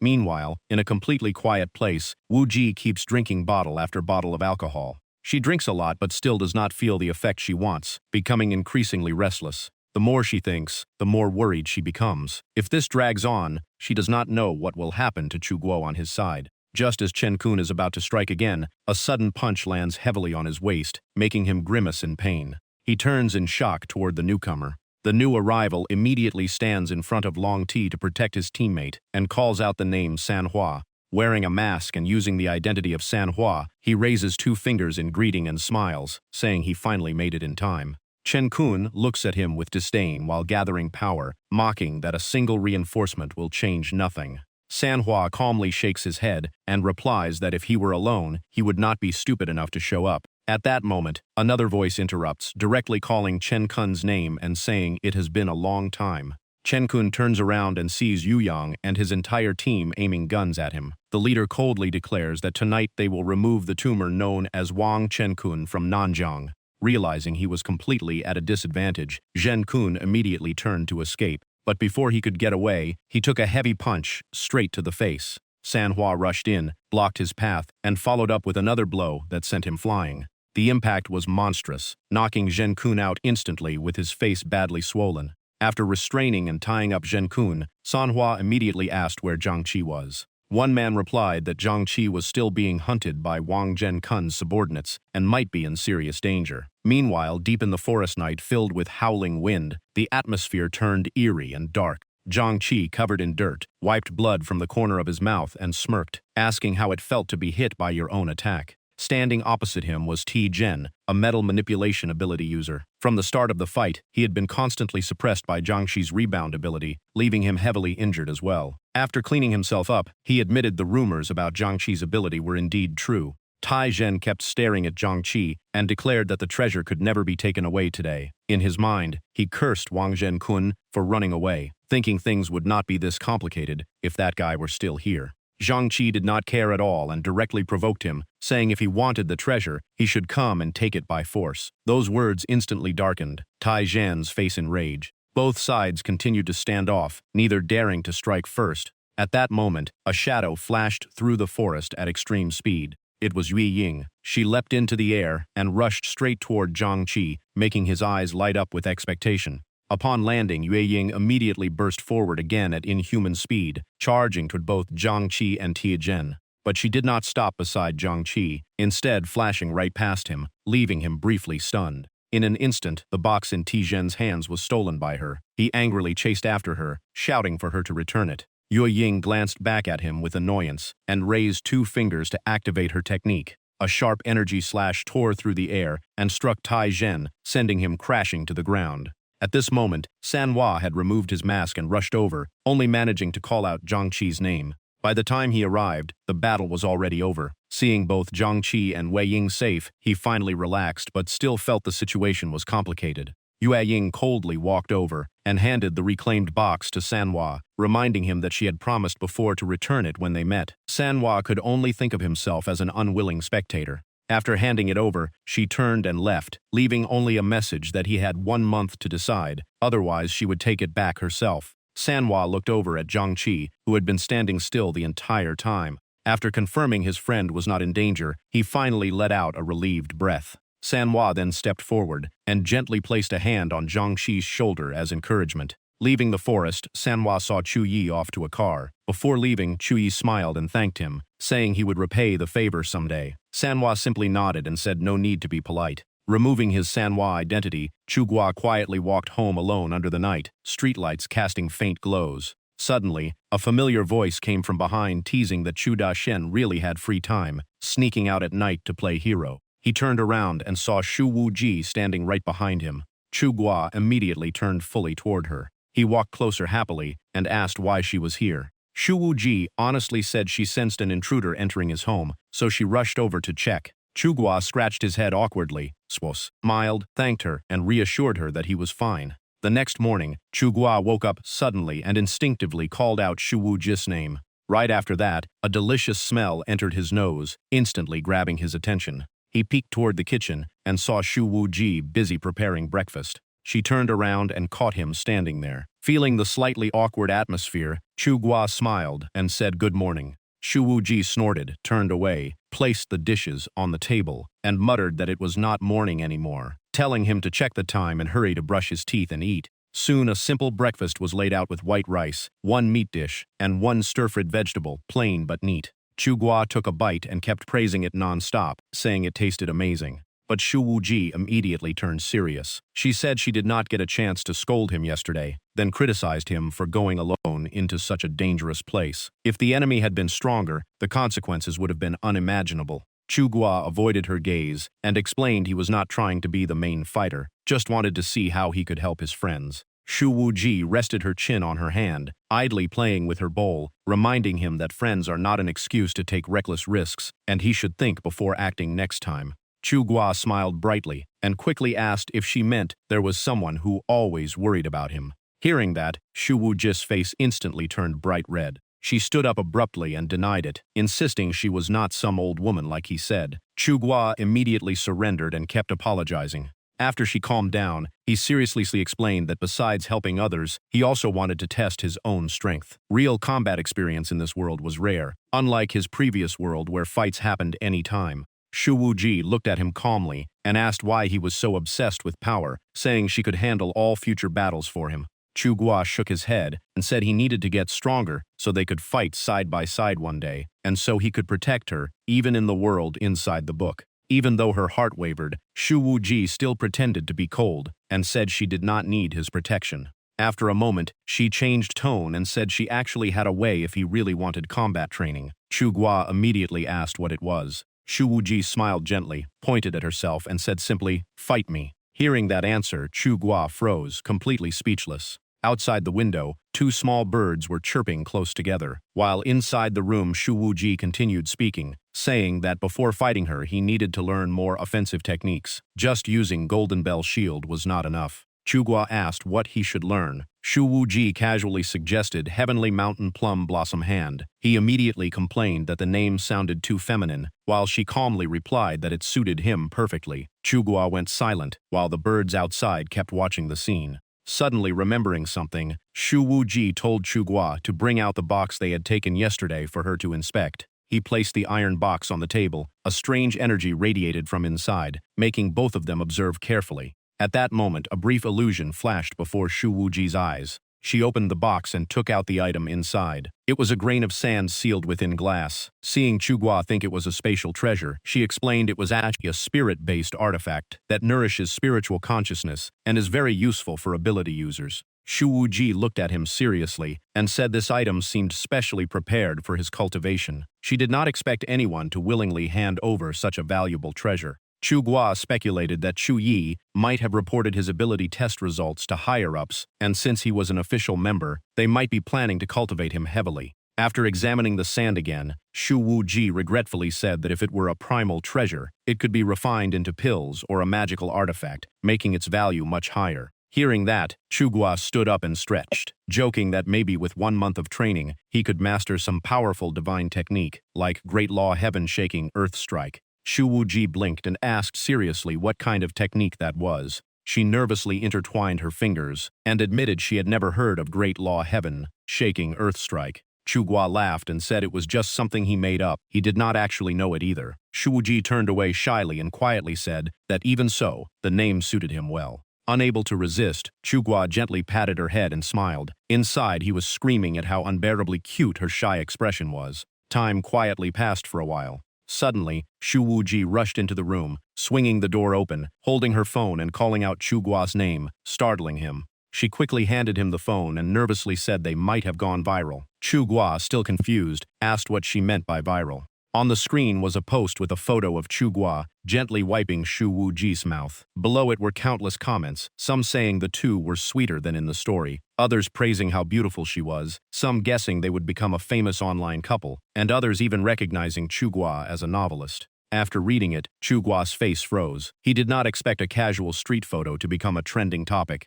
At that moment, his computer kept popping up new notifications. In the group chat, everyone kept sending the article link and teasing non-stop. Some asked if it was Chu Gua, some told him not to bully such a beautiful girl, others suspected she was his secret assistant or girlfriend. In another group, messages flooded in asking if the girl was Shu Shu, even accusing him of skipping work to go on a date. Even Yang Dingtian messaged to ask if the person in the photo was really him. After Chu Gua confirmed it, the other side kept digging whether the girl was the fan he met before. He only replied with a string of dots, which made Yang Dingtian furious and demand a face-to-face explanation. Unable to stand the constant phone and computer notifications, Chu Gua directly turned off his chat apps. He froze for a moment, then accepted that he had really gone viral this time. Seeing this, Shu Wuji nervously asked what they should do now. On the contrary, Chu Gua just smiled and asked what there was to worry about. He placed his hand on the table and slowly stood up. Walking up to Shu Wuji, Chu Gua gently said that his feelings for her were never something to hide. He did not mind the whole world knowing. What mattered was whether she wanted others to know.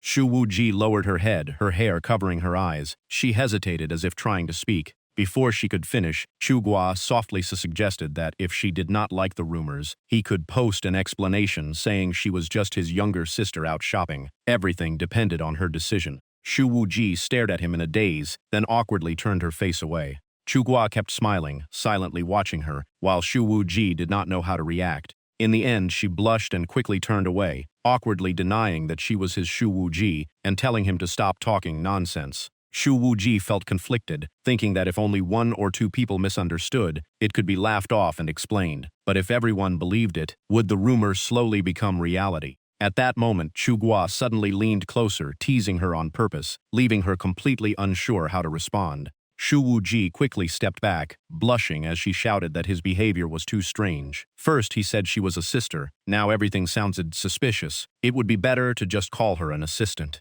The more she thought about it, the more annoyed she became. A small assistant daring to hit the boss in front of everyone sounded unbelievable. Even Man knew her superior at work. Seeing her anger flare up, Chu Gua stood there blankly, not understanding what he had done wrong. She turned back toward her room and firmly declared that no matter what others said, Shu Wuji would live openly and without shame. Chu Gua could only watch her leave and let out a helpless sigh. He then messaged the Brothers of Mutual Chaos group, saying Shu Wuji was the real-life inspiration for his character and that he had openly admitted he was interested in her. The group immediately teased him, saying they already looked like a couple, and he still claimed he had not succeeded. They even urged him to keep going and invite them to the celebration. After reading it, Chu Gua silently felt that although these friends often mocked him, they were useful when needed. Not willing to lose, Shu Wuji also entered the group and warned that she would block everyone if they kept teasing. But the reaction was even more intense. Everyone greeting Sister Chu, calling her sister-in-law,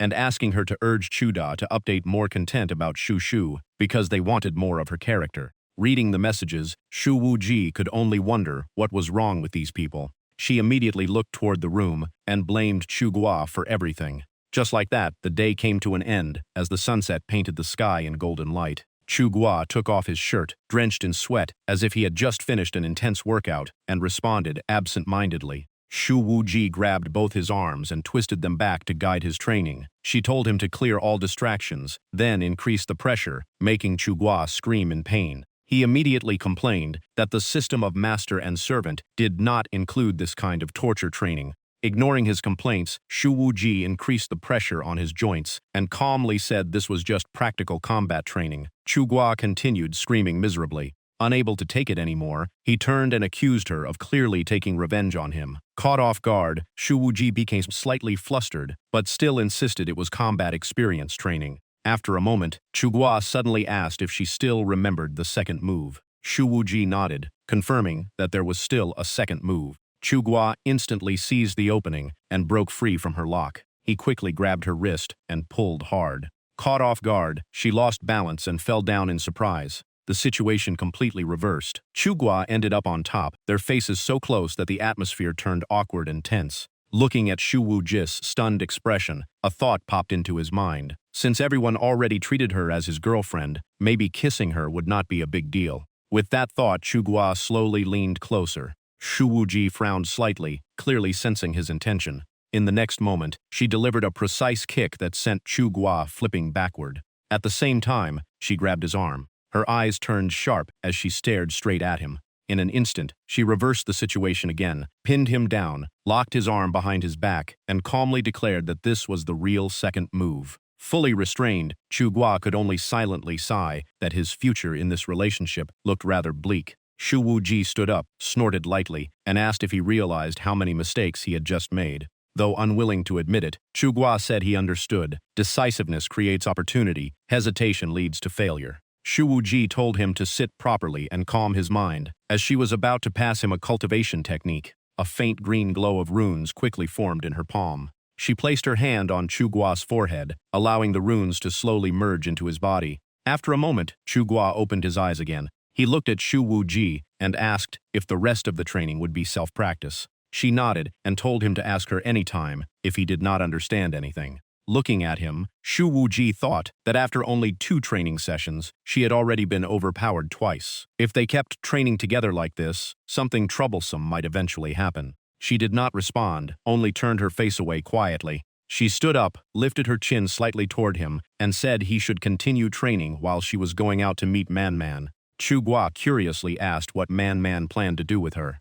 Shu Wuji proudly said Man admired her skin, so she was going to teach her the secret of skincare. Chu Guo thought it was some cultivation method, and asked again, but she calmly replied it was just sleeping. She even added that if you did not understand that, how could people call staying up late cultivation? Chu Guo could only laugh helplessly, realizing he had been teased again. After saying that, Shu Wuji left the room. She had changed into a neater outfit and reminded Chu Guo to stay home and train diligently. Chu Guo watched her leave and simply replied with a soft okay. When the door closed, he thought the house was left alone again. At that moment, another movement caught his attention. The person who appeared was none other than Lin Yu Yang. On a busy street, Yu Yang was chatting happily with an acquaintance. The other man joked that the payment had been received and he should treat him to a meal, and Yu Yang agreed easily. The man put an arm around Yu Yang and asked if capturing so many of the Wang family last time meant there was another purpose behind it. Yu Yang smiled and said things were not over yet, they would deal with it later. Since the other man had contributed, he would not be treated unfairly, and they even arranged to meet again for a meal.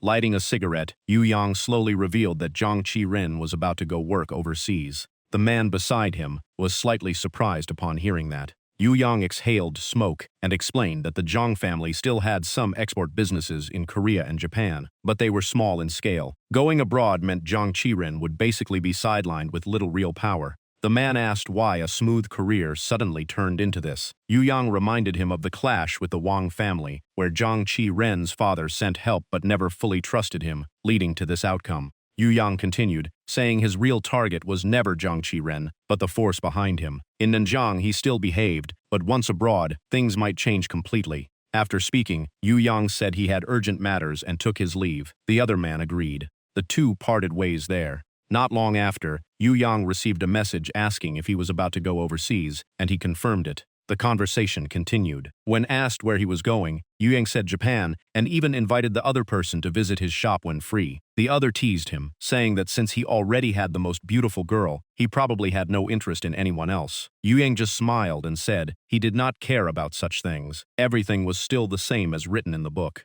Reading the last line, Chu Guo frowned slightly because the wording strangely reminded him of his own writing style. As his thoughts drifted, he suddenly felt regretful that if Zhang Qi-ren had kept writing stories with Yue Ying back then, maybe things would have turned out differently. At that moment, his gaze suddenly paused on a figure. In a distant shadowed corner, a familiar silhouette had just appeared. It was a young girl standing under a tree. She said she would return to Nanjiang within a month to cooperate with the city police bureau on the Wang family case, treating it as her internship mission. She also planned to meet Sister Shu to continue assisting with research on image-based abilities. A few meters away, someone quietly muttered that there was no need for that anymore. At first, Shu was just curious, but now the research was useless. Hearing this, the girl paused and nodded, saying that was true, it was no longer needed.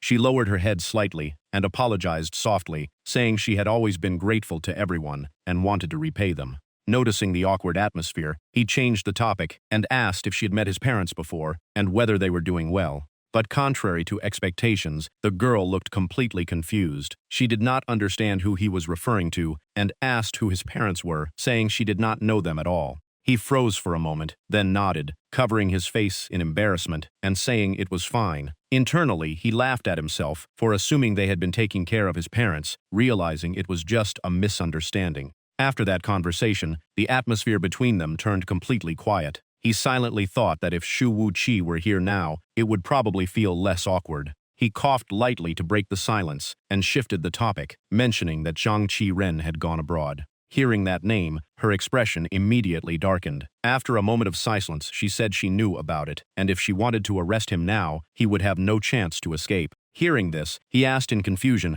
why she had not acted if she already could. She fell silent for a long time before slowly answering. Chu Guo and Sister Shu had saved her life, and if Zhang Qi-ren were arrested because of this, he would definitely resent them. To her, that would be repaying kindness with hatred. She clenched her fist, her gaze turning cold. In her view, Zhang Qi-ren had already stepped onto the wrong path and would not easily turn back. Sooner or later, his own crimes would bring him before her. Night gradually fell, covering the entire city in darkness. In a small house, a woman peeled an apple while seriously commenting that since Yue Ying hated Zhang Qi-ren so much, he would eventually face his consequences. After speaking, he curiously asked where she had learned those new phrases. She immediately looked proud, handed him the peeled apple, and said she had learned everything from Man. Hearing that, he took the apple, while silently thinking he should find a chance to talk to Man privately. If she kept staying around Shu Wuji, she would eventually get corrupted. Shu Wuji lay on the sofa, took a bite of the apple, and casually said that if she had time in the future, she also wanted to travel abroad, tasting local specialties while treating it as a form of cultivation.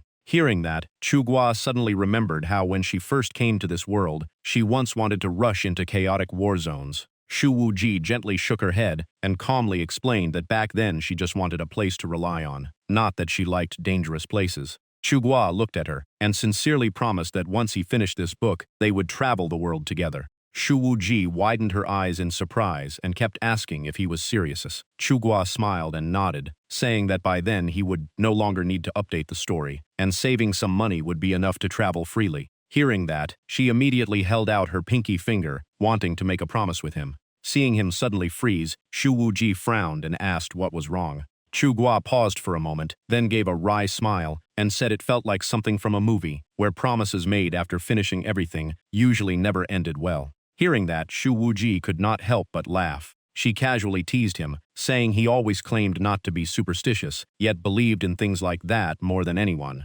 Chu Guo shook his head and said it was not superstition, he simply cared too much about her. That sentence immediately made Shu Wuji's face turn bright red. She quickly grabbed an apple and shoved it into his mouth to hide her embarrassment. She then pretended to stay calm and told him to just eat fruit and stop thinking nonsense. The atmosphere between them softened again. Inside, Shuwuji silently cursed that Chugua was indeed a shameless guy, becoming more and more daring with his words. But soon after, she found it strange that she did not refute him at all, and even felt a little happy hearing those words. Chugua looked at her seriously, then suddenly stepped forward and pulled her into his arms. He softly repeated that everything he just said came completely from the heart. Shuwuji became even more embarrassed, her face turning bright red. She immediately elbowed his chest hard and tried to regain her cold demeanor. Half joking, half serious, she warned him that he was getting bolder and bolder, and if she used a bit more strength, he would not be able to stand up again. Chugua only smirked and did not let go, even asking back if she was holding back on purpose, because she could not bear to hurt him. That sentence made Shu Wuji so flustered she could only shout his name. Having no idea how to respond, she snorted and turned away, leaving him behind. The door closed, leaving two people with completely different moods, one shy, one smiling. Chugua watched her figure disappear and muttered that she was unbearably arrogant. But right after laughing, he clutched his chest, wincing in pain from the earlier strike, and could only complain that she really did not hold back at all. At that moment, Shu Wuji's voice suddenly came from behind the door, shouting for him to quickly use the pearl to heal. If someone from her world got hurt, she would really beat him to death. Hearing that caring warning, Chugua smiled and obediently replied, "Yes, understood." Hearing him obey without arguing this time, Shu Wuji, standing behind the door, felt slightly unaccustomed and just huffed softly. She then returned to her seat, still pretending she did not care about him.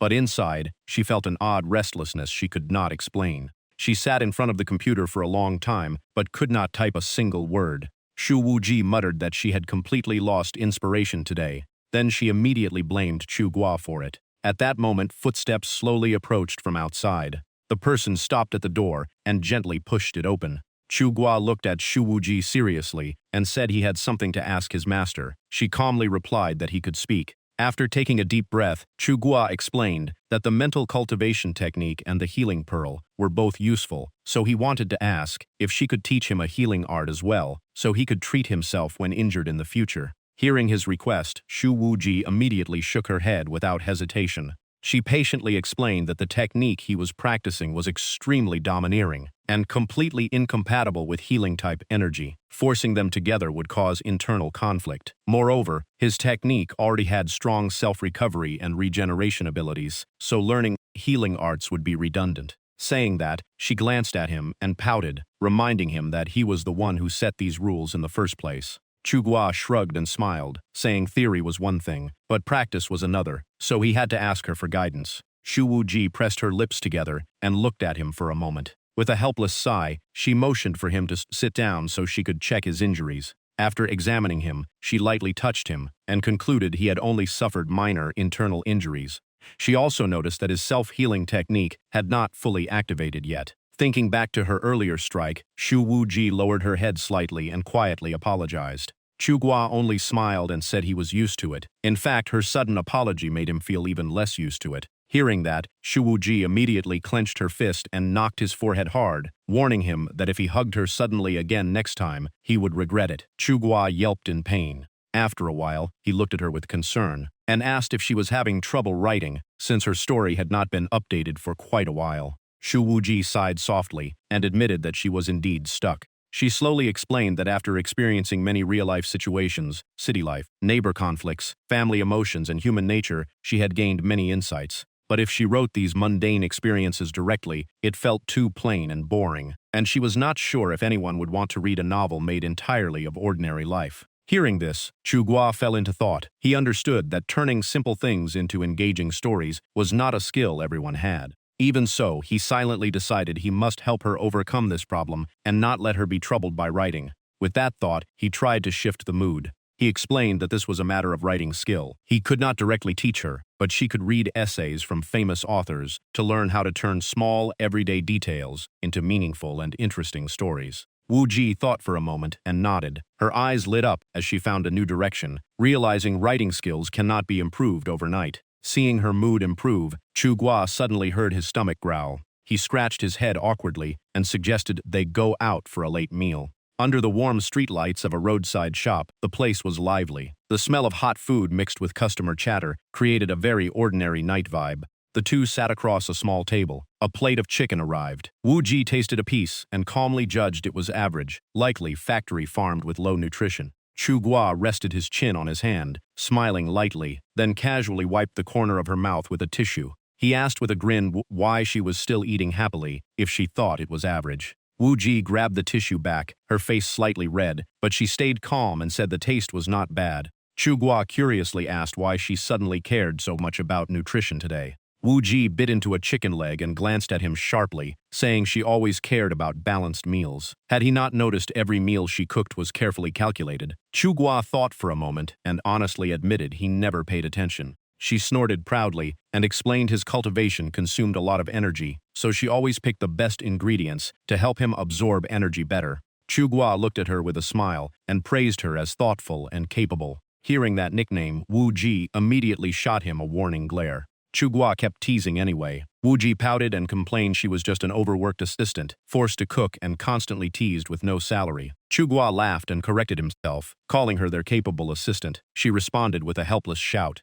At that moment, people at a nearby table started whispering. Some store staff seemed to recognize them, saying they looked like the famous couple online and even more affectionate in real life. Two young girls excitedly suggested asking for a photo, thinking it might help boost their popularity, and walked over. With excited faces, they politely asked Chu Guo and Wu Ji if they could take a photo together and post it online. Chu Guo was about to refuse, but Wu Ji was faster and nodded with a smile, agreeing. She even happily asked them to help promote them online, and the girls immediately agreed. Camera flashes kept going as photos were taken. Afterward, Chu Guo looked at Wu Ji in surprise and asked when she started caring about promotion. Wu Ji rested her chin on her hand and calmly said she was in charge of operations, so of course she had to care about it. Chu Guo frowned slightly and said he never thought about using this kind of method for promotion, because for him, a book succeeds only through content quality. Wu Ji just laughed and teased him for being a pure book nerd.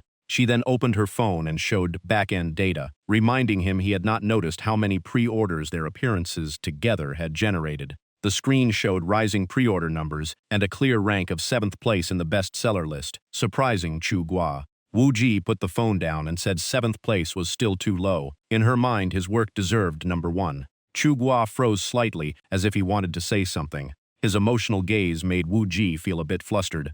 She quickly explained she meant their shared world needed more exposure, so 7th place was not enough. Chu Guo then understood and nodded. Walking along the crowded street, Wu Ji saw a supermarket ahead and asked if he needed to buy anything else. As she spoke, she handed him a bag of snacks. She simply told him to take it. Chu Guo shook his head and told her to just eat it herself. Wu Ji glared at him and explained she was not telling him to eat it, but to carry it for her. She hinted that one hand was already held by him, so she could not carry things. Chu Guo calmly replied that his hand was also occupied. Wu Ji glared and told him to let go of her hand. Chu Guo just smiled and refused outright. Right after that, he picked up a piece of pastry and held it in front of her. Under the bright night streetlights, Chu Guo casually fed Wu Ji without caring about the people around them. In that moment, his fingertips accidentally brushed against her lips. Feeling that soft touch, Chu Guo froze for a brief moment. Wu Ji blushed and said softly that he was only allowed to do that once, absolutely no second time.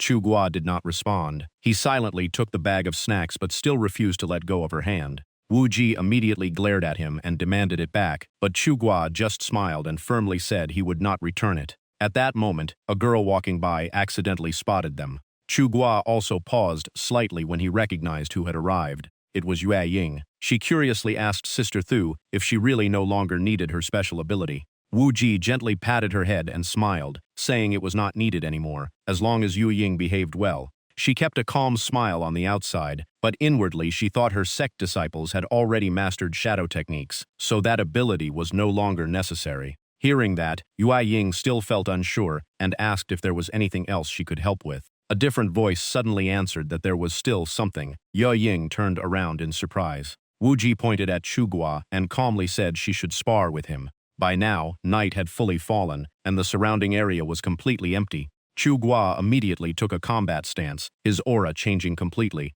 Suddenly, he turned his head, sensing an unusual presence behind him. A purple-black energy quickly enveloped his position. Chu Guo raised his hand to block it, preventing the force from closing in. The purple-black energy continued spreading in all directions, including toward Yue Ying. Still unaware of the danger, Yu Ying looked blankly at Wu Ji. Wu Ji simply stood there calmly, with no intention of intervening. Seeing their performance, she coldly told them to continue. Behind Yu Ying, the purple energy sphere began to crack. Sensing something wrong, she quickly turned around. The sphere suddenly shattered, bursting into a blinding flash that forced her to shield her eyes. As she adjusted, Yue Ying forced herself to look forward. At that moment, a hand suddenly shot toward her from within the light. Ye Ying reacted instantly and narrowly dodged Chugua's attack. Chugua immediately spun around, his eyes turning sharp. He quickly adjusted his stance, preparing his next attack. Without hesitation, Chugua rushed toward Yue Ying at a speed she could barely react to.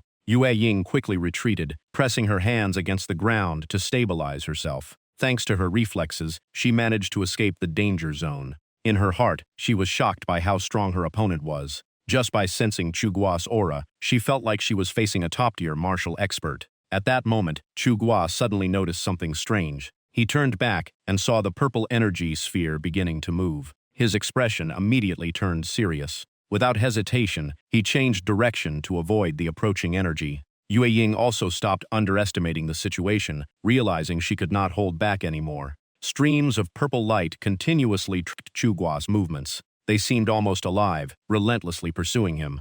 Despite the interference, Chugua's goal remained to close in on Yue Ying. In an instant, his hand reached her position. Yue Ying exploded with speed and dodged like lightning. However, Chugua still managed to graze and briefly restrain her. Seeing this, Wu Ji's expression immediately darkened. Yue Ying quickly broke free from his restraint. She spun around smoothly to regain momentum. She then launched a counterattack, preparing a decisive strike at Chugua. At that moment, Wu Ji loudly ordered both of them to stop. Yue Ying felt a bit regretful, saying the match was not decided yet. Even Chugua admitted he still had energy left to continue. However, Wu Ji only glanced at him without saying anything. Chugua immediately understood and changed his tone, smiling as he said if his master ordered it, there must be a reason, and he would obey. Wu Ji then seriously explained it was just training, and this was enough. In her mind, she thought if they continued, the two would only get more entangled, and it was better to stop here. Wu Ji then asked Chugua if he had realized his mistake. Chugua reviewed the situation and honestly concluded he had overestimated his own defense while underestimating Yue Ying's agile fighting style. Hearing that, Yue Ying silently lamented that she was actually the one who had underestimated Chugua's special abilities and unpredictable movement. Wu Ji nodded with satisfaction, saying his ability to self-analyze was already a meaningful improvement.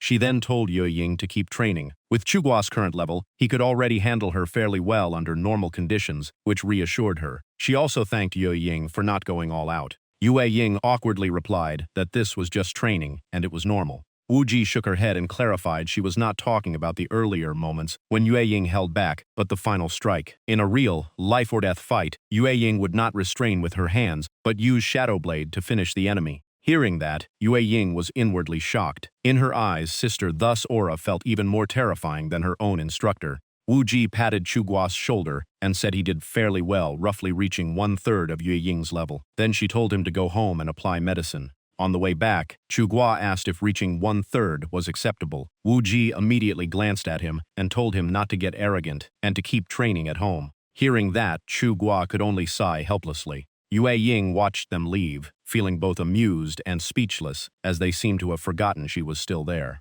Under the faint moonlight, the walk home felt unusually long. After such a chaotic day, Chugua felt completely exhausted. After walking a bit, he suddenly paused and casually said they had forgotten to bring Yue Ying back. Wu Ji stayed silent for a few steps before replying that the girl could probably find her own way back. In reality, Yue Ying was still standing there in the quiet night, confusedly looking at the roads, unsure which way to go. Back home, Chugua had almost no strength left. He rubbed his shoulders, feeling soreness all over, and sighed that it had been a long and exhausting day. Before he could rest, Wu Ji calmly spoke up. If he had not wanted to become stronger, she would not have taken him out for nighttime training. She then coldly ordered him to take off his clothes so she could treat his wounds with medicine. A while later, the medicine brought a cold sensation at first, then quickly turned into a burning sting that made him frown. While she carefully examined each wound, he muttered that even Yue Ying had managed to break through his defense, so his Golden Bell shield was not invincible after all.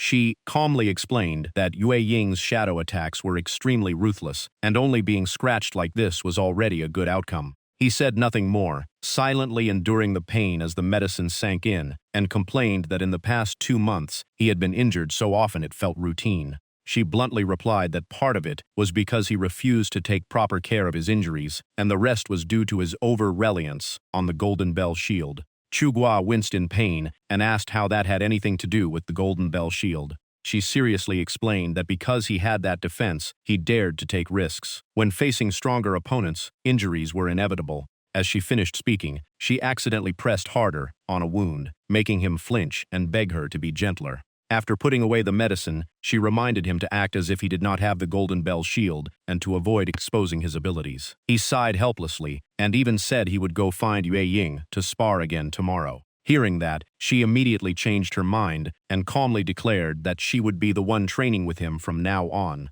He froze and gave a hesitant response. She explained that Yu Ying's fighting style was too simple, and continuing with her would not bring much improvement. Meanwhile, she could simulate various combat styles to train him more comprehensively. Hearing that, a thought suddenly flashed in his mind, causing the corner of his mouth to twitch. Just after one fight with Yue Ying, she had already reacted like this. If he mentioned Ruoyan now, the consequences would likely be even worse. Thinking that, he immediately dropped the idea. Staying alive seemed more important. Somewhere else, shrouded in darkness, a woman stood by the window holding Chugua's file, her gaze cold as she looked outside. She felt his ability was definitely not simple, especially after noticing the abnormal reaction from Rong Fu after copying it. Night wind swept through, carrying a chilling atmosphere. In the silence, she calmly said he was still hiding far too much of his true strength. What concerned her even more was the identity of the woman always beside Chugua, which still could not be traced at all. A few days later, in an apartment inside a residential complex,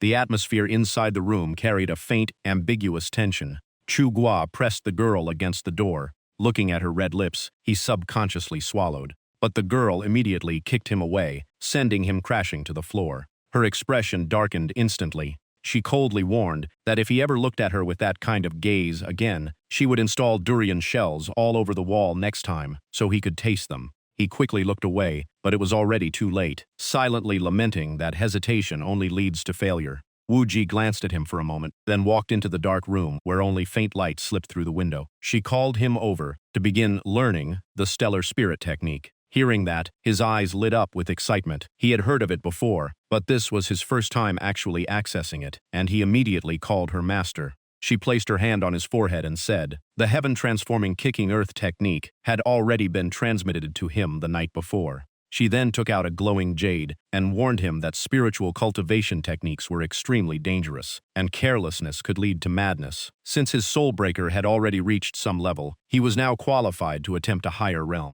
Hearing that, he slowly closed his eyes. A cold stream of energy gradually flowed into his consciousness, pulling his spirit into an entirely different space. Not long after, he opened his eyes again. Before him was a vast ocean of consciousness, endless and deep, with blue light reflecting across the waves and a faint mist covering the entire space. He wondered in shock if this was his soul sea. She appeared beside him and calmly explained that the heaven-transforming kicking earth technique had no fixed cultivation route because the spiritual world followed its own rules. At the early stage, he only needed to quietly sense and observe it. He frowned slightly, looking at the vast sea of consciousness before him, and began to quietly comprehend it. She calmly instructed him to imagine a sword or blade. Once he could turn imagination into a real entity within the spiritual world, he would be able to use it as a weapon to attack the consciousness of others. He slowly closed his eyes, trying to form the image of a sword, but no matter how many times he tried, it would not fully take shape. Seeing this, she continued explaining that this was not yet the heaven-transforming kicking earth technique. This method could create illusions, drag opponents into a spiritual world, probe souls, uncover hidden memories, or even disturb the spirit. In the worst case, it could trap someone between past and reality forever.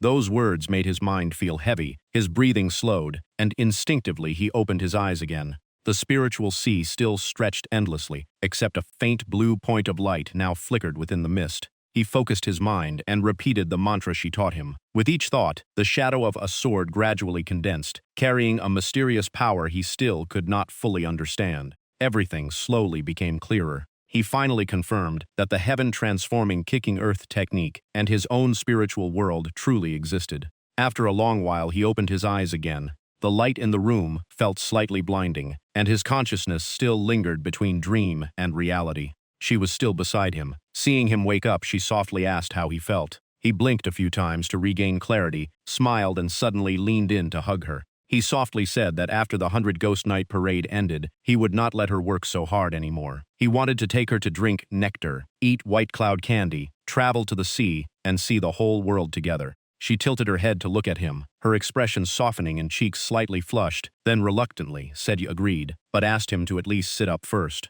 He firmly refused, still resting in her arms, claiming he was dizzy because the heaven-transforming kicking earth technique drained too much mental energy. She could only sigh softly, looking at him with concern as his soul sea was nearly depleted. In her mind, she analyzed that his spiritual world was extremely vast, but his current strength was still insufficient to support it, which might be why he could not fully enter it yet. He casually rested his head on her shoulder and murmured that the heaven-transforming kicking earth technique was indeed a rare treasure, and it would likely be very useful in the future. Confidently, that according to the records, she would not be in danger, so she did not need his trump cards. After speaking, she pushed him away with both hands and urged him to go back and rest. He frowned slightly but did not argue back. He stood up and told her to rest early as well. Over the past few days, she had been constantly shifting between two worlds. Even if she looked fine on the surface, tomorrow's battle was crucial, and even a slight disturbance to her soul would worry him. She smiled, a faint trace of shyness in her eyes, then turned away and said she did not need him to worry about her.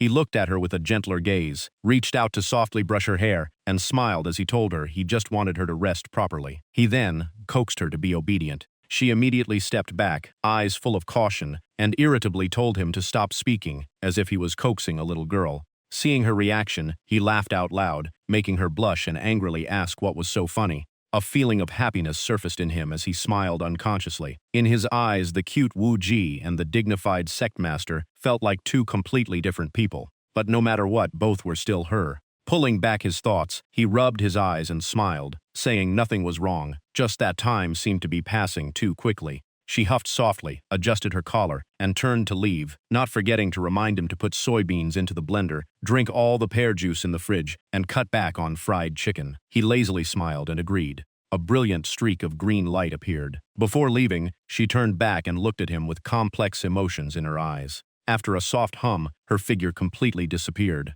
Seeing this, Chu Gua smiled in a relaxed and happy way. In a stone cave in the other world, Wu Ji was still sitting in quiet cultivation. She softly huffed and muttered that he was truly an idiot. At the same time, elsewhere, a group of people were also discussing Sora Da. Someone asked if he might actually be Sanhwa. One of them looked into a mirror in his hand while painting his face with a brush, then claimed that ever since the Sorrow Autumn Love image spread, he had suspected Sora Da was Sanhwa. Moreover, the woman always by his side looked almost identical to Liu Hua. Another person disagreed slightly, saying clothing proved nothing, but their hairstyles and body shapes matched too closely. He had even tracked online traces and attempted to test Sora Da, confirming he truly had invulnerable defense abilities. Another added that he had met the woman beside Sora Da before. His ability had no effect on her, proving she was extremely powerful as well. Everyone could not help but sigh. No one expected the people they chatted with daily in the group to be right beside them, and even possess such terrifying strength. Someone chuckled and reminded them that Sanhwa valued loyalty, so trying to use this secret to threaten him would be pointless.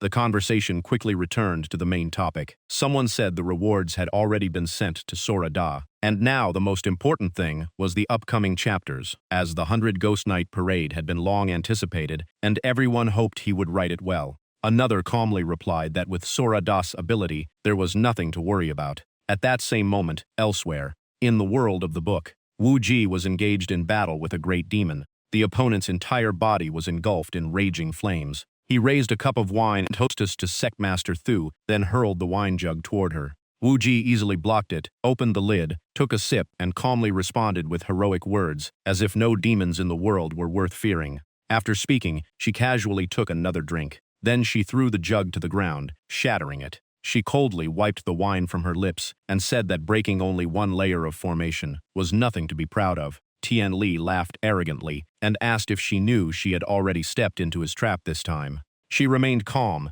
and replied that he was merely taking advantage of the empty moment to attack Yunji Mountain. She smirked and said the sect had already been preparing a new, grand formation. Even if he attacked, he might not be able to break it. She then deliberately mentioned Wu Gu Lao Ren and Du Shou Mo Jun, instantly changing Tian Lai's expression. He responded in a low voice that Wu Gu Lao Ren was not a concern, and Du Shou Mo Jun was just a fugitive without backing, unworthy of threatening him. Wu Ji calmly mentions his disciple Chu Tiange and asks Tian Li if he has heard of this name. Suddenly being mentioned, Chu Tianqi feels a bit tense. Tian Lai sizes him up, noting he is already at Golden Core at a young age with extraordinary luck, a rare talent worth praising. Wu Ji makes another move, asking what would happen if Chu Tiange joined forces with Du Shou Mo Jun's primordial spirit to destroy his altar, implying he understands the consequences of their cooperation. Hearing this, a strange glint flashes in Tian Lai's eyes. Wu Ji slowly draws her sword, murmurs softly, and points the blade straight at him. She says she has no interest in dirty tricks, only a fair duel with a worthy opponent, and she has long wanted to witness Yan Sect Master's hellfire today. Tian Lai's fighting intent erupts as he immediately agrees, saying he feels the same. The sea of fire around him surges wildly as he locks onto Wu Ji, saying he has long heard of Chu Sect Master's invincible sword Dao. He issues a proud challenge, wanting to personally test her sword skills. Tian Li raises the burning flame in his palm as his aura keeps rising. Without hesitation, he hurls the sea of fire straight at Wu Ji and roars his challenge. Facing the attack, Wu Ji remains still, completely unmoved. She closes her eyes and silently senses the changes of heaven and earth. At the perfect moment, she opens her eyes and divine light bursts forth. Her sword swings out instantly, unleashing invincible sword art. Each strike is decisive and precise, carrying an unstoppable sharp force. That powerful momentum immediately pushes back Yan Sect Master's attack. Light from the clash fills the sky, and even the surrounding mountains fall into eerie silence. But in the next instant, a heaven-shaking explosion echoes across the battlefield. Chu Tianji raises his hand to shield himself from the storm, shocked by the terrifying power. Watching the battle, he finally realizes how terrifying the strongest experts truly are. One of Wu Ji's swords strikes tears through the surging sea of fire. She keeps her focus locked on Yan Sect Master, not missing a single movement. In an instant, flames engulf the entire space and swallow her figure. A voice suddenly echoes, saying she has been in seclusion often recently, and he thought she was delaying cultivation, but her strength has now surpassed expectations. Wu Ji smiles calmly and replies it is only minor progress, while the other's strength also surprised her. Tian Li continues, saying her Wan Xiang Yu Ying has completely surpassed the Yunji sect, beyond even what the heavenly Tao could predict. He suddenly asks if she is trying to break free from the shackles of the heavenly Tao, making Wu Ji frown instantly. The voice continues evenly, saying she is not the only one who wants to defy the heavenly Tao. The surrounding atmosphere turns strange as he asks whether the heavenly Tao truly knows everything he has cultivated. Tian Li laughs like a madman and declares he will control his own fate. Wu Ji's sword slightly trembles. She tightens her grip on the hilt, her gaze turning even more severe. She suddenly realizes a terrifying truth, that the opponent has discovered a secret that should never have been known. Seeing her expression change, Tian Lai smiles and says a shaken mindset is fatal in battle. As soon as he finishes speaking, he launches another attack. Wu Ji focuses all her attention on his movements. The moment the strike arrives, she instantly dodges.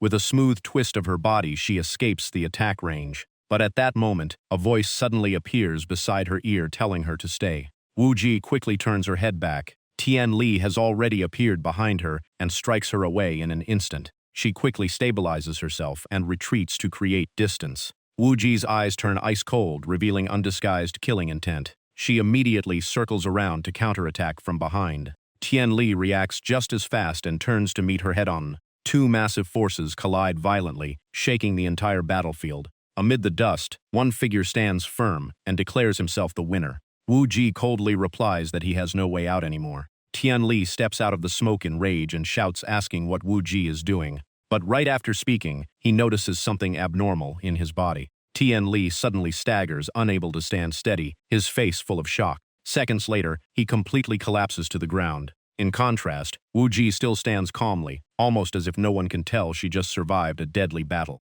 A mysterious message appears, erasing variables outside the original storyline, while Tian Li cannot understand why he has lost. Wu Ji tightens her grip on the sword and slowly thrusts downward. The blade pierces straight through Tian Li's body.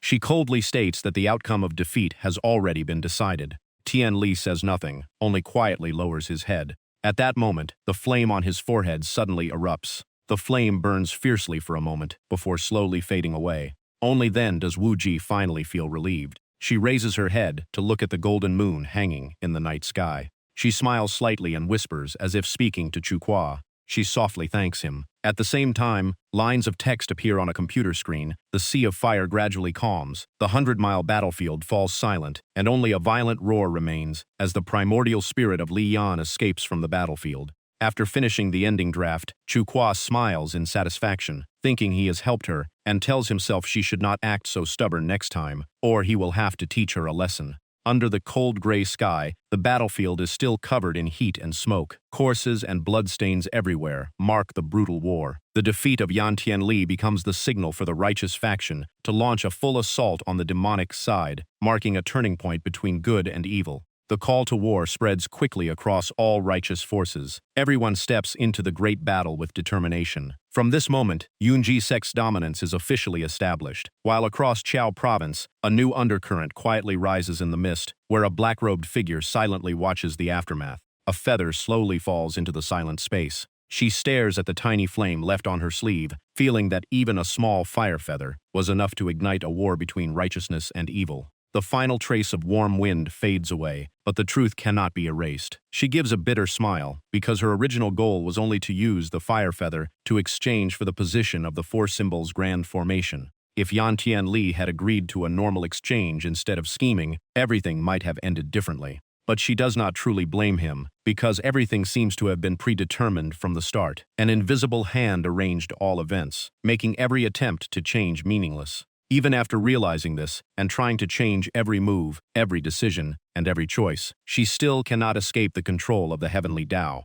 Her eyes gradually turn cold as she says that both she and he are merely pieces on the chessboard of the heavenly Tao. At that moment, an elder approaches and respectfully reports that the sect master is injured and the battlefield is too dangerous, urging her to return for recovery. She closes her eyes to regulate her breathing and calmly replies that she was already planning to do so. She flicks her sleeve and turns to leave, maintaining her cold and authoritative presence. She orders that the Fire Hell sect has lost its key support. The Righteous Alliance should immediately launch war, and the primordial spirit of Yan Tianli must be tracked down. Everyone kneels to receive the order. A cold wind blows as a disciple carefully suggests that the sect master usually sends a split soul when in seclusion, and this time she should focus on recovery. Upon hearing this, she immediately denies it, thinking inwardly that they should not even try to guess. The pain from her injury spreads, but she forces herself to endure it, gripping her sleeve and coldly snorting, thinking that if he dares to hit her, he can try. The others look at each other in confusion, noticing her strange expression, but not understanding what she means.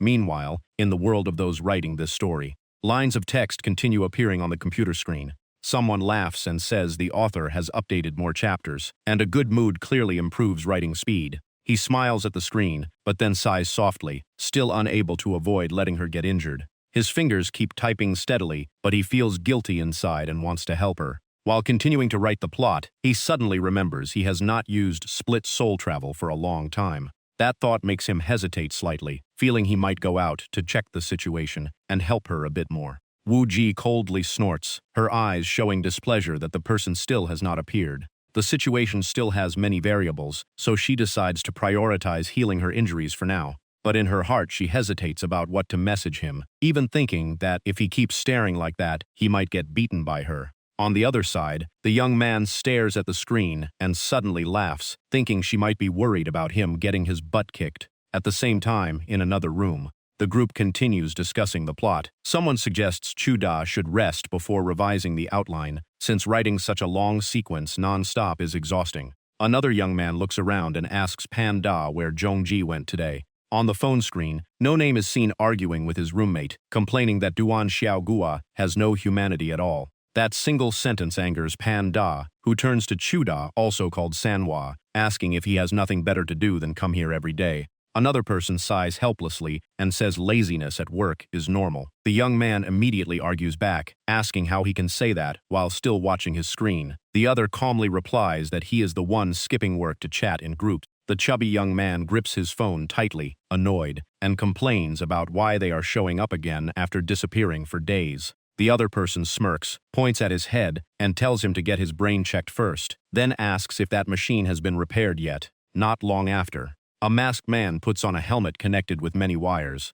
A furious man sits at the control desk with a malicious smile, thinking the opponent is only a OwnStar mental ability user, while he is already level 3, planning to teach him a lesson through mental communication. A command button is pressed. The machine begins to shake violently. Countless indicators appear on the screen. Light fills the room as numbers surge, leaving everyone stunned, jumping from 4 stars to 5, then beyond 5.5, approaching 6 stars. The reading keeps climbing without stopping, freezing everyone in shock. When it reaches 7 stars, the entire room goes silent as the chubby man emits overwhelming energy that shocks everyone. Many people rub their eyes, wondering if the device is broken or if they are seeing things. Murmurs spread, and some try to check the machine, but the results do not change. Someone coldly warns that anyone who breaks it must pay, and everyone immediately steps back. Though still shocked, the man shrugs calmly and says 7 stars is still not enough. No one dares to refute him as his strength convinces everyone.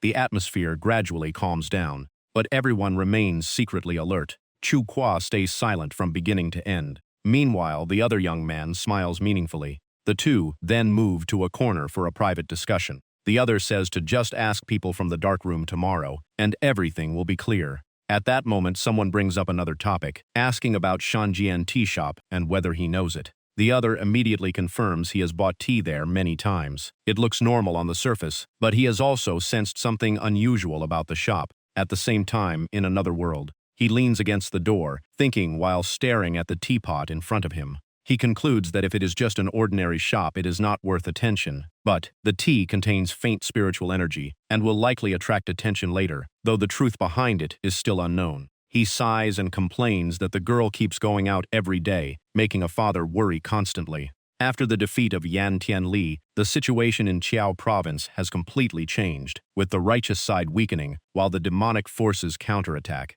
Wu Ji has collected 3 of the 4 symbols' grand formation treasures, with only White Tiger Fang missing, which disappeared without trace and has become her top priority. Chu Kwa slightly hesitates, because he actually knows the location of that item but still chooses not to reveal it to her. He understands that Wu Ji once had the advantage of knowing the original plot. Once events deviate, like the White Flame incident, she could easily fall into danger, so removing such traps is safer. Night falls as a cold gaze quietly scans the silent room. She turns around holding a steamed bun, looking like she was caught sneaking food, then calmly recognizes that the visitor is him. She is slightly surprised, but still gently says it is time to return. A steady voice answers her with firm determination. The girl immediately punches him and angrily asks why he was secretly watching her. Before he can react, she grabs his wrist tightly, not giving him any chance to dodge. In the empty space between them, a teasing voice suddenly says that Yan Tianli was accused of defying the heavenly Tao, but the one who breaks it most is clearly Wu Ji herself.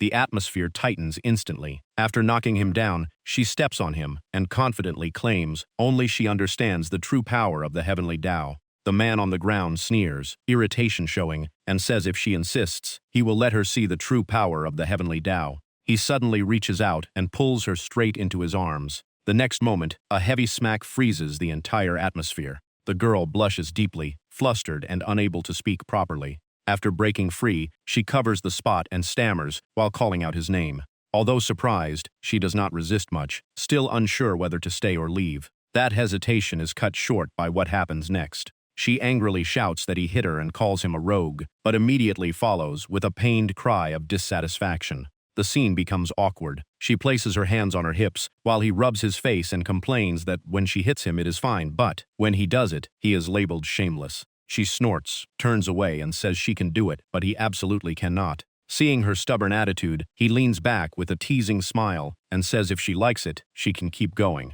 She originally just wanted to scold him, but ends up kicking him in frustration. He only smiles as if nothing happened, while the distance between them feels strangely closer. On the mountain peak, the white flag flutters in the wind. Inside the room, he lies on the bed and laughs, saying the famous sect master Wu Ji of the 9 provinces has learned to behave. She even dares to ignore her master and sneak out on her own. After a long silence, he sighs and looks at her, asking if she finally understands where she went wrong. Her gaze wavers, but she stubbornly refuses to admit fault, knowing she underestimated the situation and got injured due to overconfidence. Seeing her slowly retreat toward the door, he calls her back and says not to move, since he is not going to do anything. She flinches and instinctively covers herself, seriously warning him not to hit her again. He looks at her helplessly and asks once more if she truly understands her mistake. After a moment of silence, she lowers her head and softly admits fault, even calling him master, acknowledging that knowing the plot is not always a good thing. He laughs and shakes his head, saying that is not what he meant. He had exhausted himself helping her, yet she avoided him and left without a word. Hearing this, she lowers her head and silently doubts his claim of being exhausted. He does not explain further. She hesitates, then offers her hand to reconcile and promises to cook chicken soup as apology. He immediately shakes his head and says he does not need any recovery food right now. She instantly becomes alert, hugging herself and blushing, while asking what he is planning to do. He smiles, points at his shoulder, and casually asks for a shoulder massage as his reward. After a while, she reluctantly places her hands on his shoulders and begins massaging. At first stiff but gradually more natural, while he closes his eyes in comfort and keeps urging her to continue. Chu-kwa smiles quietly to himself, thinking that sometimes force is the most efficient way to get what he wants. She glances at him in mild annoyance and warns him not to keep tricking girls into giving him shoulder massages every day. Then she shifts back to serious matters, saying Yan Tianli has begun sensing existence beyond the heavenly Tao, proving this world has other variables, so he must not be careless. He falls silent for a moment, then looks at her seriously and says the person who poses the greatest risk of failure to him has always been her. He slowly explains that in some sense, he and Yan Tianli should have been on the same side, both aiming to challenge the so-called final boss, the heavenly Tao, to break fate's shackles and gain freedom. Thinking of this, he laughs helplessly, saying it is ironic that a so-called final boss like him ends up being hated by everyone. He shrugs and complains that he is just writing stories to make a living, never intending to create enemies in this world. After staring at her for a long time, he finally admits that he has always been conflicted inside. She listens quietly as he explains calmly that he never intended to control anyone's emotions or fate. He understands why she and others want to escape predetermined destiny. But if the plot changes too drastically, even he would suffer unpredictable consequences, and with his current mental strength he cannot handle a collapsing world. After a brief silence, she nods slightly and admits that is also why she never directly killed Chu Tiansa, fearing it would drag him into trouble. She rubs her temples and smiles self-deprecatingly, saying that in the end, they stand on opposite sides, one as the creator of the world, and the other as beings trying to control their own fate. Then she quietly adds that he is ironically the one who keeps helping her resist the rules he created. He silently holds her wrist, his eyes filled with complex emotions. He gently says everything is only complicated in the beginning, and eventually the world will balance itself. While speaking, he lightly holds her hand and smiles, saying that by then he can finally rest and live peacefully with her. That sentence makes her heart tremble slightly, but she pretends to stay calm. She pulls her hand back, blushing as she replies that no one wants to live with him, and he is still dreaming. To hide her embarrassment, she stands up, fixes her hair, and excuses herself by saying the massage is enough and she should go cook. But just as she turns to leave, he grabs her hand again. Wu Ji quickly turns back to look at him. He looks at her and slowly says that her ability to step out of that world is already fortunate, but he has always wondered what would happen if Yan Tianli also appeared here one day.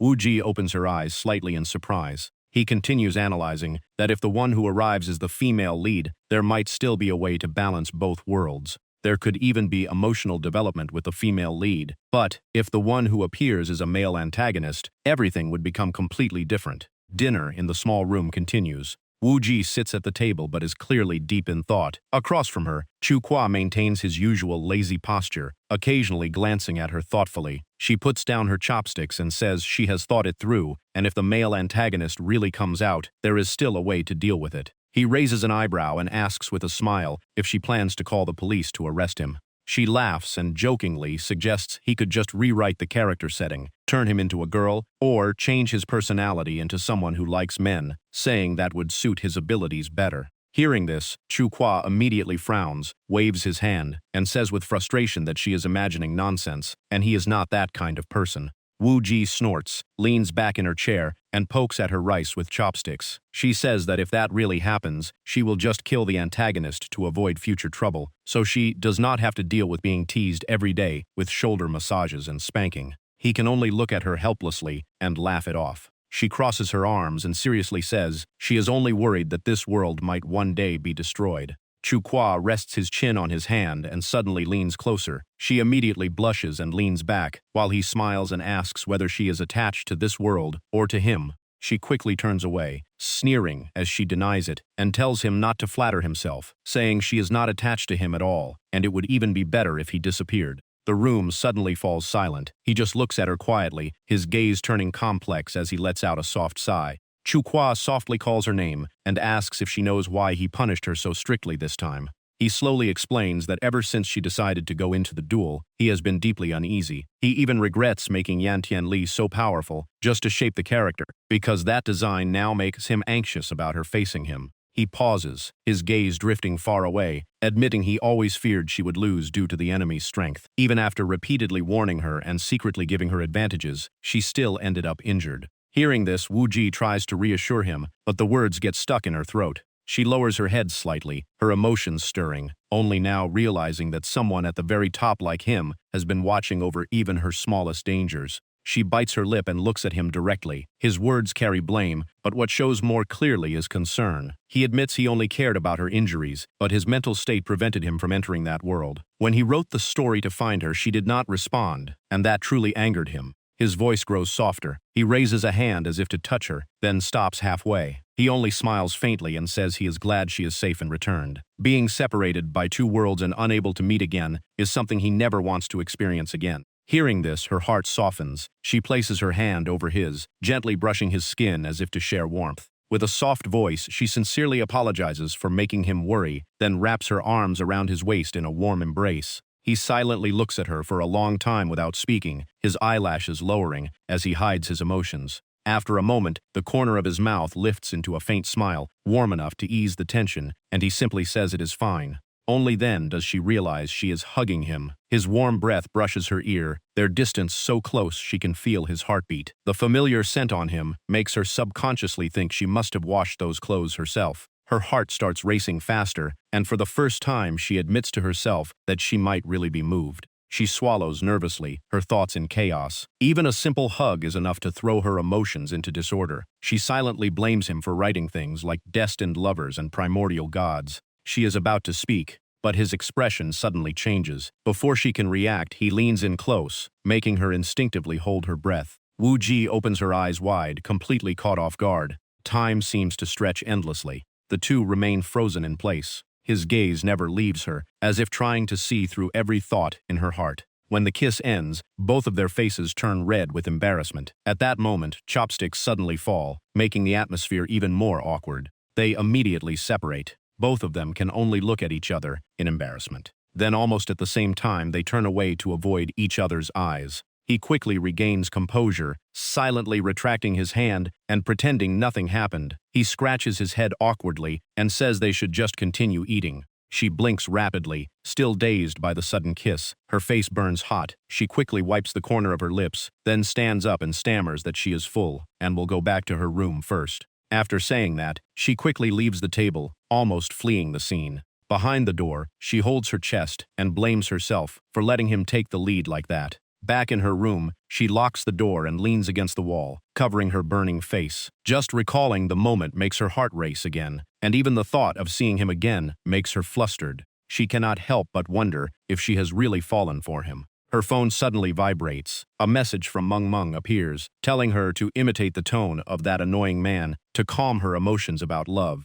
She closes her eyes, takes a deep breath, and helplessly sighs that men in this world are truly terrifying. Wu Ji silently reads through Meng Meng's long message and falls into thought. But the more she reads, the stranger it feels, because he has never said anything like this before, not even a single sentence. Wu Ji immediately messages Meng Meng to confirm what she just read. Just thinking about it makes her face turn completely red with embarrassment. She opens her eyes and places a hand on her chest, feeling her heartbeat gradually steady. A new sense of determination appears in her gaze, and she finally decides that if that is the case, then she will just fall in love. At Chu Kwa's home, The aftertaste of the kiss still lingers, making his heart race uncontrollably. Even he feels everything that just happened is almost unreal. The corner of his mouth refuses to close as he grins foolishly, thinking he finally kissed her, soft and sweet beyond imagination. But before his joy can last, his rationality pulls him back. Just as he is about to speak, she walks in with a cup of tea, placing it down casually as if nothing happened and asks if he is spacing out.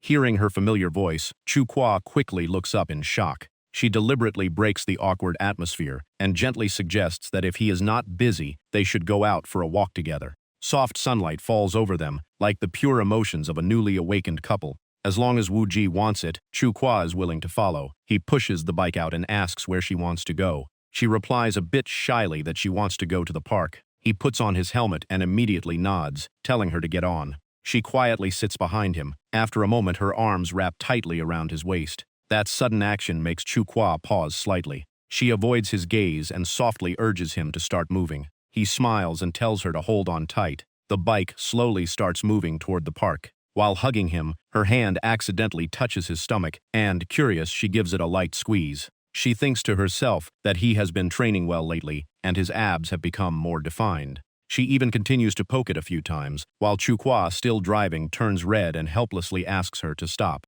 Wu-ji snorts lightly and calmly says she is just checking his training results, asking what nonsense he is thinking. He swallows nervously, trying to steady the handlebars as his ears turn red, quickly explaining he is not thinking anything, just that it feels ticklish. As he speaks, he accelerates, trying to hide the embarrassment on both of their faces. Only then does Wu-ji realize she has gone a bit too far. She looks at her hand and silently scolds herself for being foolish. Not long after, they arrive at the park. The area is lively yet fresh, perfect for a date. After getting off the bike, Wu-ji curiously looks around. They walk hand in hand along the path, and she softly comments that the place is quite beautiful. Chu-kwa glances around and shrugs, saying the park is actually just average. But then he looks at her, and softly adds that it becomes beautiful because she is here. Wu-ji glances at him helplessly and tells him to stop talking nonsense. At that moment, she notices a young girl hugging an older man, both of them focused on their phones. The scene makes her feel slightly down,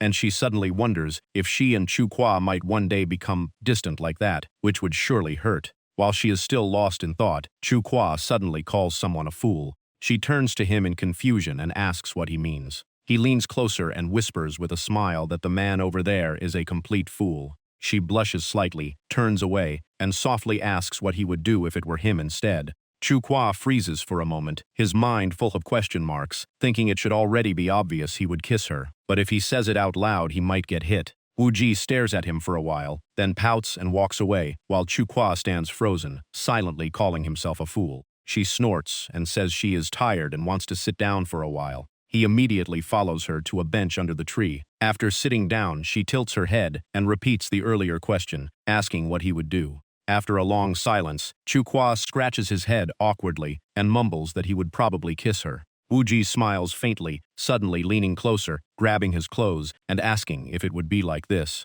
Before he can react, she takes the initiative and kisses him. Chu-kwa instantly freezes, eyes wide in shock, completely unable to believe Wu-ji would be so bold. Both of them sink into a sweet, lingering feeling, neither wanting to pull away. After calming down, Wu-ji lightly coughs and lowers her head to avoid his gaze, softly admitting she just found him too cute and wanted to tease him a little. Chu-kwa stares at her without blinking, happiness clearly written on his face. His excited expression only makes Wu-ji even more embarrassed, and she cannot help asking what kind of expression he is making. She quickly regains her serious demeanor, turns her head away, crosses her arms, and pretends to be calm, while muttering that it is nothing serious and not worth mentioning. Under the dim lights, the atmosphere between them softens. She suddenly leans closer, her breath lightly brushing his lips. Chu-kwa freezes, thinking that if she is this proactive, she might no longer reject intimacy. But immediately after, she frowns and warns him that she is allowed to initiate things, but if he has any bad intentions, she will beat him up. He only smiles without replying.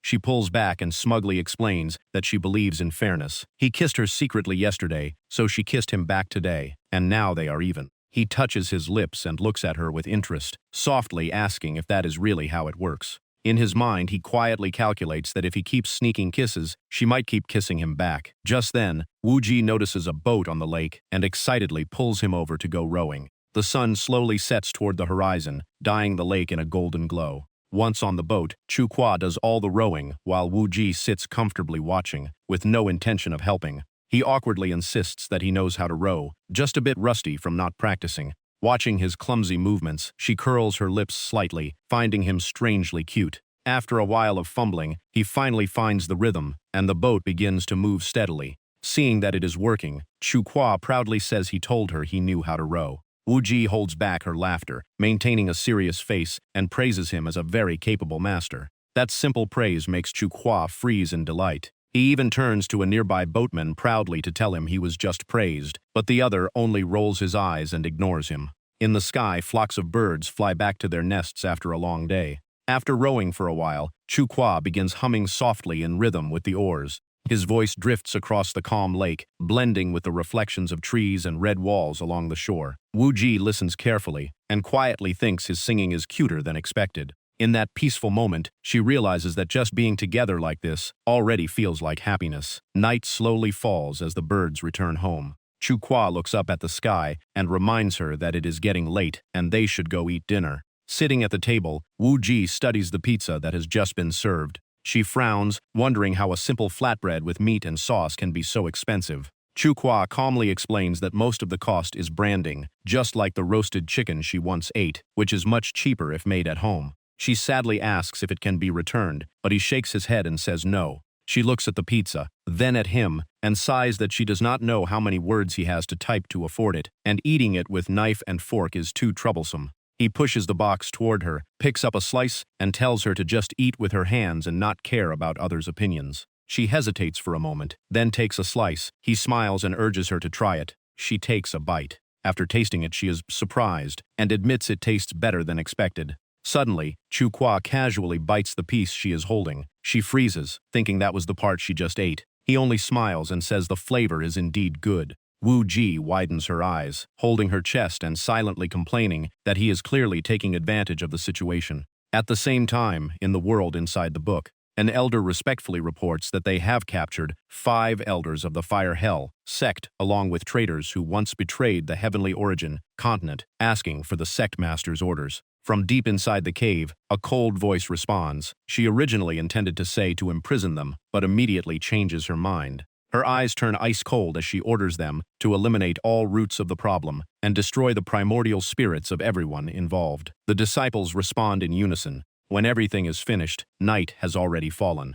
Chu-kwa and Wu-ji return together on the small motorcycle. Noticing her unusual silence, he softly asks if dinner did not suit her taste. After a moment of hesitation, she quietly says that she has killed many people before. Hearing this, Chu-kwa immediately slows down and stops the bike, turning to look at her. Chu-kwa gently asked if Tu Wu-ji still felt unaccustomed to life in this world. Tu Wu-ji took a deep breath, watching the crowd, and said, this world beside him was too peaceful. No war, no blood, no death, making her no longer want to return to fighting. Chu-kwa looked at her with worry and asked if her current mood would affect her cultivation. Tu Wu-ji calmly shook her head, saying her state of mind would not collapse so easily. After thinking, Chu-kwa suggested joining ability-related events to help her adapt, but she refused and preferred her current life. She looked at him firmly and said they should improve the world inside the book together until it becomes complete and known, which was their real goal. Chu-kwa laughed and said it sounded like raising a child together, and she immediately glared at him, telling him to be serious. He laughed again and said he would write harder to finish their shared creation sooner so she would not suffer. Hearing that, she suddenly thought about having a child with him, then blushed at how distant that idea felt. At that moment, she suddenly took a light breath. Tu Wu-ji frowned, feeling stomach pain, and soon noticed blood on her skirt. At the hospital, the doctor calmly said it was just her menstrual period, and rest and warmth would be enough. Under the soft yellow hospital lights, she sat quietly on the bench. Her face was full of thoughts, still reflecting on the doctor's words. She believed her body should already be in a postmenopausal state, yet her period had returned. Thinking back to their conversation about childbirth, she felt it was too much of a coincidence. While she was lost in thought, Chu-kwa returned with a bag of supplies for her. Tu Wu-ji looked at the bag, then at him gently holding his hand. A faint hope rose in her heart that maybe she could still have a child. After returning home, Chu-kwa carefully poured a cup of warm water and handed it to her. Just as she took it, he reminded her to be careful not to burn herself. She thought she was not that weak, but his care made her unconsciously rely on him more. She lowered her head slightly, feeling something hard to describe. After sipping water, she smelled a fragrance from the kitchen and asked what he was cooking. Chugua smiled, sat beside her, and asked if she felt better. She nodded and leaned back, saying she was much better. Chugua asked if she understood the cause, since he was not fully sure yet. He guessed that when her new body was formed, it copied the original state, but some biological functions no longer followed age rules. Tu Wuji nodded, finding the explanation reasonable. In theory, her separated soul should not form a complete physical body, only a phantom-like existence. But now she felt her body becoming more real, no longer an illusion. She looked at him and thought his growing power might be making her existence more complete, as if his reality-shaping ability was working. Chu Gua smiled and asked if she wanted a stomach massage to feel better. Tu Wuji immediately stared at him and told him to go write his story instead, and he laughed, but she still pushed him away firmly. He stopped teasing, went back to his room, and reminded her to drink warm water and call him if needed, making her smile softly at his caring back. After sending Chu Gua away, she relaxed on the sofa. But soon after, she picked up her phone and searched online for information. The results showed that at the very start of a menstrual period, it is not recommended to drink too much red sugar water. After reading it, a warm, indescribable feeling rose in her heart. She still finished the drink in one go, because to her, the cup he prepared mattered more than any advice. From the study, Chugua could be heard reading aloud that he would use his limited vocabulary to write down all his feelings for the one he loved. Tu Wuji stared blankly toward the room, not understanding why he was talking to himself. At that moment, someone outside called for Yu Yang to come eat, softening the atmosphere. Leaving the study, Chugua informed everyone that Yu Yang would be coming over for dinner today. She immediately rolled up her sleeves, tied her hair, and said she would go prepare a few dishes. Chugua was slightly surprised, then smiled and said he would go buy some more alcohol since Yu Yang had been sabotaged at work and was in a bad mood. Hearing that, she paused, then nodded and decided to cook more dishes. He smiled brightly, repeatedly thanking her and saying she had worked hard. Just as the food was being placed on the table, the doorbell rang, signaling a guest. Sorthiem opened the door and saw Yu Yang standing outside with a bag of gifts. He joked that coming for dinner did not require gifts, but Yu Yang laughed and said, after 4 years of college together, he still did not trust his cooking skills, so he brought something good to share. The aroma from the kitchen drifted out, making Yu Yang take a deep breath and praise how good it smelled. She peeked out from the kitchen, smiling as she greeted the guest, and told Chugua to invite Yu Yang in for tea, since dinner was almost ready. At that moment, a surprised voice rang out asking Sir Tiem if this was really his autumn first love, not the cousin he mentioned on the phone. Chugua simply smiled and nodded in confirmation. Yu Yang did not bother with small talk and directly said Sir Tiem should let him take a hit to settle things. Thinking about how this guy had abilities, and even a girlfriend, it was genuinely enviable. Chugua confidently claimed he had pain immunity ability and could take as many hits as needed. Hearing that, Yu Yang laughed and casually punched his chest as a friendly greeting. Nearby, Tu Wuji looked at them with a complicated expression and muttered that there was clearly some personal affection involved. Yu Yang raised his teacup while Sir Thiem introduced him as his college classmate Lin Yu Yang. He smiled and nodded to everyone. After a brief hesitation, Sir Thiem introduced Tu Wuji as well, originally about to say cousin but eventually corrected it to girlfriend. Upon hearing this, Yu Yang burst out laughing and teased that he had known all along she was his sister-in-law, mocking how he pretended otherwise because he had not succeeded in courting her yet. Tu Wuji only slightly frowned, glanced at Sir Thiem, and snorted softly. In front of outsiders, she did not want to embarrass him, and it was not the first time being called sister-in-law. Yu Yang looked around the warmly decorated home and jokingly asked when they would be serving wedding wine. Sol Thiem coughed a few times, scratched his head, avoided the gaze, and said it was still too early. He quickly turned the question back, asking why Yu Yang had married so early. Yu Yang raised his glass, smiled, and said he was one of the earliest married in their class due to family pressure, and his wife was a very good person. Saying this, he sighed and complained that he had been working overtime constantly lately and rarely went home. He placed the glass down, frowned slightly, and wondered whether all his sacrifices for work were really worth it. The two poured beer and clinked glasses. Yu Yang silently looked at Chugua. Chugua looked back and sincerely told him to speak openly if anything was on his mind. The two men then tilted their heads back and finished their beers. The alcohol loosened Yu Yang's tongue, and he poured out his frustrations, saying he worked overtime every day, fought hard to climb up, and his family had even been threatened because of the Wang incident. In the end, no matter how hard he tried, he could never match those with powerful backing. Chugua stayed silent for a moment, then gently comforted him that at least he had given everything he had, and someone would surely remember his contributions. Tu Wuji sat nearby watching them drink, thinking she had lived too long, and had already witnessed all the warmth and coldness of the human world, leaving her with little emotion. But Yu Yang's current state felt new to her. It was the first time she had seen him so genuine and full of spirit, which was quite interesting. Suddenly, she thought that if Sorthiem could go to her world and walk the martial path together, it would probably be something worth looking forward to. Lost in thought, Tu Wuji was suddenly pulled back to reality by Yu Yang's irritated voice. Yu Yang complained loudly that he still had to endure 3 more years of work, and if he still wasn't promoted next time, he would quit everything and let whoever wanted the responsibility take it. After speaking, Yu Yang slumped onto the table and fell asleep instantly. Chugua and Tu Wuji simply looked at each other and said nothing. On the way back, Yu Yang remained half-conscious, repeatedly apologizing and saying he had troubled them.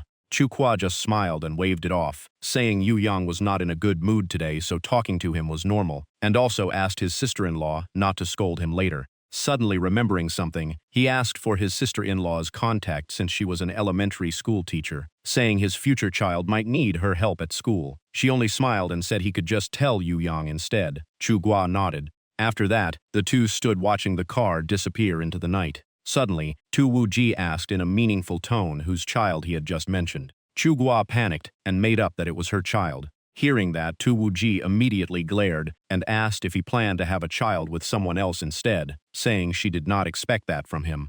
Chugua hurriedly explained that he meant having a child with her, not anyone else. Tu Wuji froze and asked what nonsense he was talking about. Passers-by who witnessed the exchange could only stand frozen, not knowing how to react. Seeing Tu Wuji's expression turn increasingly dangerous, Chugua stood still, silently thinking he was in trouble this time. The two stood waiting for the elevator. Chugua quickly tried to explain again, but before he could speak, Tu Wuji cut him off and said they were not even married yet, so he should stop dreaming. Chugua froze. Watching her back, Chugua felt her words somehow sounded strange. The elevator atmosphere turned completely silent. Chugua secretly glanced at Tu Wuji beside him, feeling nervous. His hand slightly moved as if wanting to hold hers. He struggled internally, telling himself to hold back, or he might get hit. Just then, Tu Wuji tilted her head and smiled meaningfully, asking if he wanted to kiss her. Chugua immediately shook his head in panic. She smiled teasingly and said even if he wanted to, she would not allow it. Chugua scratched his face and thought it was getting harder to read her. Suddenly, Tu Wuji stepped forward and pinned him against the elevator corner. She looked straight at him and coldly said if he wanted a chance, he must defeat her first, otherwise forget it. The entire space fell into silence. Chugua froze, thinking only one thing, was she serious?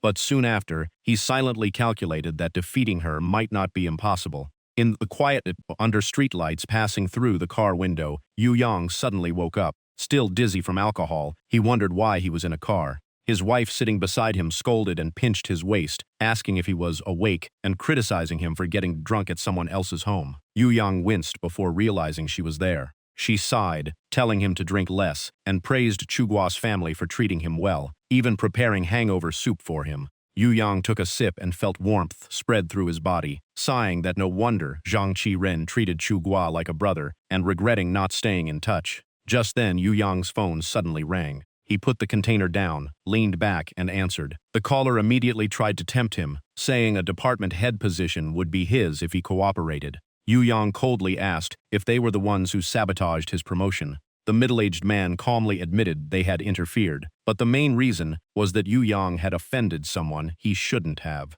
He tapped his fingers and said even though Yu Yang was now deputy manager, losing the chance for real power must still feel bitter. Yu Yang firmly replied that even if he lost his position or salary, he would never side with such corrupt people. As long as Nanzhang needed him, he would not let them do as they pleased. Without letting the other side continue, Yu Yang immediately hung up. The screen only showed the call ended notification. On the other end, the middle-aged man's expression darkened as he stared at the black screen, furious that Yu Yang had dared to hang up on him. The man sneered coldly. Seeing his subordinates staring at him, he roared that if they kept looking, he would gouge out their eyes. He calculated in his mind that the Wang family had fallen, the Black Shadow organization under T-Sin had collapsed, and even the Black Room faction had been mostly wiped out. Even that illegitimate son had been exiled overseas by his father. Thinking of this, he gave a cold, ambitious laugh. In his view, Lin Yuyang had already revealed lances, and no one would be able to stand in his way anymore. The place once shut down by that illegitimate son might soon reopen. The smile on his face grew increasingly sinister. He suddenly stood up, pointing at the sky in excitement, believing this was a heaven-sent opportunity. He could make a fortune and recruit all those with abilities under his command. Meanwhile, the small house on the other side remained peaceful. Tu Wuji was chatting with Yue Ying and asked if she had come here to retrieve Hai Che. Ya Ying shook her head and said seriously that she had come to request help. Hearing that, the room fell silent. Tu Wuji asked in surprise what kind of help they needed. As she spoke, she glanced at Chugua standing behind her. Yue Ying slowly explained that although the Wang family had been destroyed, the drug trafficking network was still intact. Because their communication system had been cut off, their exact location could not be determined. She looked directly at Tu Wuji and said she was the strongest person she had ever met, even stronger than the instructor, then took a deep breath to make her request. But Chugua immediately cut in and firmly refused. He stared at Yue Ying and insisted he would not let Tu Wuji get involved in such danger. If manpower was needed, the military or other experts could be used, but there was no reason to drag an ordinary girl into it. Tu Wuji simply looked at him silently. Yue Ying quickly explained she did not intend for Tu Wuji to fight directly. She only needed her spatial ability to locate traces. Once the position was confirmed, the rest would be handled by them, and her identity would remain hidden. Even after hearing that, Chugua was still not fully reassured. Instead, Tu Wuji calmly stood up and said eliminating evil was the duty of the righteous, and she would go even if he tried to stop her. She smiled lightly and said she had been idle lately anyway, so it would be a good trip with Yue Ying. Just yesterday she complained about being too bored, and now work had come knocking on her door. Chugua sighed helplessly and said with her personality, he was afraid she would not only find clues, but directly handle everything herself. Tu Wuji tiptoed and kissed his cheek. She gently reassured him not to worry, because she was Tu Wuji. Sitting on the sofa, Yue Ying watched the scene as if she was already used to it. After speaking, Tu Wuji took Yue Ying into the room and smiled, promising she would take good care of herself. The door closed, leaving Chugua standing outside with worry in his heart. The scene quickly shifted to the world inside the book. Tu Wuji silently read the words appearing before her eyes. She then raised her head to look at the full moon hanging in the sky. She said a little shyly that she knew Chugua was worried about her, so what she saw on her side would be transmitted directly for him to monitor, and she wanted to see how long he could hold up. Thinking about transmitting messages across two worlds, she found the idea quite interesting. Under the soft moonlight of the book world, a wooden table was covered in a faint glow. A light aroma of alcohol spread as Tu Wuji raised her cup, gently swirling it while smiling in invitation. From the moonlight came a teasing voice, asking if she was trying to perform a moonlit toast, clearly knowing the other side could not drink and trying to force the host to appear and get punished. Tu Wuji simply laughed and set the cup down. The voice urged her to stop drinking and report the situation. Tu Wuji sighed lightly and said she was still on the way and nothing noteworthy had happened yet. As she spoke, she reached out and picked up the wine jug on the table. Tu Wuji smiled and asked instead how many words Fu Shen had written today. A cheerful voice replied that he was currently distracted, writing while chatting, and it actually helped inspiration flow. Then the tone turned teasing, asking how many words someone had written today. Just then, a cold wind blew across the night, and Tu Wuji sensed a strange spatial fluctuation. She immediately lowered her voice and reported that the target had appeared. A covert team quietly approached a warehouse in the outskirts. Flashlights swept across the broken, messy ground. One report stated that following the trail here revealed all goods inside had already been destroyed, and the forensic team had been collecting evidence for some time. All eyes turned toward the warehouse ahead. The atmosphere immediately grew heavy. A member reminded that no one should enter for now to avoid disturbing the scene. Yu Ying explained they were sent to assist, but the people inside still refused entry to avoid affecting the investigation. From behind, a calm voice suddenly spoke, claiming he always worked cleanly and never left any traces. Chugua and Yue Ying were still arguing when Tu Wuji simply stood silently watching. To her, such words were not worth debating. In the past, she liked reasoning, but now she did not bother, since Fu Shen was too dense to understand anyway. At that moment, someone inside said they could enter to assist.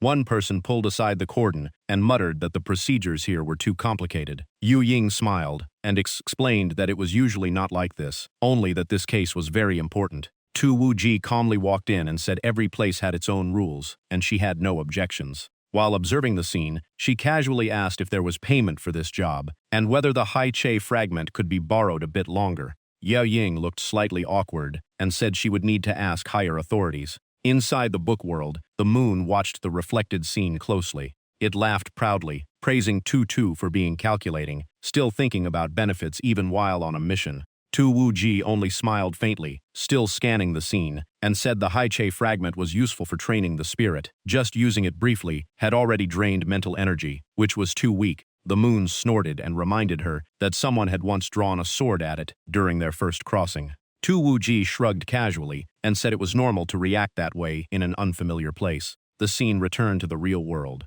Tu Wuji began analyzing all traces at the scene. A team member curiously asked what level her ability would rank if scored. Someone else immediately answered at least S rank. Yue Ying could not hide her admiration, saying that if this ability continued developing to its peak, even SSS rank would not be surprising. But in Tu Wuji's eyes, it was all simple techniques. She silently thought that if her true body acted, everyone here would likely question their entire worldview. Soon she found a crucial clue. Tu Wuji immediately reported that she had located the trace. Offshore, a small motorboat was slowly approaching. The team quickly prepared to act and rushed toward the target. At that moment, a figure suddenly dropped from above onto the motorboat. Tu Wuji quickly pulled Yue Ying into her protective range to shield her from danger. Someone said seriously that the enemy was even faster than them. Yue Ying worriedly urged Tu Wuji to leave first, saying if Chugua knew she was in such danger, she would not know how to explain it. Tu Wuji only smirked coldly and said she did not need to report anything to Chugua. Hearing this, the moon on the other side could only kick its head helplessly, saying she was really asking for a spanking. Tu Wuji pouted, eyes filled with interest, saying it was rare to go out so she wanted to watch the excitement. The moon sighed and firmly refused. She immediately put on a pitiful look and softly begged to just watch from the side. On the other side, Chugua watched her with worry and helplessness. He rubbed his temples and sighed, truly having no way to deal with her. The motorboat sped across the water. One man on the boat grew impatient and fired a warning shot at Tu Wuji. A figure behind him moved so fast it was barely visible, easily dodging all bullets. With a strong leap and a kick, the figure knocked the large man down onto the deck. The one who acted was none other than Yue Ying. After taking down one target, she quickly moved on to the next. But Yue Ying did not notice another man lying in ambush behind a wall. He suddenly rushed out, aiming his gun directly at her. But the moment he appeared, Yue Ying's figure vanished from sight. The gunman froze in confusion, not knowing where she had gone. Meanwhile, Yue Ying had already silently moved behind him. With a clean strike, she immediately knocked the opponent down, making him scream in pain. From the shadows, a deep voice commented that Yue Ying's skills were outstanding. A born assassin, someone like her, joining the house gate was clearly not ordinary. At that moment, a chilling presence closed in from behind. Tu Wuji slightly raised her lips and calmly told the attacker not to act rashly. Before she could even turn, an arm locked around her from behind, and a cold gun was pressed to her head. The man smirked wickedly, teasing that taking a beauty like her as a hostage would not be bad. Tu Wuji still smiled casually and even complained to Chugua, saying she had not intended to cause trouble, but others came to her anyway. Chugua panicked and urged her to handle it quickly since a gun was already pointed at her head. She gave a light smile and simply said, "Fine." Her fingers moved slightly as she secretly activated her technique. The smile on her face faded, replaced by an ice-cold gaze. Just her look alone made the two men in front of her shiver. She calmly mocked them, saying they came on their own, and she was actually curious what it felt like to be taken hostage. The man holding her had not even reacted when a terrifying pressure exploded. The leader immediately shouted for everyone to open fire. Instantly, all guns were aimed at Tu Wuji and pulled the trigger. Countless bullets tore through the air. Tu Wuji calmly raised her hand, preparing to counterattack. Her expression turned extremely serious. An invisible force suddenly lifted the opponent into the air. In the next moment, she dropped her hand sharply. The man was slammed violently into the ground by the invisible force. In an instant, he lost consciousness. Tu Wuji looked down at him without any emotion. From a distance, the leader narrowed his eyes and praised her skills as not bad at all. As soon as he finished speaking, he fired an arrow, but Tu Wuji blocked it instantly. On the other side, Chugua went pale after seeing this scene, nearly scared out of his mind. Tu Wuji looked at the arrow in her hand, her eyes flashing with interest as she realized it had appeared from behind her. She slowly turned around to scan the surroundings. A thought arose in her mind. Could this be the true ability of spatial power? On the opposite rooftop under the dim moonlight, a figure silently drew a bow, the silver arrow reflecting a cold glow. At that moment, another person suddenly appeared, knocking him off position and sneering that he only knew how to shoot from hiding. The woman narrowed her eyes dangerously and smiled, saying Jin Jianrin had finally shown himself after so long. But the man in black did not stop, continuing to draw his bow. In an instant, a violent storm erupted, and the surrounding space began to shake. Chugua's mother immediately opened a spatial barrier to block all incoming arrows. Unexpectedly, those arrows still pierced through the defense and continued forward. Standing in the storm of energy, her gaze turned razor-sharp. Instead of panicking, she showed a faint, excited smile. She expanded the spatial field, twisting all trajectories of the attack. The arrows were deflected and embedded near Tu Wuji's feet. Even so, Tu Wuji stood still, showing no intention of dodging. Chugua's mother continued to maintain her power output. Through the haze, the man in black kept staring at her. In less than a second, she teleported directly in front of him. He had no time to react. Her fist came crashing down instantly. The man quickly opened a spatial gate to evade. His figure reappeared behind her. At the same time, another arrow tore through the air. She calmly tracked its trajectory without panic. However, her expression became more serious. On the other side, Chugua was already about to rush in to rescue them. At that moment, a massive explosion echoed across the area. The man tried to counterattack, but Chugua's mother only sneered and used spatial expansion to fling him away, even casually mocking him as a slippery loach. Watching the entire battle, Tu Wuji saw space around them constantly cracking from collisions of power. At that moment, the woman's commanding voice rang out again. Tu Wuji suddenly asked Chugua if he had forgotten she was still here. He startled and asked what she intended to do. Tu Wuji did not answer and silently began channeling her spiritual power. The killing intent around her rapidly expanded. Seeing this, Chugua's expression changed instantly, realizing she was about to unleash autumn water endless sky. Panicked, he stopped her and reminded her it was a large area ultimate move that would drag the other two into it. Tu Wuji only gave a cold laugh and asked what was wrong with striking first if the woman had bad intentions. Chugua urgently shouted for her to stop, insisting she must not touch that woman. Tu Wuji frowned and asked whose side he was on, since the other party had just attacked her, and yet he was still defending her. Chugua took a deep breath and said in a low voice that she must trust him, because that woman had no ill intent at all. Tu Wuji remained in her stance, coldly demanding a convincing reason. After a few seconds of silence, Chugua finally revealed the truth with a complicated tone. That woman was their mother. At this moment, it was revealed that the woman fighting all this time was Chugua's mother, Wu Xiuyun.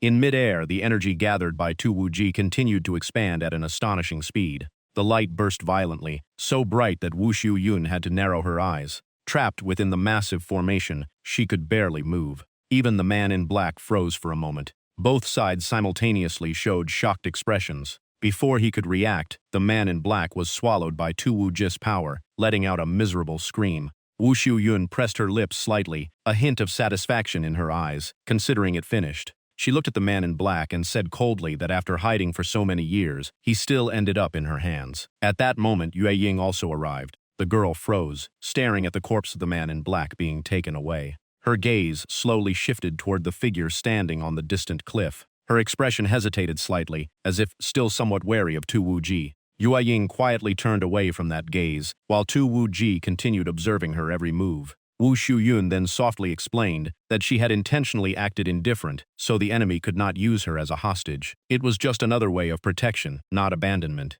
She remained silent for a few seconds, then gently nodded to show she understood. Wu Xiuyun smiled brightly, waved goodbye, and told her to continue her work. Before she left, Wu Xiuyun joked with hands on her hips that her expression earlier looked quite hostile, as if she was even going to attack her. Yue Ying quickly waved her hands in denial, insisting she was only helping capture the criminals. Wu Xiuyun laughed in satisfaction and praised her skills, saying without her help, they might not have caught the target, then curiously asked who taught her those techniques. A little embarrassed, Yue Ying replied softly that she had learned everything on her own. Wu Xiuyun nodded and asked where she worked and whether she wanted to join her side. Yu Ying politely refused, saying she was an assistant in the writing department and had no plans to become a government official. Hearing this, Wu Xiuyun narrowed her eyes and said her son also worked in the writing department, and since it was nearby, she might even be able to help him. Yu Ying quickly shook her head, said goodbye, and hurried away, saying she still had things to do.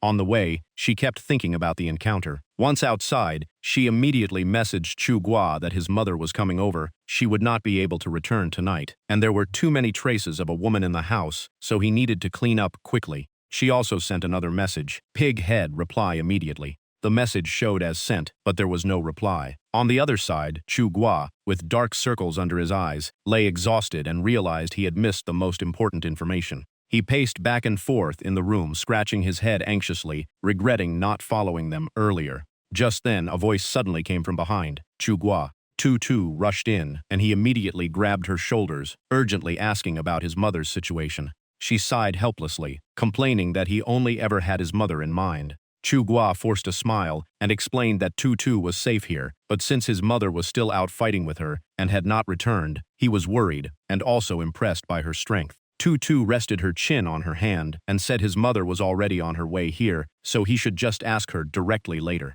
Hearing that, he nodded in agreement. But after processing the words, he suddenly jumped up in shock, realizing his mother was really coming. Tu nodded and reminded him that the house was full of her traces, so it was too late to hide anything, and he needed to think of a solution quickly. Chu Gua held his head in frustration. He had once told his mother that he liked a girl, but had not managed to pursue her yet, and now they were actually living together, making it impossible to explain. Not to mention Tu had never officially acknowledged being his girlfriend. If his mother said anything strange, with her personality, she would definitely get angry. Tu nervously suggested that she could temporarily hide inside the book. As long as she did not appear, he could make up any story he wanted. Chu Gua could only comfort her, saying he would try to handle it, even though he had rarely been able to deceive his mother since childhood. Hearing this, Tu became even more annoyed. Just as the two were in chaos, the door suddenly opened, freezing them both in place. They turned their heads together and saw the person who entered, instantly stiffening.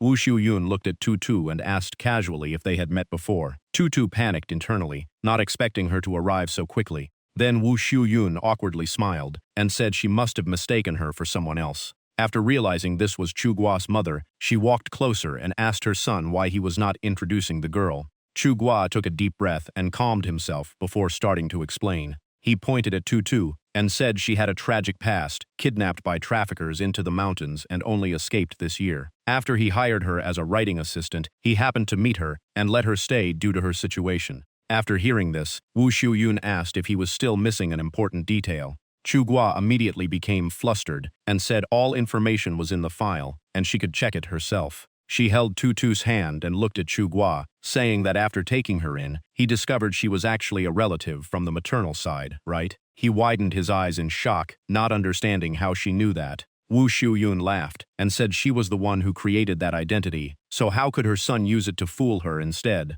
Hearing this, Chu Gua was stunned on the spot, realizing he had been exposed instantly. Wu Xiuyun shook her head and sighed, saying she did not understand how she gave birth to such a foolish son, joking that maybe it was because she raised pigs during pregnancy, and despite her intelligence, he still could not understand her after 28 years. The two immediately sat down obediently, looking like they were waiting to be scolded. Tu hugged a stuffed bear and secretly thought that maybe Chu Gua's mother had once hugged the wrong pig, which was why he turned out so foolish. No wonder she liked hugging him. Suddenly, Chu Gua stood up and decided not to pretend anymore. He looked at Tu and confessed that she was actually a hidden combat expert with strong abilities but no legal identity, and now she wanted to reform and learn writing with him. Wu Xiuyun initially thought her son was making up another lie, but Chu Gua quickly said directly, "She is my girlfriend, mother." He insisted that her past no longer mattered. Whether she had been kidnapped or lacked legal identity, it did not affect anything. Even if she had once been a figure who shook the world, or someone who had blood on her hands, to him she would always be Tu Wuji, the one he loved. Hearing these words, Tu Wuji looked at Chu Gua emotionally, her face turning red with embarrassment. Wu Xiuyun only smiled, because the identity Tu Wuji now had was personally arranged by her, so of course she recognized everything. In her heart, she had been quietly observing Tu Wuji since the day she gave her a new identity. Even Yu Ying's request for help this time was part of her arrangement. Fortunately, she had not misjudged her. Seeing them standing awkwardly, Chu Gua sat down again and curiously asked if Zhong Yi was also working under his mother now. Wu Xiuyun casually replied that it could be considered so. He was capable, but Chu Gua should not trust him too much just because of her. Chu Gua became even more confused. She explained that in old terms, Zhang Yi was someone who could move between both sides, with very complicated relations. Working with him was mutually beneficial, and she merely used him as another chain of control. Chu Gua asked why she deliberately let him know about their relationship. She calmly replied it was her intention. She explained that first, it was to test Zhong Yi second, because Chu Gua had awakened abilities and needed training support. Zhong Yi's character was not bad, so normal cooperation was fine, but absolute trust should never be given to anyone. Hearing this, Chu Gua suddenly understood and asked if the Hai Che item was also prepared by her. Wu Xiuyun nodded and said it helped sense the spiritual world and was suitable for beginners who had awakened abilities. Knowing the Wang family had it, she arranged to obtain it for him. Chu Gua scratched his head happily and thanked his mother. Tu Yun quickly turns serious and explains the item is only a beginner support tool. Usually 1 month is enough, but Yue Ying says it is still being used now. Chu Gua immediately shrinks back and whispers to Shu Shu that he has been too busy lately, so the usage has been irregular. Tu Yun instantly asks what he has been busy with. Chu Gua stammers, and Shu Shu beside him turns red, and he finally admits he has been busy dating. Tu Yun just stares at them without saying a word. In the end, she lets it go and reminds them to return the Haiza when they no longer need it. Then she scans the entire room carefully. She suddenly asks if they are not sleeping in the same room. The question shocks both Chu Gua and Shu Shu, leaving them speechless. Shu Shu can only complain inwardly, thinking Chu Gua should have called her a helper instead, but now calling her a girlfriend makes everything awkward, and she even forgot about it. Chu Gua breaks into a cold sweat and stammers that Shu Wuji is on her cycle these days. Tu Yun looks at him suspiciously and asks what that has to do with sleeping separately, saying sharing a room does not mean doing anything improper. Chu Gua quickly makes up another excuse, saying Shu Shu is superstitious and believes those days bring bad luck and affect fortune, and since his writing is at a critical stage, they temporarily sleep separately. Chu Gua keeps apologizing inwardly for using Shu Shu as a shield, while Shu Shu curses him for being so smooth with words even in this situation. Tu Yun still does not drop it and asks if this only started in the past 2 days. Chu Gua goes all in, puts his arm around Shu Shu, and smiles saying yes, their relationship has always been good.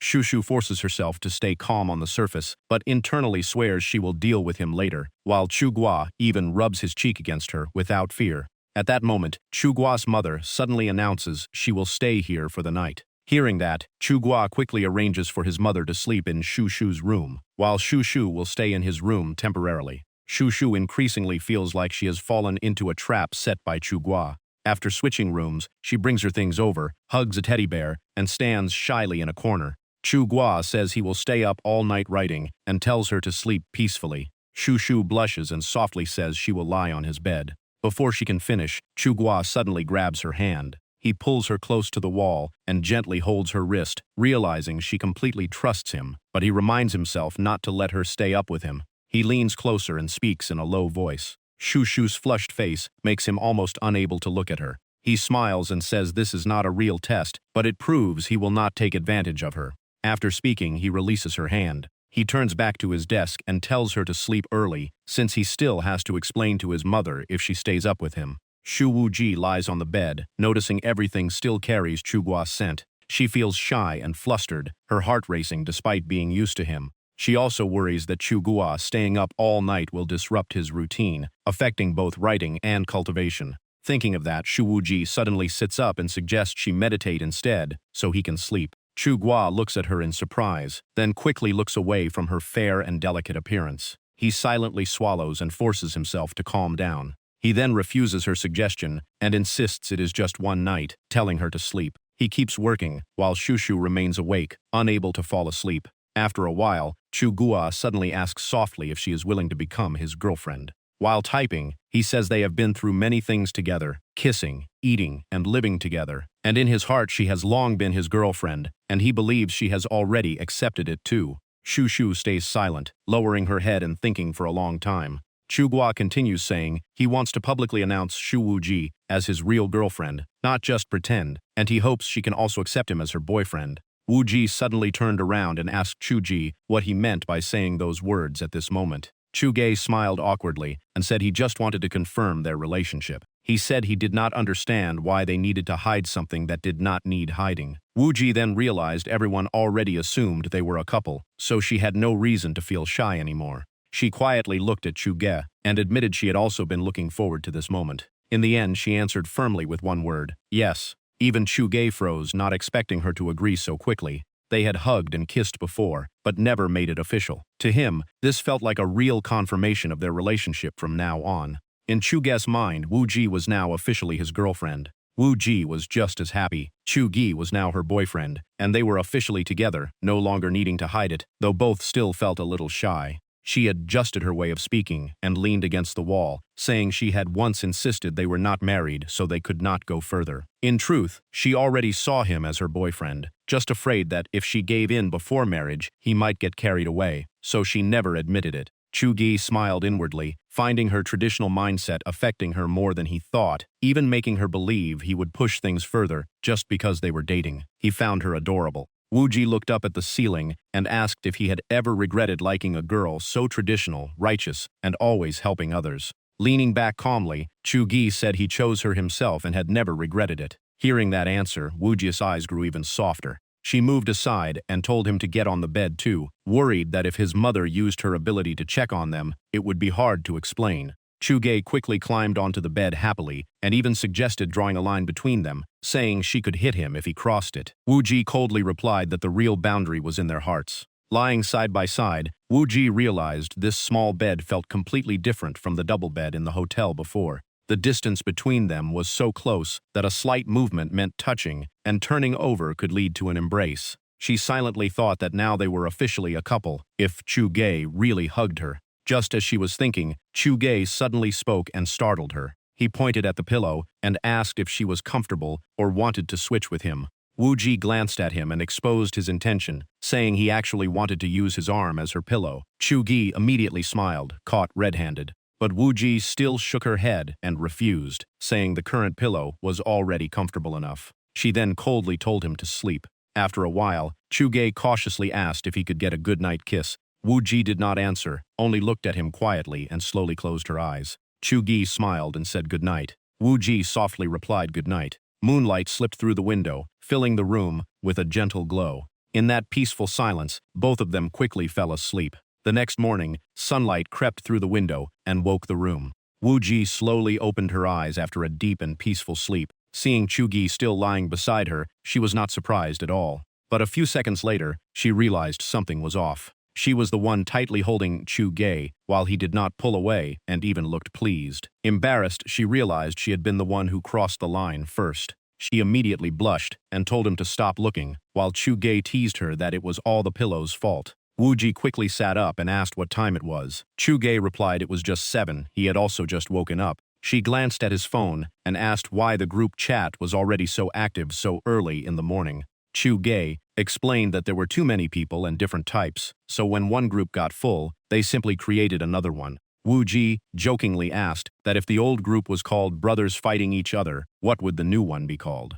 Chuge laughed and said that was easy. On the phone screen appeared the name, Ready for Battle. Wuji laughed and teased that thousands were not enough, so they just kept adding more people into battle, joking that Chuge's arms were made for holding thousands of people. Chuge, both amused and helpless, asked if she really enjoyed seeing him getting hugged by thousands of people. He explained that it was just a joke name he made, and the group also had many female members. Wuji replied seriously that even so, it was still not acceptable. Outside the door, Tu-yoon accidentally overheard their conversation and smiled, thinking the two kids were really affectionate. Right after that, she heard Wuji say to stop joking and go meditate, while she would go prepare breakfast. As the door opened, Wuji saw Tu-yoon standing right outside. She politely greeted her good morning. Tu-yoon quickly pretended she was exercising and smiled back. Wuji asked if there was anything Tu-yoon could not eat or needed to avoid. Tu-yoon repeatedly waved her hands, saying she could eat anything. Wuji nodded and went to brush her teeth and wash her face first. Watching her leave, Tu-yoon could not help but feel emotional, thinking such a good girl had become her daughter-in-law. She believed her years of kindness had finally paid off. At that moment, Chu-gi poked his head out and told his mother not to call her Woo-ji anymore, saying it sounded like a cult leader. Everyone usually called her Thu-thu. Tu-yoon laughed and said she should have said that earlier, as Thu-thu did sound much more natural and close. She lightly patted Chu-jae's shoulder and asked when they planned to register their marriage. Chu-gae quickly replied it was still too early, since they had only been together for about 3.5 months. In his mind, they had only just officially confirmed their relationship last night, and Woo-ji would definitely not be ready to think about marriage so soon. Tu-yoon laughed and said some people get married after only 3 days of knowing each other, so 3.5 months was already long. Chuga explained that rushing into marriage would lack responsibility. His career was not stable yet, and Woo-ji also had no steady income. He wanted to be able to take care of her first, before thinking about marriage. Tu-yoon looked at him and joked half seriously if he was planning to wait until he bought a house before marrying. With his current writing income, who knew how long that would take? Chu-gae calmly took a sip of water and smiled, saying she did not need to worry. His writing income had improved a lot, and he already had plans for marriage. Hearing that, Tu-yoon could only sigh softly and hope he was right. Just then, Woo-ji finished preparing the dishes and called them to eat. Chu-gi immediately walked over to help her.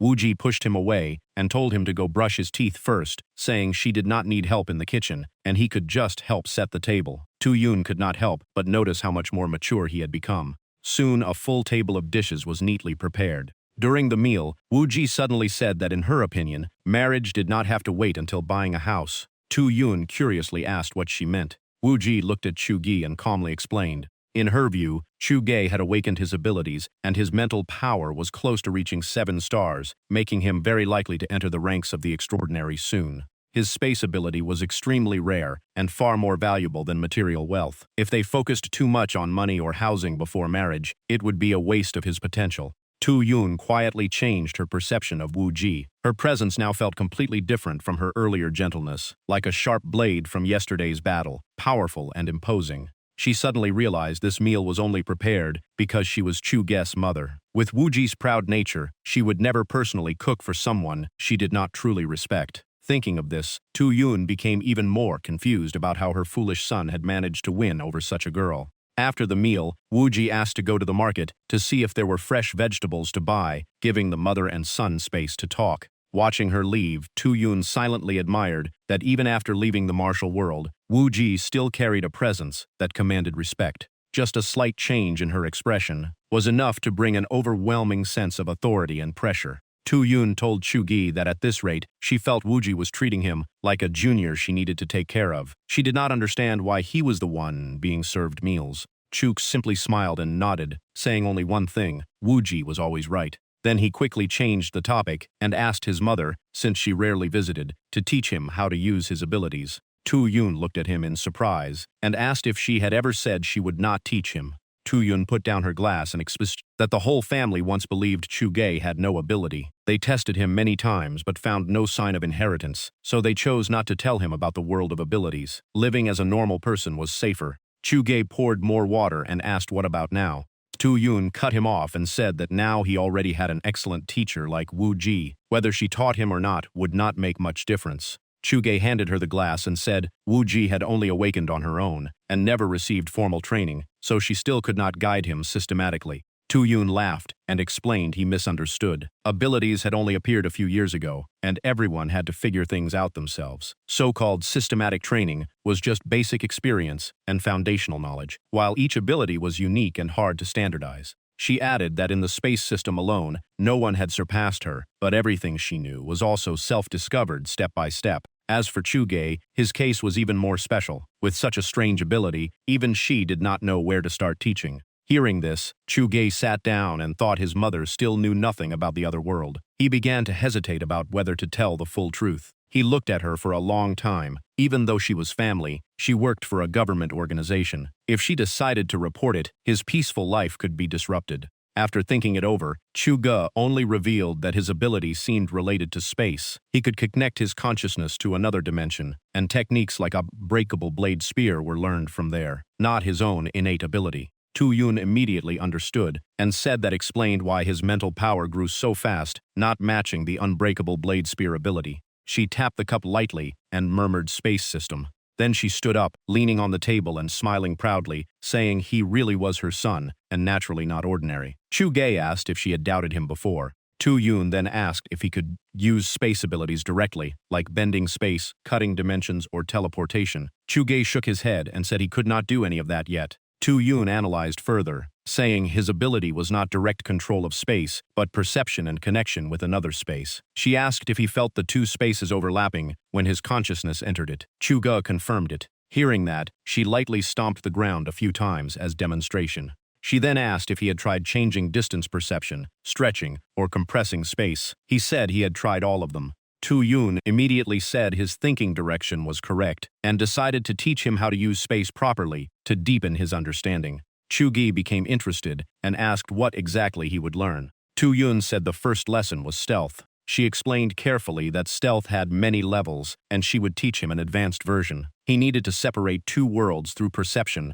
and place himself in an independent gap between them. Chu Gi became even more impressed with her strength. According to Tu Yun, stealth was only the entry level. If mastered further, spatial separation could become absolute defense, even approaching invincibility. She had high expectations for him. Chu Gei suddenly became curious and asked what ability his father had. Tu Yun looked at him and stayed silent for a few seconds. Then she took something out of her storage space. Chu Gei was surprised and wondered if it was a portable space or storage artifact. Tu Yun placed a document on the table and said it was a list of ability users compiled by Xiao Gu. It was classified, but Chu Gi was not considered an outsider, so he could use it for reference in the future. Chu Gei flipped through it curiously and asked where her file was. Tu Yun pointed to a section in the list. Her file was number 0089, SST level classified, marked top secret. She explained that all level 5 and above data was hidden. Besides researching special materials, she also managed the Haiche that Chu Gei once used. This was Chu Gei's father's file, classified SSS level. Tu Yun smiled gently and said his father's ability was very special, so it could not be revealed for now. Chu Gei kept flipping through the file and said he would find his own record. Sure enough, his name was inside. His ability was listed as Unbreakable Blade Spear, and his current evaluation was E rank. Seeing that, Chu Gi immediately protested, wondering who gave him such a low rating. Tu Yun calmly replied that she was the one who did it. She explained that Xiao Gu originally planned to rank him B, but she deliberately changed it to E. It was not time for him to reveal his full strength yet. The goal was to make others underestimate him, then strike at the right moment. Hearing this plan, Chu Gi could only admire his mother's strategy. Meanwhile, Wu Ji was picking vegetables at the market. She held a bunch of greens, unsure what to cook. Chu Gei usually ate anything, but today his mother was home, so she was not sure about her taste. Just then, a voice called her name from afar. Meng Meng happily ran over and waved, saying she saw Wu Ji at the market and came to find her on purpose. She leaned closer and smiled, saying she wanted to learn some dishes to cook for Auntie in the future. Wu Ji curiously asked about her situation with her husband, boyfriend, and the man claiming to be the child's father, and whether there were any updates. Meng Meng immediately smiled mysteriously. She leaned into Wu Ji's ear and whispered that she actually did not have a child at all, asking if Wu Ji believed it. Meng Meng grabbed her hand and invited Wu Ji to stay with her instead, saying those men were all unreliable and always surrounded by beautiful women. Wu Ji pushed her away and reminded her that since she opened a tea shop, she should behave more politely and properly. Meng Meng rubbed her face and laughed, saying her family used to work in mining before switching to teapot production and opening a tea shop. She even invited Wu Ji to work for her, offering triple salary. Wu Ji calmly refused. While they were talking, Wu Ji's phone suddenly rang with a very childish ringtone. Meng Meng teased her for still using such a ringtone at her age. Wu Ji ignored her, stepped aside, and answered the call, asking what Chu Gi needed. On the other end, Chu Gei said she did not need to worry about buying groceries anymore because his mother had left due to something urgent. Wu Ji was surprised and asked how it ended so quickly, then wondered if he had finished learning abilities already. Chu Gi smiled and said the space techniques his mother taught were quite easy for him, so he had already moved on to learning a more difficult technique. Wu Ji curiously asked what it was. Chu Gei said he was learning spatial expansion. Hearing that, Wu Ji was shocked. She held the phone tightly while thinking this was a true space law technique, one of the hardest principles to master. Yet Chu Gi spoke about it as casually as buying vegetables. On the way back, Meng Meng looked up at the apartment building and asked if Wu Ji lived here. She commented that the place was very quiet and suited Wu Ji's personality. Wu Ji, carrying the groceries, explained that her boyfriend was a novelist, so they chose a quiet place for him to work. Meng Meng laughed and teased her for constantly bringing up her boyfriend. She then directly asked how far their relationship had progressed and if they had slept together yet. Wu Ji awkwardly said no. Meng Meng laughed and said Wu Ji was already 25 and still inexperienced, while Wu Ji silently thought her real age was far beyond that. Meng Meng leaned in again and teased that it was wonderful, asking if Wu Ji was really not curious at all. Wu Ji pinched her cheek and said there was nothing to be curious about. If she kept talking nonsense, she would not be allowed upstairs. Just then, Wu Ji suddenly sensed something unusual. She turned around sharply and almost struck instinctively, but stopped when she saw it was Chu Jie. He was practicing stealth, and his figure was slowly becoming visible. Seeing this, Meng Meng screamed in shock, thinking she had encountered a pervert. Wu Ji quickly stepped in to explain it was a misunderstanding, and Chu Gi also smiled awkwardly and politely greeted her. Meng Meng looked him up and down, finding his face increasingly familiar. After a few seconds, Meng Meng suddenly remembered. This was Chuga's first love that Wu Ji once mentioned. Chuga smiled and admitted it was indeed him. He took the grocery bag from Wu Ji and offered to carry it. Seeing Meng Meng's bag was also heavy, he politely offered to carry hers too. Wu Ji immediately tugged his sleeve and reminded him that Meng Meng already had a boyfriend, so he did not need to worry about her. The two girls walked while chatting and laughing. Meng Meng complained that meeting Wu Ji's boyfriend for the first time had already led to this treatment, wondering if she had said something wrong. She praised Chu Gei for being gentle and helpful, saying it was rare for a man his age to be so considerate. Wu Ji glanced at her and seriously warned her not to get any ideas about her boyfriend. Meng Meng laughed, rubbed her face against Wu Ji, and said she was not interested in stealing men. She was more interested in stealing Wu Ji herself. As soon as they entered the house, Meng Meng's lively voice filled the apartment. Chu Gi put on an apron and said Wu Ji should just chat with her friend. Since guests rarely came, he would cook today. Hearing that, Wu Ji was startled. She quickly stood up and stopped him, saying she and Meng Meng would cook instead, and he should rest. In truth, she was worried Chuga could not cook well and might ruin the meal. Meng Meng also laughed and pulled Wu Ji into the kitchen, saying she finally got to taste her cooking. The sound of running water filled the kitchen as they prepared ingredients. While washing vegetables, Meng Meng suddenly said she felt Wu Ji might struggle to keep this boyfriend. Wu Ji asked why. Meng Meng began analyzing that Chu Gei was a young and healthy man with normal needs. Before they lived together, he could handle it himself, but at now it would be more difficult. With a beautiful girl always in front of him, but unable to touch her, it would be hard for any man to endure. She also pointed out that Wu Ji often cooked nourishing dishes like pork kidneys, pigtails, and garlic chives. Hearing this, Wu Ji looked at the ingredients and thought she was just balancing nutrition, not thinking that far ahead. Meng Meng continued teasing that it was fine as long as Wu Ji stayed nearby, but if she ever traveled or went home, another woman might try to seduce him, and who knew if he could resist. Hearing that, Wu Ji suddenly remembered she would soon have to go home for a while. Meng Meng smiled meaningfully and concluded that what Wu Ji needed was not a juicer, but a man to juice instead. Wu Ji froze and stared at the juicer on the table. She secretly glanced at Chu Gei, and he also turned to look at her. During the meal, both Wu Ji and Meng Meng ate quietly with their heads down, making Chu Gi wonder why they were acting so strange today.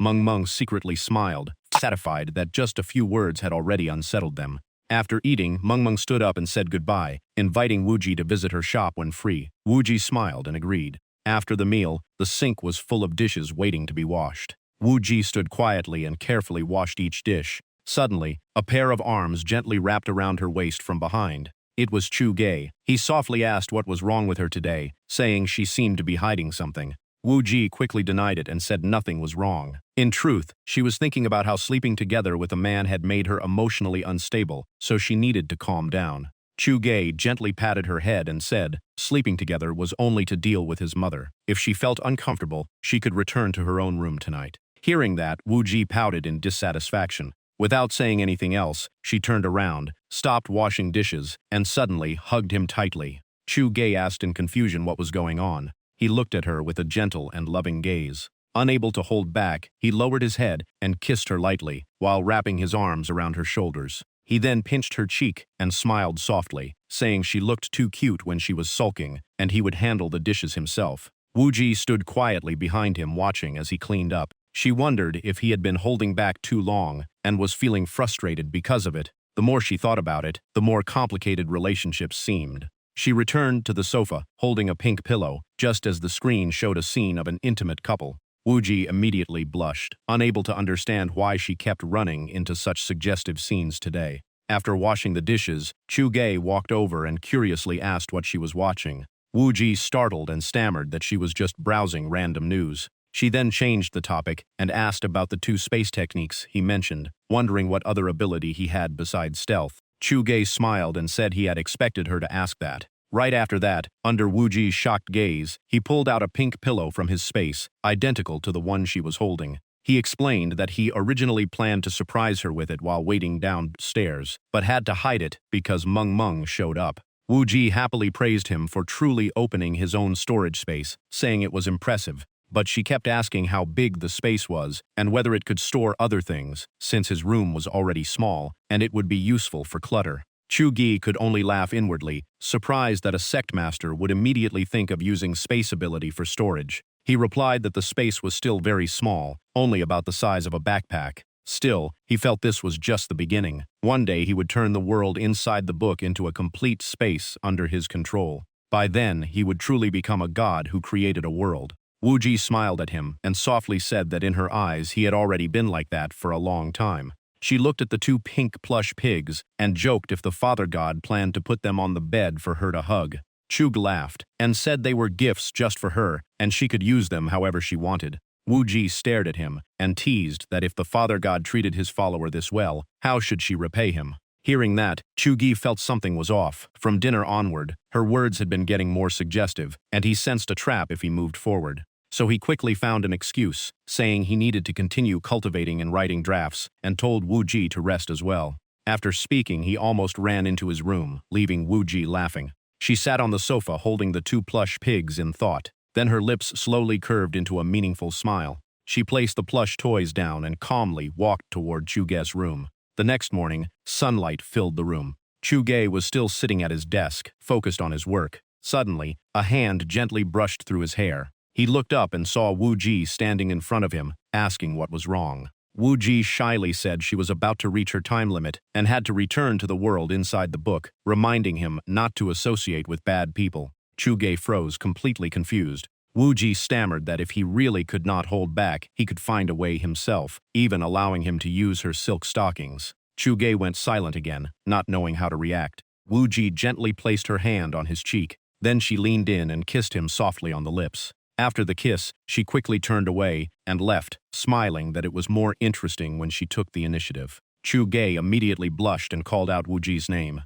He chased after her to the door, asking what exactly was going on in her mind. In the end, he had no choice but to return to his desk. He thought to himself that if he could enter the book world, he would definitely pull her out and properly deal with her. In the book world, Wooji sat in cultivation, embarrassed while thinking about what she had just said. Even imagining it made her blush. She told herself she could not let him keep enduring like that forever. At that moment, a strange force suddenly enveloped her body. Wooji immediately looked up to sense its source. She quickly realized it was the spatial technique Chu-ge had just comprehended. Wooji felt both touched and helpless, thinking his gift only made her feel even more indebted. A few days later at Chu-ge's apartment, he continued to cultivate every day on schedule. Chu-ge sat cross-legged, eyes closed, fully immersed in training. Tiny points of light quietly appeared and circled around his body. He calculated that the Hai Che originally could last about a month, but after continuous absorption, its effect had sharply declined and it was now almost like an ordinary stone. Thinking carefully, it was not surprising. After all, it was only a treasure from a small family in Nanjing, nothing compared to the gem Wooji once found for him. Just then, a knock sounded outside, and Chu-ge told them to come in. The visitor said she heard his sea chariot had been fully used up and came to retrieve it. Her work here was done, so she had to return to Beijing to report, stopping by to say goodbye to him and Chu-ge. He scratched his head and explained that Chu-ge had gone back to her parents' home these days and was not here, but he would pass on the message. The girl politely bowed, smiled, and said she would take her leave first. Not seeing Chu-chu left her visibly disappointed. At that moment, Chiang suddenly remembered something. The scene shifted to a place filled with dazzling lights, like a bar. There the girl and Chu-ge were sitting and chatting. He raised his beer with a relaxed smile on his face. The girl's unexpected reaction immediately turned toward him. She also raised a beer and thanked him, and Chuji for taking care of her in Nanjang. She said this might be her last night here, and if she ever returned, it would only be for missions. The two clinked glasses, treating it as a farewell to Nanjang and a toast to their old friendship, and she expressed sincere gratitude. They both finished their drinks. Just then, his eyes caught a man and woman talking in the distance. The girl's face looked strangely familiar to him. He quickly crouched down as if trying to avoid them, leaving the girl beside him confused. Only one thought filled his mind. Why was Zhu Mengmeng here? He knew clearly that if Qiu Qiu saw this, it would be easy to explain, but if Zhu Mengmeng added her own exaggerations, even jumping into the Nanjang River would not clear his name. Mengmeng also seemed to notice something odd and began scanning the area. The bar remained lively with dazzling lights everywhere. Nanjang curiously looked at Chu Ge hiding under the table and asked if he had just seen someone he knew. She looked forward and noticed Mengmeng also staring in their direction. She smiled curiously and asked if that was his ex-girlfriend, adding that she would not tell Qiu Jie. He was speechless inside, wondering who the ex-girlfriend really was, thinking her imagination was running too far. After thinking it over, he decided it was better to step out and clarify rather than keep hiding, since avoiding it would only cause more misunderstandings. He walked straight out and greeted them naturally. The moment Mengmeng saw him, she confirmed it was indeed him. Then she glanced toward the group of girls chatting happily ahead. Mengmeng sat down with her friends and looked at the girl, saying he once claimed she was just a neighbor and that Qiu Qiu already knew. But she still found that explanation hard to believe. Chu Gi crossed his arms and seriously insisted she really was just a neighbor and that everything else should be left for Qiu Qiu to decide. He also warned Mengmeng not to keep dragging others into drama and corrupting his Qiu Qiu. Mengmeng held Hong Hai-Ni's arm and immediately replied that she was not dragging anyone in. This was her husband. They had only broken up for 2 years. That explanation left the others completely speechless. Mengmeng continued, saying that logically, people who had broken up would not just show up here, so she guessed they were here for the underground boxing match tonight. Nanjang immediately froze and asked, "Underground boxing?" Shocked, she accidentally dropped and shattered the glass she was holding. The girl quickly asked in disbelief if the underground boxing had resumed again. Mengmeng looked confused, saying, everyone already knew 3 days ago. Regular guests had been notified and were just waiting for tonight. Hearing this, she suspected this person was likely an awakened ability user. Chu Ge turned to Hong Hai-Ni and asked if Zhang Xiaoren really was not afraid of death. Taking a sip of beer, Hong Hai-Ni said Wang was already gone. Zhang Qiren had left far away, and Lin Yuyang was now in power, so some people thought their chance had come and decided to take a gamble. Chu Ge continued asking if those two had both been spectators of the underground fights before. Hong Hai-Ni replied that demand creates supply. Adults under pressure always need a place to vent. Just like online, people jump into criticism after reading a few posts without caring about the truth. When the truth comes out, the crowd has already dispersed, leaving only the injured parties behind with no one paying attention. In the end, everyone has been a spectator at some point. Chu Ge confirmed again that he was just an ordinary person, and the other nodded. He smiled and said he finally met a truly normal person, then silently wondered if that statement might have sounded insulting. The scene shifted to an office filled with towering stacks of documents. Someone reminded Yu Yang that this kind of handling was not in compliance with regulations. While sorting files and answering the phone, Lin Yu Yang calmly said the new department head always wanted to make achievements. Since the weather was getting cold, they should let him rest, and the heavy work could be handled by them. After speaking, he opened a messaging app to check his conversations. Killing intent rose in Lin Yuyang's heart. Anyone trying to turn him into a sacrifice would pay the price. At that moment, his phone chimed with a new message. The message asked if the underground boxing had reopened and whether he had any plans. He laughed after reading it, thinking the sender was an overly enthusiastic citizen, and decided to reward him with a big red envelope if he ever became a leader. Another message followed, asking if the underground boxing was back and whether an iron-headed invulnerable doll should be sent to assist. The answer was yes. The scene then shifted to another location. Zhang Zong stood in front of a wall with a smug expression, hoping more people would come. He smiled wickedly, believing that restarting operations would let him surpass all other nightclubs, and even Tian Xiayi Ge would lose its edge. Suddenly, he felt an abnormal killing aura. A familiar figure slowly emerged from the darkness. The moment he saw her clearly, his face went pale as he stammered her name, Yua Ying. Without hesitation, Yu Ying charged in with a lethal strike. At the critical moment, a man rushed out to block the attack for Zhang Zong. He immediately restrained Yue Ying to stop her pursuit. Zhang Zong seized the chance and fled. Before he could recover, a subordinate rushed in, reporting that the area outside had been surrounded by police. Zhang Zong froze in disbelief. Outside the door, his men were already lying defeated everywhere. Amid the chaos, a figure slowly walked in. The man wore a monkey mask and said he wanted to spar a few rounds with him. With only a knife left in hand, Zhang Zong gritted his teeth in rage. He rushed forward, shouting at the man to get lost. Chuga calmly stepped back, easily dodging every attack. Zhang Zong kept slashing with the knife without stopping. But Chu Ge moved like a ghost, appearing and disappearing, impossible to track. With a single counterattack, Chu Ge knocked him to the ground.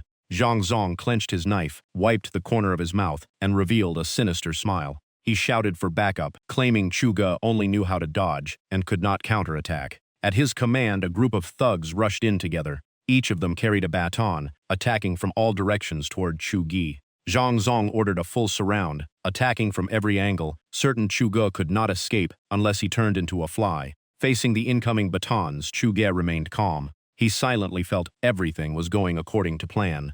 Zhang Zong smiled confidently, believing Chu Ge had no escape this time. But then his expression suddenly changed. His subordinates also panicked at the strange light appearing ahead. In an instant, everyone was blasted away by an invisible force. Enraged, Zhang Zong charged forward with murderous intent and a knife in hand. He decided to finish Chu Ge himself, the blade aimed straight at Chu Ge's abdomen. On the other side, Yue Ying had just finished defeating the man blocking her. Zhang Zong still mocked Chu Ge, telling him to keep running if he still could. Chu Ge calmly replied that this time he did not plan to dodge. Zhang Zong stabbed forward, but the blade was stopped by an invisible barrier and could not move any further. He pushed with all his strength, but it was useless. Seeing this, Chu Ge only smiled slightly. Then he threw a powerful punch, sending Zhang Zong flying back, saying he no longer needed to pretend. With just one hit, Zhang Zong was sent flying far away. At that moment, a man in a trench coat arrived at the scene. It turned out Chu Ge had secretly arranged an entire team.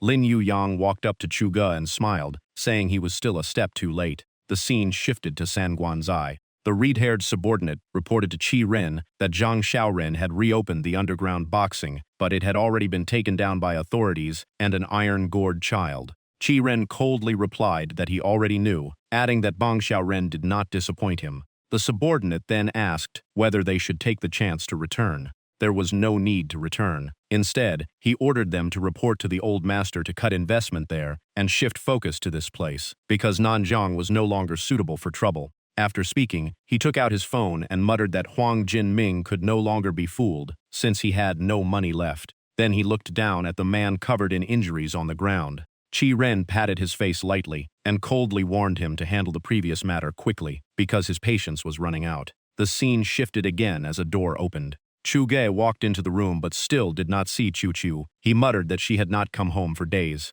Thinking of this, he immediately decided to enter the book world to check on her. Inside that space, Chu Chu was calmly basking in the sunlight. She held a sword tightly, silently thinking about something. Her gaze was firm as she looked forward. Then she slowly raised her sword. Without hesitation, she slashed toward the sky. The strike tore through space, creating a crack in the blue sky like fabric being ripped apart. The crack continued to expand endlessly. Chu Chu stood calmly, observing what she had just created. She had already decided to become an independent existence, one even the heavenly Tao could not restrain, and she would break all control. A red blazing light suddenly erupted at the horizon like burning fire. Chu Ge immediately sensed something wrong and guessed in shock that Wu Wuti was undergoing a tribulation to ascend. Chaos erupted as people looked up at the rolling thunderclouds in the sky. Some were horrified, wondering if this was the great heavenly tribulation. Everyone discussed that Wu Wuti of Yunji's sect had triggered such a terrifying tribulation, unsure if she could survive it.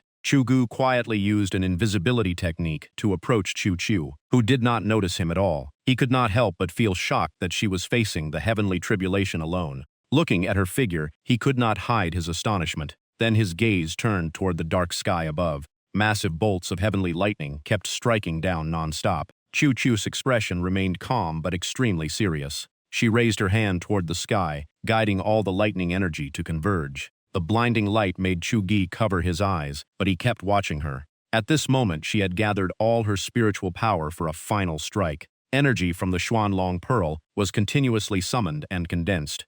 That enormous power slammed down toward the ground. In her mind, the four symbols' grand formation was designed for this moment. Even without the white tiger, it would not matter much. She tightened her grip on the sword. Then she calmly stepped forward. After that, Chu-Chu slowly rose into the air and rushed toward the crack in the sky. Seeing this, Chu-Ge shouted her name in shock, Wu-Wu-Ti. Her figure moved closer and closer to the black hole-like crack. It seemed she could not hear his voice at all. In an instant, she disappeared into the crack. The crowd cheered, believing she had succeeded and become the first person in Chaozhou to ascend in tens of thousands of years. But Chu-Gi felt something was wrong.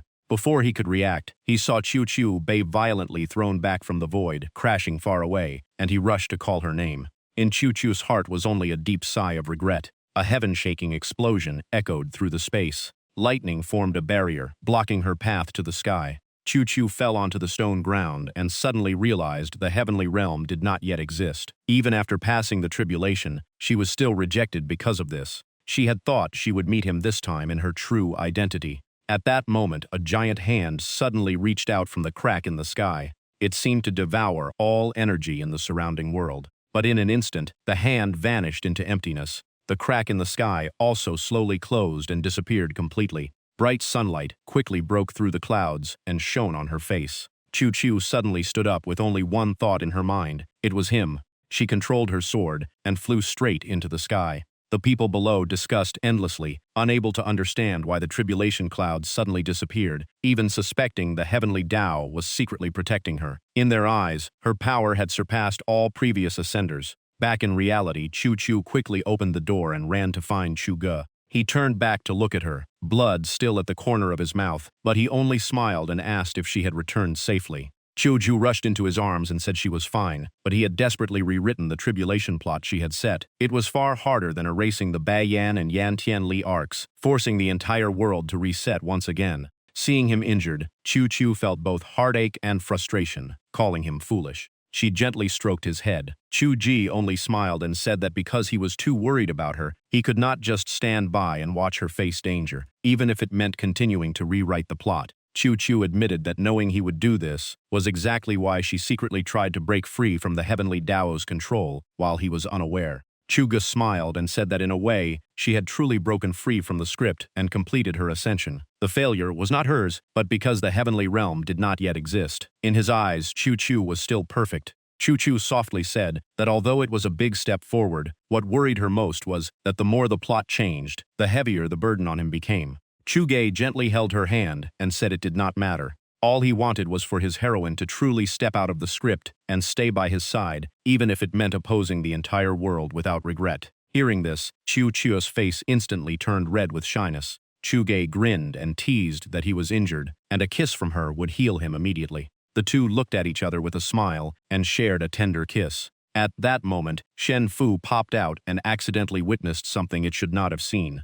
Shen Fu angrily muttered that it would settle accounts with them once it fully recovered its strength. Chu-Ge calmly closed his hand. When he opened his palm again, a glowing herb appeared inside. He handed it to Chu-Chu and explained he had casually taken it from a stall outside the secret chamber. It seemed he could now bring items from that world into reality. Chu-Chia's eyes lit up immediately, curiously asking if he could only bring out herbs or also other treasures, such as the Luoxia Cloud Zither, the Dance of the Rainbow Robe, or her autumn-watered jade sword. Hearing this, Chu-Ge froze and shook his head helplessly. He smiled, patting her shoulder, and explained that for now he could only take small useful items, like alchemy materials. Once his cultivation improved, maybe he could even bring out Yunji Mountain itself. Chu-Chu pouted, thinking she did not need such an exaggerated goal, as just bringing out her true body would be enough. Chu-Ge looked at the herb in his hand and said that, although he could not yet bring out larger things, this alone was already an incredible achievement, and Chu-Chu smiled gently in agreement. Chu-Ge also realized this was proof his cultivation had improved significantly, and at this rate, Chu-Chu might truly be able to step into the real world soon.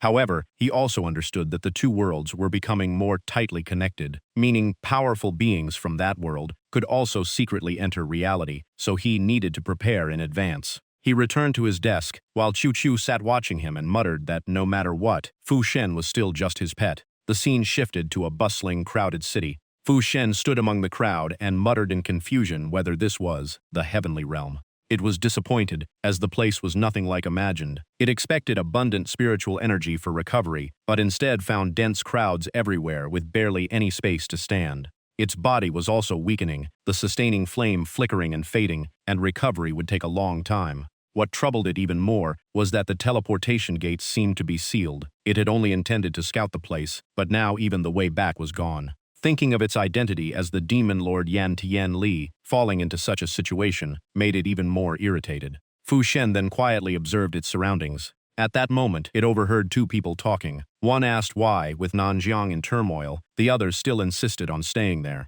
The other replied that Zhongyi was always lingering in Nanjiang, so it could not be just for sightseeing. The man calmly replied that they were not the same type of people. The other sneered and asked directly if they were both suspicious that the spiritual energy source came from Nanjiang, which was why they were staying there. Zhongyi admitted he only wanted to investigate the truth, then asked back what exactly Du Lianfeng was after. Hearing that question, Du Lianfeng stayed silent. Zhongyi continued, saying Du Lianfeng had deployed the 5 Elements team to Nanjiang, collecting all kinds of information on people with special abilities. Whenever a new clue appeared, they would immediately lock on and pursue it.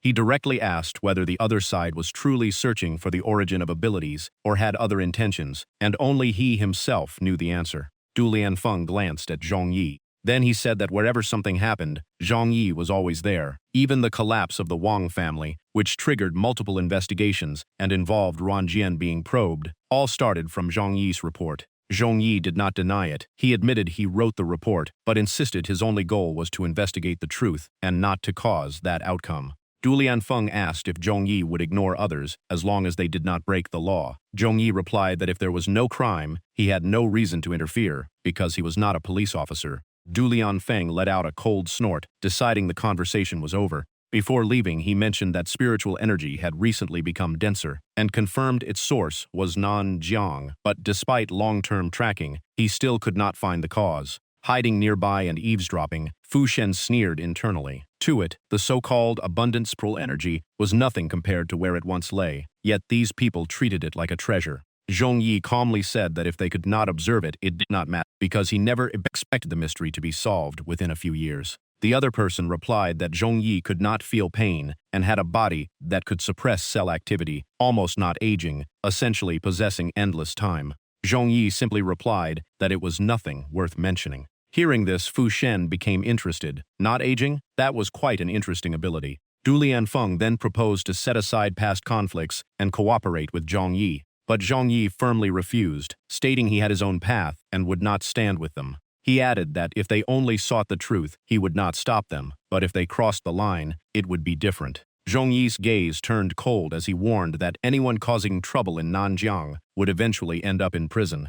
After speaking, he turned and left. Du Lianfeng watched him go, his eyes deepening as he repeated the words truth in his mind. Fu Shen mocked inwardly that truth was not for Zhongyi to decide. Even his own true purpose might not be something he fully understood. With nowhere else to go, everything before him felt increasingly foggy. So Zhongyi could only wander the streets in silence like a lost man. Fu Shen quietly followed behind, observing and thinking that Zhongyi was definitely hiding many secrets. Perhaps following him would lead to the truth of the world. It also comforted itself, thinking that staying with Zhongyi meant it would likely not run into Wu Wu Ti or the Heavenly Dao Divine Seal. Meanwhile, Chugi was working when his phone suddenly received a new notification. The platform informed him that the data for Sotian Wu Wu Ti was performing very well, and they wanted to initiate copyright development, asking him to complete forms for film, animation, and related adaptations. After reading it, Chu Ge froze in surprise. He did not expect his work would one day be offered adaptation rights. He immediately started typing rapidly, excited, feeling this would make the world in his story more real and influential. Hearing the non-stop keyboard sounds, Chuju peeked through the door and asked what made him so happy. Chugi turned and smiled, saying the Divine Seal project was about to be adapted, and she might soon see it appear on screen every day. Chu's eyes instantly lit up. She asked if it was already finished, and Chu Ge said it was only initial paperwork, with further work handled by scriptwriters. Chu Chu gently reminded him that he had done enough for today and should rest early since his injuries had not healed yet. But before she could finish, Chuga grabbed her hand. Losing balance, Chu Chu fell straight into his arms. He smiled and reminded her not to move too much since he was still injured. Stroking her hair, Chu Ge said he had something to report to his girlfriend. He mentioned that yesterday Yue Ying came to say goodbye, and he personally escorted her to the Shenjiye headquarters. That day, the rain outside was pouring heavily.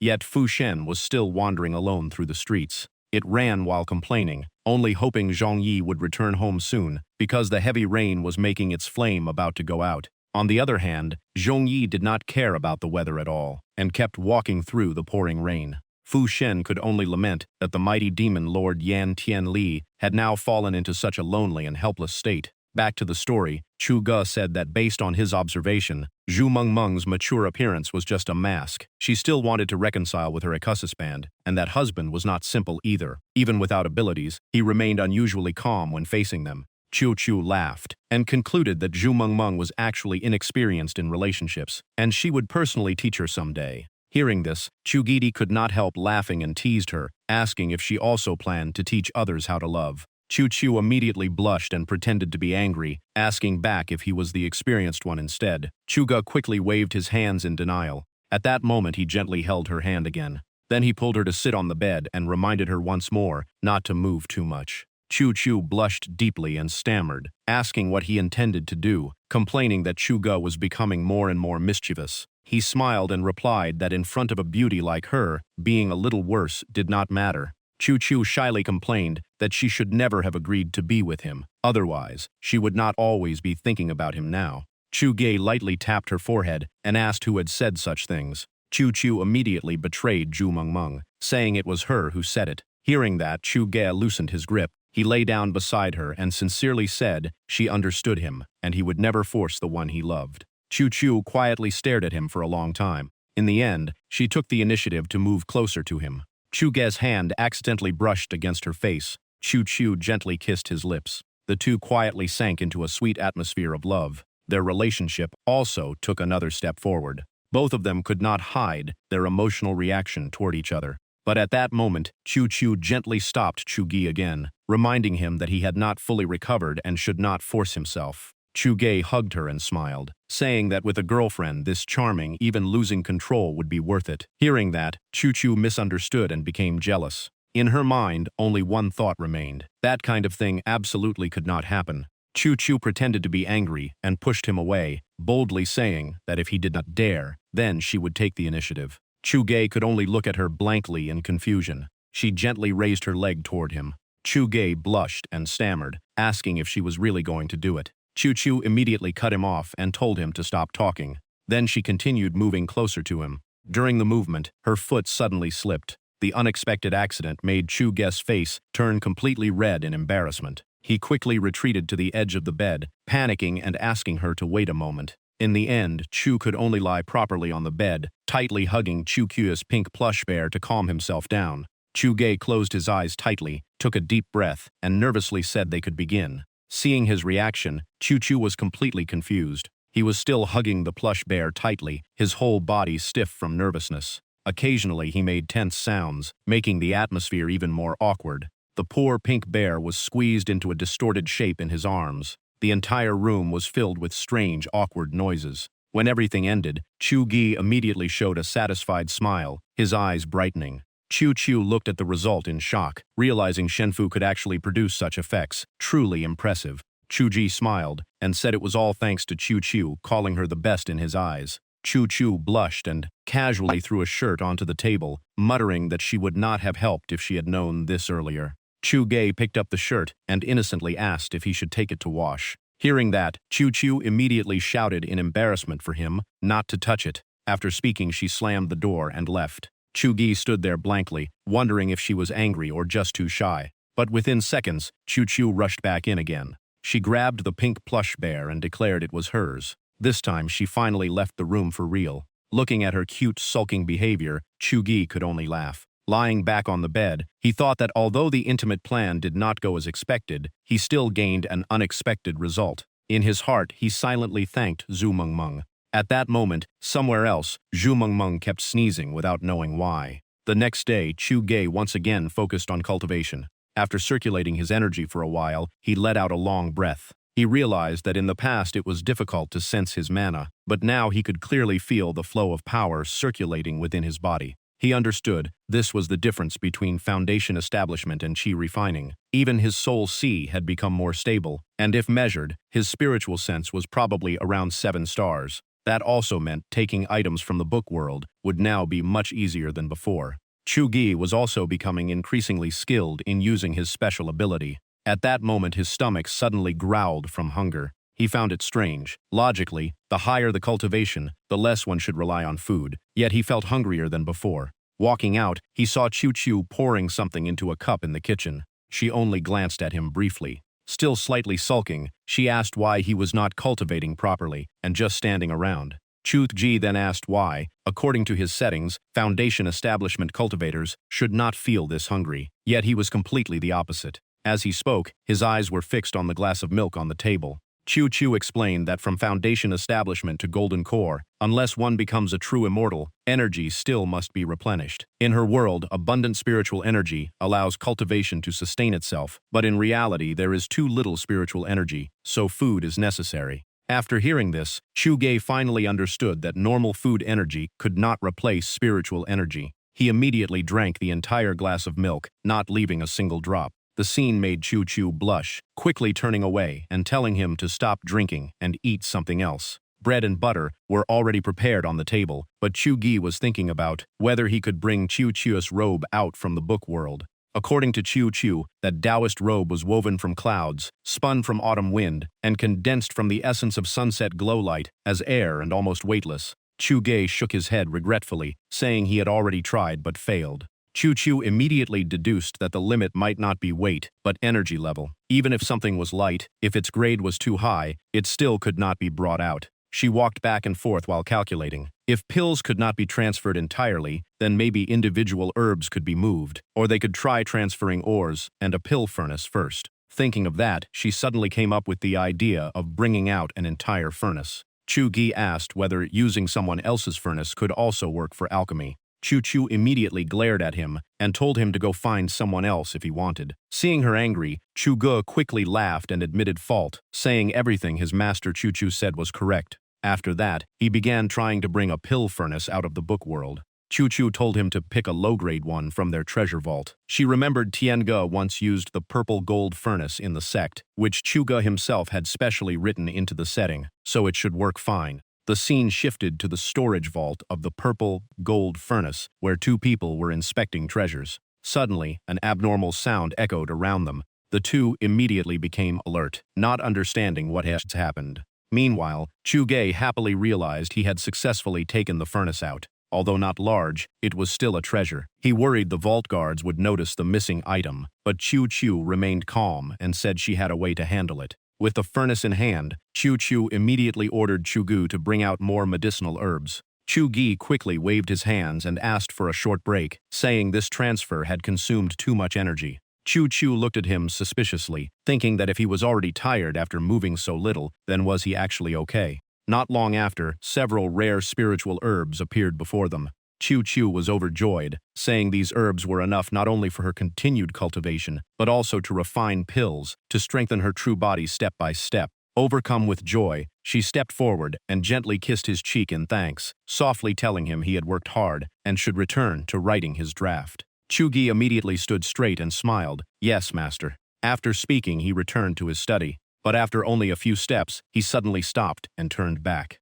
An unexpected thought surfaced in his mind. Would items taken from the book world affect the plot? He reasoned that these items were not created by just a few lines of text, so they should not affect things too much, unless they were extremely important objects. Seeing him deep in thought, Chu Chu asked if something was wrong with the plot. Chu Ge replied that just now, when mentioning continuing the script, he suddenly felt like he had forgotten something very important. Chu Ge tells Tutu to keep refining pills while he goes to check things himself. Back in his room, Chu Ge keeps typing on the keyboard non-stop. While thinking, he feels something is very strange. Since his cultivation began, this uneasy feeling has not appeared for a long time. Not only does he feel uncomfortable, but even the book world itself feels off, like something has gone out of control. In the end, he decides to enter the book world directly to confirm it. Once inside, he sees Tutu instructing sect members to record the items she just took, while the disciples quickly obey with respect. He quickly checks the current events and sees Chu Tian-Ge is still being hunted by the demonic sect and is about to jump into the sea, fully matching the original plot.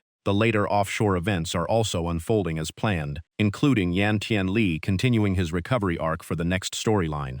But at that moment, Chuga suddenly realizes something. Where is Yan Tian-Li? According to the plot, he should be in Li Yan-Chi in closed-door healing, but there is no sign of him at all. He immediately leaves the book world and rushes to find Tutu. After meeting her, Chu Ge tells her his suspicion that Yan Tian-Li may have escaped into the real world. He knows it is already too late to patch the plot because no patch can turn a major villain into a good person. Based on the original setting, Yan Tian-Li is the most dangerous antagonist. If he causes trouble in the real world, not only will the secret of the book world be exposed, but the outside world will fall into chaos. Tutu stays calm while holding her teddy bear and analyzes that Yan Tianli's soul is heavily damaged. Without a physical body, he cannot create major chaos. He likely escaped through a gap that appeared during her tribulation. Chu Ge nods and adds that his injuries are indeed extremely severe. He intentionally removed this character from the plot for a long time to allow recovery, so right now he is even weaker than Tutu's soul clone. Tutu falls silent and thinks about it. Chuga continues analyzing that Yan Tianli has just arrived in this world and is unfamiliar with everything. With his cautious personality, he will not act recklessly, but they still need to find him quickly and bring him back. Tutu asks if there is any way to locate his position. Chuga originally thinks tracking can only be done inside the book world, but after thinking for a moment, he suddenly gets an idea. He then takes out a glowing jade bead and hands it to Tutu. It is the soul-nourishing pearl of Yan Tianli, a treasure he used to nurture his soul, and surprisingly it can also be brought into the real world. Tutu takes the bead and asks why he thought of using this item. Chuga explains that he added a new rule in the book. Items that stay close to their owner for too long will absorb their soul aura. He originally planned to use the Zhongxi Huoyu since it stayed with Yan Tianli all the time, but its energy was too strong to bring out. So he switched to the soul-nourishing pearl, which contains almost no power and is much easier to extract. He adds that the bead now fully contains Yan Tianli's soul aura. He also writes a tracking method for Tutu to follow the trace. Tutu smiles and shakes her head, saying it is not necessary. For her, the bead itself is like a part of Yan Tianli's body, and just holding it is enough to sense his soul position. Meanwhile, Fu Shen arrives at a training room and sees many people working out. He is confused to see a group of cultivators focusing on muscle training instead of soul cultivation.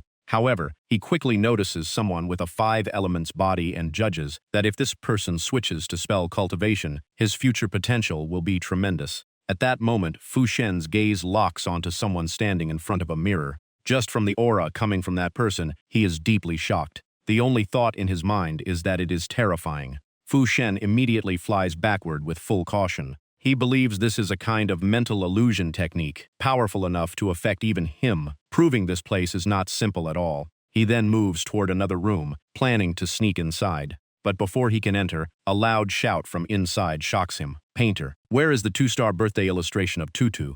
Immediately after, a man erupts in anger and smashes the computer in front of him into pieces. The electric current instantly short-circuits and spirals out of control through the wiring system. Fu Shen quietly evaluates that the long-range attack looks weakened, but the opponent barely consumes any power, making them even more suspicious. After observing longer, he notices the person only plays chess and does nothing else. So he decides to look for another target to understand this world faster. He is confident that once he learns the rules here, he will immediately go find Fu Shenli Jie to cause trouble, believing the opponent only has a special ability and is still not strong enough to face him. Today the place suddenly becomes much more crowded. At that moment, he senses something unusual and quickly retreats into hiding.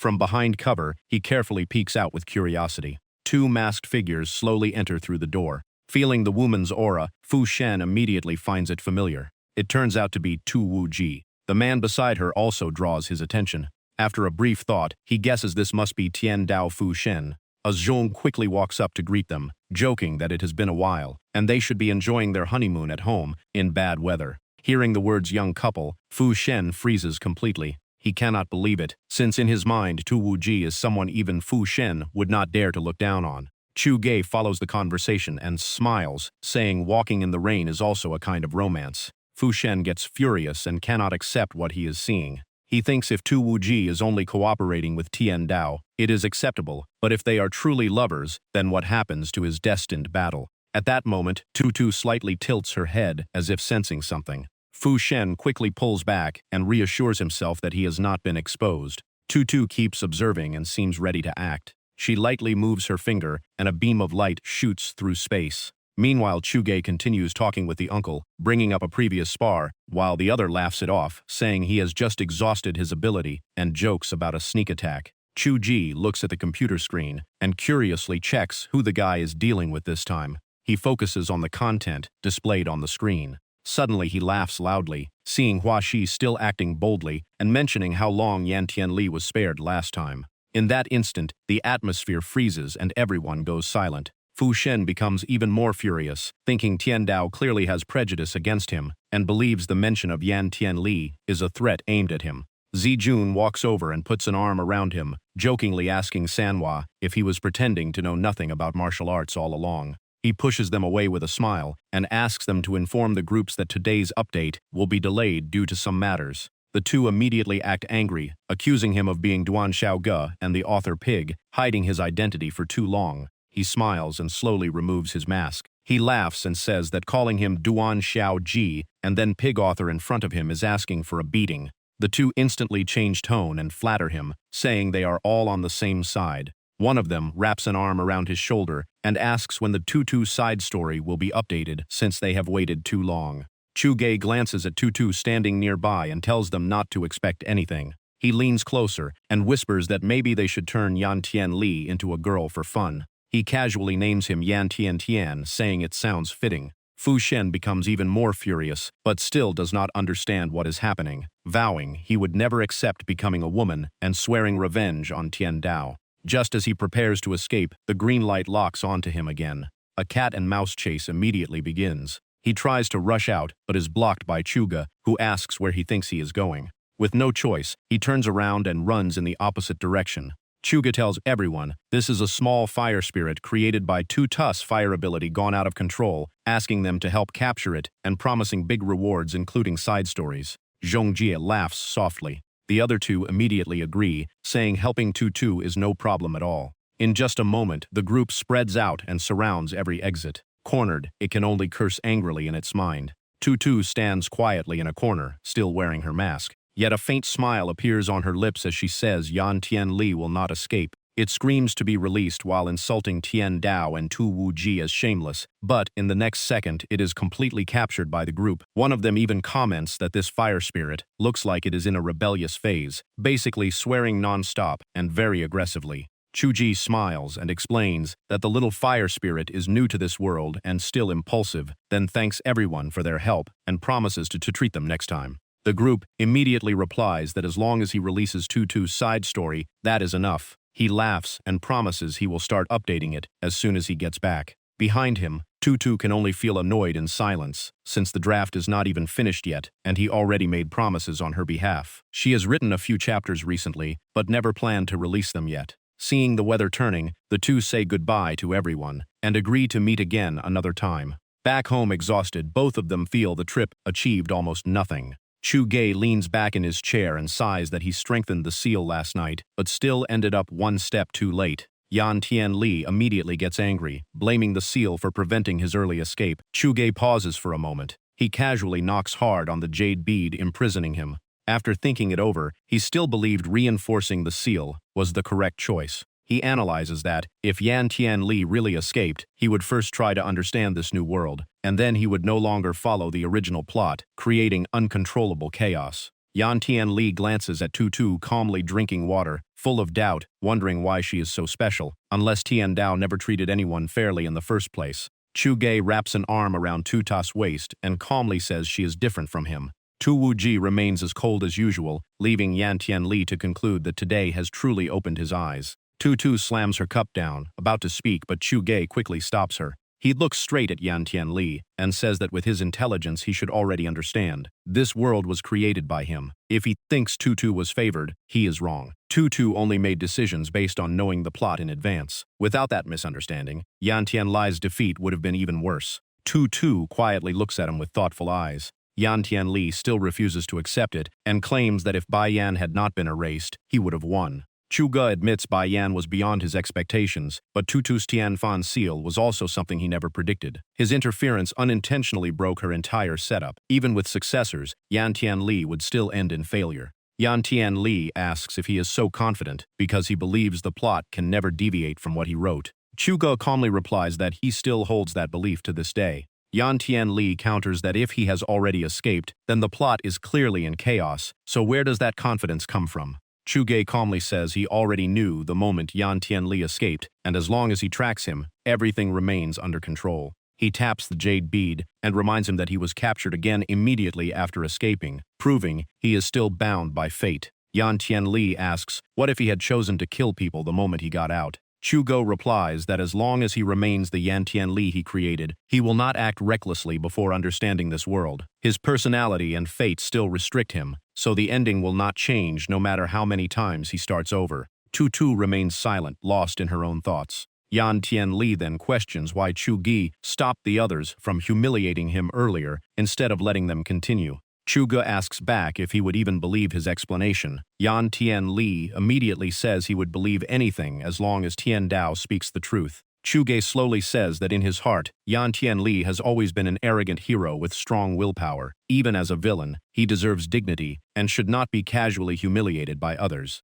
After speaking, he lets out a faint sigh, as if releasing some pressure. Yan Tianli unconsciously thinks he now understands why Tu Wuji chose this man. Chuge turns to Tutu and says they once talked many times about the desire for freedom. He understands that if it were him, he would also desperately resist a fate written by others, so Yan Tianli's resistance is not surprising. Hearing this, Yan Tianli's eyes immediately light up, thinking Chuge is about to help him escape fate. But Chuge quickly denies it, making him frown and ask what the point of all those words was. Chuge calmly explains that because Yan Tianli is a villain, he cannot personally release a disaster into the world. If he allows him to freely kill and only fix the plot afterward, then neither in the book nor in reality would there be anyone left called Yan Tianli. Yan Tianli then asks if it is only because he is evil that he is treated this way. If the one who escaped was Yunxiao or Xiajuxiao, righteous figures, would they be allowed the same freedom as Tu Wuji to explore the world? Hearing this, Chuge forces himself to stay calm. But in his heart he knows he cannot answer. Not even Xiajuxiao, and even Chu Tienge himself, if placed in that situation, he might not be able to act decisively. Fu Shen gives a cold laugh and concludes that this has nothing to do with morality. Who is released restrained depends entirely on Chuge's personal choice. As the ancients said, heaven and earth are indifferent, treating all things as straw dogs. In the eyes of Tian Dao, concepts like fairness or favoritism do not exist. All beings are merely offerings with no real distinction. Chuge is both the Tian Dao of the book world and a normal person in reality. Because of that, he cannot accept anything beyond his control. Any deviation from the plot causes backlash, and if his creations affect the real world or expose his secret, things become even more dangerous. Therefore, whether it is the violent Yan Tianli, the righteous Xiajuxiao, or the heroic Chu Tienge, as long as they go beyond his prediction and control, they cannot exist outside the plan. Fu Shen then asks why Tu Wuji is the exception. Chuge calmly replies that, long ago, even before their current relationship developed, he already decided she could live freely in this world. Yan Tianli sneers, thinking all this talk just means Tutu is beautiful. Chuge shakes his head and says if it were only about appearance, he would not have waited until now to confirm his feelings for her. He jokingly adds that if he really wanted to use Tian Dao power to force things, he would have rewritten the plot the moment Tutu first threatened him with a sword, and because of one extra line in the book, she is still angry at him today. When Tutu first arrived in this world, she was just like Yan Tianli, wanting to escape Tian Dao's control. The difference is that Tutu understood his situation and never deliberately disrupted the world. Even when trying to return to the book world, she was careful not to alter the plot too much. Chuge recalls how she once said she did not need him to grant her more power. Even if she never said it directly, he always remembered her understanding, and it deepened his feelings for her over time. He looks at Yan Tianli and asks directly if he could ever do what Tutu did. Yan Tianli answers in his heart that it is impossible. If given a chance to escape fate, he would definitely change everything in the most extreme way. He then thinks that even though Tu Wuji has changed a lot, she caused no consequences, but if a villain like him made the same promise, no one would believe it. Chugi continues that he has never claimed to be an absolutely fair Tiandao. He is just a normal human who favors those close to him and compromises for those he cares about. Therefore, Tutu is the exception, and for him, only Tu Wuji can step out of the book world. Hearing this, Tutu quietly looks at him, her face slightly flushed with embarrassment. Yan Tianli finds this surprisingly acceptable. He says he comes from the demonic path and never expected fairness. The weak being suppressed by the strong is natural, and everyone has selfish motives. So Chugi does not need to pretend understanding. He just needs to keep everything in the book under control. However, he still glances at Tutu and comments that someone close to Chuge like her might inevitably show a bit of bias. Chuge immediately answers for her. He believes Tutu will not be like that, because from the start, she only wanted to seriously write a story and never intended to harm anyone. His original plan was to finish the book world, let it run on its own, then bring Tutu here and completely separate the two worlds. By then, who would still care about the fate of fictional characters? As he speaks, he gently holds Tutu's hand. The scene makes Yan Tianli even more irritated. According to villain settings, most of them should die anyway, so is he only left with accepting that fate? At that moment, Tutu finally speaks. She says she understands his concern and reassures him that she has seen the later outline. In the current plan, Chu did not write his death. He is focusing on building supporting characters, and even if someone must sacrifice themselves, it will still be written as an ending that readers will remember. Chuge nods and confirms that Tutu is completely right. Yan Tianli silently calculates. If he is not written to die, and after the story is finished Chugi no longer interferes with that world, then at most he only needs to wait about 2 years before everyone is free from plot control. Thinking of this, he is shocked and asks why Tutu still wants to ascend and talks about escaping fate. Tutu hesitates slightly, then smiles and says she wants to become a real person in this world and properly be Chuge's wife. She then asks him if he wants the same. Yan Tianli immediately changes tone, panicking and addressing Tiandao respectfully. He promises that if he is released, he will obey all arrangements and never act on his own again. Everyone cannot help but laugh, asking if he is still Yan Tianli at all. He then turns and scolds Tutu,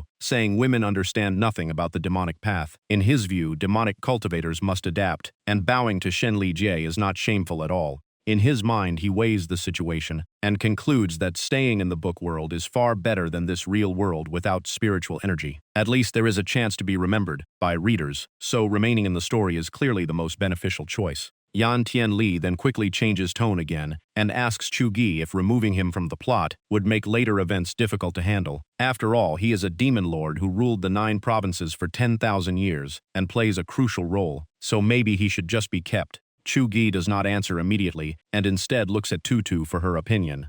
Seeing this, Yan Tianli immediately puts on a pitiful look and begs Tu Wuji to speak for him, reminding her she is a leader of the righteous path and should not abandon him. Tu calmly replies that he had just called her a stupid woman earlier. Yan Tianli quickly admits fault and argues that even the memories of Wenji's sect will eventually be erased anyway, so they could just wipe his memories of this world and send him back into the book, which would also benefit Fu Shen. Tu gently explains that he is a primordial spirit, not a mortal. Her current body can only deal with ordinary beings, and handling someone like him may not be possible. Hearing this, Yan Tianli immediately flips his attitude again, insults her once more, and mocks the righteous path as unreliable. Tu quietly sets down her cup and raises her hand, pointing straight at him. In an instant, the ground begins to shake violently. Sensing danger, Yan Tianli immediately turns and runs. Tu stands up and coldly declares that she needs to improve her alchemy and just happens to be short on soul-nourishing fire, so she will temporarily use him as a furnace flame. She will decide later when she is satisfied. Outside, the light rain continues without stopping. Meanwhile, Yan Tianli is truly forced to stand and guard the alchemy furnace. Tu looks at Chuji and softly asks if he seems to be in a bad mood. Chuge admits that he has realized that, whether intentionally or not, he has always been directly influencing the fate of every being in the book. From life and death to happiness and freedom, everything is decided by him, and the weight of that feels overwhelming. He says that, if he only saw it as a novel, he could remain indifferent, since everything is already predetermined. But now that he knows the characters are real, every time he writes a death, it feels like he is killing them with his own hands. Tutu gently places her hand on his cheek and comforts him. If an author always carried such emotions, no one would dare to write anymore. She tells him to separate the book from reality, because when holding the pen, he must still be a cold and decisive Tian Dao who stays true to the story he wants to tell. She also hopes Fu Shen will always take responsibility for his own work and not waver because of outside influence. If he keeps hesitating, not only the story will collapse, but the entire book world may also fall apart. Only by holding firm belief and walking the path he chose can he create a complete and real world. Hearing this, Chu Ge hugs Tutu tightly and says he understands. Tutu adds that from her perspective, she even sympathizes with Yan Tianli more than Chuge does, because he is only struggling against fate. She wants to help him, but also knows she is not allowed to interfere. To her, Chu Ge is the Tian Dao of that world, so everyone trusts his choices in continuing the story. Chu Ge gently strokes Tutu's hair and smiles. If he wants the characters to become real people, he must first write a real story, and now he knows what to do. At that moment, his heartbeat suddenly accelerates violently. His body sways as if losing control. In a few seconds, the space around Chuge changes, and he is pulled into an endless void, floating in midair. Strangely, he feels no fear, and instead slowly closes his eyes to sense everything. A flood of old memories begins to surface in his mind. From childhood to adulthood, Chuge's entire life reappears. Even years of cultivating techniques become vividly clear again.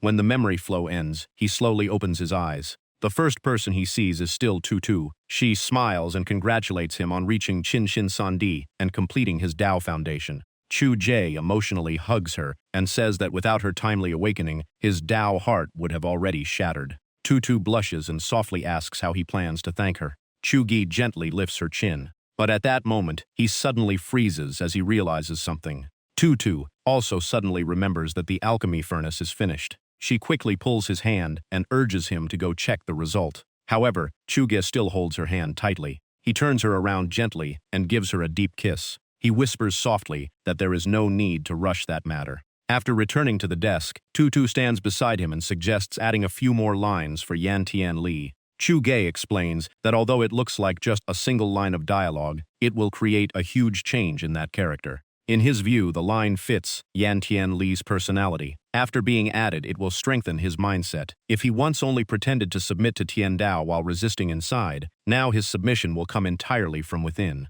After finishing, Chuge stands up and smiles, saying it is time to see the result of this alchemy furnace. After being forced to work for a while, Yan Tian Li finally completes the alchemy task. Tutu inspects the pill carefully and nods, praising its quality this time as quite good. Yan Tianli immediately raises his chin proudly, while Chu Gi walks over and smiles, saying he has worked hard. For Yan Tianli, contributing to Fu Shen is something worth even throwing himself into a sea of fire. Chu Gi laughs and says he prefers Yan Tianli's arrogant past personality more, as that was the true demon lord he designed. Yan Tianli thinks silently that no one would believe him anyway, but after witnessing Tian Dao, his current respect is indeed genuine. Of course, he still has other calculations in mind. The strong have the right to speak, and bowing when weak is not a loss. He can deal with things later when he becomes stronger. Hearing this, Chuge crosses his arms and asks directly if he truly submits now. Yan Tianli immediately follows behind him, nodding repeatedly. As long as Fu Shen does not kill him, erase his memory, and send him back to the book world, he has no complaints. Chuge then asks if he would accept a mission in that world. Yan Tianli curiously asks what kind of task it would be.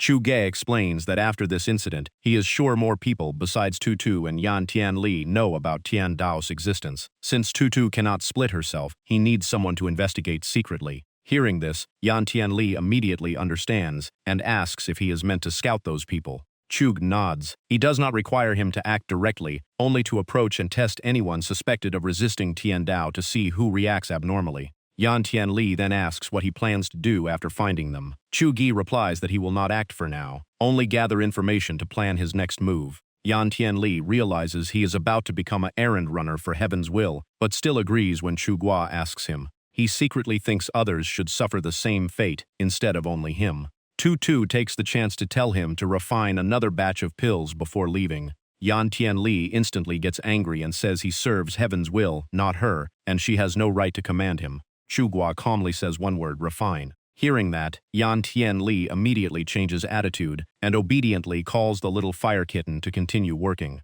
Seeing this, Tutu laughs and asks Chu Gua if he is starting to look like a chaotic demon consort. Gua casually asks back, if she is the consort, then who would be the empress? Tutu punches him lightly and scolds him for even thinking about an empress, while Yan Tianli complains this is pure singles torture and dog abuse. He sits curled up beside the pill furnace, looking wronged and depressed. He keeps complaining that a former demon lord is now reduced to hard labor.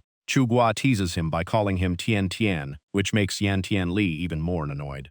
Gua then switches to Miu Miu, and Yan Tianli says even if it is heaven's will, he would still curse it. Gua asks him why he appeared in that room that day. Yan Tianli explains he saw Zhongjie secretly meeting someone and decided to follow him.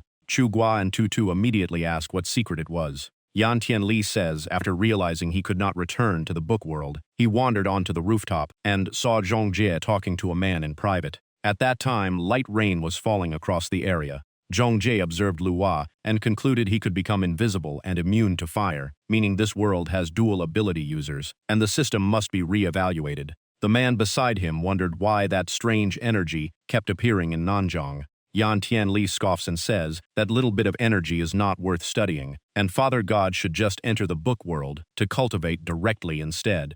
Gua smiles bitterly, realizing he cannot enter that world himself, but the information confirms Zhongjie and Du Lianfeng believe the energy originates from Nanjiang. He also remembers the spiritual energy had been rising recently, exactly when Yan Tianli escaped. A sudden thought flashes in Gua's mind. He recalls Tutu also once left the book world. This leads him to suspect that the spiritual energy revival is linked to the book world, leaking whenever someone exits. But then he thinks further. Awakening abilities existed long before he wrote the book, so the book world may only be adding to an already existing phenomenon. Gua looks at Yan Tianli and praises him for making a major contribution to this discovery. He orders him to return, but warns him not to reveal anything about this world, or he will erase him without hesitation. Yan Tianli feels a chill and quickly swears he understands the seriousness and will keep it secret. Gua simply replies that is enough. Immediately after, his figure rushes back into the blazing red space. Feeling the power of heaven's will, he realizes how naive he once was, thinking ascension was the limit. He concludes that since he now monitors everything, for heaven's will, no one else will ever reach those hidden truths. Tutu looks at Gua and asks if he really still has control letting him leave like that.